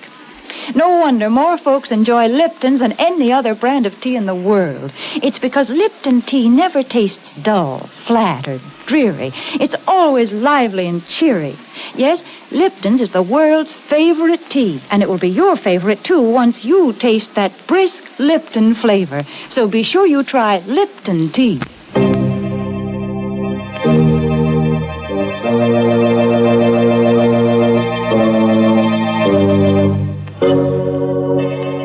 Listen now to the strange tale of a boy and his twin sister, and their dog, and the wreckers of Hurricane Cove. It's called Detour to Terror. An original radio play written especially for Inner Sanctum by Emil Tepperman. And here is Mason Adams as Jerry Watson to tell you the story himself. I had a strange, uneasy feeling all evening after Linda left to drive to Hurricane Cove. Somehow I had a presentiment of danger. Linda and I were twins, and always, in some uncanny way, each of us had been able to sense when the other was in trouble. Tonight, the feeling was very strong. Butch sensed it, too. He was only a mongrel pup, but he was smart. I shouldn't have let Linda go alone, but she had insisted. She was a feature writer for the Manhattan Magazine, and she'd run across the trail of a story about an old family of wreckers who lived down by the shore near Hurricane Cove. The tale went that this family had made a living in the old days by placing false signals on the shore in order to lure ships onto the rocks and then loot them. It was this story that she'd gone to investigate. Unwilling to go to bed with that uneasy feeling lying heavy upon me, I dozed in the chair by the fire with Butch's whine in my ears. It must have been a dream, because I saw Linda's white face floating in a sort of haze. And then I saw the fear in her eyes as she called to me. Jerry! Jerry, help me! Help me! I came awake suddenly with a cold sweat on my face. Butch was on his haunches by the fireplace, nose in the air, and howling as if for the dead. I felt myself trembling. Linda in danger. Somewhere out in that storm, Linda was calling to me for help. She needed me terribly. Come on, Butch, we're going after her.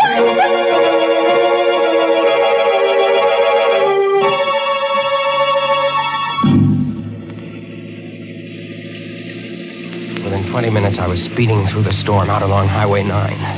I remembered Linda's telling me just what route she'd take. See, Jerry, I'll go out on 9 to here, and then turn off on the old shore road. It isn't used much anymore, but it's the shortest route to Hurricane Cove. And if I leave now, I should be there by midnight.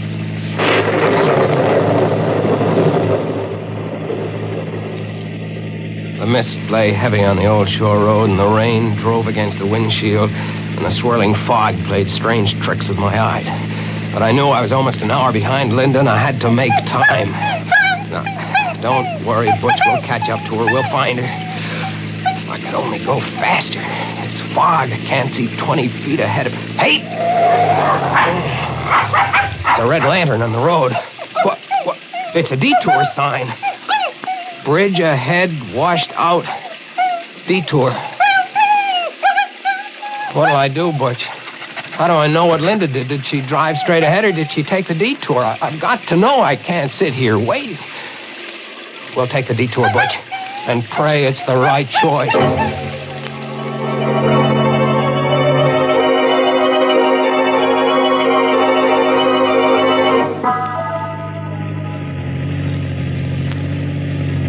This detour isn't taking us anywhere, Butch. I don't think Linda came this way.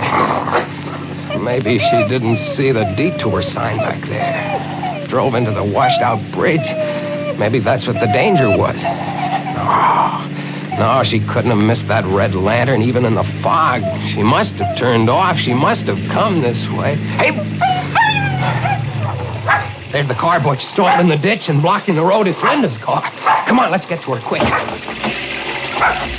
Gosh, it's coming down and bucking. Never mind the lightning. Let's go. She's not in the car, Butch. I don't see her in the car. Oh, no, she's not in here.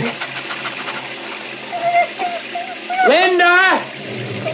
Linda! Where could she have gone, Butch? She was always scared of thunder and lightning. Linda! How can we look for her in the dark and the fog? What is it, Butch? What have you found over there? I'm coming, Butch. I'm coming. Where, Butch? Where? Behind the tree? All right. Linda. She's not. Linda. Open your eyes. It's Jerry, Linda. Linda, don't be scared, Linda. Everything's all right. It's me. It's Jerry. Oh, Linda. Jerry. Yeah. Oh, thank heaven. Oh, Jerry, take me away from here. Sure, kid. Come on. Here, I'll help you out. Come on. My car's over this way. I must have fainted. I knew you'd come, Jerry. I had a feeling you would. I was afraid it might be too late. Here, get in the car. Yeah. Come on in, Butch. Gosh, you're soaked to the skin, kid. What happened here? Well, there was a man.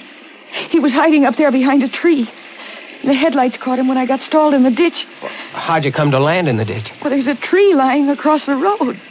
See, look over there. You can just see it in the headlights. Oh, yeah. Oh, I see. Gosh, it's a big one. Must have been struck by the lightning. That's what I thought at first. But when I got out to look at it, I saw that it wasn't struck by lightning. What? Jerry, that tree has been deliberately cut. Linda, are you sure? Sure I am. It's been cut by a saw. The minute I looked at it, I realized it wasn't any accident. Somebody meant to block this road. Great Scott. So I hurried back into the car, and I tried to turn around. I wanted to go back.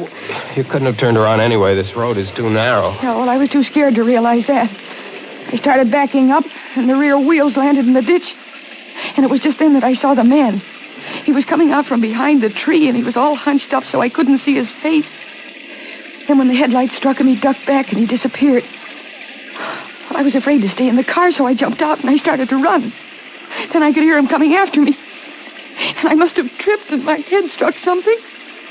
That's all I knew till you found me. Are you sure it was a man you saw, kid? Yeah, positive, Jerry. I don't get it. What was the idea of blocking the road? What's the matter, Bush? He hears something. Look over there. Someone running through the woods carrying something. I'm going after him. Careful, Jerry. Look, Butch has that man by the trousers. Oh, he kicked Butch. Hey, you don't kick my dog. Jerry, be careful. Come on back here, you. Jerry, I'm coming with you. Oh, it's no use. He ran away in the night. Are you all right, Butch? Look, Jerry. Whoever he was, he dropped what he was carrying. What is it? Looks like a big board of some kind. Here, I'll turn the flashlight on. What's the sign? It has lettering on it. What's it say? Well, it says... Great Scott. What is it, Jerry? It says, bridge ahead, washed out. Detour. Jerry, this is the detour sign from the highway. Yeah. They only put it up there to lure you onto this back road. Then they blocked the road with a tree. Kid, it looks like we're in some kind of a trap.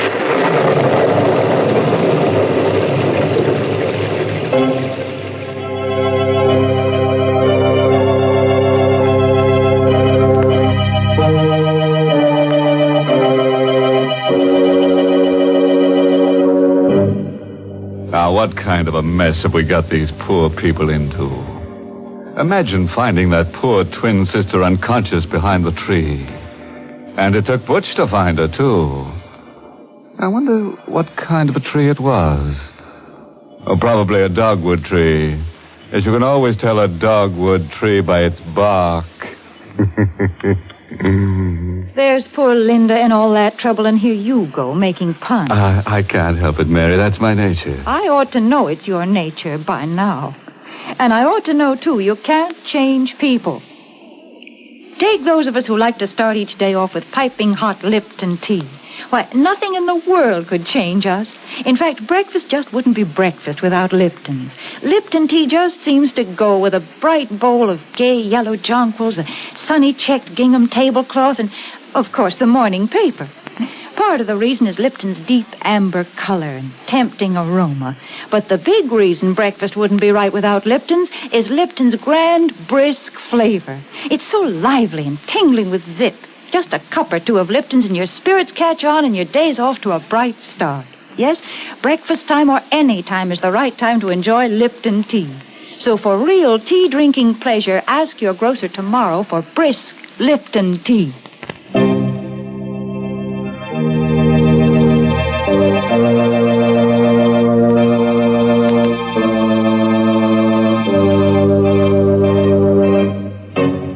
Well, let's get back to our story now and see what happens along that deadly detour. I have a hunch that Jerry and Linda are in for a lot of trouble. Trouble in twins, you know, never come singly.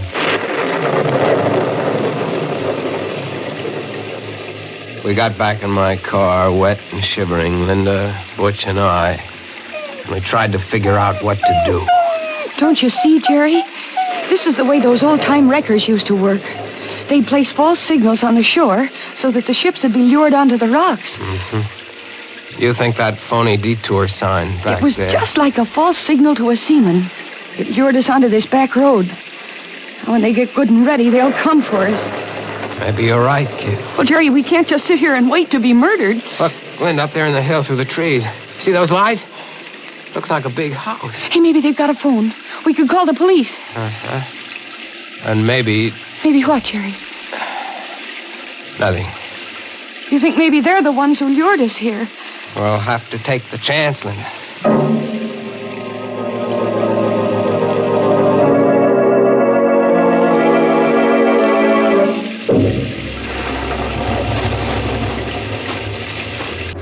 It's ground.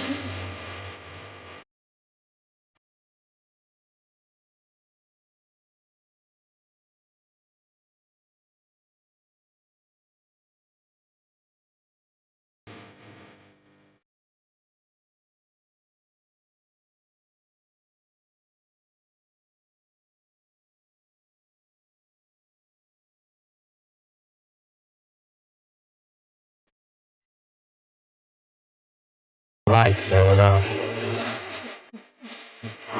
Quiet. The lights off, Jerry. Steve.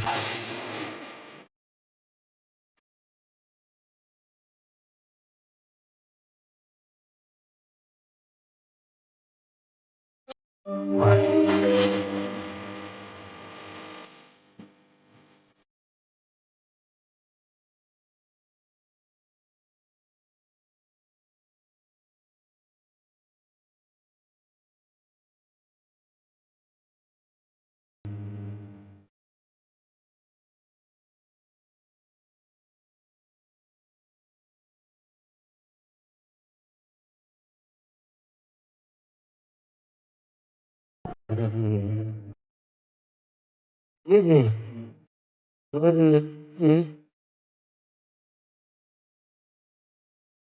You're alive.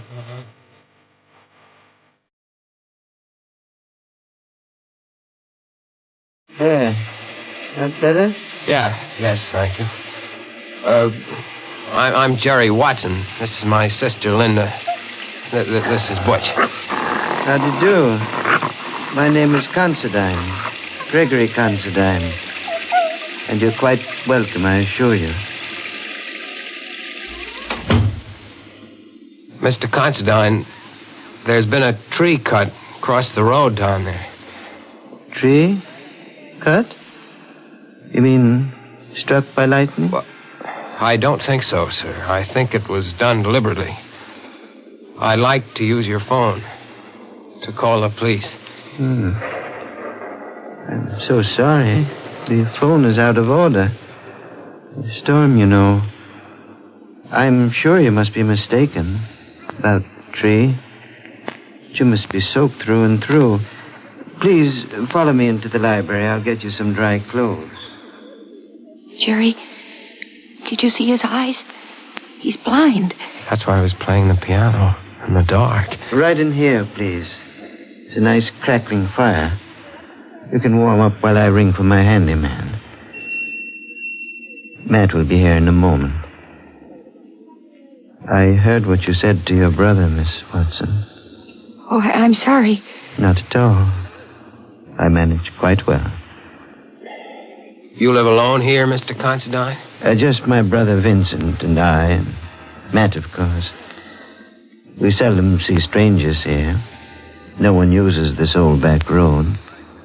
Mr. Considine, someone put a phony detour sign out on the main road. Really? Sounds almost incredible. Ah, here's Matt. You ring for me, Mr. Gregg? Matt, this is Miss Watson and her brother, and Butch.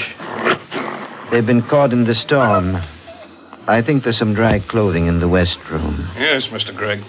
Yeah, this way, please. Are you in there, Greg? What have you done with those people? Oh, dear. That's my brother Vincent. I'm afraid I'll have to ask a favor of you. Please overlook anything Vincent may say. He's, shall I say, a bit strange. Oh, here you are. Well, introduce me to your friends, Greg. Go upstairs, Vincent. Go upstairs, Vincent. Is that all you have to say to your brother? What are you going to do to these people? What are you planning for them? Vincent. You can't shut me up. Look here, mister. And young lady, take a bit of advice from me. Don't stay in this house overnight, or you'll never live to see the morning. Get out, quick. Matt, you know what to do. No. Yes, Mr. Gregg. No, please, keep away from me, Matt. Keep away. I warn you, mister, get your sister out of it. No, let go of me, Matt. Hey, he knocked him out. I regret that it was necessary, Mr. Watson. Vincent is difficult at times. Please pay no attention to what he said. I'm very sorry that you had to witness this painful scene. Matt, please carry Mr. Vincent upstairs and lock him in his room.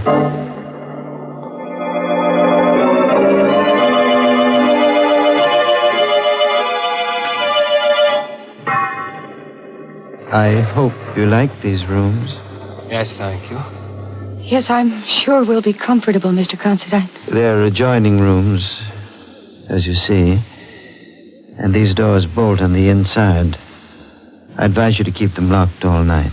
We surely will. Thank you for these dry clothes. And for the tea. You're quite welcome, I assure you. Now just try to get a good night's sleep. Everything will be all right in the morning. Oh, Jerry, I'm scared. So is Butch. And so am I. What'll we do? First thing to do is bolt the door. He's blind. Yet he frightens me, Jerry. The way he ordered his brother knocked down. Jerry, there's something I've got to tell you. What is it, kid? The name of that family of old-time wreckers is Considine. You mean these are the people? Their ancestors used to loot ships. And now they're working on motorists. Poor Vincent tried to warn us. Jerry, what are we going to do? We've got to get out of here before they come up to finish us off. Let's take a look out the window. Oh, it's pitch black out there. Look, by the streak of lightning, did you see? Yes, I did. That man, that Matt, standing under the tree with a rifle. We're stuck. No escape. What's that? Someone tapping against the wall. In there. Can you hear me? Who is it? It's Vincent. I'm in the room next door to you. It's locked on the outside. Can you get me out? We'll be right there. Quiet, Butch. Oh, Jerry, maybe there's a chance if Vincent will help us. Come on, kid. Yeah. No noise. Shh. Come on. Here, this is the door. Look, it's bolted on the outside. They must keep him locked up all the time. Well, here goes. Vincent? Here I am. Don't make any noise. My brother has ears like a cat. And don't let him fool you. He may be blind, but he's more dangerous than any man who can see. How are we going to get out of here? Matt's watching outside with a rifle. Listen. The piano. My brother is amusing himself in the dark.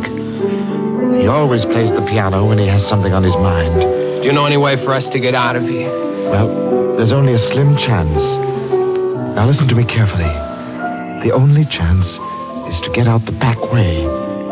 But you have to pass the open living room door downstairs. And Greg is in there at the piano. And what'll we do? Well, you wait here. I'll go down first. See if they've left the cellar door unlocked. I'll come back for you. Please, don't move until I return. Be careful. Don't worry. I will. Jerry, what'll happen if Greg hears him? Greg will probably call Matt and then lock him up again. And what'll become of us? We'll worry about that later. Jerry, he stopped playing. Yeah. Do you think he heard Vincent coming down?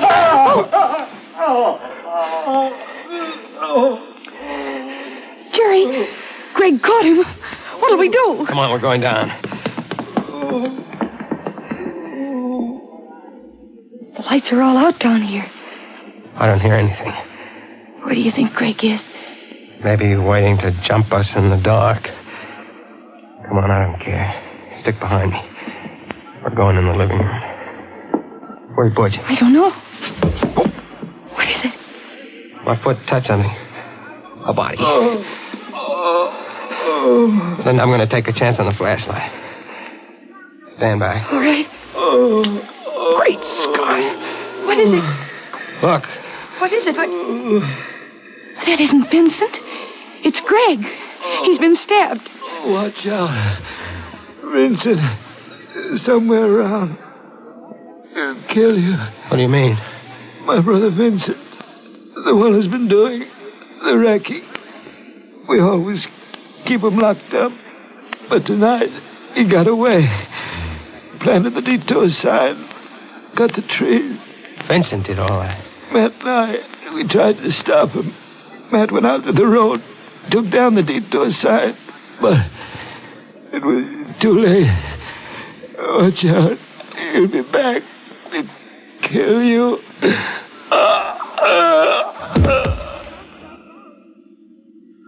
He's dead. Jerry. Poor Greg. And we thought it... Oh, the lights.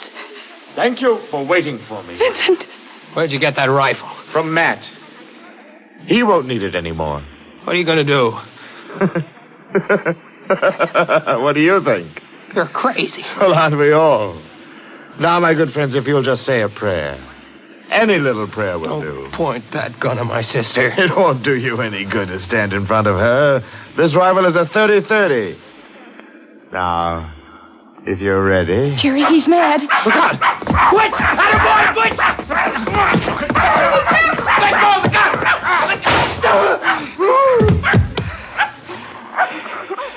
The gun went off in his face. Oh, Jerry.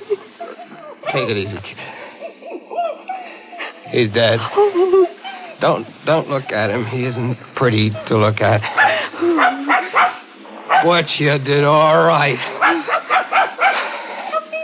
Oh, kid, you can write your feature story now. The story of the wreckers of Hurricane Cove.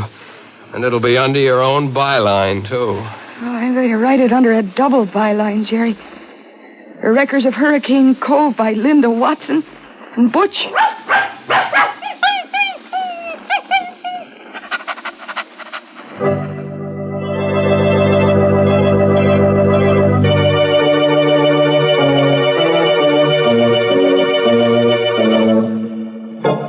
Well, Butch, how does it feel to have a byline? You like it. You like collaborating, don't you? Especially with a pretty girl like Linda, huh?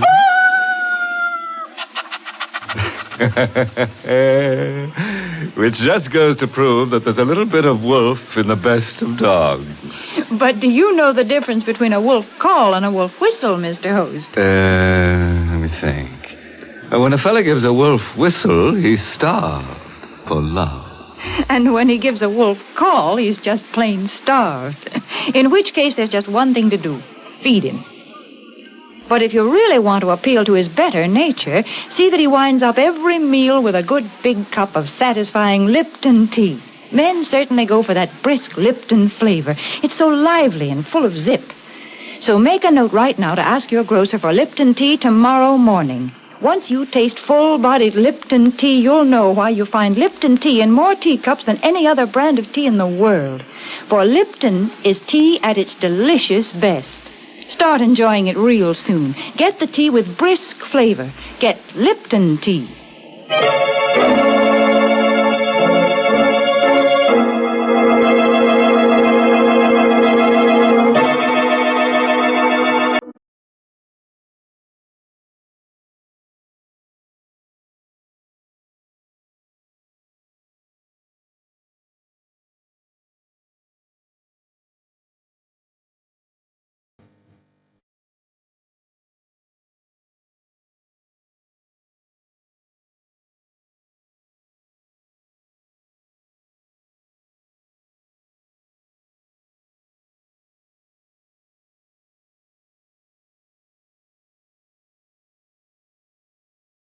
Oh, by the way, this month's Inner Sanctum mystery novel is Benefit Performance by Richard Say. And next week, the makers of Lipton Tea and Lipton Soups will bring you another Inner Sanctum story, directed by Hyman Brown, and called Murder in the Night.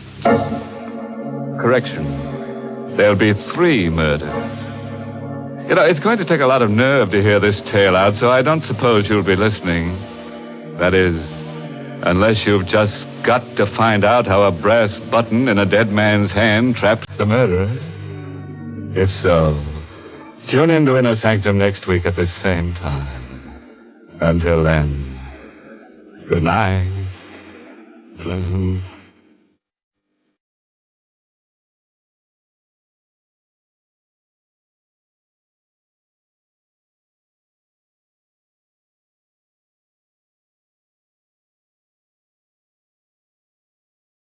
Friends, here's a good way to lead off a meal. Serve quick, grand-tasting chickeny Lipton's noodle soup.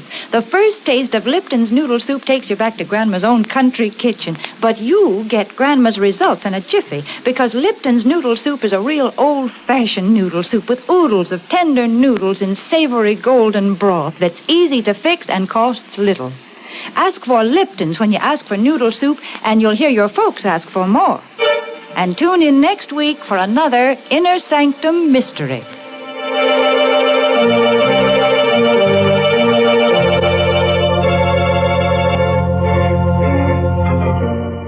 This is CBS, the Columbia Broadcasting System.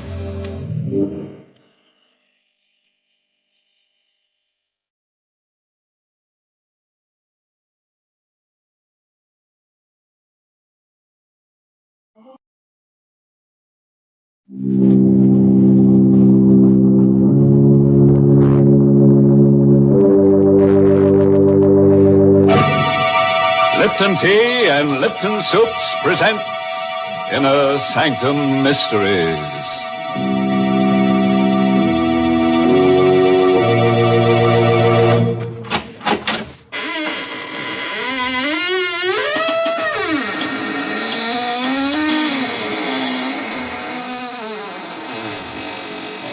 Good evening, friends of the Inner Sanctum.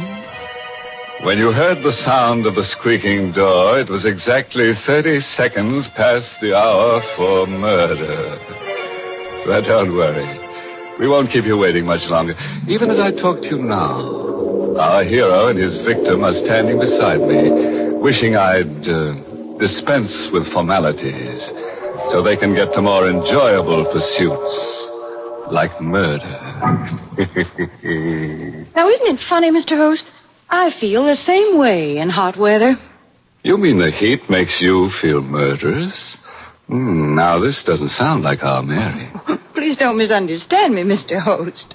I mean, the heat makes me want to dispense with formalities so I can get to more enjoyable pursuits, like serving myself and my friends tall, cooling glasses of iced Lipton tea in my backyard under the trees. What grand iced tea Lipton's makes. So gloriously full-bodied, so full of zip. And it's that brisk Lipton flavor that does it. A flavor that's never flat, but always spirited and satisfying. You see, brisk is the word the tea experts themselves use to describe the livelier freshness of Lipton's. And those same tea experts agree that in iced teas, brisk flavor is extra important. That's why, for the best iced tea you ever tasted, you should always insist on Lipton tea. It's good iced because it's brisk in flavor. So keep a frosty pitcher of iced Lipton tea always on hand. Thank you for those cooling thoughts, Mary. Now into our sizzling thriller, 8 Steps to Murder, written especially for Inner Sanctum by Emil Teppelman. This is the chronicle of a carefully calculated crime. A crime so twisted and subtle that it had to be blueprinted in advance. As Barry Kroger, in the role of Mark Durfee, the newspaper columnist, tells his story, we shall watch this crime develop, step by step. 8 Steps to Murder. When I decided to kill Basil Archer, I went about it like an architect, laying out the plans for a complicated building project. Only a fool leaves the details of such an undertaking to chance. I calculated every risk. I weighed every possibility of failure. I blueprinted each of the 8 necessary steps I had to take. My first step was to get a suitable weapon. I went on Monday morning to the office of a pawnbroker I knew on 48th Street. Good morning, my friend. How are you, Mr. Krug? Come in, Mr. Duffy. Thank you. You know what I want? Indeed, yes. I have it here, exactly what you need. It's fully loaded. You can spin the barrel and see for yourself. Mm-hmm. Nice revolver. Looks a little awkward. Well, you said you wanted it with a silencer attached. Yes. How much for this, Mr. Krug? $250. What? That is the price, Mr. Duffy.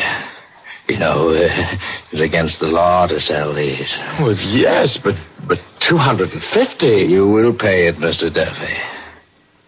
Well, all right. You know what I want this gun for. But naturally. You know I'm planning to kill someone with it. But naturally. Otherwise, would you want a silencer on it? You wouldn't be above a little honest blackmail, would you, Mr. Krug? Please, do not point that gun at me. It is loaded. I know that. What are you going to do? I regret this, Mr. Krug. I'm going to have to kill you. No, I swear to you. Save it. You will be sorry for this. You will make a mistake. You will make a slip. There'll be no mistake. There will. You cannot think of everything. I have thought of everything. This is the first thing. Oh. You cannot think of everything. I left Krug's body where it lay and put the silenced revolver in my inside pocket and stepped out into the air. I stopped still. The rain suddenly coming down in buckets. I hadn't counted on it starting to rain. My alibi for Krug's killing was carefully planned. Everybody at my hotel thought I was still in my room, sleeping off a binge. But carefully staged a drinking spree last night. But if my clothes were wet, they'd know I'd been out this morning. You cannot think of everything. You cannot think of everything. I hurried back to my hotel, walking in the rain. It was too dangerous to take a cab. I sneaked in the service entrance, the way I'd come out, and walked up the one flight of stairs. As soon as I got in my room, I took off my clothes, dropped them all in the bathtub, and started the shower going. Then I went to bed.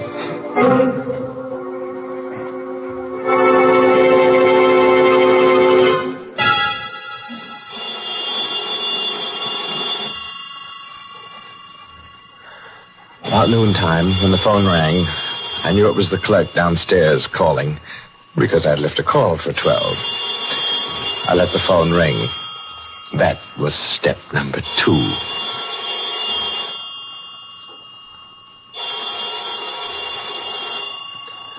A few minutes later, just as I expected, Ryan, the house detective, let himself into the room with his pass key.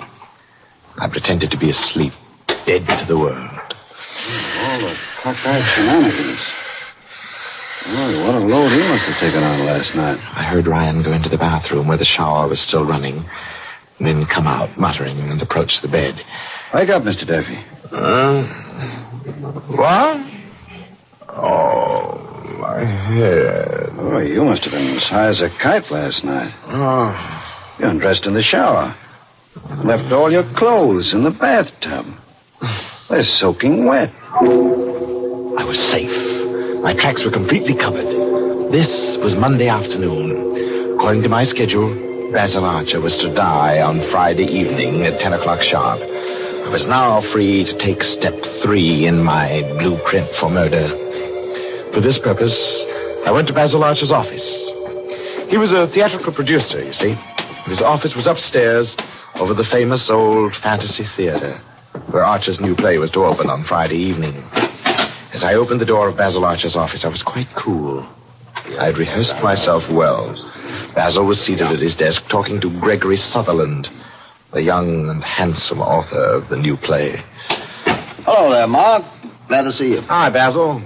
Just dropped in to get a line on the new play. You know Greg Sutherland, the author? Sure. Greg, this is Mark Durfee. We've met. I tell you, Mark, Storm Over the Highlands is going to be the biggest hit of the season. Greg's written a fine play. Oh, I'm glad to hear that, Basil. Ought to go over big, especially with your wife doing the lead. Nina's a great actress. Confidentially, that's one of the reasons why I'm doing Storm Over the Highlands. It's just suited for Nina. Nina will be wonderful. Oh, I guess she likes working with you, Mr. Sutherland. It's always a good idea for the author and the star of a play to work together. Oh? Have you and Nina been working together, Greg? Well, yes, Mr. Archer. We sort of thought if we could exchange ideas. I never saw two people put their heart and soul into a job like Nina and Sutherland here. They spend every minute they can together. Now, look here, Durfee, I don't like the way you said that. Oh? I'm sorry, Sutherland. You know I didn't mean anything. It's only what people are saying, seeing you both together so much. What's this all about, Mark? This is the first I've heard of anything. Oh, forget it, Basil. Oh, by the way, here's a package. I want to give it to Nina on opening night. I wonder if you'd put it in your safe for me till Friday. Oh, sure, if you want me to. I'll put it here, on the bottom shelf, next to the payroll money.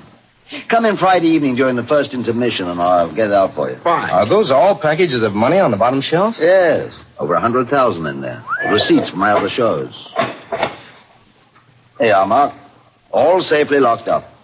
What kind of a present is it?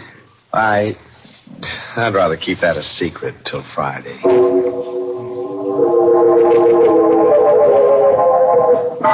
From Archer's office, I went straight to his apartment. I knew Nina would be home, and it was important that I talk to her now. Hello, Mark. I've been wondering if you'd come today. Well, I told you I would, Nina. I've waited so long. Darling. Oh, Mark, how long will it be now? How much longer? Only till Friday, darling. After Friday, you'll be free of him forever. And then you and I... There's work to do first. This is only the 4th step. There are 4 more to go. Everything's working according to schedule. The next step is up to you. What must I do, Mark? Oh, I've started the ball rolling. Basil's beginning to worry about you and Sutherland. He's got to be encouraged to suspect as much as possible. You've got to be seen around with Sutherland as frequently as you can. Oh, that'll be easy. Sutherland's hardly more than a kid. He worships the ground I walk on. But I'd rather be with you, darling. There's 5 days more, Nina. And then we can be together. Always.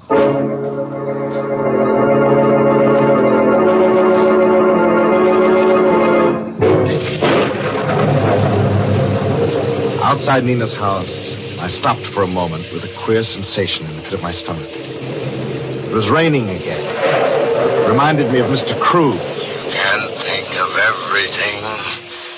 You can't think of everything. I seemed to hear Krug's voice drumming in my ears. Drumming. You'll make a mistake, Mark Durfee. You'll make a mistake. I won't, you old fool. I won't. You'll make a mistake.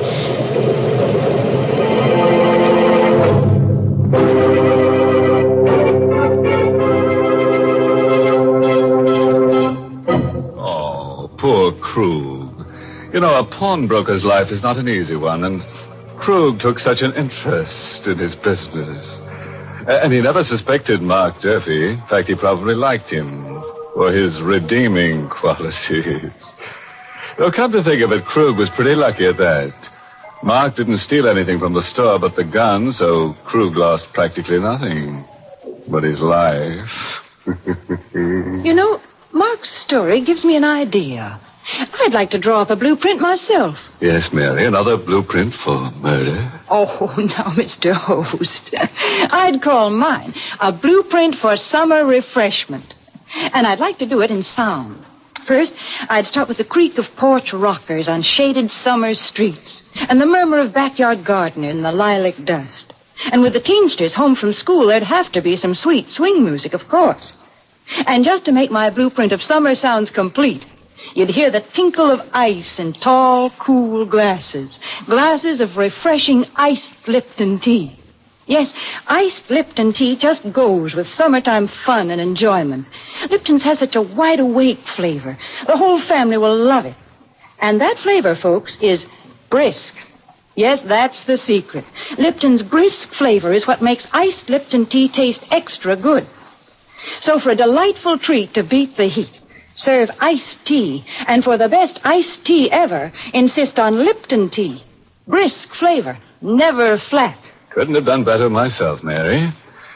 But now, let's catch up with our architect of murder.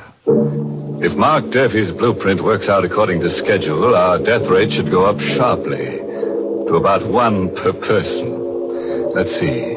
He should be up to his 5th step by now, shouldn't he? Tuesday was a clear day without rain, and I felt better. I knew now that I couldn't make a mistake. In 4 days, Basil Archer would die as planned. And now for the 5th step. An easy one for Mark Durfee because he's a newspaper columnist. It merely requires dictating a little item for his column into the dictaphone at his desk. Oh, there's a new play opening soon, which should be a huge success. If the author and the leading lady can do anything to make it click. They're working harder on it than the producer himself. It looks like they've clicked with each other, too.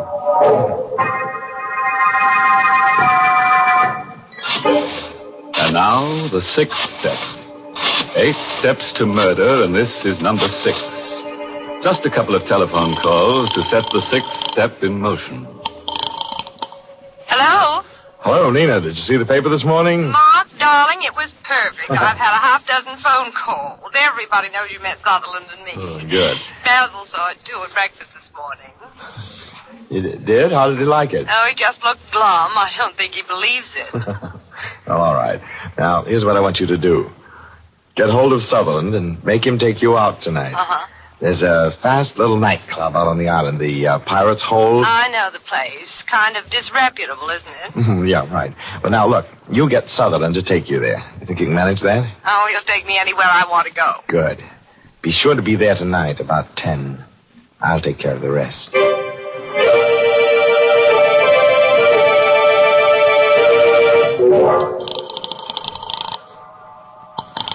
Basil Archer speaking. Oh, hello, Basil. How are you? Mark Durfee. Now, look here, Now, Mark. look, wait. Take it easy, Basil. I know you want to bawl me out about that piece in the column. I thought you were a friend of mine. Oh, look, Basil, that's why I printed that piece. I don't like what's going on. Just what do you mean?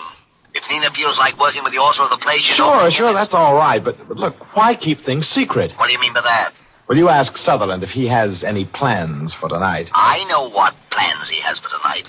He's going to stay home and work on some lines in the last scene. Oh, is that so? What are you hinting at, Mark? I'm hinting that you take a run out to the pirate's hold. You know where it is? Out on the island? And you'll see how hard Sutherland will be working on the last scene.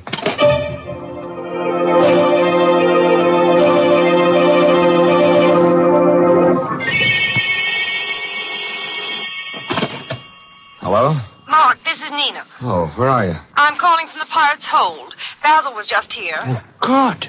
Did he find you with Sutherland? Well, naturally, I did just what you told me to. Fine. Everything is set for tomorrow. You're sure everything will be all right? Oh, yes, quite sure. Now, this is what I want you to do tomorrow. Just before the show opens, you'll take sick. Oh. Basil will have to put in an understudy for you. Yes, I can do that all right. Then you'll dismiss the servant. Yes. Now, remember this clearly, Nina. You're going to be my alibi for the hour between 9 and 10. Understand? I understand, Mark. I'll be over at 9. But I'll leave a few minutes later by the back way. Only you'll swear that I stayed till a few minutes after 10. Is that clear? Yes, Mark. And good luck.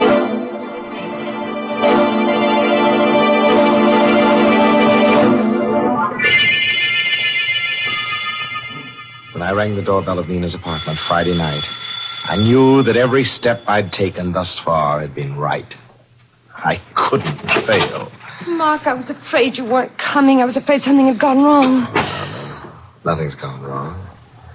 You sent the servants away? Yes, they're all gone. I'm alone. I can swear you were here till after 10. Good. How are you going to kill him? With this. A gun. What's that bulky-looking thing on it on the muzzle? That's a silencer, Nina. Oh. Well, you better hurry, darling. You haven't much time. There's one thing more that I've got to do here before I go. Why are you pointing the gun at me? Because I'm going to kill you, Nina, dear. Oh, now, Mark, I don't like that kind of joke. It isn't a joke, my darling. Mark, are you crazy? You little fool. Did you think I'd go to all this trouble, planning this thing step by step? Did you think I was doing all of this for you? But I thought you loved me. You thought I was committing murder because I loved you? Oh, Nina, you're just another step in my blueprint. Now you've served your purpose, just like Krug. Krug was step 1, you're step 7. Mark! Oh.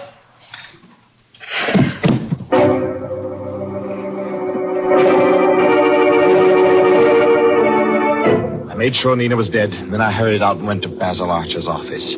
I had to be sure my timing was right. This was the 8th and the final step. I knew Basil would be in his office during the first intermission, so... Hello, Basil. Oh, it's you, Mark. Come in. I want to talk to you. What about, Basil? Mark, what's going on between Sutherland and Nina? Oh, no, Basil, you're not a fool. I can't believe it. Well, look, if you want proof, suppose you get that package out of the safe, the one I left with you. The package? What's that got? Well, you get it, and I'll show you. Well, all right.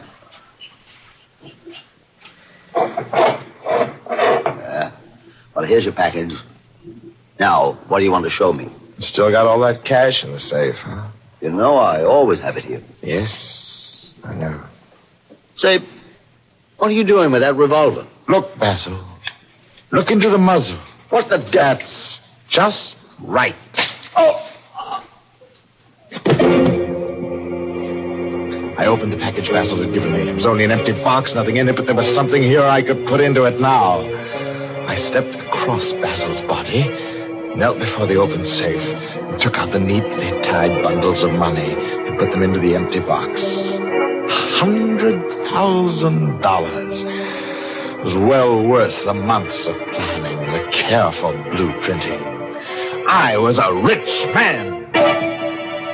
Now I was ready for the finale, the last bit of routine business, which would finish the whole thing off properly.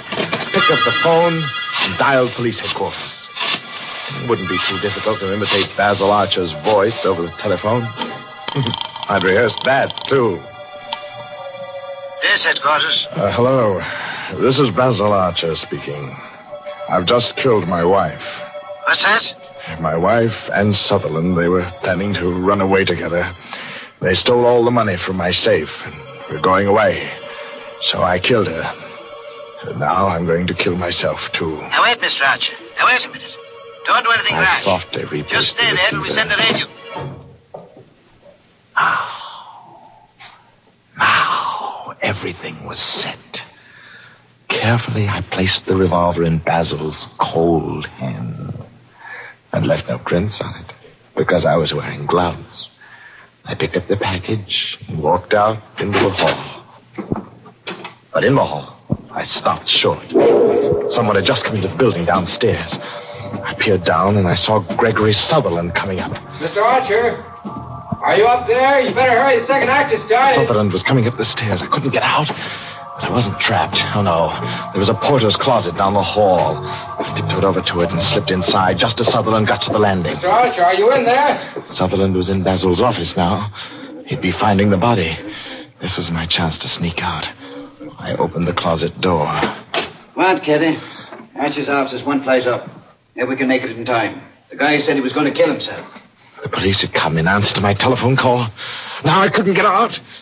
There'd be a crowd outside and I'd be seen leaving. I had to stay in the building. Still, I wasn't trapped. I knew just what to do. Instead of leaving the building, I would walk out of the closet and into Basil's office right after the police. They'd think I'd just arrived. I stepped out of the porter's closet. I started for the door of Basil's office. Then, suddenly, I got a sick, weak feeling in the pit of my stomach. I stopped stock still. I'd almost walked into my death. It was raining outside. Suppose I walked in there with my clothes all dry, claiming that I'd just come in from the street. They'd know that I'd been hiding in the building all the time. The rain, that rain, it almost tricked me again. You can't think of everything. You'll make a mistake.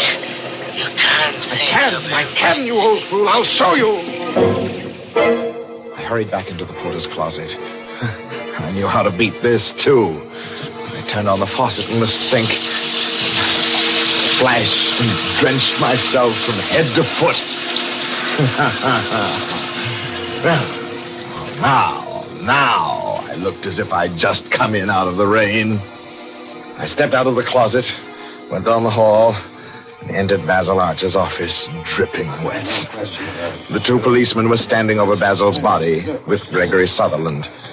They all looked up as I came in. Oh, hello, Mr. Durfee. Sorry about this. It's your friend, Basil Archer. Committed suicide. Oh, no. Oh, it's impossible, Sergeant Moran. Basil wouldn't do a thing like that. Why, who found him? I did, Mr. Durfee. I came to call him for the second act. Oh, this is terrible. It's like an open and shut case. Killed his wife, then came here and knocked himself off. Oh. And what's more, Mr. Sutherland? Yes? Before he knocked himself off, he phoned headquarters and said you'd stolen money from his safe. Oh, that's a lie. Wait a minute. Sergeant. Mr. Durfee. Yes, Sutherland. How did you get yourself all wet like that? Oh, well, you try not getting wet in that rain. Rain? What rain, Mr. Durfee? Suddenly I went clammy all over. I saw that none of them was wet. Their clothes were all dry. But how could that be? They'd just come in out of the rain. What rain, Mr. Durfee? Well, you can hear it, can't you? It's pouring rain. Just listen to that thunder. Thunder? Rain? Good heavens, that's the funniest thing I've ever heard. Don't you see, Sergeant, he's been in the building all the time, trying to make us think he just came in and he got himself all wet for nothing. Sergeant, I bet you $1 he murdered Archer. You're crazy. Well, it's pouring outside. You can hear it yourself. But just listen to that rain beating down. The thunder. You poor sap. That isn't rain you hear. It's my play next door. Storm over the Highlands. Remember? And those are the sound effects in the second act.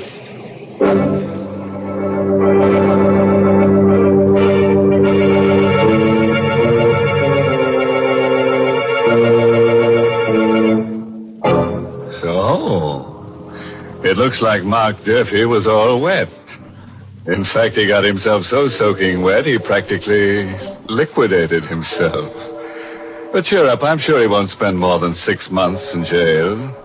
And that wouldn't be so bad, would it? If they weren't going to execute him afterward. Poor Mark. If only someone had told him. Told him what, Mary?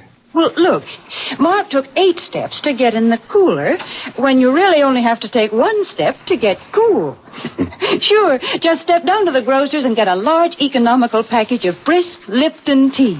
Then keep a pitcher of iced Lipton tea always on hand and help yourself to its cooling refreshment off and on throughout the day. That's all there is to it.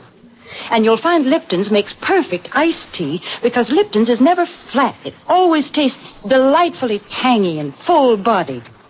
That's why this summer, when you want iced tea, you should be sure to use the tea with the brisk flavor. Ask your grocer tomorrow for Lipton's.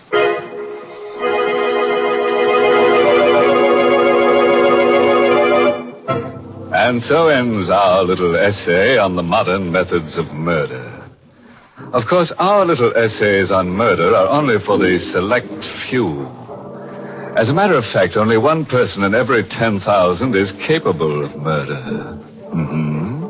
And speaking of statistics, due to our high birth rate, the population of this country is increasing faster than Inner Sanctum can kill 'em. Very discouraging. Very discouraging indeed. Oh, by the way, this month's Inner Sanctum mystery novel is The Panic Stricken by Mitchell Wilson. And next week, the makers of Lipton Tea and Lipton Soups will bring you another Inner Sanctum story directed by Hyman Brown and called Bury Me Not. Now, there's a plot for you. A plot right in the graveyard. Trouble is, the rains come and uncover it. What becomes of the body? Well, now, that's anybody's guess. But come around next week. We'll be right at the graveside, and we'd like to have you drop in. Until then, good night. Pleasant dreams.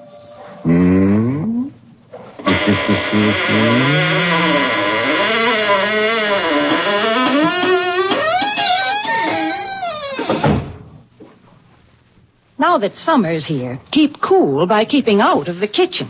Serve Lipton's Noodle Soup. It's quick and easy to prepare and gives you a delicious soup in a jiffy with so much less work and trouble. It's the perfect hot dish to serve with cool summertime suppers because Lipton's is luscious noodle soup with real old-time chickeny flavor. Besides, Lipton's Noodle Soup mix costs less and makes lots more than the usual canned soup. Ask for it tomorrow. Lipton's Noodle Soup. And tune in next week for another Inner Sanctum mystery. This is CBS, the Columbia Broadcasting System.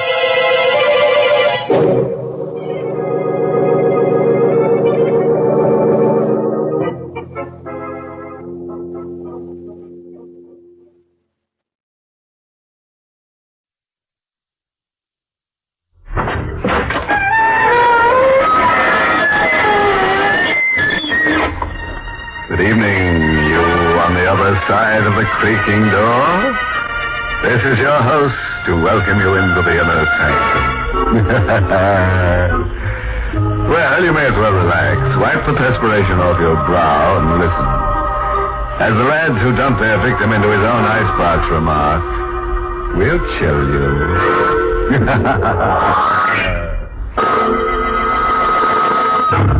Tonight's Inner Sanctum mystery, Death Rides a Riptide, was written by Lou Vittis and stars Arlene Blackburn in the role of Carol with Lawson Zerby as John. Tonight, we're featuring a jovial little item about a girl named Carol Vane. She married a man whose first wife had been drowned. After a little while, she discovered that she herself was in hot water over her head. It's the night that John Vane has brought his new bride home. Home to the cliff house above the ocean. Well, Carol? This house is very beautiful, John. Yes, it is. A bit lonely, perhaps. I could never be lonely with you. Oh, darling. Let's go in. All right, dear. A bit musty. We'll get the place aired, though, first thing in the morning. How does it get this way after they've been shut up for a while? Of course they do. Oh, the place hasn't been open since... Since Margaret died, John? Yes. John, you mustn't be self-conscious about it. Well, it wasn't very tactful, my mentioning her. John, I love you. Tact doesn't belong. I'm sorry. Darling, the hour's late and your husband... John! It's all right. There's someone with a very bad sense of humor throwing stones. That wasn't supposed to be funny. John, you've got the stone. Yes. There's something wrapped around it. Paper. Let me see it. No, it Please, wouldn't. John. Well, I don't imagine I could keep it from you indefinitely. Keep what from me? Here's the stone. Oh, the paper. It's a note addressed to me, John. It would be. It says, to the new Mrs. Vane. If you listen carefully, you can hear the waves beating against the cliff. The waves in which the first Mrs. Vane died. Did she fall? Or was she pushed? Listen. It isn't signed, John. No. You can hear the waves. I'm sorry. That's silly. But the note was so nasty. You're not to pay any attention to things like that note. You're not to pay any attention. I won't, John. I won't. Can we go to sleep now? Of course. It's true that Margaret was drowned, but it was an accident, wasn't it? Wasn't it, John?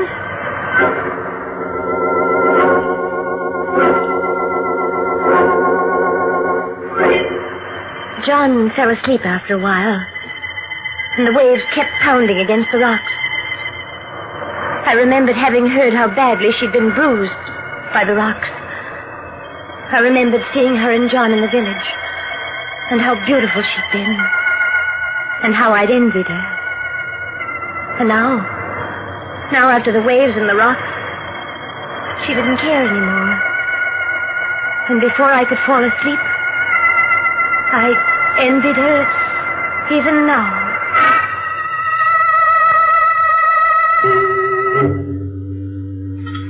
Well, that was a very fine dinner, darling. John, Yes? exactly how did Margaret die? Carol, there's no I point. want to know. She was drowned. She was a good swimmer. Even good swimmers get drowned. What happened, John? I think it'd be wiser if you'd forget about Mark. All right. There's a beach below Cliff House. It's there at low tide only. A beach and a ledge. Nice place to swim from, the ledge, at low tide. But when the tide comes in, beach and ledge are covered. The tide's strong then, and there are rocks around. Margaret got caught by high tide. That's all. You mean she stayed down below on the ledge longer than she should have? That's right. And that's all, John? What else should there be? I don't know. It's low tide now, isn't it? Yes? I'd like to look at that ledge. Why? Oh, because I'm silly. Because I'm a fool, but... John, I want to look at that ledge.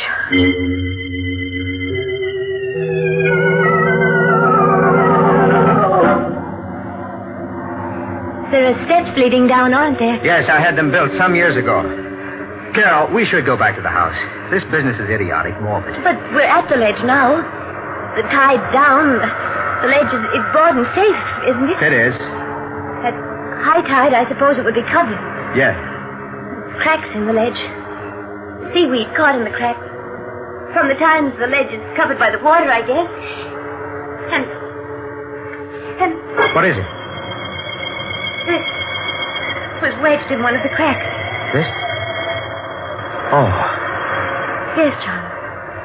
It's part of a heel. A woman's high heel. So it is. Oh, the tide's rising. Let's go up. All right. Part of a woman's high heel. caught in one of the cracks. John, Yes? could it be from Margaret's shoe? I couldn't tell. Throw it away, or better yet, give it to me. Here's the coin. Here. Thank you. John, a woman was going swimming. She wouldn't have been wearing high heels.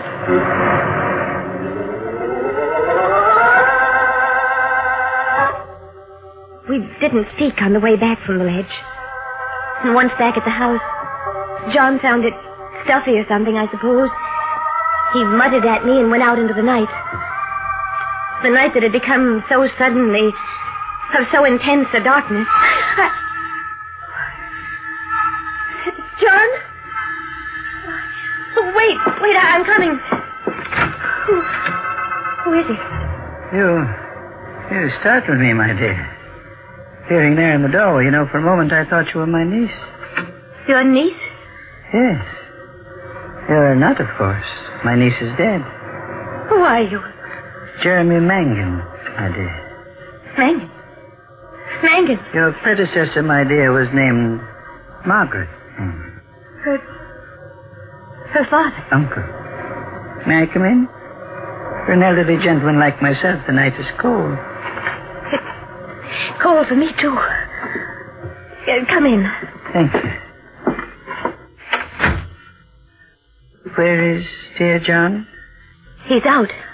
Oh, it's too bad. I did want to see him. What about? Money. I hope I don't shock you by my frankness. He owes you money? No, but I think he'll give me some. Why? You're a prying little creature, aren't you? Why do you think John will give you money? My dear, I intend to sell John a letter. Sell him a letter? A letter written to me by my dearly beloved niece. Margaret. But why should John want to buy it? Let me read you a bit of it, shall I?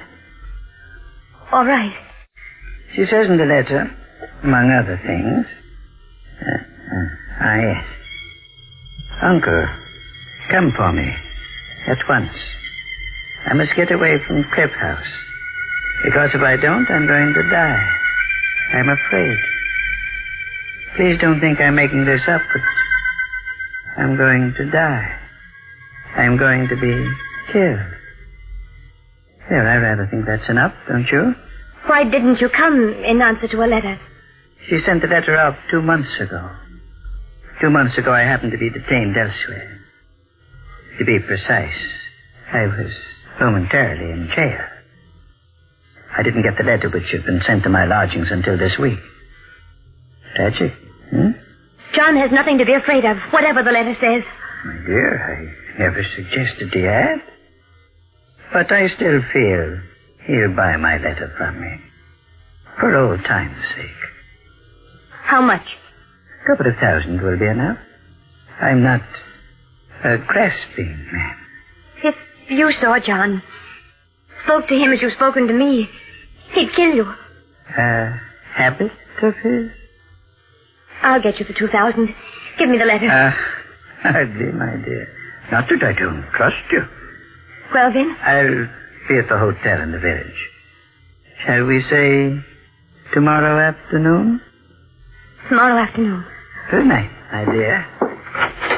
Oh, it occurs to me, am I likely to run into John? I don't know where he is. Oh, well, the night is dark. I dare say I'll manage. I did mention cash, didn't I? But,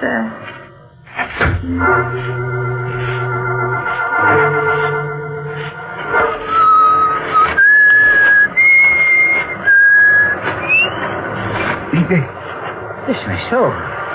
You startled me. Standing there at the edge of the cliff, Be careful.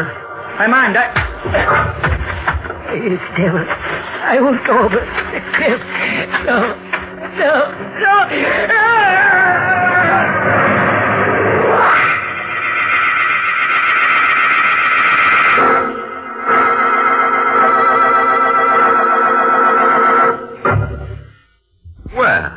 Here we are, back again with Carol Vane, who married John Vane after his first wife had been drowned.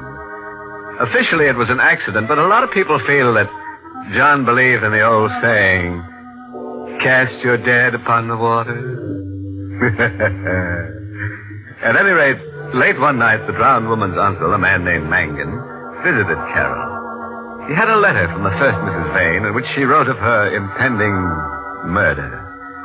Carol agreed to meet Mr. Mangan the next afternoon with some money. But long before then, somebody heaved Mr. Mangan over the edge of a cliff. Maybe for exercise? At any rate, it's the next morning at breakfast.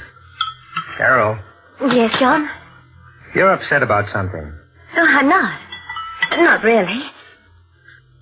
John, when you went out last night, where did you go? For a walk. Why? Nothing.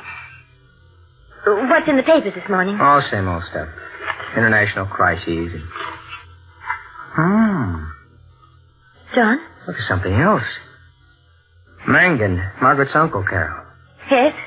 What about him? It seems he fell off a cliff last night. Oh, John. He was wandering about in the dark. Was it near here? Oddly enough, yes. And they found his body this morning. John, did you see him last night? No, I haven't seen him for months. Why do you suppose he came here? I've no idea. Where is he now? Probably at the morgue, what they call the morgue. Finney's drugstore in the village. I think we should go down there. Why? Well, you knew him. He was your wife's uncle. I never liked him. Still, it would look better. Carol, what are you thinking? How his death, his accidental death, fits.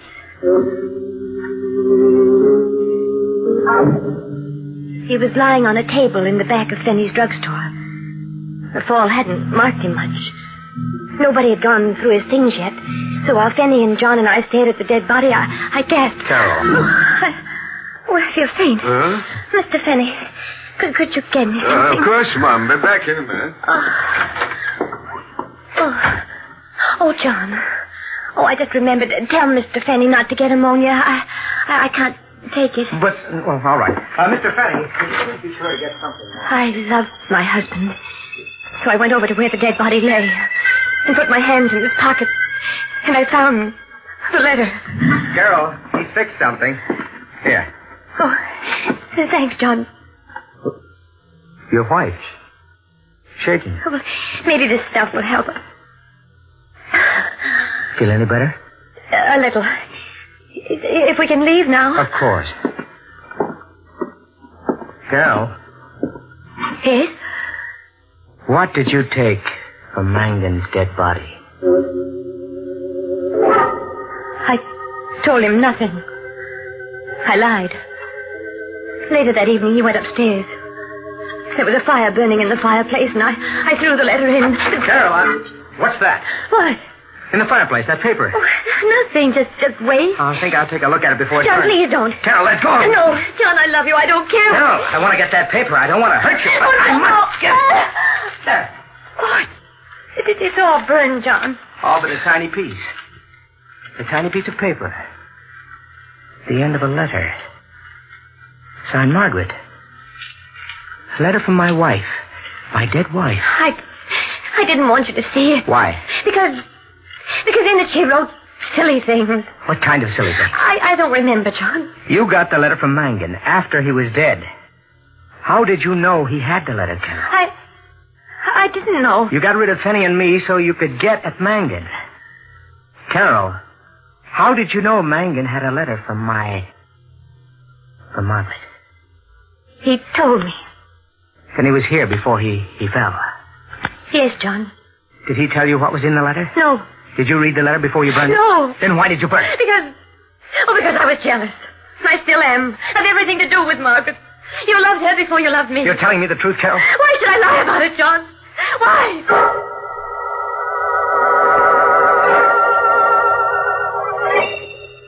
It wasn't very good after that.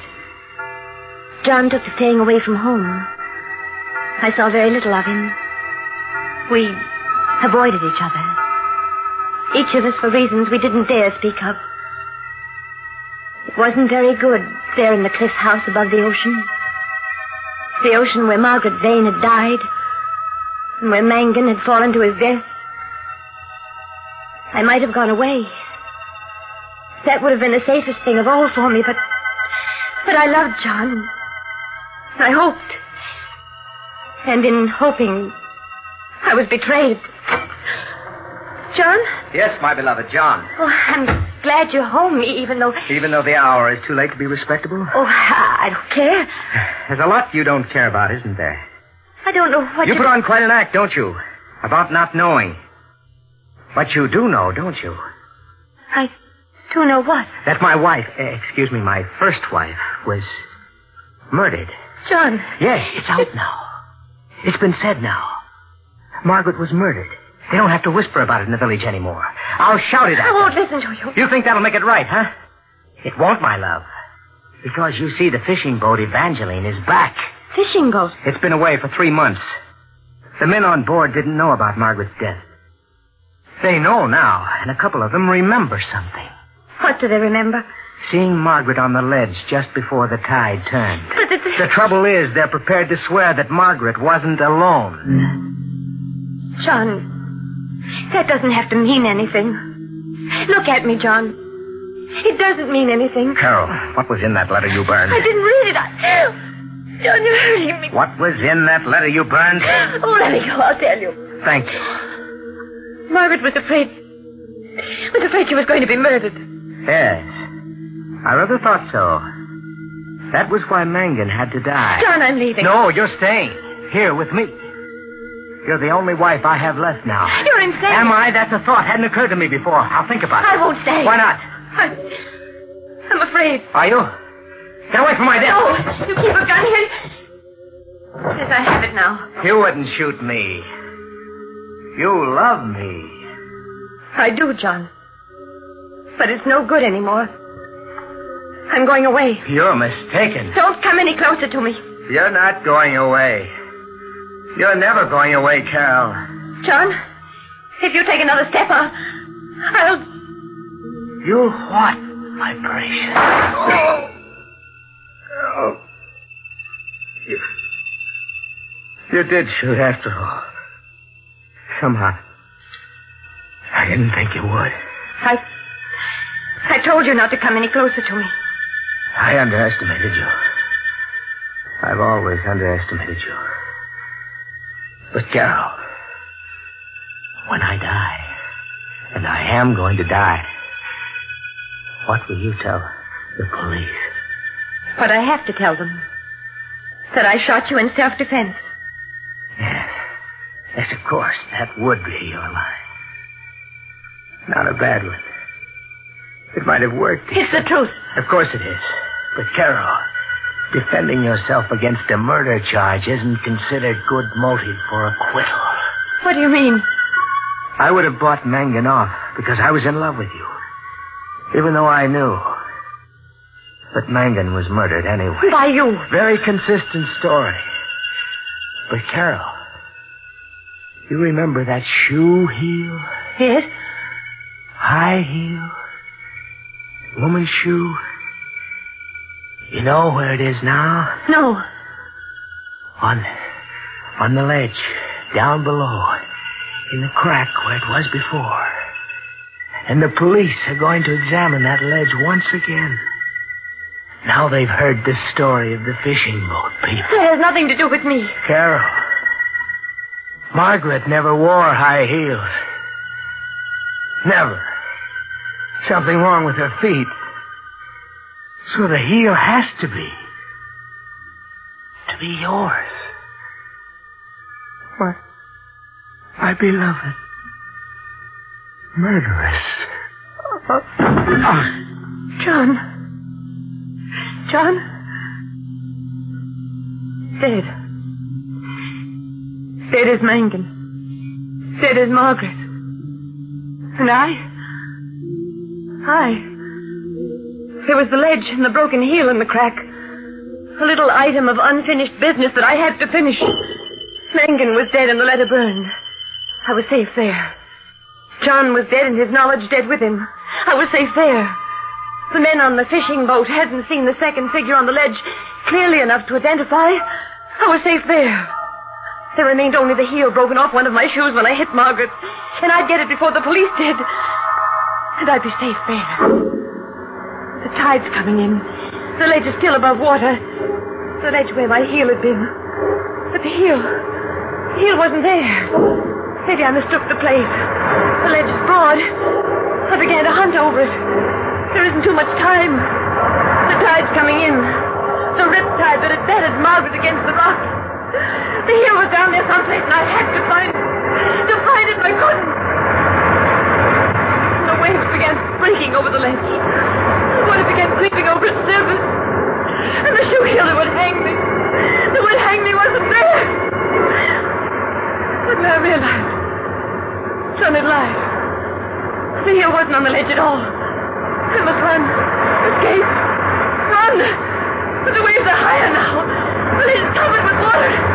I turned to run and I fell. I fell.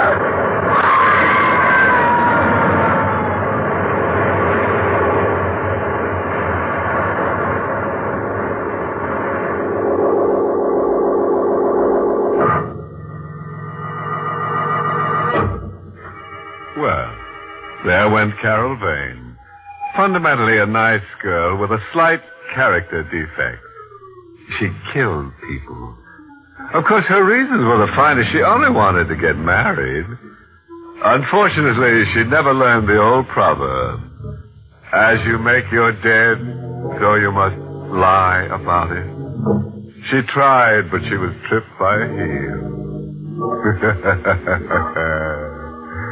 Incidentally, if you happen to be out fishing one of these fine evenings, and the tide's going out, say hello to Carol.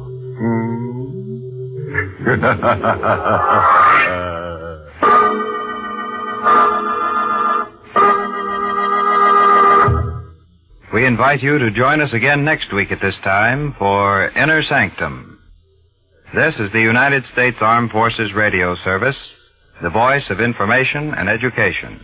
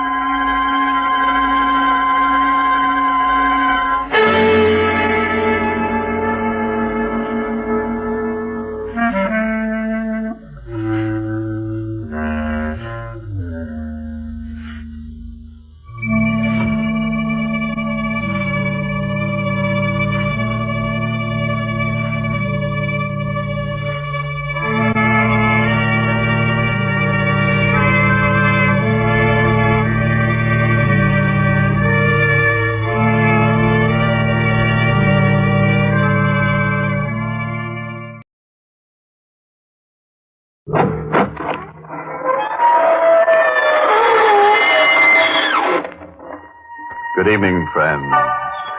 This is your host to welcome you through the creaking door into the inner sanctum. Slither in, won't you? Sorry the place is such a mess. I'll sweep it up later. Those are just chips off the old block. Been doing my bone work. Oh, didn't I tell you? Sure, I'm going back to Skull this term. All cozy now. Ready to string along with us for a while. Good. After all, this is a newspaper story. If you feel a little cold as we go on, it's only because we have a story to tell you.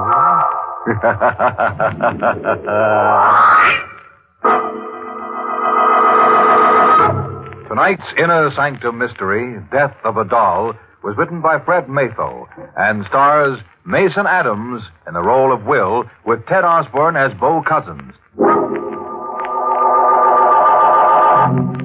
This is the story of Willie Harper and the devil. And how Willie, on his first assignment for the Morning Blade, finds himself at 2 in the morning, sweating nervously in the murky shadows of a riverfront street. Willie has a gun in his pocket and a doll that belongs to a dead girl tucked under his arm. A block away, leaning against the one streetlight, impassive, grotesque, ape-like, is the devil, waiting for Willie. I keep saying this is 1948. And I keep saying this is Manhattan. And I keep saying whether you believe in the devil or not, you don't meet him till you're dead. But believe me, that's the devil over there under that lamp. At 3 o'clock, he's coming for me. Sure, you've got a right to think I'm crazy, standing around waiting to be killed with a doll under my arm. This all started 10 days ago around 5 in the afternoon at the city morgue. McGrundy, the night editor, sent me there on my first assignment. The morgue, he says, is a good place to start for stories. Looks like you might be in luck, son. How's that? Come along with me. What's your name? Will Harper. All right, Willie. Come down to the coolers with me. Yes, I'm very wrong. I've got a story in there for you. The girl in locker number 7. She's been here 4 days. Tomorrow we close the case on her. What does that mean, Mr. Jackson? Means, in spite of everything the police have been able to do,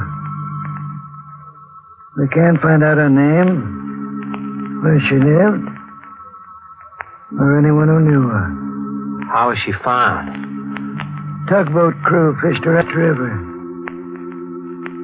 Tomorrow, she goes to the city burial grounds in a plain box marked Jane Doe. That's horrible. Just dying and nobody... Do you think she was murdered? There's not a mark on her. Police say she wasn't. But I want you to look at her face and tell me what you think. This is Jane Doe of number 7, son. Jane, this is Willie Harper. I want you to see her face, Willie. Tell me what you see in it. A strange emotion shook me. She didn't seem dead to me. Her skin was perfect ivory. Her hair was fine spun copper. Her lips twisted slightly. I blushed and turned away, catching myself imagining what those lips must have looked like with life's color in them.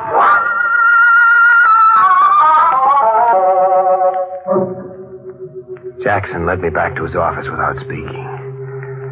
As I lit a shaky cigarette, he fished a brown paper bag out of his desk. He handed it to me, tilting it forward as he did so. What the devil? Yeah. And when they pulled her out, she was clutching this doll close to her. Even the doll hasn't helped trace her.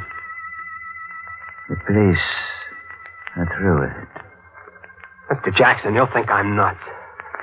I suddenly feel sore, boiling mad. I don't know why, but I think she was murdered. The look on her face... Kind of ask your help? Yes. Dead girl nobody wants. And a doll. Here's your story, Willie. Too bad you didn't know her before. Yeah. Well, thanks. Here. Take the doll along, Willie.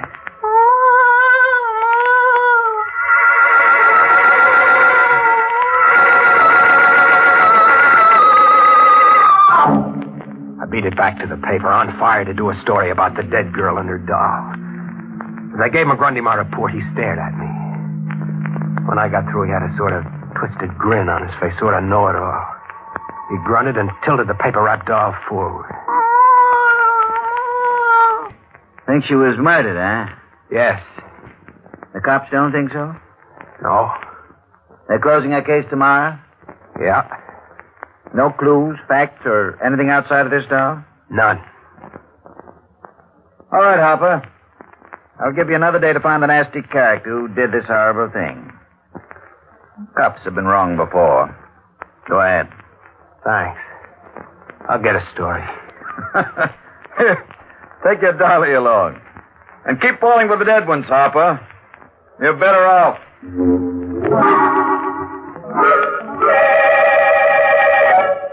Now I know why I resented that crack of McGrundy's. He must have guessed before I did that I had fallen in love with the girl in the morgue. Half hour later, disgusted with my own morbidity, I went to my room before going out to eat. Slammed the door and tossed the doll onto a chair. I couldn't shake the feeling that the nameless girl in the morgue had something to say to me. If only the doll could talk, could tell me about her. What was she like? Was her voice soft? Was it kind? Who was cruel to her? Where did she live? Who killed her? Doll, who?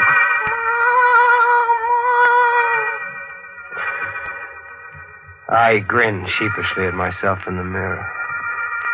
And with that gesture, this story really begins. The next few moments remain electrifyingly vivid. I had set the doll down on the bureau. I didn't touch it. Wasn't even looking at it when a new sound came from it.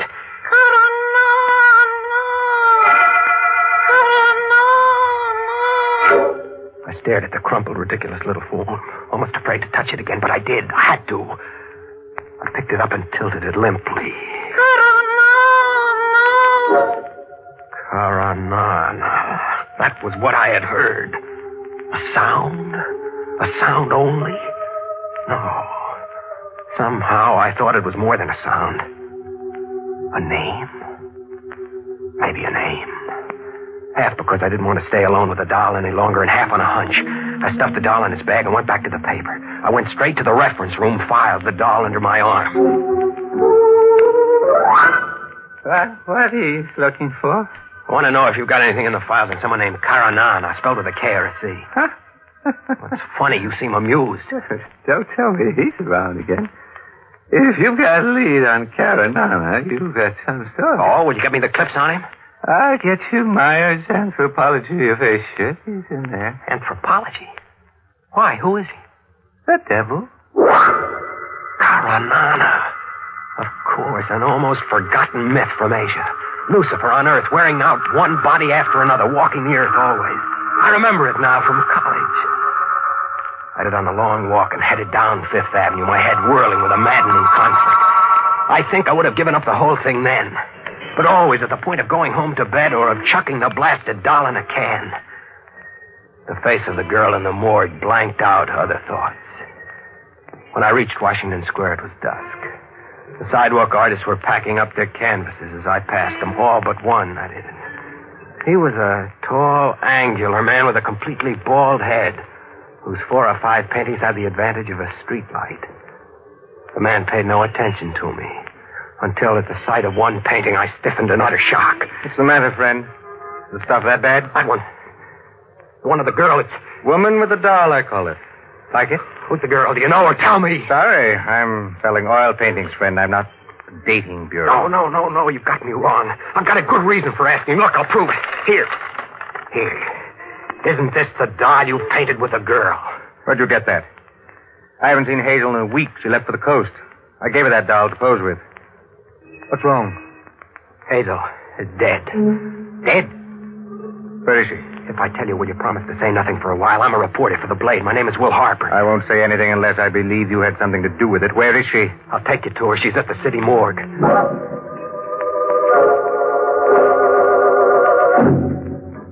An hour later, we had come out of the morgue. Beau Cousins had simply nodded at my questioning look. Seeing the girl again, knowing her name now, added to the emotions I already felt for her. I had a sudden impulse and handed the artist Hazel's doll. Are you giving me the doll? No, I want it back. But I want you to tilt it. Make it crop. What did that sound like to you? What did you hear? The doll said, Karanana. You heard it, too. Again, say that name again. What did you hear the doll say? I distinctly heard it say, Karanana. Then I'm not crazy. And do you know who Karanana is, Mr. Cutton? I'm afraid I do.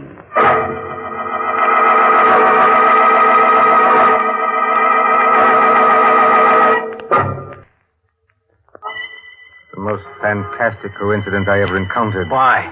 Do you know who Karanana is? The devil. Lucifer, Satan. Quite. I think we'd better go to my place and talk this out. Certainly, if what I think is true, no one will believe us. What do you think? That Hazel was murdered by Karanana.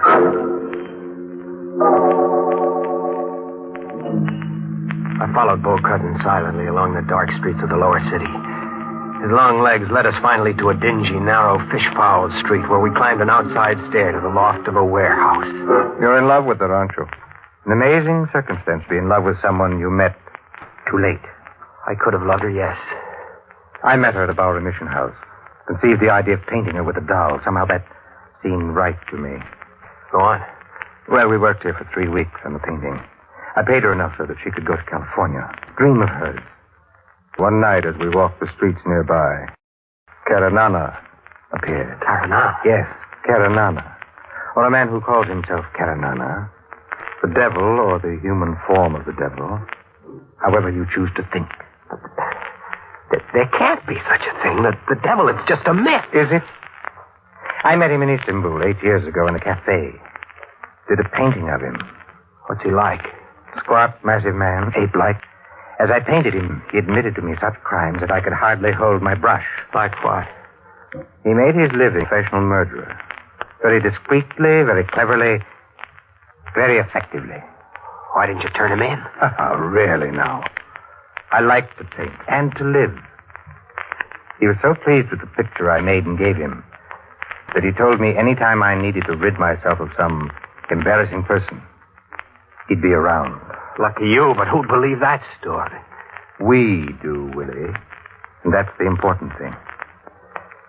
Do you have any spare cash? Why? I have about $150. If you could make up the difference, I think we should claim Hazel's body and give the child a decent burial. I fixed it up with Jackson at the morgue. And at 3 that afternoon, Bo Cousins and I, plus 2 grave diggers in Simeon Cemetery, were watching a bright new casket being lowered into a new grave. Man that is born of a woman hath but a short time to live, and is full of misery. He cometh up, and is cut down like a flower. He fleeth, as it were a shadow, and never continueth in one stay. In the midst of life, we are in death. Thanks, Paul. I liked it too, Willie. Very much. You're a nice guy, Willie. Wouldn't you rather go now? No. Let's wait till she's covered over. I want to talk to you. I've just gotten an idea.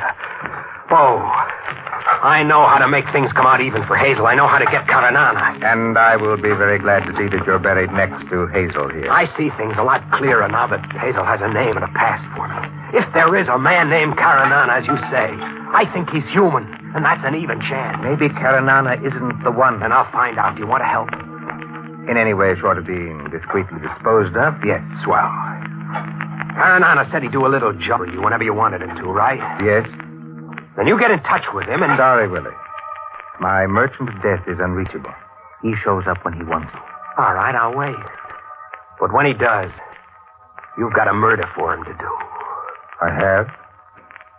Who? Me.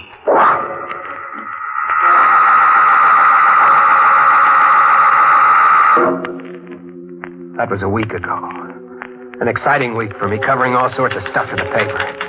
I'd begun to think Bo Cousins was an imaginative phony. Even my editor, McGrundy, had stopped kidding me about Hazel's doll perched on my desk. Then this morning at 9:30, I got a call. Morning, Blade, Willie Harper. Greetings and farewell, Willie. This is Bo Cousins. Bo. What's up? The devil is in town, Willie. He wants to see you. Karanana? Yes, I saw him last night. He was delighted to help me get rid of you. I see. I told him you were a reporter who was planning a story about art which tore my work to pieces. What's the matter, Willie? Change your mind? No.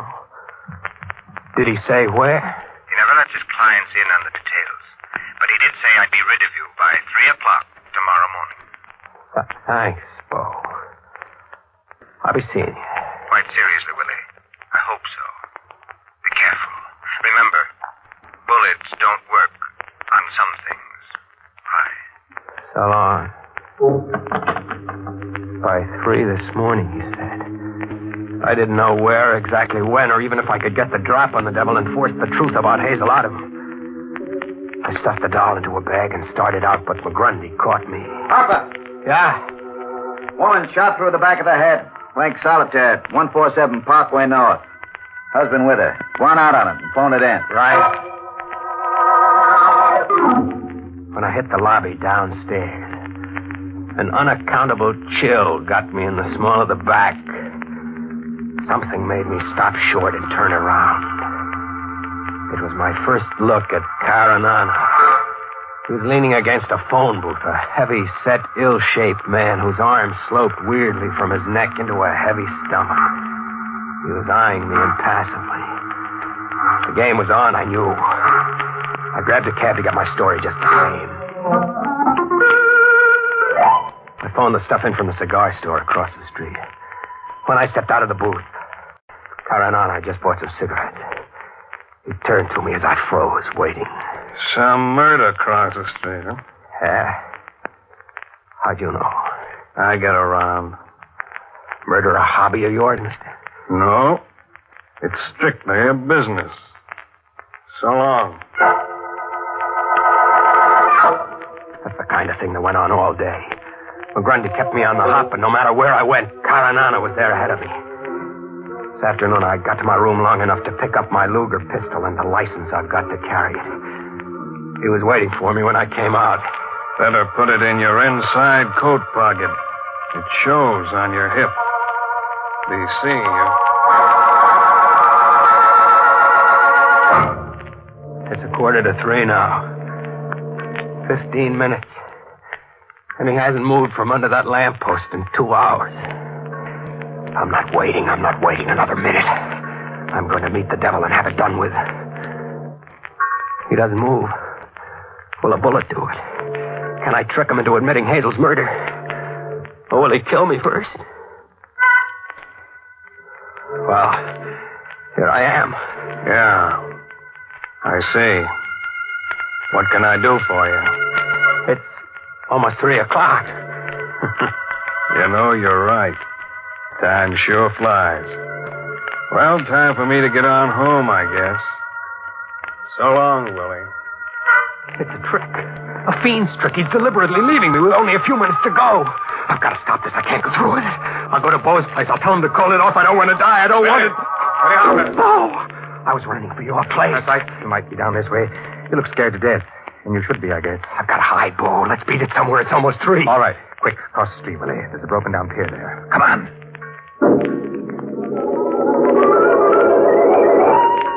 Pretty dark here, Willie. But we're safe for a while. You certainly have worked yourself up. That's the doll you've got there. Yeah.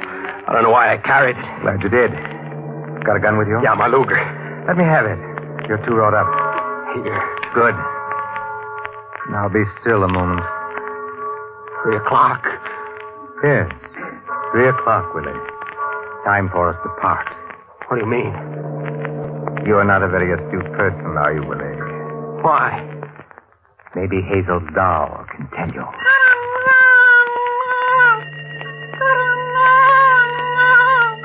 You? No, Bo, this is crazy. The same water that received Hazel is at your back, Willie. The time is 3, and tomorrow you will be fished out with the doll under your arm. You're Karanana. Quite. Farewell, Willie. Hazel, poor sweet child, learned the same truth by accident. Dirty, filthy little... Farewell, Willie. And you shall take your... Stop him, darling. Stop him! Where? I said drop the kid, cousin. Stop him! No, I will not. Eleanor, never.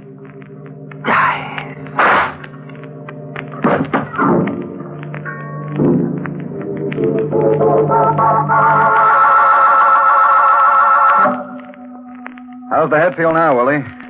Better, Mr. McGrundy. Thanks, lots better. My professional pride hurts more. Well, it needn't.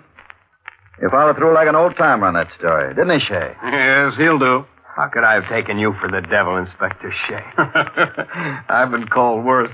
How did you know where I was going to be and all that? How come you were on hand at the end? Well, I cover the morgue, Willie. When a young guy suddenly decides to claim a nameless corpse, it's time to follow up on it. Well, you seemed okay, but Cousins turned out to be wanted as a professional killer. So you tagged me to get to him? Sure. He was after you, no doubt about that. Oh, there's your doll, Willie. Yeah. Huh. I tilt the doll and nothing happens. No sound. Must be broke. I guess she doesn't have to speak anymore, Mr. McGurney. I think the doll is dead.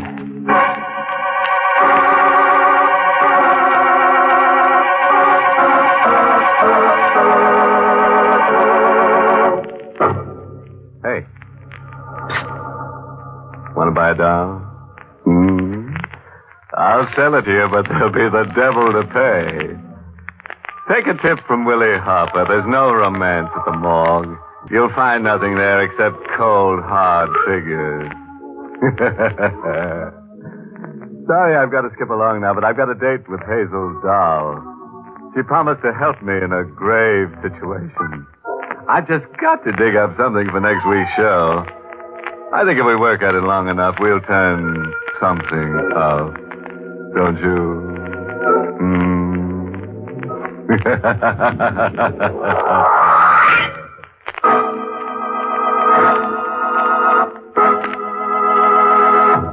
Good night. Pleasant dreams.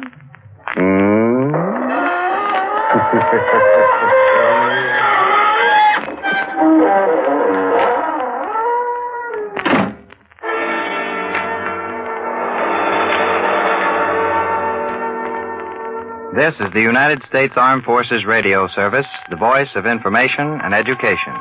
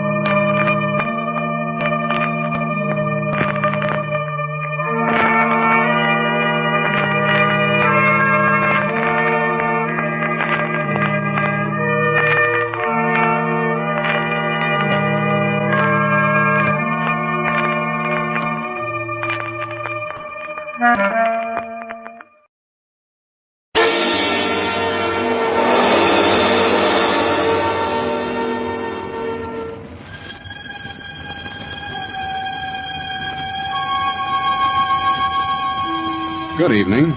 This is Sergeant X. They say that ghosts and the like just don't exist. That when a person passes on, he just lies quietly, not bothering another soul, so to speak. You believe that, don't you? Mm-hmm. Well, did you ever hear about the skull that walked? No? Then listen, my friends, to the Mystery Playhouse.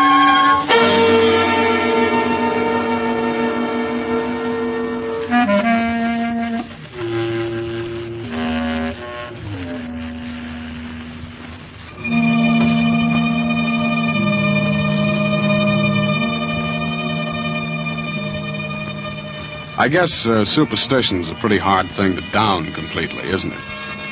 I mean, under certain circumstances, almost anybody can get the creeps and get them good. I guess most of us are a little bit afraid of the unknown.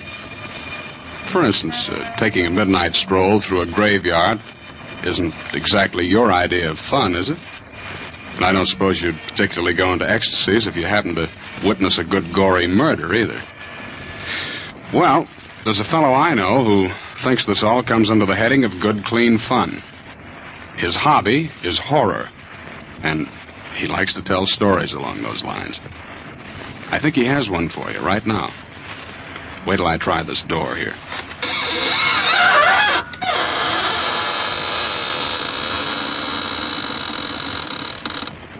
Good evening, friends of the Inner Sanctum. This is Raymond, your host. Well, come in, won't you? Yes, how are your spirits this evening? Oh, I'm glad to hear that. Our spirits are fine, too. Would you like to see them? Oh, it's no trouble at all. Now, which would you care to see first? The spirit or the body? Oh, well, the body is right over there on the floor. And the spirit is right next to it. Oh, you can't see it. I forgot to tell you, you have to be one in order to see one.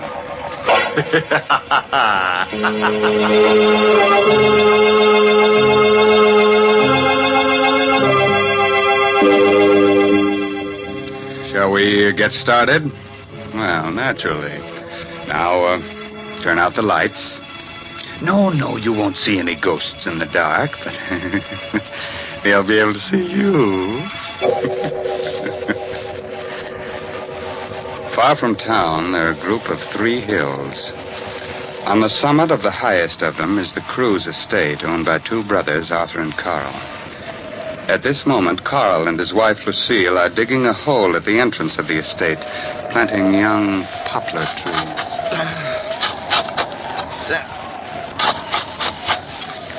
Carl, I think it's deep enough.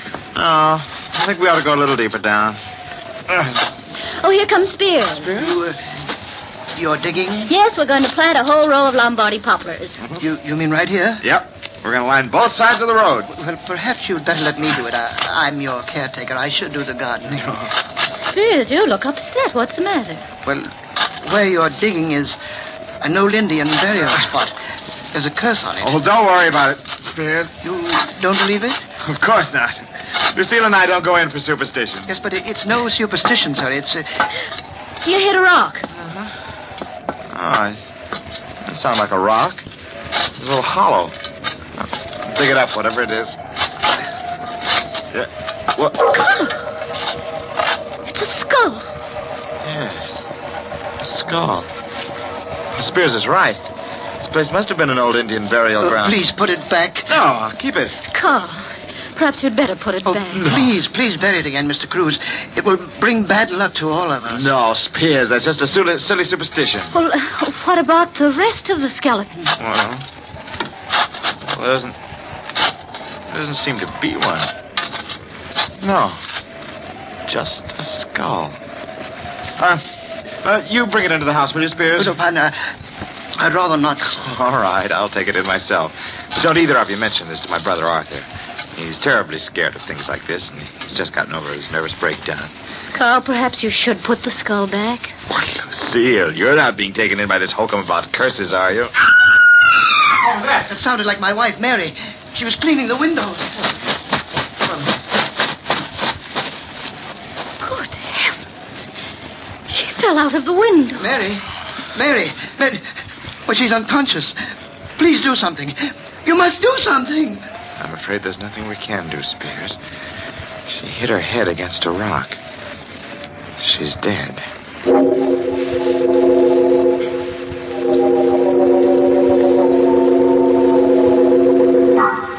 How's Spears?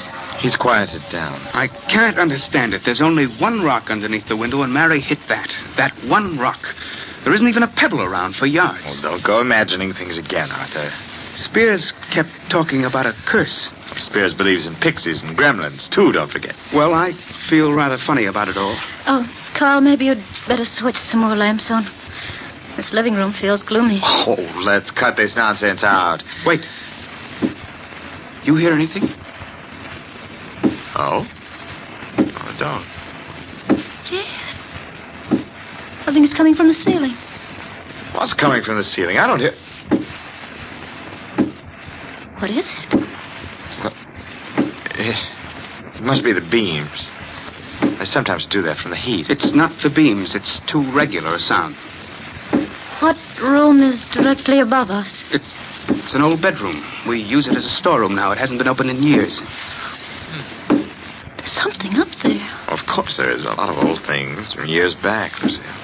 Did you put the skull in the score storeroom? Yes, I did. What are you two whispering of?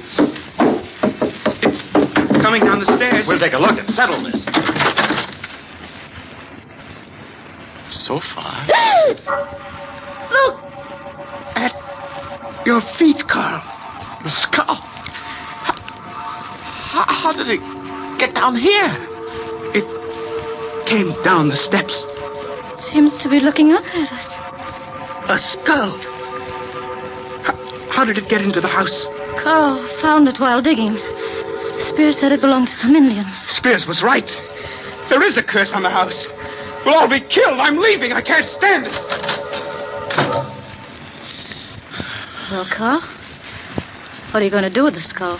Well, lock it up in the closet. Lock it. Carl, you'd better bury it again. No, I can't do that, Lucille.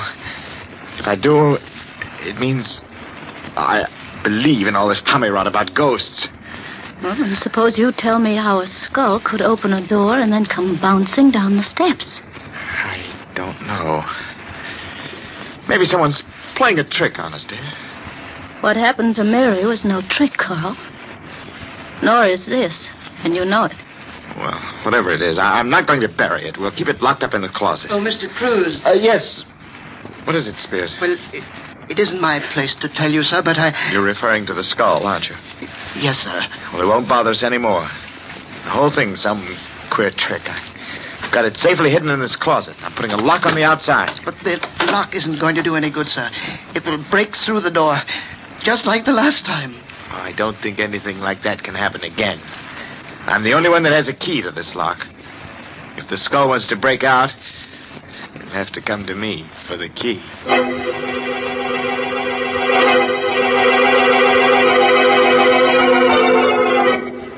How are you feeling, Arthur?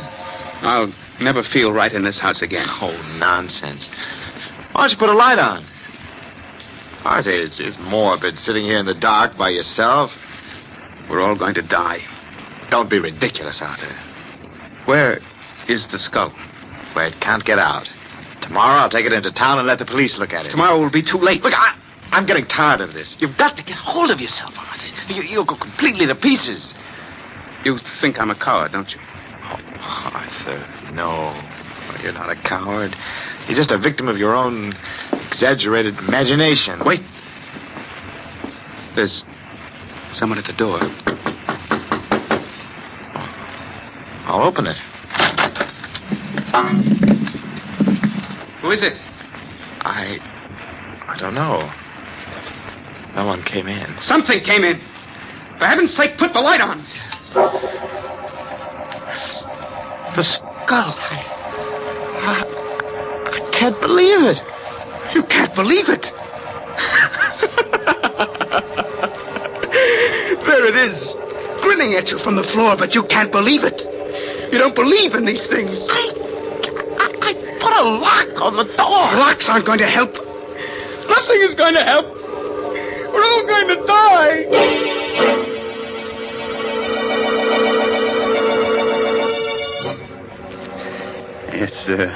It's an hour later now. Arthur has gotten over his hysteria, but he is still terrified. I'm not going to spend another night in this house, Carl. But, Arthur, there's got to be some logical explanation. I'm not in the least bit curious. I just want to get out of here tonight. I'm going to go with him, Carl. Lucille. Well, perhaps we'll bury it again. We'll put it back in the same place we found it. That won't do any good. It's too late now. Don't be ridiculous. If it wants anything at all, it wants to get buried again. I'm sure all this mysterious business will come to an end as soon as we bury it. The house won't ever be the same. Oh, stop it, both of you. You're acting like a couple of scared children. We'll put the skull back where we found it, and we won't be bothered by it anymore. Spears! Spears! Yes, Mr. Cruz. This skull. Let's take it out, bury it in the same place where we found it. Oh, I'm glad you reconsidered, sir. It's the only way.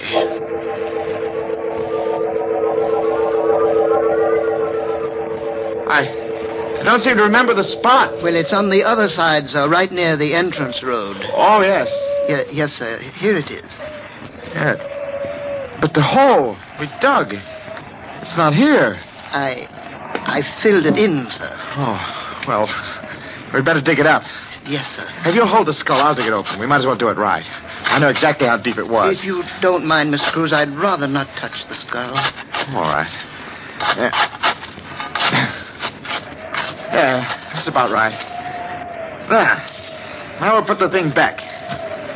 Well, it doesn't seem to want to go back. Oh, I just missed dropping it into the hole. Hold the flashlight down here. Yes, sir.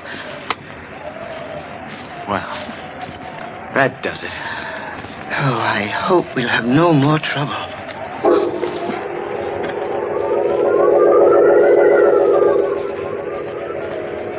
Well, Carl, did you bury it? Yes, same place. That's all.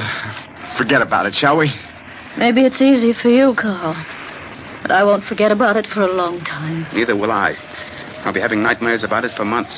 I don't know what's gotten into you, Lucille. You were never easily frightened. I'm not.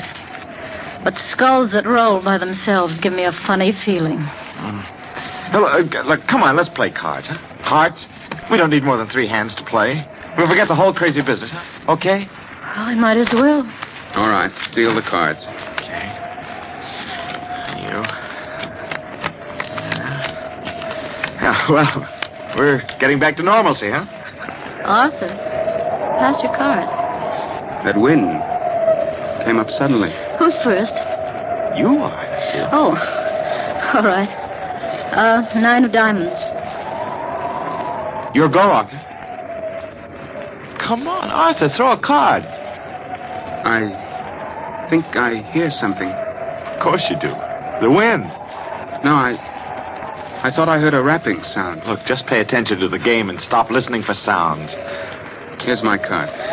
You threw a club, diamonds, the suit. Oh, I'm sorry. Did you hear that? What was that? It's only the wind blowing the shutter. Oh, come on, let's play.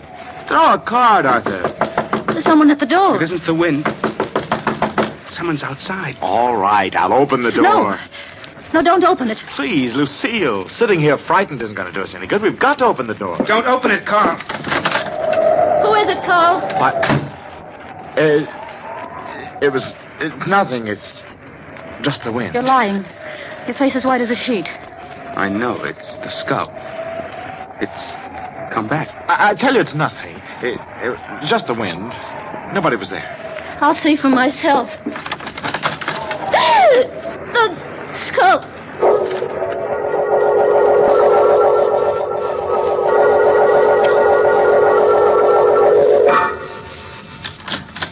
Oh, Mrs. Cruz, I didn't hear you knock. I didn't. I want to talk to you, Spears. Yes, Mrs. Cruz, but it's rather late. You've been up late before. Oh, yes, but it's just that I'm tired tonight. I don't mean to be rude. You've been doing a lot of night work? What are you referring to, Mrs. Cruz? Spears, you don't really believe in skulls that move around by themselves, do you? Well, I warned your husband about it. It's a curse. Is it part of a curse for a skull to use a trowel to unbury itself? Your trowel? My trowel? Why, you're mistaken. No, I'm not. I just came from there. Why would I want to do anything like that? Mm-hmm. Why? That's why I'm here. I'd like to know why. Please, Mrs. Cruz, I'm tired. We'll talk about it in the morning. We'll talk about it now, Spears, right now. Get out of my room. All right. I'm going straight to the police. I've got the trowel. We'll see if the skull left any fingerprints. You won't do that, Mrs. Cruz. Oh, yes, I will. All right, Spears, just sit right where you are. I'll shoot. Oh, please. Put the gun down. Start talking. Why, it's all a mistake. If you don't start talking, I'll shoot. In self-defense. Did you dig up that skull? Why, I... Did you? Yes. Yes, I did. And you roll the skull down the steps? The first night it was in this house, didn't you? Well, it was only a joke. And you also managed to open the closet. Yes, but I... Whose skull is it? I don't know. You're lying. That skull has something to do with you. I checked up on it. Your first wife disappeared. Perhaps the police can identify the skull. Oh, please, don't go to the police. Well, it was my first wife, Jane. I killed her. I didn't want your husband to bring the skull to the police, so I tried to scare all of you away from here as the safest measure. Go on. Yet, wait a minute. Who rolled the skull into Arthur's room? It wasn't me. It must have been... That's right. It was me. Perhaps you and I can work things out. I tried to frighten my dear brother-in-law Arthur away so that I can have complete ownership of the entire estate. You see, Arthur is leaving tonight. Yeah. Perhaps we can help each other. No one has to know of our little conversation. No one is going to know.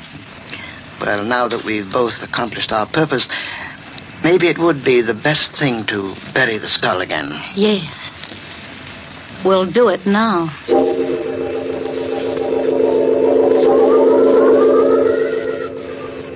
Well, here we are. Let's hurry. They'll miss me if I'm out here too long. Perhaps we'd better dig another hole. Oh, it doesn't matter. Will you hold the skull? No, I'd rather not. You haven't suddenly gotten squeamish, have you, Mrs. Cruz? Put the skull in the ground and dig that hole. All right. What's the matter? The skull. Look at it. What about it? It's moving. Can't you see? Well, it is just the wind pushing it. Hurry up. There. Yes, there. It's deep enough now. Hand me the skull. Oh, I forgot. You won't touch it. All right, I'll get it myself. What's the matter? My hand. I can't get my hand out. The jaws clamped down. Your hand. Please, help me. You've got to help me. Do something. I've got to do something. It won't let go. I can't. Oh, please, Jane. Jane, darling. I didn't mean to kill you. You're my wife. I didn't mean it. It was an accident. Please believe me. I'll do anything. Anything. Oh, no. No, Jane. Oh.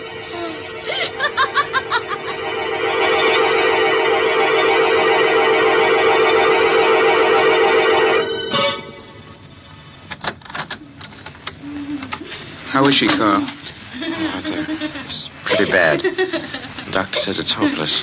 There's nothing more he can do. Her hair, Arthur. It's turned completely white. It's out of her mind. Horrible.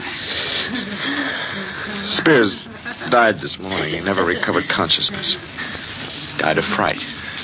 Everything else seems to make sense, but I don't understand how the skull could have clamped its jaws on his hand. When he picked it up, he must have picked it up upside down.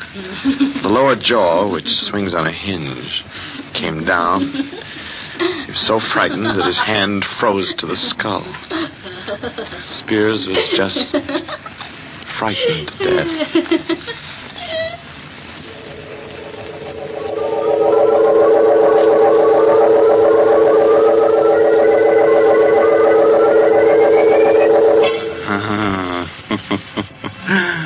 I want that skull. Yes, sir, I want it as a knocker for the inner sanctum door. Good night. Pleasant dreams.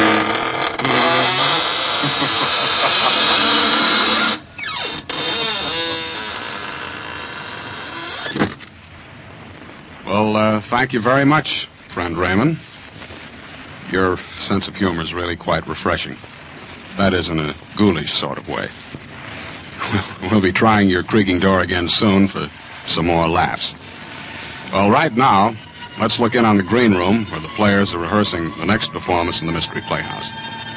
Follow me, please. Come.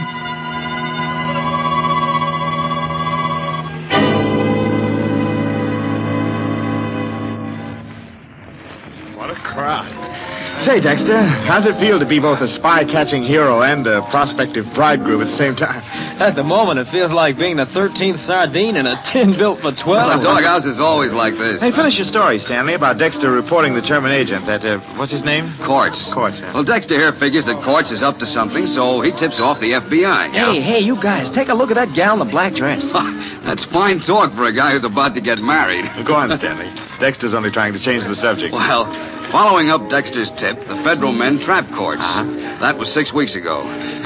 So today, in 3 minutes, in fact, Quartz is going to get quite a shock.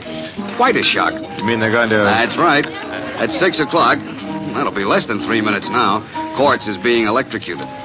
You ought to read the newspapers, Lieutenant, and find out about things. Well, when you've just got back from the canal zone, you're likely to neglect the newspapers for the first few days. Hey, the gal behind us. What'd you say, Dexter? The gal behind us. One in the black dress. Oh.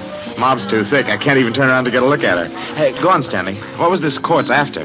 Plans of a new type mortar, wasn't it, Dexter? Mortar? Well, I can't say. Oh, don't be such a clam. But it's taboo, I tell you. Well, don't get sore about it. Oh, who's sore? Come on. Let's get out of this mob and find some less crowded joint, huh? Oh, take it easy. Let's have at least one drink here, now we finally got to the bar. Ouch! Oh, what the heck? What's the matter, Dexter? Somebody step on your corns? Oh, no, it felt like someone stuck a needle in my hand, but the way I'm wedged in here, I can't even lift my hand to see. Probably a pen scratched you, with all these women about. Hey, Dexter, according to the clock on the wall there, Quartz is being executed right this second. Say, it's kind of close in here. Let's get out and get some fresh air. Take a look in the mirror over the bar, Stanley. That woman behind me. That's what Dexter's been muttering about. The brunette in black. Smooth.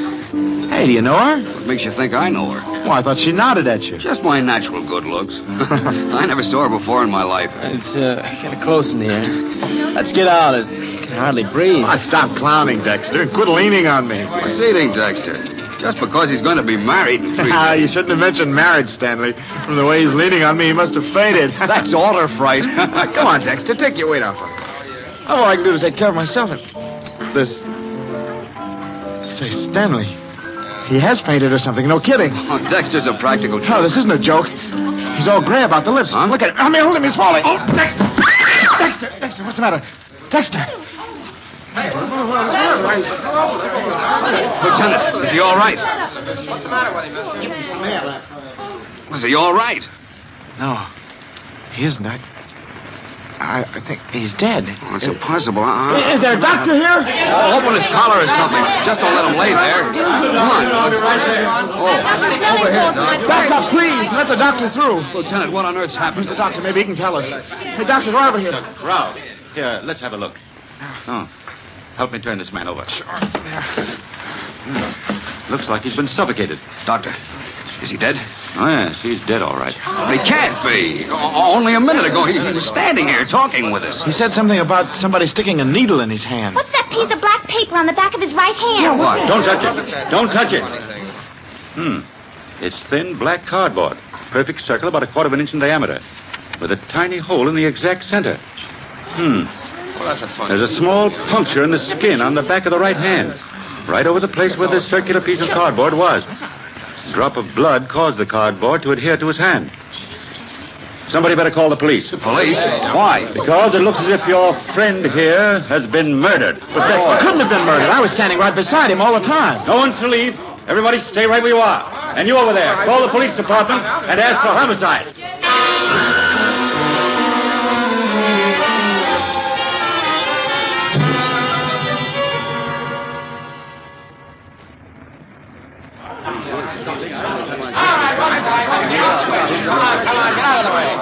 I'm Detective Sergeant Locke. Are you the doctor who called headquarters? Yes, that's right. Who's the guy on the floor? What happened to him? Willard Dexter. As to what happened to him... We don't know. What do you mean you don't know? Who was nearest Dexter at the time? Well, the lieutenant and I were with him. And I was behind him, and so was this lady. Oh, you were, huh? How about that, lady? Yes, I guess that's right. Okay, then I want to take you two ladies and you, Lieutenant, and you, mister, aside for questioning. You'll go in this office here. Oh, and Doc, would you come along too, please? Of course, Sergeant. All right, just step in. All right, Blondie, you too. Oh, I can't. I got a date in 10 minutes. Go on, get in there. Am I arrested? Are you up? Look, Blondie, you will be in just about 1 second if you don't get in there. Oh, all right. But don't Don't call me Blondie. Hey, Durkin, don't let anyone in here. Right. Now, we'll get a little privacy. Lieutenant, let's have your story first. Well, we were standing in the crowd. Your name? Lieutenant Max Lurbach. Okay, go ahead. Well, Stanley and Dexter and I were at the bar. In what order? Order? Well, Dexter was on the right. I was in the middle, and Stanley was on the left. All right, go on. Dexter said that someone stuck a needle in his hand. And suddenly he went limp and fell to the floor. Sergeant, on the back of his right hand, I found this little black cardboard disc. Under the disc is a small wound, and I've made a study of poisons. I believe that this man, Dexter, was poisoned. Poison? Yes. There's a poison which, taken internally, may do no harm at all. But the smallest bit introduced directly into the bloodstream causes almost immediate paralysis of the nerves which control the breathing. What poison? Curare. Huh? There's a trace of what seems to be curare on the underside of that black cardboard disc. And you think he was murdered? It appears probable. Your idea, Doctor, is that someone jabbed a poison-coated needle into Dexter's hand? A minute or so before he collapsed. Now, where would a guy get this stuff? Well, certainly not from the average drugstore. Curare is made by the South American Indians. It's very rare in this country. Say, Stanley, did you notice? Dexter died at the same time Quartz was executed. Say, I hadn't thought What's that? The spy who was electrocuted? Yes, Sergeant. Dexter was the clerk in the Army Ordnance Department who suspected Quartz and tipped off the FBI. Yeah? It couldn't have been a coincidence that they both died at practically the same minute. You don't suppose that I don't suppose anything yet. Hey, Sarge. Photo and fingerprint boys are here. Right with you, Durkin. Now, everyone, just sit tight a minute. Say, that's a rather unusual way to kill somebody, don't you think? I wonder if that police sergeant is right, and the killer really is one of those four people. Well, it's too bad our time is all up, or we could stay around and find out. I'm afraid you'll have to wait until next time, when we present the entire story of Death in the Doghouse. This is Sergeant X, closing the doors of the Mystery Playhouse. Good night. Sleep tight.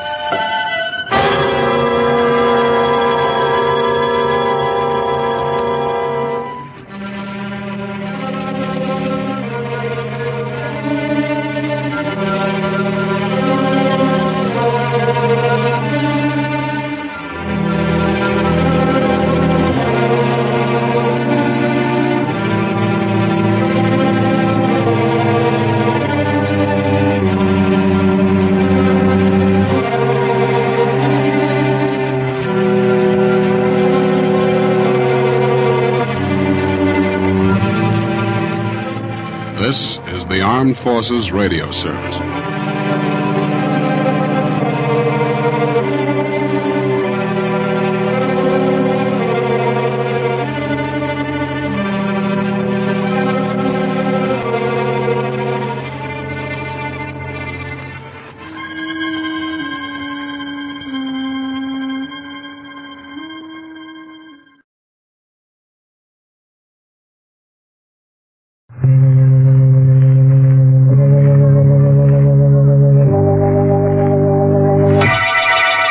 Lipton Tea and Lipton Soup presents Inner Sanctum Mysteries.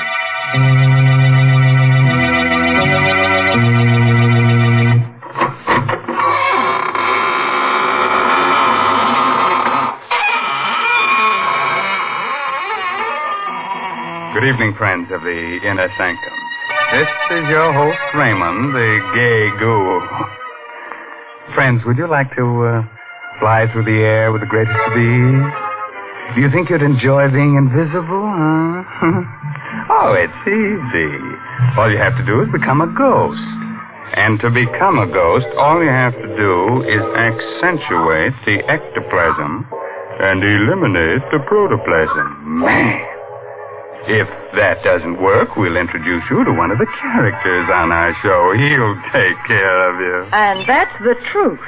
What awful people on this show. Wherever do you find them, Mr. Raymond? Well, it's simple. All you have to do is turn over a rock, and out they come crawling. And just suppose you were looking for decent people. How would you find them? Oh, well, now, Mary, you were the one who showed me how I just go snooping around houses, peering into windows, and I'd find all the nice people drinking Lipton tea. Oh, dear, there you go making fun again. You know, maybe if you drank Lipton tea, you wouldn't be such a bitter, unhappy person. Yes, there's something so warming and cheerful about Lipton. I guess that's why lots of folks drink it not only at meal times, but between meals, or whenever they get a chance to sit down and enjoy Lipton's famous brisk flavor. That word brisk, B-R-I-S-K, explains a lot when it comes to tea flavor. Brisk means that Lipton tea always tastes tangy and bracing. It's never flat or wishy-washy. That's right. You just don't know how good tea can be till you know how good Lipton's is. All right, Mary. As long as you're in the kitchen, you'd better sharpen up a couple of knives, as our main character tonight is going to use them. The story is called Song of the Slasher. It's an original radio play by Milton Lewis and stars Arnold Moss in the role of Detective Dan Miller. Are you ready? Then gather close and listen. If you find you're getting too many chills, then just sit in the fire. A thick, murky fog hangs like a damp veil over the waterfront. Streets are deserted. The buildings loom like tombstones in a cemetery. No living soul can be seen because people who sense stay behind locked doors. The slasher has murdered and mutilated his 5th victim in 8 days. In a drab, lonely little room, a young woman suddenly looks up when she hears a door close. Well, what's the matter? Can't you speak? Hey, you get away from me. Get back up. That knife. What are you doing with that knife? You're a slasher. Help! Help me, someone! It's the slasher! Help! Hello, police headquarters. Hello? It's the slasher. What are you talking about? He's here. 12 Dock Street. He's upstairs. Mr. Nell's apartment. I can hear it screaming now. He's with her. I go upward. I'm an old man. It's the slasher. He's killing her.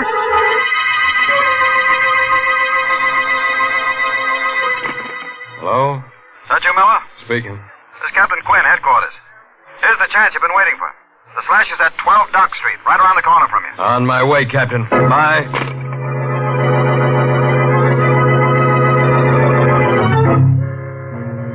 And that's how it started. A detective is asked to do some queer things in the line of duty. I didn't mind moving down to the dump at the waterfront with my wife, if it would help catch the slasher. So when I got the call, I rushed out of my joint and beat it down to 12 Dock Street. Oh. Where is he? Where'd he go? He... Listen, I... Don't do that. I'll get you a doctor. And listen to me, sister. Donnell, her name is. Are they going to send an ambulance? Yeah, but it won't do her no good. You were too late. Did you see the guy who did it? I saw nobody. He can't be far. He was here a minute ago. I heard someone go out the back way. When? A minute ago. Listen. It's coming from that alley down there. Fog's so thick you can't see 2 feet ahead of you. The back way goes into the alley. Well, then it's him. The slasher.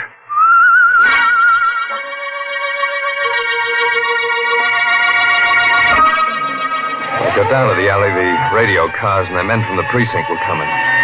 We went through that neighborhood with a sieve. But we couldn't find the guy who whistled that queer tune.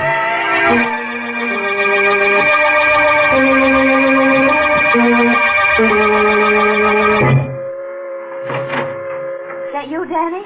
Yeah. Oh. What happened? Oh, you shouldn't have got out of bed, baby. I was worried. He got away. Did he kill another? Yeah, another dame. It wasn't so foggy I could have seen him. That's how close it was. Any clues?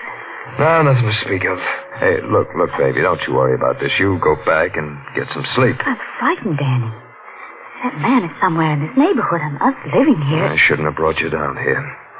You're going back to our old place tomorrow. No, I'm not. I don't want you here alone, and I want to stay with you. Shut up. Danny. Listen. You hear that, don't you? That ain't something I'm hearing in my head, is it? Danny, what are you... Answer me. I want to make sure I ain't hearing Well, things. of course I hear it. It's someone whistling, but why are you acting like this? The slasher whistles that tune. Are you sure? Yeah, I heard him tonight. Then the killer... The slasher must be somewhere around here. I'm going out, baby.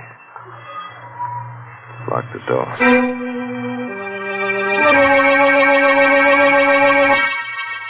The whistling was somewhere in the building. I listened. Where was it coming from? It was gone. I looked at my watch. 4:30 in the morning.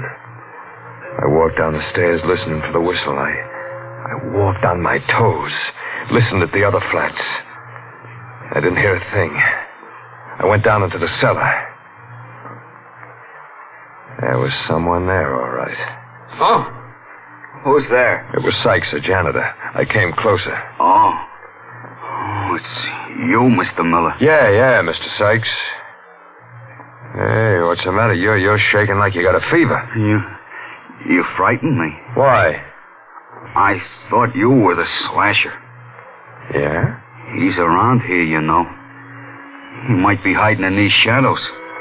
He might be anywhere. Everybody's afraid of him. Everybody. Yeah, so I hear. What time did you come down here? 4:30, like I do every morning. Why? See any stranger in the building? No, I didn't see anyone. Who lives in the flat below us? Mr. Trevelyan.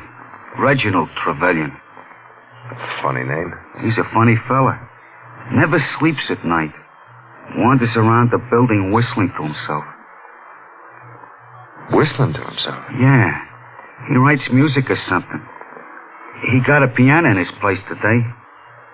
He talks crazy sometimes. Think he's up there now? Yeah, he never sleeps. Here.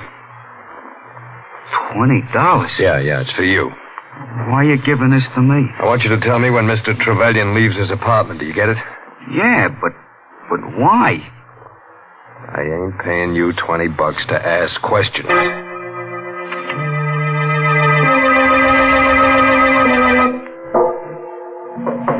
Who's there? Miller. Mr. Miller. Yes? What is it, Mr. Miller? My wife and I live upstairs. I know it's kind of late, but, can I come in here for a minute? Of course. Hope I'm not disturbing you. No, it's quite all right. You the people who moved in a few days ago? That's right. Glad to know you. My name is Reginald Trevelyan. Dan Miller's mine.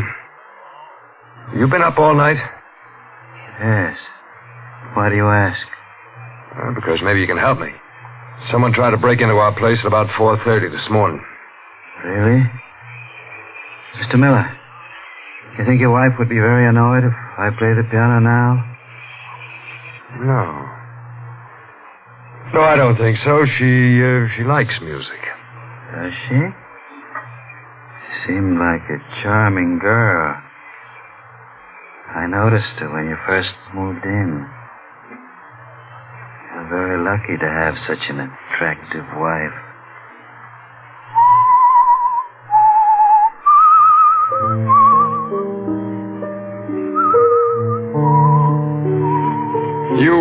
You whistle yourself like that very often? Yes. Especially when I'm working on a new composition. Wait a moment. I think I have it. I've been trying to work out that passage all night. Miss Miller, please get out of here. I want to be alone. You're a query, you are. I'm not interested in your opinion. Well, what are you waiting for? Get out of here! Get out, I'll blow you out! Try it. I've lost it! What? That passage! You see what you've done? I had it a minute ago and now it's gone!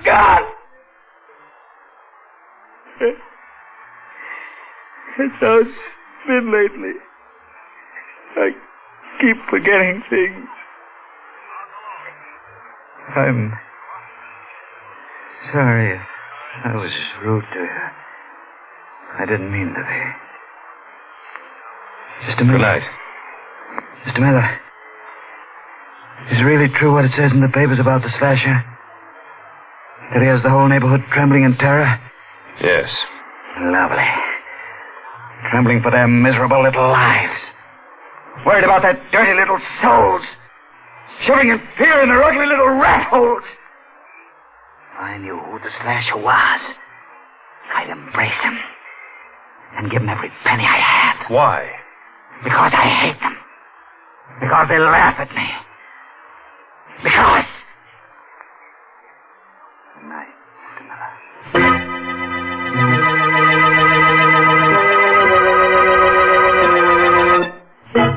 I phoned headquarters, told them to check on Trevelyan.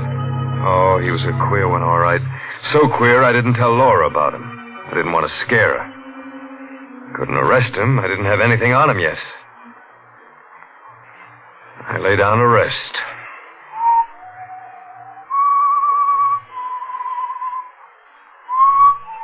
Maybe I heard it in my dream. Maybe not. But I heard that whistling again. That same tune. I think that's what woke me. I looked around. Laura. She was gone. And the door was open.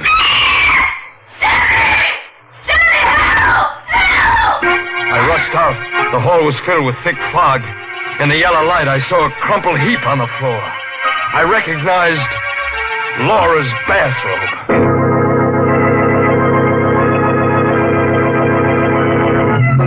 Ah, that slasher, that's my boy. He's not the type of low character who goes around murdering his friends and relatives. No, he's so big-hearted he murders anyone.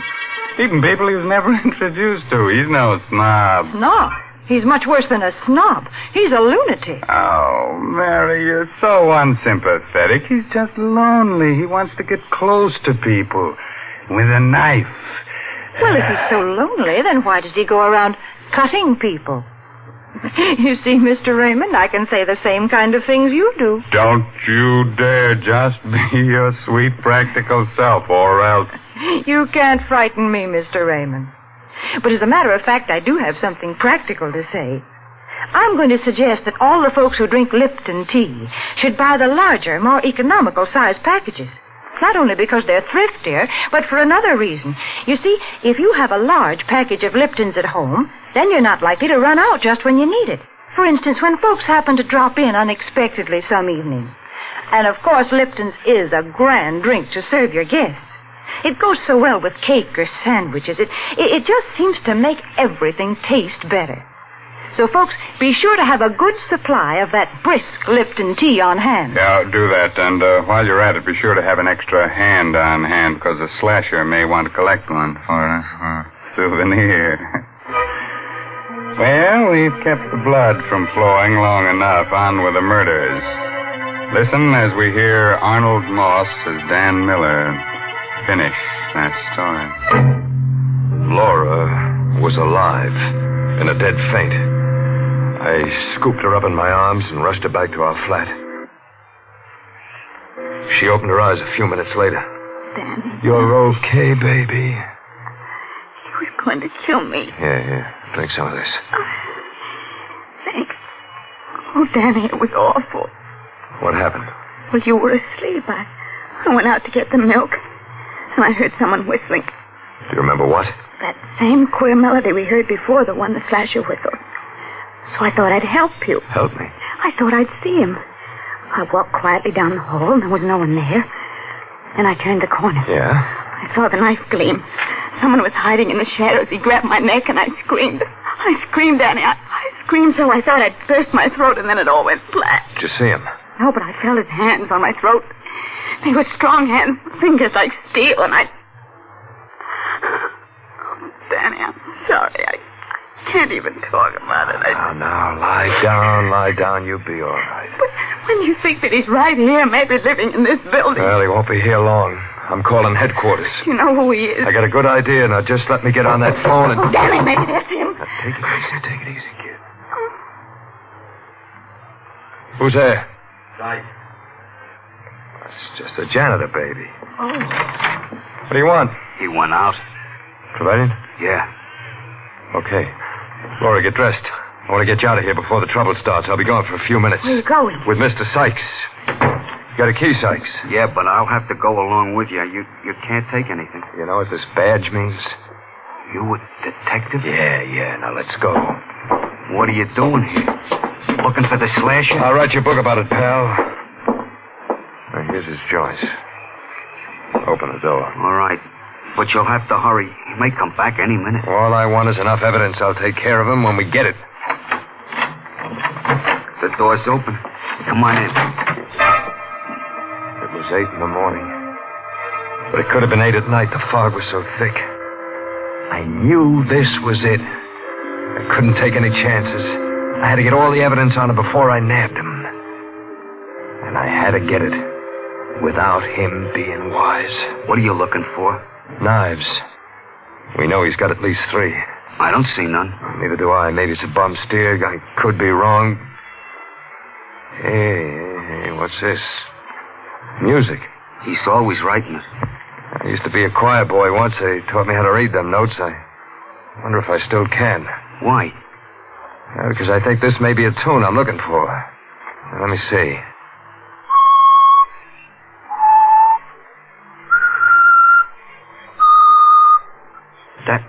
That song. Did you ever hear it before? Yeah. Bet you did. He's always whistling it. I heard it myself when he killed the last one. You gotta find those knives. You better hurry. I think he just went out to get some breakfast. I looked everywhere. Couldn't find the knives. I couldn't bring a guy in just because I heard a song. I found a bunch of keys. They were trunk keys. But there was no trunk. I think I hear him coming. Never mind what you think. Where does he keep his trunk? In the storeroom in the cellar. He's always going down there for things. Hold it. That's him. Yeah. Come here. There's room behind this upright piano for both of us. What, the piece to Shut up. Get behind here and hurry.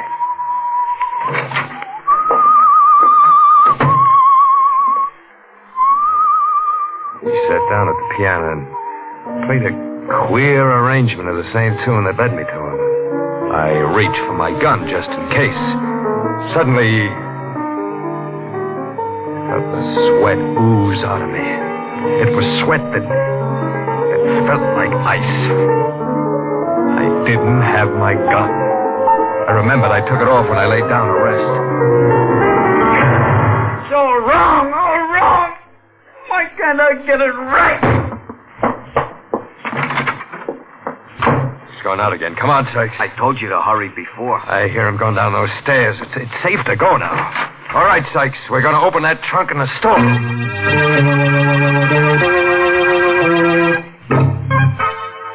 Here's his trunk, Mr. Miller.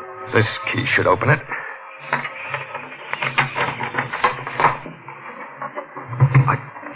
The knives? Yeah. The knives. Look at them. Covered with blood. Sykes, go to the police precinct. Tell them Miller sent you. Tell them to come over here with as many men as they can spare. All right. I took the knives and put them under my coat. Went up to my room.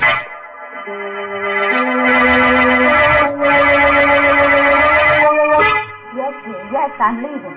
I'll be home soon. I could hear Laura talking on the phone to someone. I opened the door. Oh, of course. I better hang up now. Danny just came in. Goodbye, darling. Who are you talking to? Mother, I'm ready to go. Oh, wait a minute. There's no rush. Listen, Danny. It's that man at the piano. Sounds like the Thrasher song. Yeah. What have you got there? My gun. Come on, baby. We're going. That man playing the piano. Are you sure he's the Thrasher? Yeah. Positive. Oh, Danny, you're hurting my arm. Oh, I'm sorry. I'm nervous. That's his place. Come on in with me. Come in with you? Yeah. I figured out a way to trap him. But Danny, Don't be scared, baby. You'll be okay. Oh. You? Yeah, Mr. Trevelyan. I'd like you to meet my wife. I'm delighted. How do you do? Would you like to hear something? It's a composition I've just completed. I've had a great deal of trouble with it. But I think I've got it right now.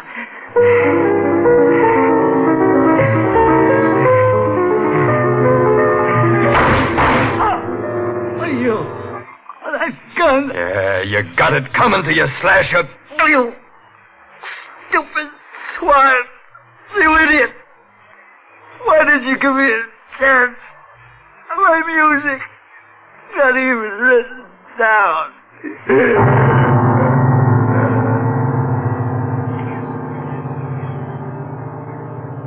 Danny. You murdered him. Yeah, Why? you'll find out. What are you going to do with that knife? It's one of his knives. Stand still, Laura. Danny, go with me. In a minute. Danny, what's the matter with got you? it coming to you, too. Why? I know who you were talking to on that phone. It wasn't your old lady. What? It was Jerry Boyd, that guy who lives next door, wasn't it? Answer me, wasn't it? No. Lie to me. So this is why you made me come down here with you. You planned this all along. That's right, baby. And that's why I had you insured for $40,000. Oh. You made one bad mistake. You married a smart cookie. You're going to kill me and blame it on the Slasher. Yeah. No! Help me, someone help me! Danny, don't! Oh.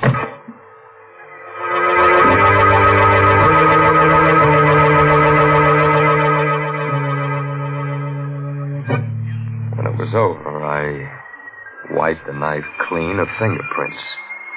And then I smeared Trevelyan's hand over the handle. I knew what to do. Made it look good, made it look perfect. There's a way to get away with murder. And I found it. I thought.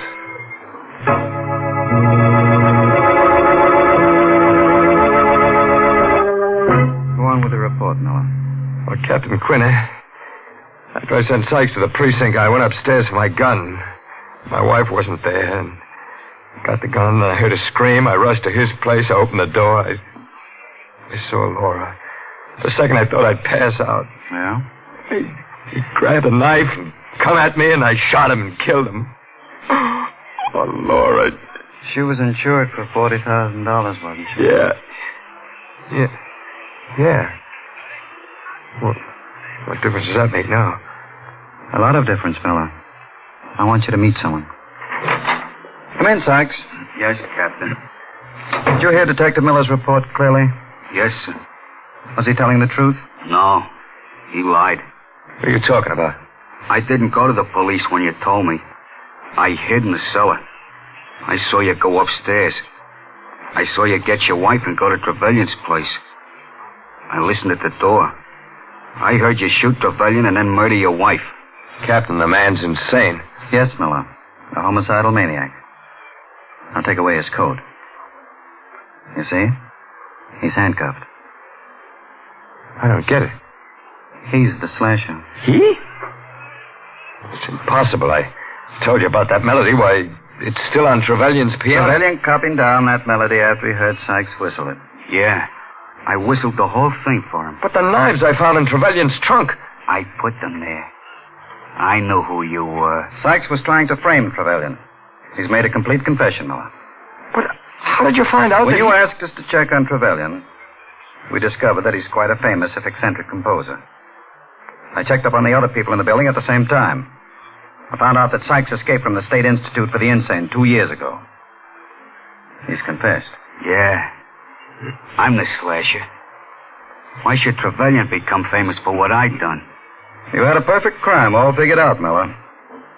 But you made one little mistake. You decided the wrong person was the Slasher. Even a copper can't pull a perfect one, Miller.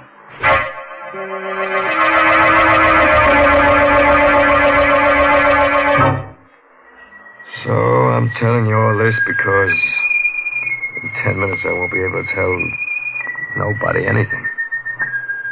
Ever since I made my report, I've been hearing that song in my head. Like somebody whistling it. Soon I won't hear that either. It's a nice tune. Kind of sad.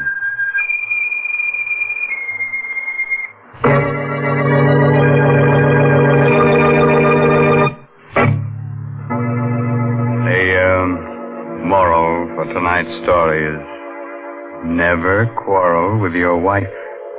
Avoid strife. If that doesn't work, get a carving. Nice. Now, there's the perfect formula for domestic bliss. Don't you think so, Mary? I do not. Oh, well, then I'll give you another one. You'll love this one. Beat her till she's black and blue. Break her arms and legs in two. Then tell her to brew a cup of Lipton tea for you. Oh, I give up. All I can hope is that folks don't pay any attention to all these peculiar things you say about Lipton. And I guess they don't. The proof is that more people drink Lipton tea than any other brand. But if any of you folks haven't tried Lipton's, then why don't you do so now before Mr. Raymond says a word more about it? Why not let that famous brisk flavor speak for itself? Well, now, if you weren't too cut up by tonight's story, let me tell you about next week's gory little tale. It's, about a beautiful woman who holds your hand, tells you about the future. Of course, she's kind of pessimistic. She sees a man with a knife stuck in his throat, the girl waving gaily from the gallows. And listen to this. Our star will be the glamorous motion picture actress, Wendy Berry. Let's make it a date, huh? Oh, by the way, this month's Inner Sanctum mystery novel is The Lucky Sieve by Craig Wright. And now I guess it's really time to close that squeaking door until next week at the same time when Lipton Tea and Lipton Soup bring you another Inner Sanctum mystery directed by Hyman Brown. So until then, good night. Pleasant dream time.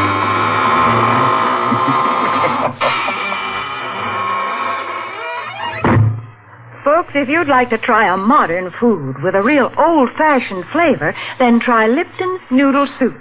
You see, Lipton's comes in an envelope, and all you have to do is empty the contents into boiling water, and in no time at all, soup's on. And what a delicious, chickeny-tasting soup it is. It really tastes homemade, and it's brimming with golden, tender egg noodles. Lipton's is economical, too. It costs less and makes more than canned soups. So, folks, don't forget to try Lipton's Noodle Soup. And don't forget to tune in next Tuesday night for another Inner Sanctum Mystery. This is CBS, the Columbia Broadcasting System.